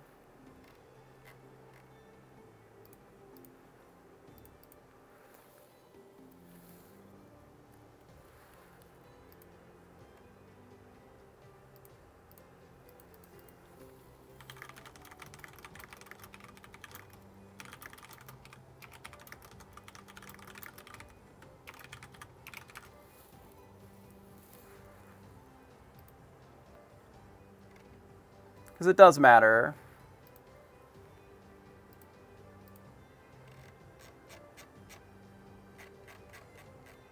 But we shall see. Hang on. This is really obnoxious. Give me a moment.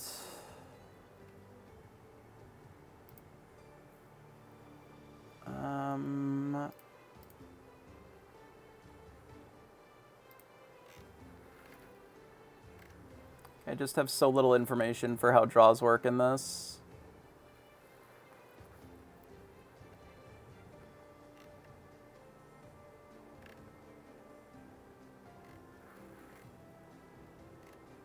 Because it's not the same way as it is in the normal either. Like, how do we get points? What do points come from? Is there rules for it somewhere? Rules, perhaps.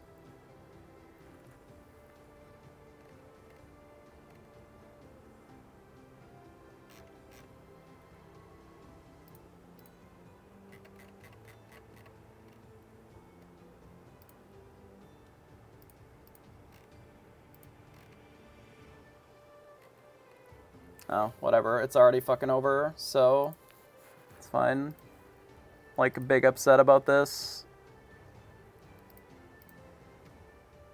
It's so fucking scuffed. Okay, cool. Well, I guess we just lose then. Wow, that's unreal.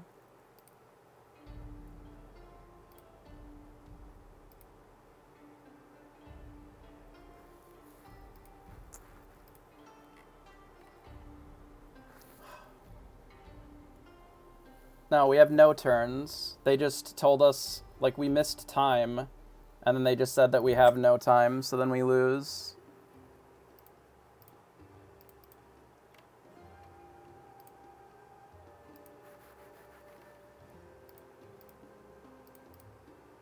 That's really nice. Would we have even gotten in with 17th? Who knows? Or with 17 points. I don't know with our breakers. Yeah, I didn't get any turns. Our opponent got 1 point and we didn't get any turns at all. It would depend on breakers, of course. I might have made it still, even at 17. Depends, my opponent win percentage would have changed potentially. But who knows? Yeah. Like, the fact that they cut it down to 45 minutes to begin with is really obnoxious. And I don't really understand how our game took 45 minutes to begin with. That's really fucked. Like, literally, I asked the question, is 1-1 versus 1-0 the same amount of points? And it is clarified nowhere that I can tell. Like, it doesn't seem to be fucking written anywhere. And then it's just already reported as 101. Like, I guess I can appreciate them not conceding there, but, like, I would have to go back and watch that game. I don't know if they played slow or not. Like, we are almost certainly winning in that spot. Like, we are massively far ahead. And I don't think that we played any of these turns super slow. Where did we start? This game? Or this match against our opponent? Was this game 1? Wait, this was fucking game 1. What?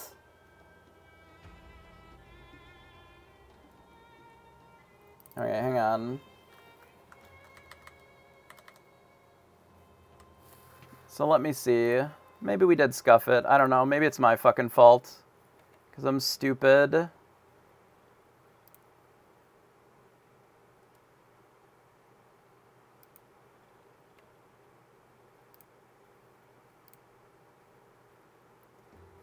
I literally can't find any fucking information about this goddamn shit. It's so annoying. It is literally all over the place. Okay, so it would be like 802, right? Which, that also doesn't help me. It tells me nothing, because there's no, like, history for this. So where are we starting it? We'll call it, like, 80, like, a few minutes after, right? So for me, it's, like, 8:12, right? And then I guess we are sort of still playing. What is 45 minutes later? Like here? I guess I'm supposed to play faster. I don't know. Like, we don't know what the breakers would have looked like, because it would have been different if you get 1-1. But him not... This changes nothing for them. Like, it doesn't add anything to their record to not... to win or lose this, right? Because you don't get more points by going 1-0 or whatever, 1-0-1. It doesn't do anything in this. You just report it as 1-0. So it doesn't really help you there. Like, I don't know, does it fuck the breakers? I have no idea how any of... I literally don't even know how they're calculating opponent win percentage in this when we're only playing 2 fucking games. It makes no sense to me. Like, I don't know how they're calculating it. Nobody has more than a 50% opponent win percentage because there's just, like, you're not playing enough games. It just doesn't make sense to me.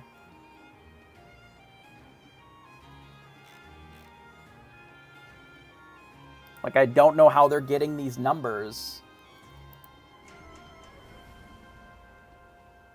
They have 19 points? How?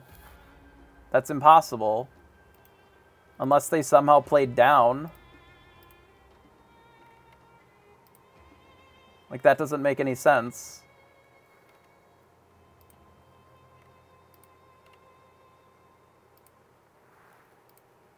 That makes no sense at all. Have they been calculating it like that all day? There's no way that he had 18 going in. No fucking shot that I played down. I don't even know how to look. Fuck, I hate this system sometimes. Like, I don't even know how to see how many points they had the previous round. It is literally fucking impossible. It is actually fucking impossible. I think they got 3 points from the draw, but I can't even see it.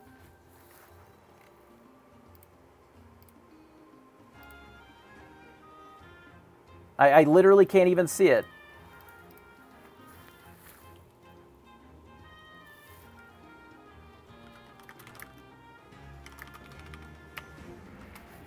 Whatever. It's so fucking scuffed.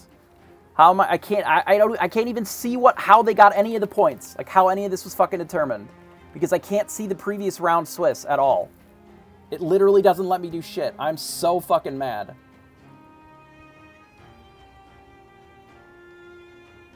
Yeah, I'm like fucking big mad. I'm gonna cause problems. Why did my opponent get 3 points for 1-0 in the last round?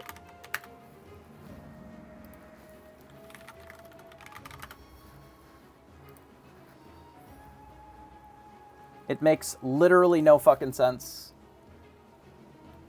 Yeah, I know. I know he did. He literally said it in the chat. I probably should just call the fucking judge. You, like...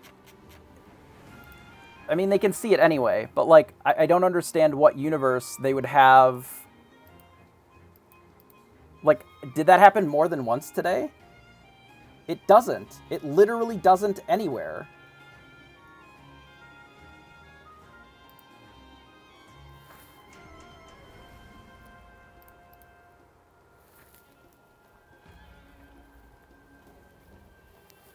Like, my opponent was... Christopher Anderson. It's not. It literally isn't supposed to. That's it. Like, that's not how it worked. Yeah, that's what I'm saying. Like, it literally doesn't work that way in this system. I even asked in the chat, like, yeah, it's literally only 3 points if you 2-0. Like, that's what doesn't make any sense. 1 win is 1 point, even if you tie. Like, have they been doing that all day? Like, I don't understand.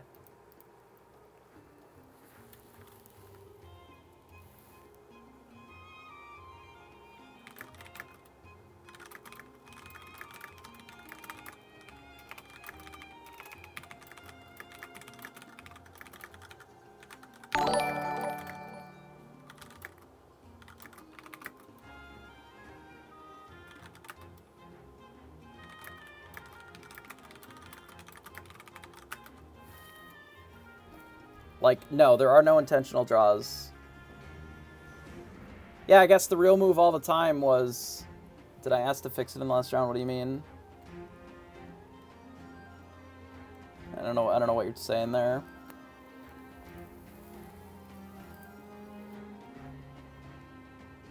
Yes, the system is calculating it like that, and it shouldn't if in the best of 2.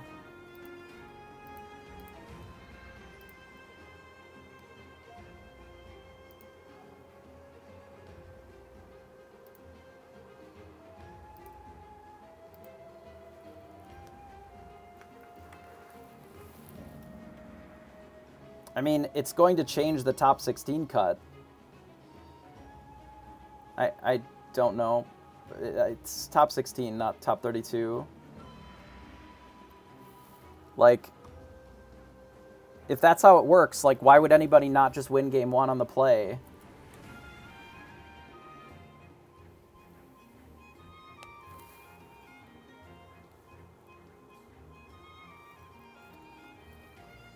Like, it makes no sense to me. Like, it's not that I want to, like, blast my last round opponent. Like, I don't think that it is necessarily something that they did intentionally there.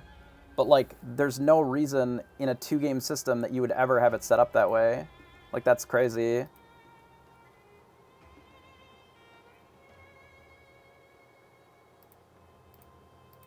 Like... Get my Discord. I am looking at Discord. What am I supposed to look at? Oh, my actual Discord. Yeah, I know that that's where they're at now is 19 points.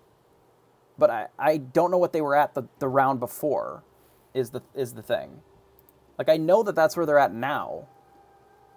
But if they only are at 17 points, that changes the top, like, cut.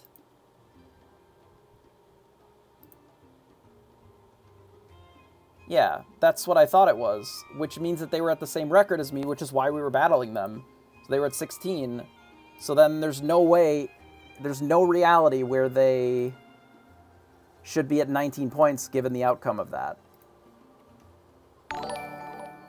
Like, whether or not I get the points or otherwise is whatever. Like, I do think that in this board state, like, we're probably winning the game, right? Whether we get the 1 point or not, at this point, is mostly irrelevant. Thanks, Artabax, for the raid. Hope your day went better than mine.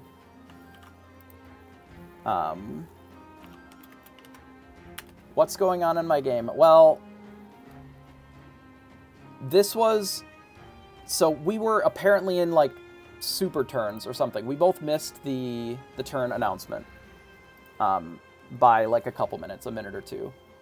So this was where our board state was at prior to us, like, going to the chat and talking about shit. And they literally just told us to report it exactly where we're at. No, it doesn't, though. Not in a best of two. That's literally not how it works. In the two-game thing, a draw gives you nothing. A tie gives you nothing in the two-game format. But basically what happened is, here's our board state, and then now we're just in the chat. So we're just sitting here talking, and then the way that it ended is just here. We didn't get to complete the game, even though they literally have to, like, win immediately here. Otherwise, we get our 1 point out of the deal, which we don't. So we get nothing out of this. We have 16 points, and we're getting fucked.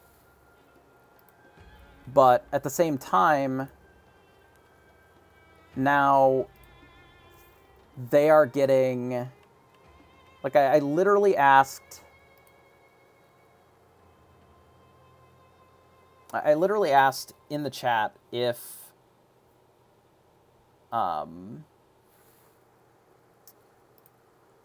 if 1-1 and 1-0 are the same, because they are supposed to be the same. It messes with everything. It fucks the entire thing up. Like, 1-1 and 1-0 should be identical scoring. Right? In this system. A win is a win, a tie is worth nothing. So you either have it or you don't.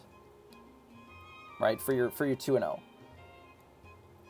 So in this spot, theoretically, if they concede here just to do 1-1, or they don't and they report it 1-0, should be the same outcome for them. Right? But it isn't. Optimus, stop. You are wrong.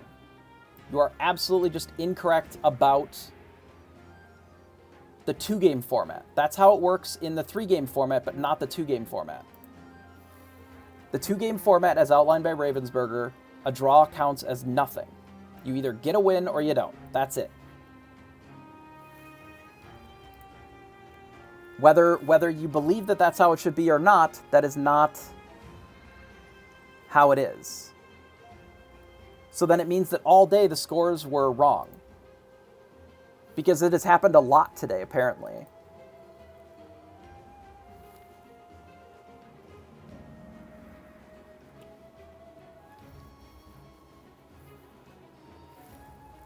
Because apparently it's happened multiple times today. Like, I have no ability to know if I would have made cut or not. It's kind of whatever. Because we didn't win the game. It is what it is. Right? But where we're at right now is that, yeah, like, you win the die roll, you win game one, and you just, like, waste time because they also cut it down to 45 minutes to begin with. Yeah, this fucks up the entire standings.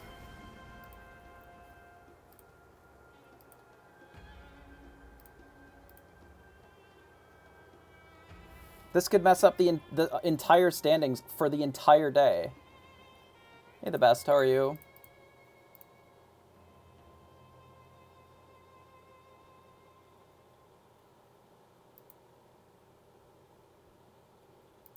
Like, okay, so it isn't a question of is 45 minutes enough time to complete the two games?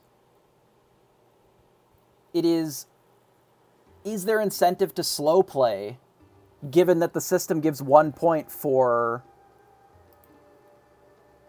Given that people are gaining 2 points out of this, or 2 extra points out of just, like, not completing the games, right? I don't necessarily believe that our opponent did that here. But, like, what incentive is there not to do that in this spot? Like, nothing. There's literally no reason not to do that then.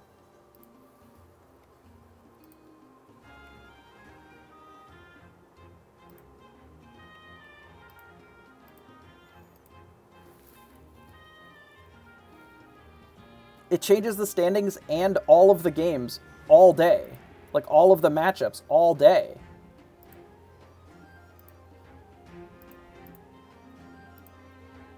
Like,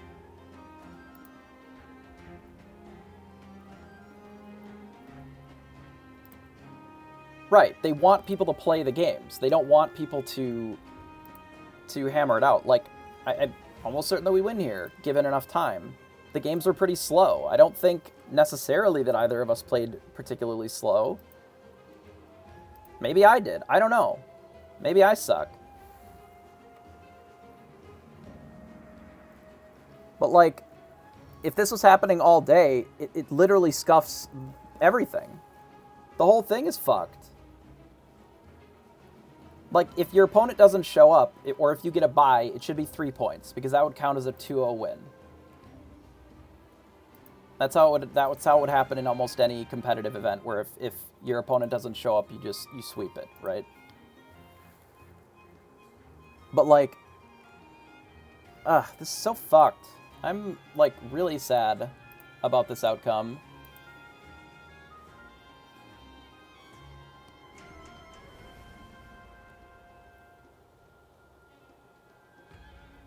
Like, this scuffs so much shit.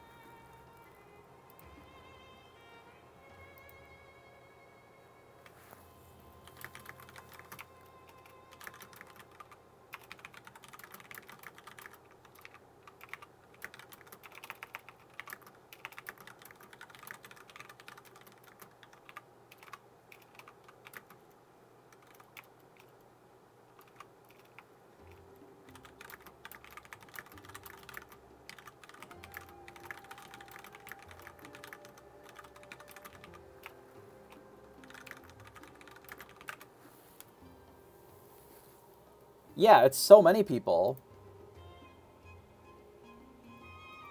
By getting 3 points there, they took, like, 6th. We're still waiting for a response. We have nothing so far.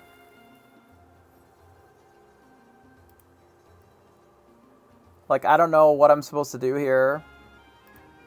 I mean, there's nothing I can do. We lost. We suck. But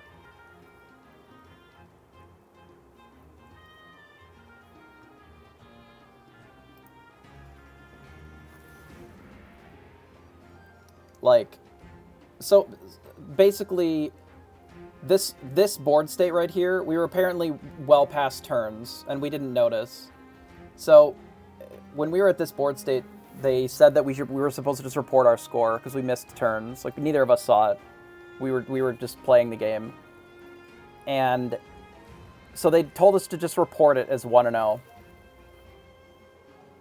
Incorrect. Yeah, unless I concede here, which I wouldn't. There's no reason to. Like, especially when we're ahead. Like, it's not like we're behind. Our opponent is a million miles away from winning. Like, a million fucking miles away from winning here. Like, there's no reason that I would concede in this spot. How do you not finish in 2 games? You're welcome to go back and watch the games. They were not fast games. If you see our lore, or our ink is 16 and 17, like, it's just a long match. Both of our decks are almost out of cards. Just ended up being a long match. Sometimes that happens. There were many of my games today that we finished in 20 minutes for the entire round. I don't know. Like, I don't know how does that affect the breakers? Right? Like, I have no idea. I have no idea what it does. Like, yeah, control matchups sometimes going long. Like, yeah, I know that they're looking to get in touch there, but like,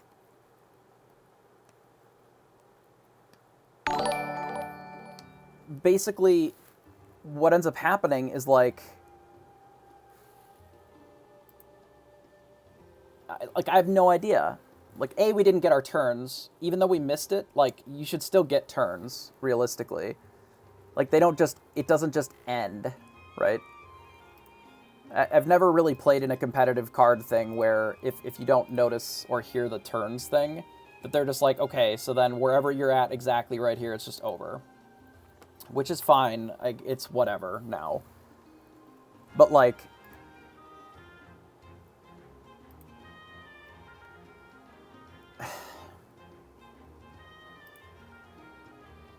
whatever. We didn't get him. It is what it is. I'm a little frustrated about that, but it's fine. Especially given the board state that we're at. Like, this is our board here, and then we're like, okay, you're done. The game's over. Whatever. Sure. I'll pay better attention to Discord when I'm in the middle of playing my game instead of playing the game next time. For turns. But, like...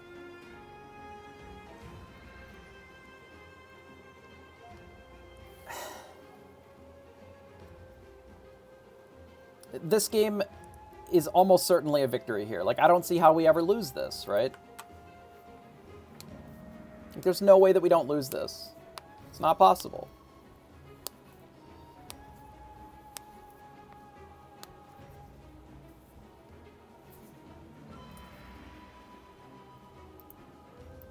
Yeah, possibly. Who fucking knows? But, Vortex, the thing is... it feels like that's how it would change, but, like, the opponent win percentage is scuffed, too, across the board. Right? If that's the case, how many rounds today were 1-0? Like, we're just 1-0 games that were reported wrong. So then the other, like, all the way up and down the whole field, it could be scuffed, and then that would change everything. Right? And it's fine. I play faster next time, and then I don't... play faster, and then I don't draw here, sure. But, like...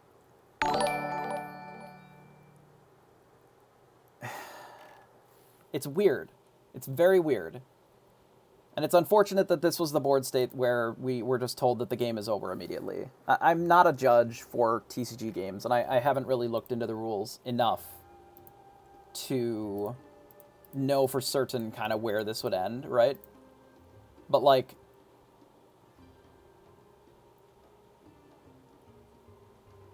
yeah, they would have to Tama and another dime, like, double dime me, whatever, sure.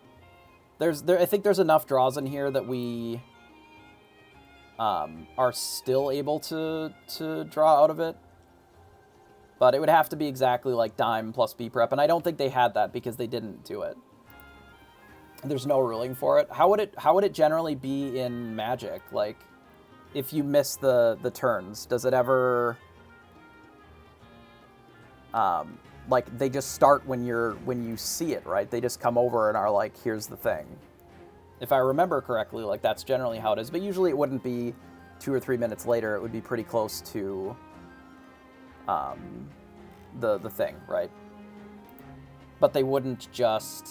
yeah, you just set it up when noticed, right? That's usually how it is. You get an extra minute or two, you're like, hey, pay attention, and then you would get your turn starting from here, or the other way, right? And maybe I wouldn't have enough turns to have done this anyway. Who knows? I mean, it can be pretty loud. Yeah.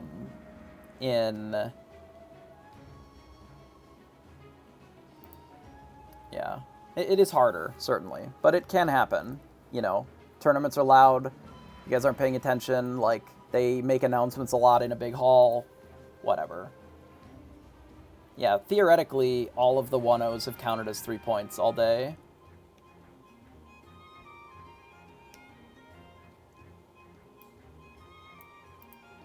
Okay, I mean, sure, you got me, I guess.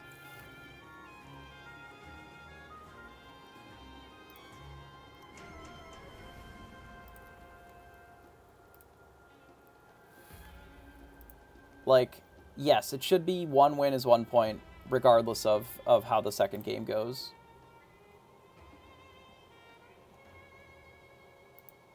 I mean, I'm not doing great because we missed turns being called, and then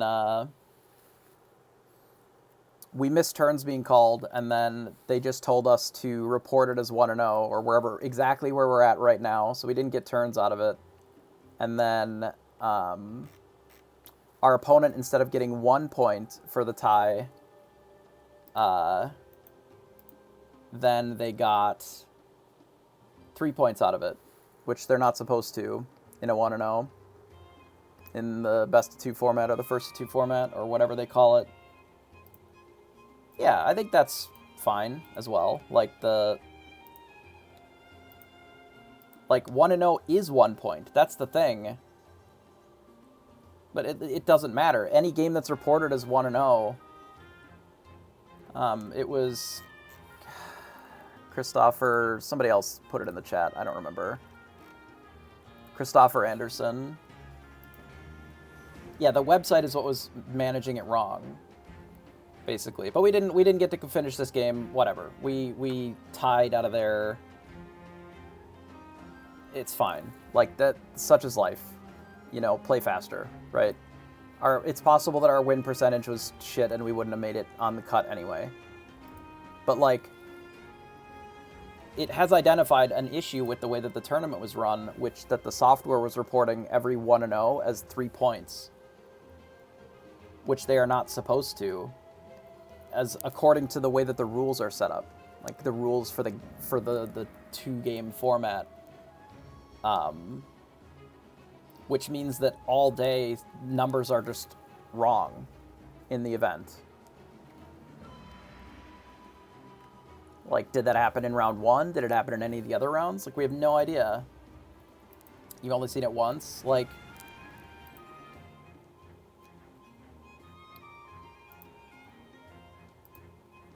are there a lot of 1-0s? I mean, so there are timers. It originally started 50 minutes. They lowered it to 45.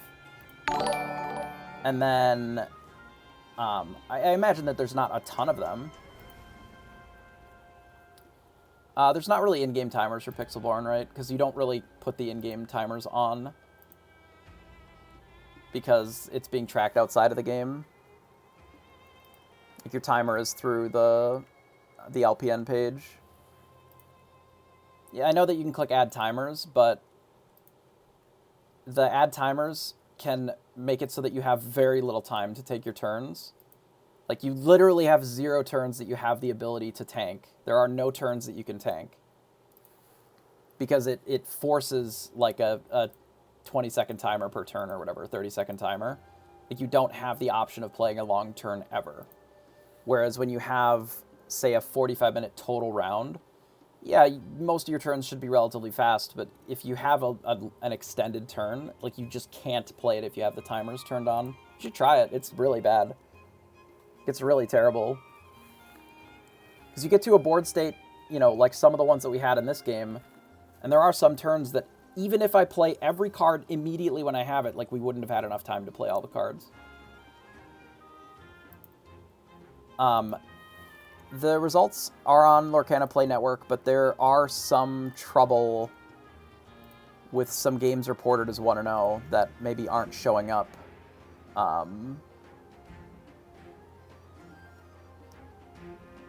It's odd.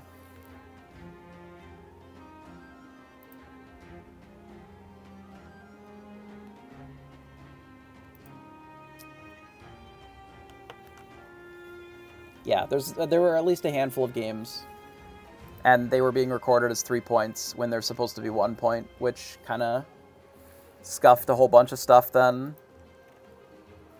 because it affects the top 16 cut as well, unfortunately. But we fucked it. Like, we're done. We're out, no matter what. There's no magical 1 point that we get out of here that even matters, so it is what it is. Play faster, win more games. Like, we fucked up in this game where we probably could have won, and we fucked up in the Bucky game for sure. So next time we'll just have to win, I guess.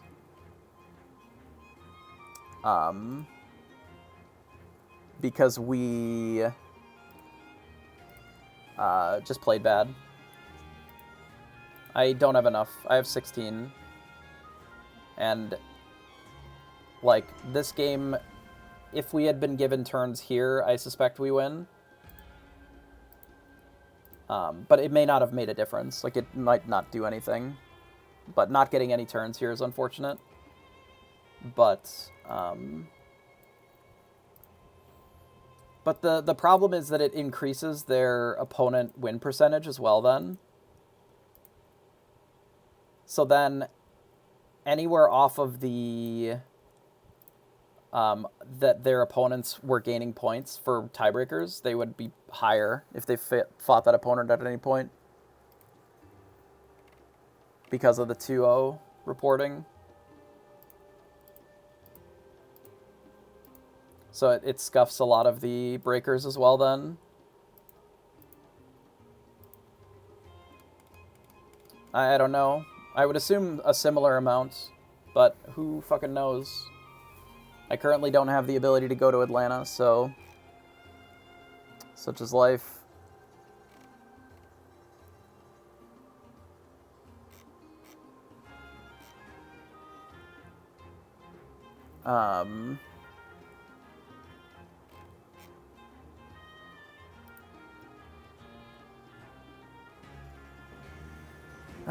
Let's see. It looks like there's only 2 instances of this happening all day, so maybe it really doesn't matter.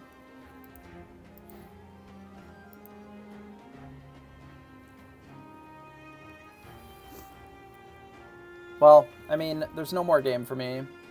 No matter what. We may or may not be on tomorrow, we'll see.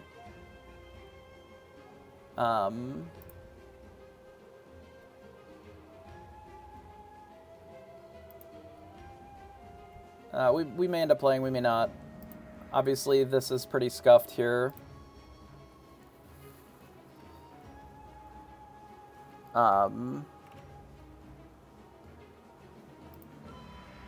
like either way, whether we get the 1 point out of this or not, like I don't really know. It's entirely up to the judges how they do, you know, people missing turns or whatever. We just literally didn't see it.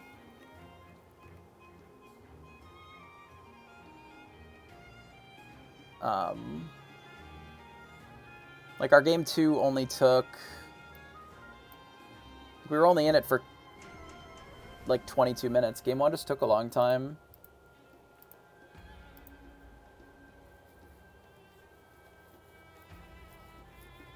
Because our game 1 was like this. And we just ended up losing. And maybe I'm supposed to just like not wheel them when I did. Just here, I guess. I don't know. I don't remember. I'm shit anyway, so it just is what it is.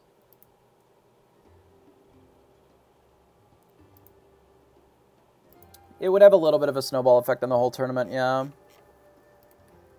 I mean, we're supposed to just play faster so that we're not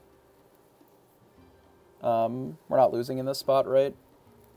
But if I just don't mess up this game, or play this one a little bit better, like I don't think I had a chance against Jafar here, since we lost on literally their turn, or our turn 4, their turn 5. I don't think so.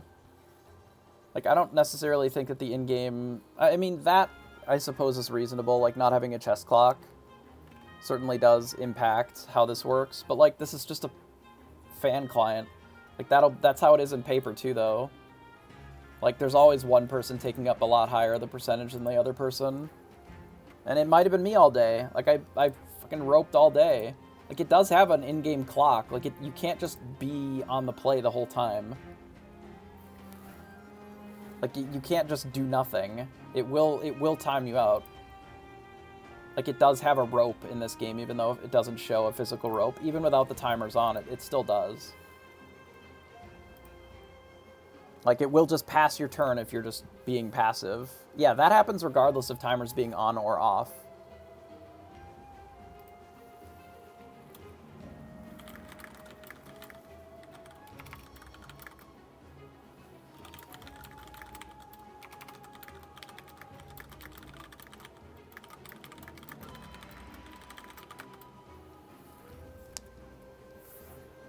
Yeah, there are. So there's the timer checkbox, and then there's the normal in-game timers, which are different.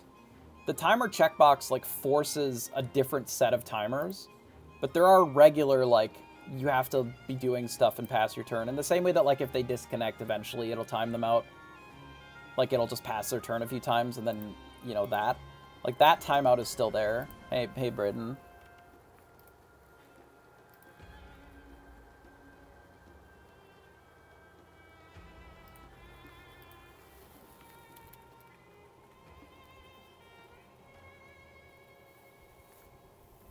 Yeah, those are basically what are still on. Like the turn clock where it's like just maybe 2 minutes or whatever, and it starts to beep at you and then passes your turn if you're just not doing stuff. Those are on by default in this. That you can't really turn that off. There is an additional timer that you can add that like is pretty scuffed. Like there are some triggers that you can do that just like you can't resolve in time, which is kind of miserable.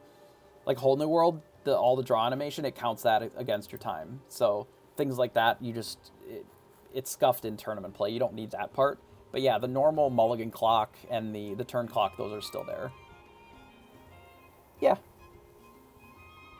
Well, I mean, you wouldn't be able to sing it without a target because there'd be characters in play, right? Well, no, you still can, right? You just choose nothing and draw a card. You don't have to target your own thing, I don't think. I don't remember. I don't really cast that stuff. But I'm pretty sure that works.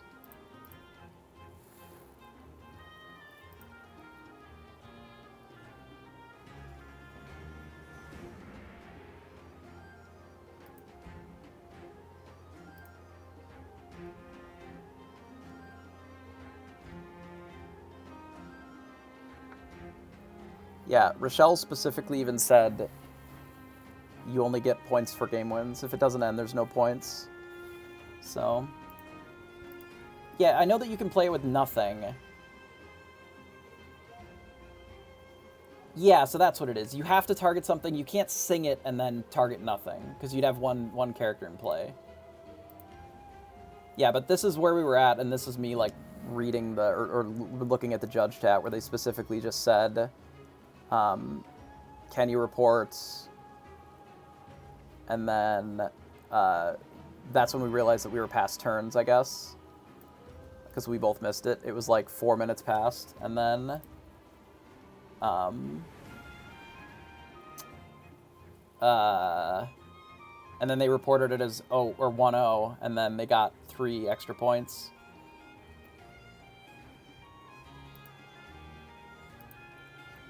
I mean, it is the judge call that was made. I didn't have the ability to even really dispute it because by the time that I even knew what the hell was going on, it was already reported and we were well past it. Like, I was still trying to figure out if 1-1 and 1-0 were worth the same amount of points. And we still didn't have an answer for it, and I couldn't find it anywhere.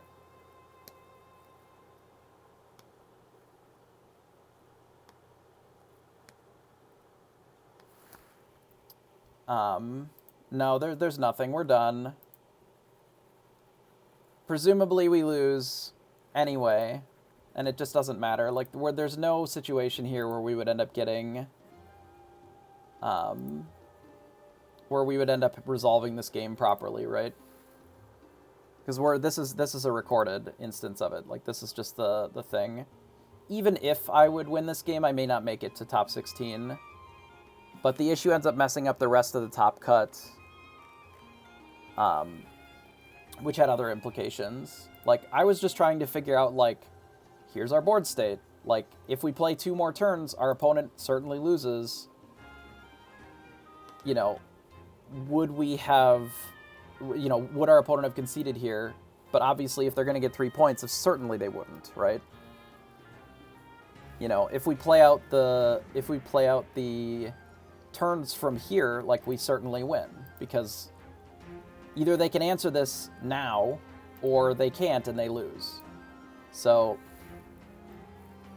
like, I don't know. Such is life. Again, sometimes you lose in these spots because you just, like, don't have the pieces in time. But also we scuffed this game, and we scuffed this game with just bad play. So, you know, that is what it is. Why? It's just the decks. It's just blue, purple versus blue, steel. I don't think anybody necessarily slow played intentionally. Maybe me, because I suck at the deck, I guess. But, like, we just played a long game 1. And, the ink counts just get really high in these games. And then game 2 was just pretty long as well. Like, we just had an awkward draw, and then it took until, like, here-ish. And then this is the turn where I think we messed up. Because I decided to sing in this spot, I think. And then... Oh, no, I didn't. Oh, this is right. This is where I messed up. They ripped Crab off the top anyway. But, like, I just didn't do anything this turn. I just played Popsicle, Popsicle, Smee. When I could have probably just not done that. Like, maybe played one Popsicle and then just, like, inked and then wheeled. And then we could have maybe played more stuff. But our board is just, like, not good. And then they ripped the Tamatoa, and then they just buried us with Crab and Tamatoa.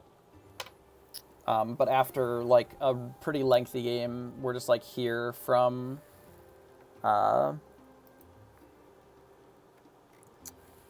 this is where we're at, and they're like, it's just done. As far as the game, so it is what it is. If you're looking to pick up blue steel, like, you just have to play some games. I would watch some people play it for sort of like the different lines that you can take, but it is a fairly complicated deck. Like, our games took longer today because I'm bad with the deck. Like,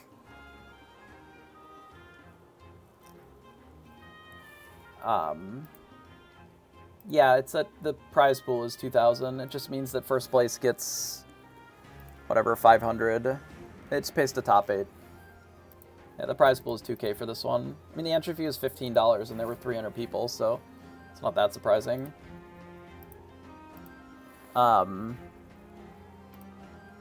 Yeah, there's, like, not much that can be done for me. Obviously, complete your games, win more games, and then it's not as big of an issue, but there is...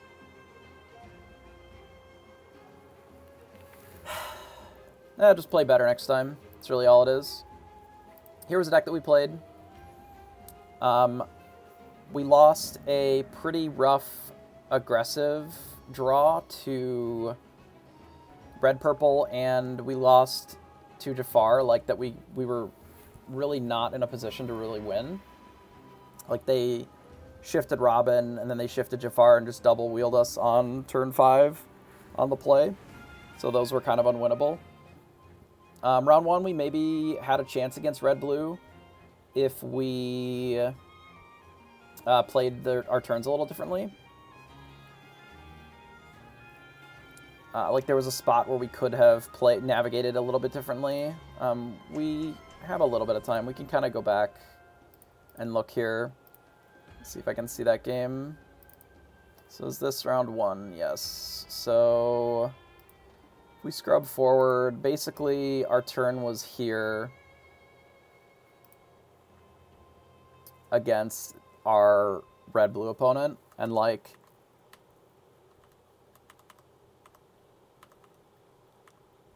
Or was it? No, it's forward a little bit here. Okay, so we Gastoned. Okay, it's right here. All right, so we Gastoned, and then... So we're in this board state exactly. Like, if this is our opponent's turn. So here's our round, right? This is where we messed up this game. This was in game 1, or round 1. So against a red-blue opponent, we're pretty well even on numbers, right? We had this as our hand, which most of the cards don't do anything. And they just be prepped and build up the board. What we did, and what we should have done, we're just, like, not correct here. What we should have done was, since we had, like, a lot of these cards that can just add more to the ink, is we should have, like, played the quill, inked stuff, played the bell, inked 2 more things. Because they're playing red, so we have to assume that they have some answer to bell. Which they did. They ended up having a Tremaine. But then we get to this board state, and we, like, have these 2 cards in hand that we literally can't use. So if we had just had both of these in the Inkwell and we were at 11, you know, like, from this spot here, if we just double inked and then our intention was to slam the Whole New World next turn, I think it gives us a better place to play. Instead, what we ended up doing was, like, let it going a bunch of times. Our opponent ends up playing a crab, and then we let it go again, so now they're above us in ink, and then they destroy us because, you know, we let them catch up in ink. Instead of it being a +5 for us, it was even for us, and then they killed us with Dime. Because they had a full turn where they could play Dime. So that's where we fucked up that game. You can go back and watch it. And then we did the same thing sort of against Bucky somewhere in here. It must have been here, right? Yeah, so, like, this turn specifically we messed up. Or this, like, set of turns.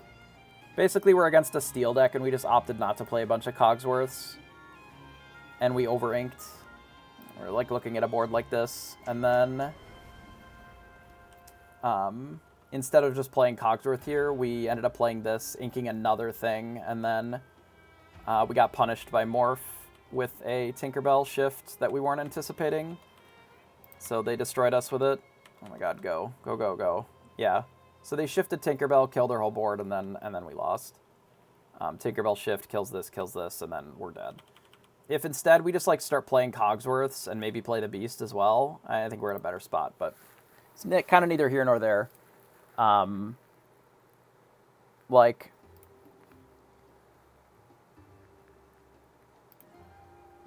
overall, we could have played a couple of games better. RP on the draw, like, here's the true rub with the tournament, right, with our result. So here's where we ended up. This round, our opponent didn't show up for 9 minutes. That was the round that, like, there were quite a few, like, it started a little early and people missed the announcement. Yeah, it's the Lorcana Play Network. I can link it. Give me a second. So it's this. I don't know if this will actually work, but it is this website. So our opponent here, this red-purple player, like, we won game 1, and we were already told by a judge that we could have, yeah, I mean, I would agree with that too, but the way that they were handling the event is they were, you know, 5 minutes, 6 minutes, 7 minutes came around, like, they were giving up game losses. We could have just taken that and taken our 2-0 here, and we probably should have. Like, obviously it cost us in this event. Trying to play towards, you know, giving our opponents the best chance of participating in the game. Like, certainly there are people that did take advantage of that today.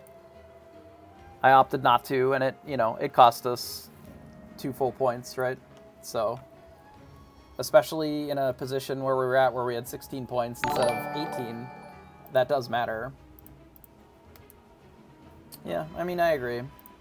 But we opted to be, to play it out, and then they just killed us. So, what do you do?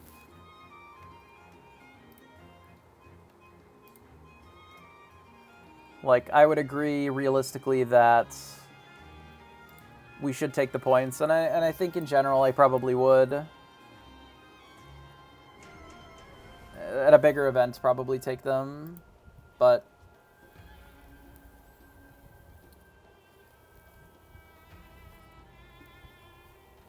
yeah, I mean, that's basically what happened, but they were giving out game losses, and we could have taken one, and we didn't. So it cost us 3 points. I think it's fine, right, that we didn't win, but it certainly does feel bad when you miss so narrowly. You know, it makes you wonder sometimes about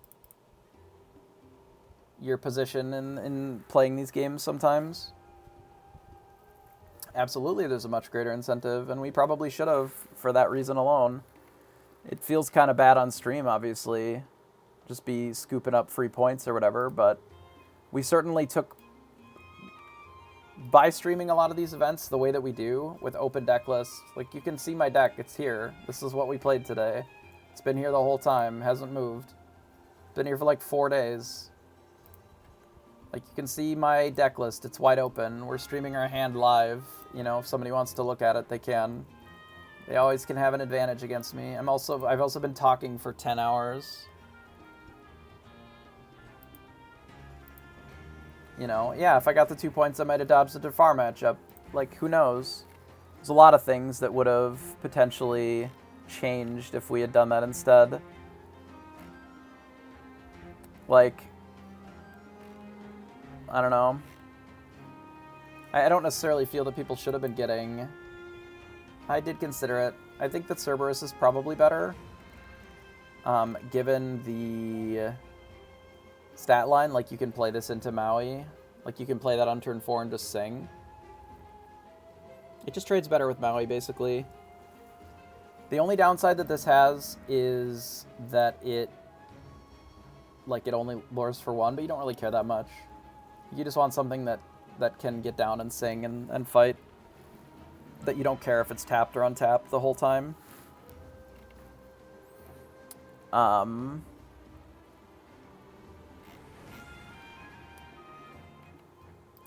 The only time I would probably switch to Rabbit here is if specifically World's Greatest Criminal Minds starts seeing a lot more play, because this is like the only difference here. But there is advantages to this just trading 1-for-1 with Maui, like if you opt to just Whole New World immediately with this, which we didn't really have happen a lot today. But if you do end up doing that, this trading with Maui has value. It's also just bigger. Like, this can kill Beast straight up as well, which it did a few times. The Rabbit is a 4/6/2 for 5. This card right here. It's fine in that slot too, I think. Like, it's not bad. Audrey is also a consideration for that slot, but this card isn't terrible there. Like, the only difference is that it doesn't trade with Maui, but it does survive a lot of the other removal. Like, it dodges Zeus and Medusa, which is sort of the reason to play it over Beast, right? The problem with Sad Beast is that it dies to all the cards that people are playing as removal. So you're just adding something like 6 as a good break point, and then just having a little bit more health to dodge is nice. Yeah. There's definitely some times when we could have played a little better, which is unfortunate. It's practice. Like, I haven't been playing as much as I probably should be. You know, it's easy to be demotivated to stream because it is a lot more work than just playing. Like, streaming your games and actually, like, doing reasonable talking about them. I didn't make Atlanta either. Yet, I mean, that could change, but so far, currently, no. Yeah, I mean, I hope people enjoy it, right? The commentary and the talking about it. Like, I like talking about the games. I like explaining what I'm thinking about, predicting lines, you know, making called shots, because those are the things that need to happen in order for you to still participate in the game, right? And sometimes you have to make those. You have to set up in such a way that you have the ability to win the games if you draw those cards. And if you don't, like, I don't claim to be the best player ever, because I am not. I mean, I make a lot of mistakes. It doesn't help, you know, that I'm just talking basically all day, every day when doing this. Like, this shit hurts my brain. That's why I liked playing Storybook Brawl, because that game never really hurt my brain. And if I got tired, I could just, like, force the same comp over and over that I understood how to play, and I could pilot in my sleep. But games like this, when you're against an opponent instead of just sort of drafting specifically, end up being a lot more challenging. You know, your opponents are very good players. They are also playing cards that make you have to think a lot. I mean, it could play red-purple again. I just don't think it's a very good deck right now. Like, it doesn't... All of the games that we lost or didn't do well in, like, red-purple doesn't have great matchups there either. It's okay. Like, I don't think there's a red-purple deck that beats that Jafar draw either. And against the Bucky thing, we just play better, and I think we're okay there too. We had the cards to win that matchup. We just didn't play them right. If I just like run out double Cogsworth, I don't think our opponent actually is able to win in that spot, because then their Tinkerbell and all their removal don't have text. Instead, we let them Tinkerbell and like 2-for-1 us. 3-for-1, because they shifted too. I think it's very strong. I think Bell's too good to cut. There was literally a game where we played a Bell. Like, we had a dime in play. We played a Bell and we dimed it to go to 10. We passed and our opponent had nothing, and then we just killed them. Yeah, the dime is, or the Bell is like too good. Hey, Zepha. Like, the dime and the Bell, like, it's just too strong. There's also spots where Bell just, like, you can play Bell and ink an extra card and it's really cheap. You can, a Whole New World, like, use Quill plus Bell to just, like, ink your whole hand and just Whole New World again immediately. And then you're just at, like, 14, 15, 16 ink. Yeah, it gives you another ability to actually ramp. Like, it's not amazing on turn 4 or turn 5, but, like, Bell, wheel, it's so dumb. It's so strong. There's a lot of times where, like, you'll have Bell in your hand, you know, and a Whole New World that you're looking to cast, and you just, like, play Bell, ink everything in your hand, Whole New World, you have an extra double your opponent's ink, and then the 7 cards don't matter as much because you just choke them on resources. You're playing 2 6s and a 3 in a turn, and they're, like, 1 7-drop, you know? Makes it even Be Prepared not feel great, because, like, sure, they killed your 3 things, but they have a finite amount of Be Prepareds. And you just keep presenting too many powerful threats at a time, and then they sort of get buried.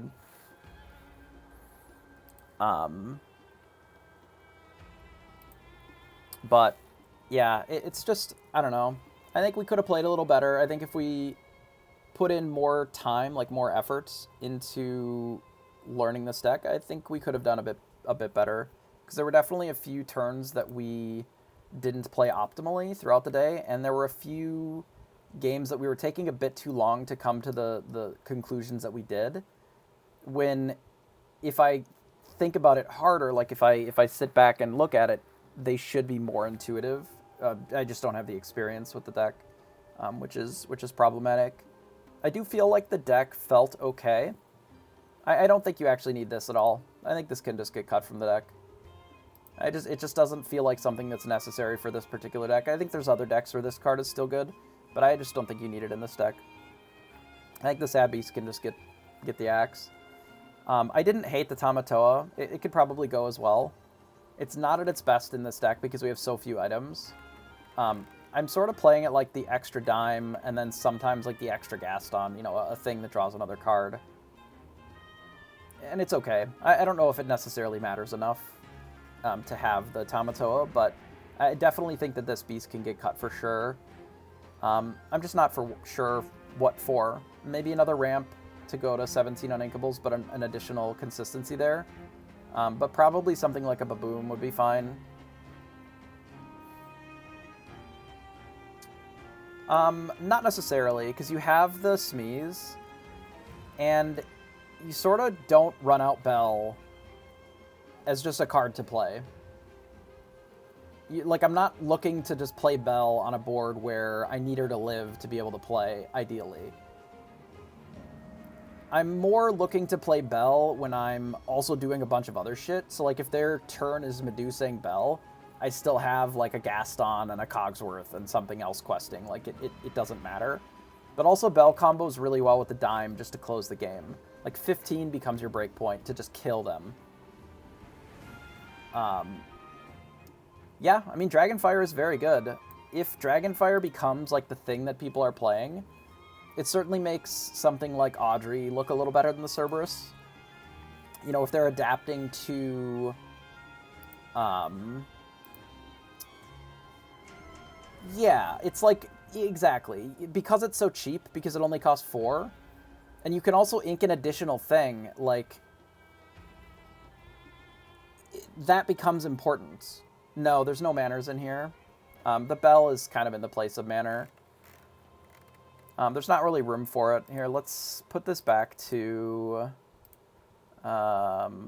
this Inkwell. So we can kind of see the whole deck done. I was able to see it earlier. Oh, I know what I have to do. This. Yeah, here's the whole list. So, like, because Belle is only 4 cost, like, it's pretty easy to double spell with her, especially because you can ink an extra thing. Like, if you're in the sort of whole new world into another whole new world kind of situation, then you can use Belle to just ink extra cards. It's one of the reasons that we're running Let It Goes instead of Zeus, because we just want more inkables for Belle. Of course, ads start running immediately.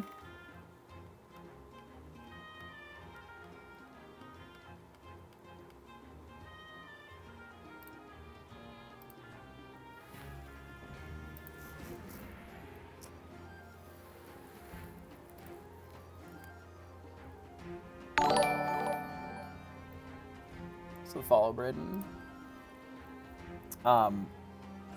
Yeah, I don't think you need the Beast. Probably a Baboom here. I don't actually necessarily think that you need the Manor. I don't think it's terrible. My problem with Manor is it never... I don't know. It just isn't good enough, in my opinion. Like, I would rather have a board presence. Because if you're behind, it does nothing. But I was thinking, like, Baboom. Because the games where we were losing on the draw...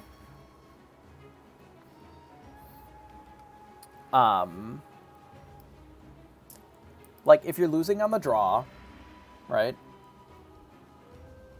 The games where we were losing in those spots, it was because our opponent just, like, played a bunch of stuff, but we didn't have, like, a Smee or a Hook play, right? Our opponent was shifting a Robin that we couldn't answer, or our opponent just, like, played a couple of threats, and we just... it was too many threats for us to deal with. So, like... it's very weird.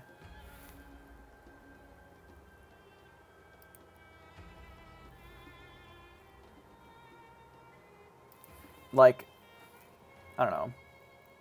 I feel like it's Baboom just because we want to have the extra inkable for Belle. Like, sometimes you don't need the thing. Fire the Cannons could fit in the deck, because it would only be 17 on inkables, which isn't bad. I just don't know if we would want, like, 2, if we just want 1. Maybe we cut the Crab 2 and we add a second one. Like, I have seen Zepha's, like, Fire the Cannons and Baboom, like, as a split. I think it's okay. But really, I think just Smee is fine most of the time.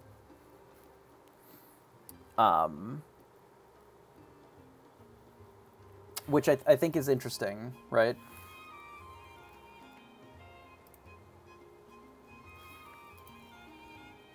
And if you have the Smee, you don't necessarily need another thing. Like, I frequently today didn't play my Captain Hook if I had a Smee.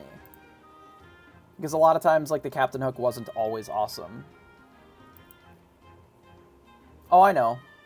I saw. I didn't even know that we were at time.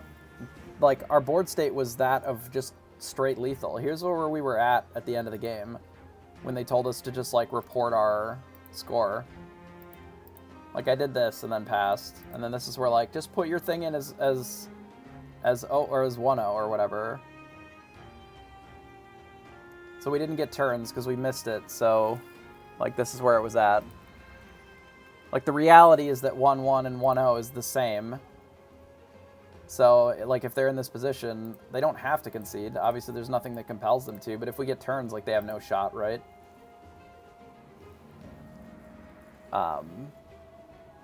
But by reporting it as 1-0, which they can, obviously. I was asking questions in the chat, and it was just already reported, and like, it was done and moved on. Like, I literally asked, just to be clear, 1-0 is the same as 1-1, and it was already reported as 1-0, and it's like, okay, we didn't get any turns, fine. We missed the thing by, like, a couple minutes, because neither of us were watching Discord while we were actively playing. I have no idea. Literally no clue. can't know what my opponents are doing or thinking. I do my best to know, but I don't always know. I would doubt it. I don't really think... We can go back and watch... Like, you can go back and watch the whole game. I don't think that they necessarily did any sort of slow play. Like, it was just a long game. And some of it is my fault, I'm sure. Like, I'm almost certain that I'm not the best with this deck because I don't have enough practice with it. But, like, you look at our ink counts at the end of this game, you know, we're literally at 16, 17 for ink. You know, which is an absurd amount of ink versus, you know, this being a short game, right? We navigated in such a way that, like, we can win, but animations are long in this as well. I mean, based on the conversations that I'm reading in the chat, they assumed that they would get 3 points for it. So...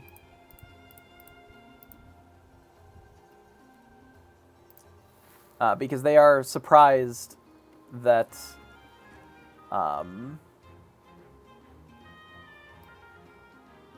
that the 1-0 and the 1-1 are worth the same.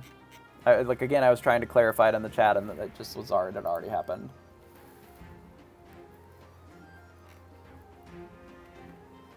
Like, I'm not the one that reported the final result, you know? Yeah, I mean, it could be. Could be nonsense. I don't really know.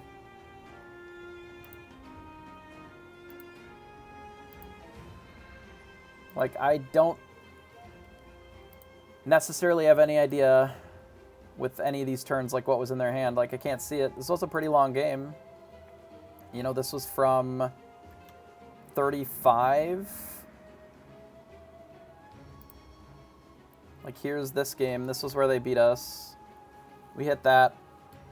We were trying to figure out the best way that we can not lose here, and they just had another crab and killed us. So then this is, what, 30... We'll call it 35-30. Where we click into the game. It's whatever. I don't know. It's okay. Our scene is alright. Yeah, it is a long matchup, for sure. Like, I was trying to figure out a line at the end. I maybe took an extra minute more than I should have. You know? I wasn't watching the clock.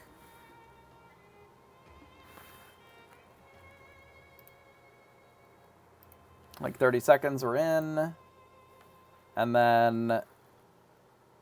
So this is 36, and then I assume that, like, we're here... Like, it's just a long game.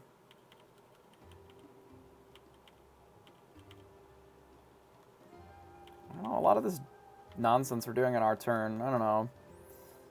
I'd have to go back and watch the whole thing. I don't necessarily know that they slow played. And if they did, I didn't call them on it, because I wasn't paying enough attention. But, like, to get us to this point, like, where we were basically at...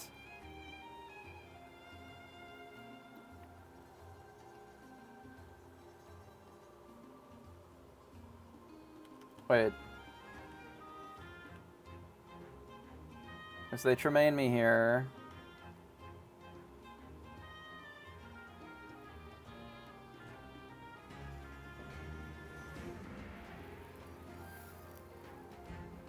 DYB.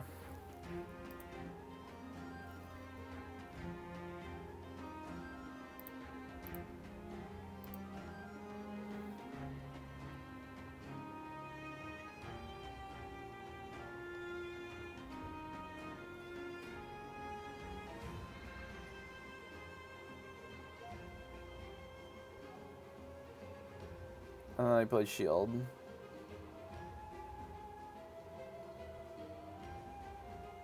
Certainly looks a little scuffed.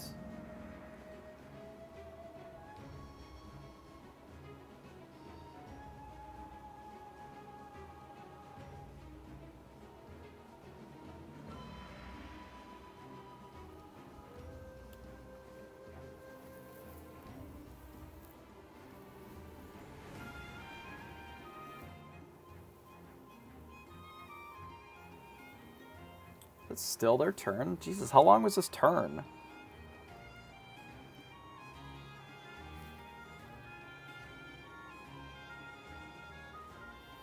When was time called?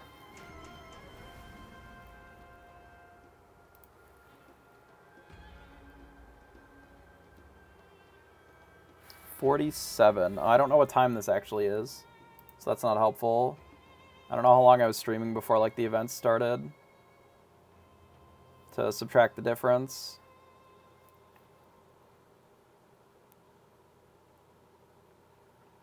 I mean, it is what it is. If they didn't, or I didn't call them out on it, I guess.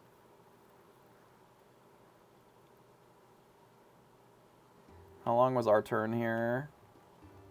Did we draw? 10 hours, 20 minutes, 35 seconds. Yeah. Yeah, I know that's what it is right now, but we would have to know exactly when the round started to figure out, like, I'm too stupid for that, bro. Okay, so we drew for our turn. It's like 57:40. So we tank for like a literal minute because we're bad. So I'm sure it's on me. Yeah, I don't know where it is in the Discord announcements, like relative to the time that we're playing here. So like we're just slow. We went through our lines and then did this, and then like this is where it was at.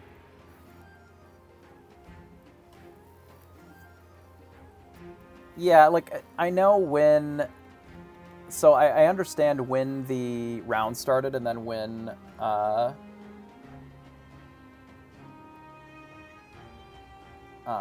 time was called, but I don't know what that is relative to like our game here, because it's different. Like my time scale is different than that, because this being at 9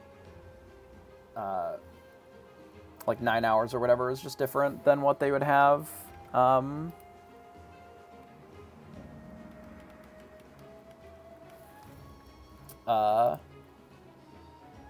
Because the round like didn't start right on time. It was several minutes after. I mean, we'd have to calculate all that out, and I'm just too dumb for that, so I don't really care. But like, this is when we're like talking to the fucking judge or whatever, so I don't even know if it matters. Literally nothing matters. Everything is garbage. I don't know if they slow played. I'm too dumb to figure it out. If somebody wants to go back and review the VOD and see if they did, great. I don't know if I care to. It just doesn't matter. It is a difference of me getting 1 point or not, and I doubt that it would have actually mattered for me to make day 2. We just have to win more, I guess. But yeah, I think we're probably done then. I'm too stupid for this game.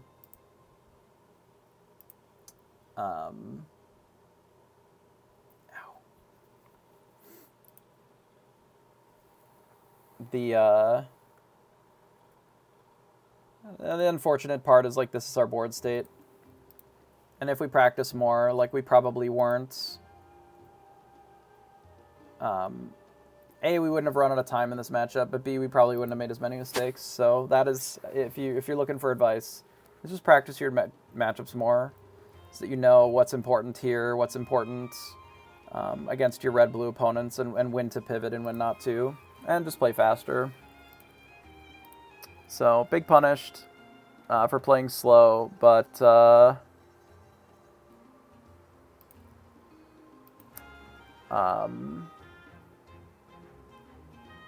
whatever. We suck.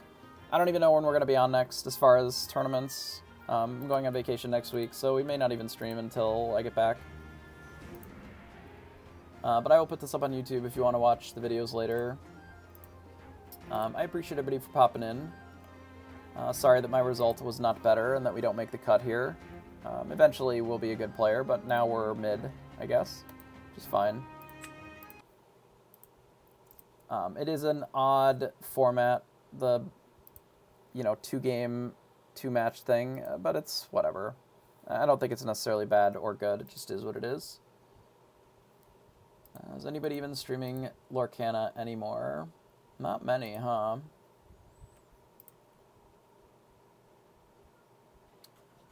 We will just send you over here. And then I will raid. What's my take on it? Oh, you're asking Bannable? I'm sure that he was just running a relatively stock blue-red list and then just dunking on people, just like we got dunked on. Yeah. Thanks for hanging out. I'll see you next time.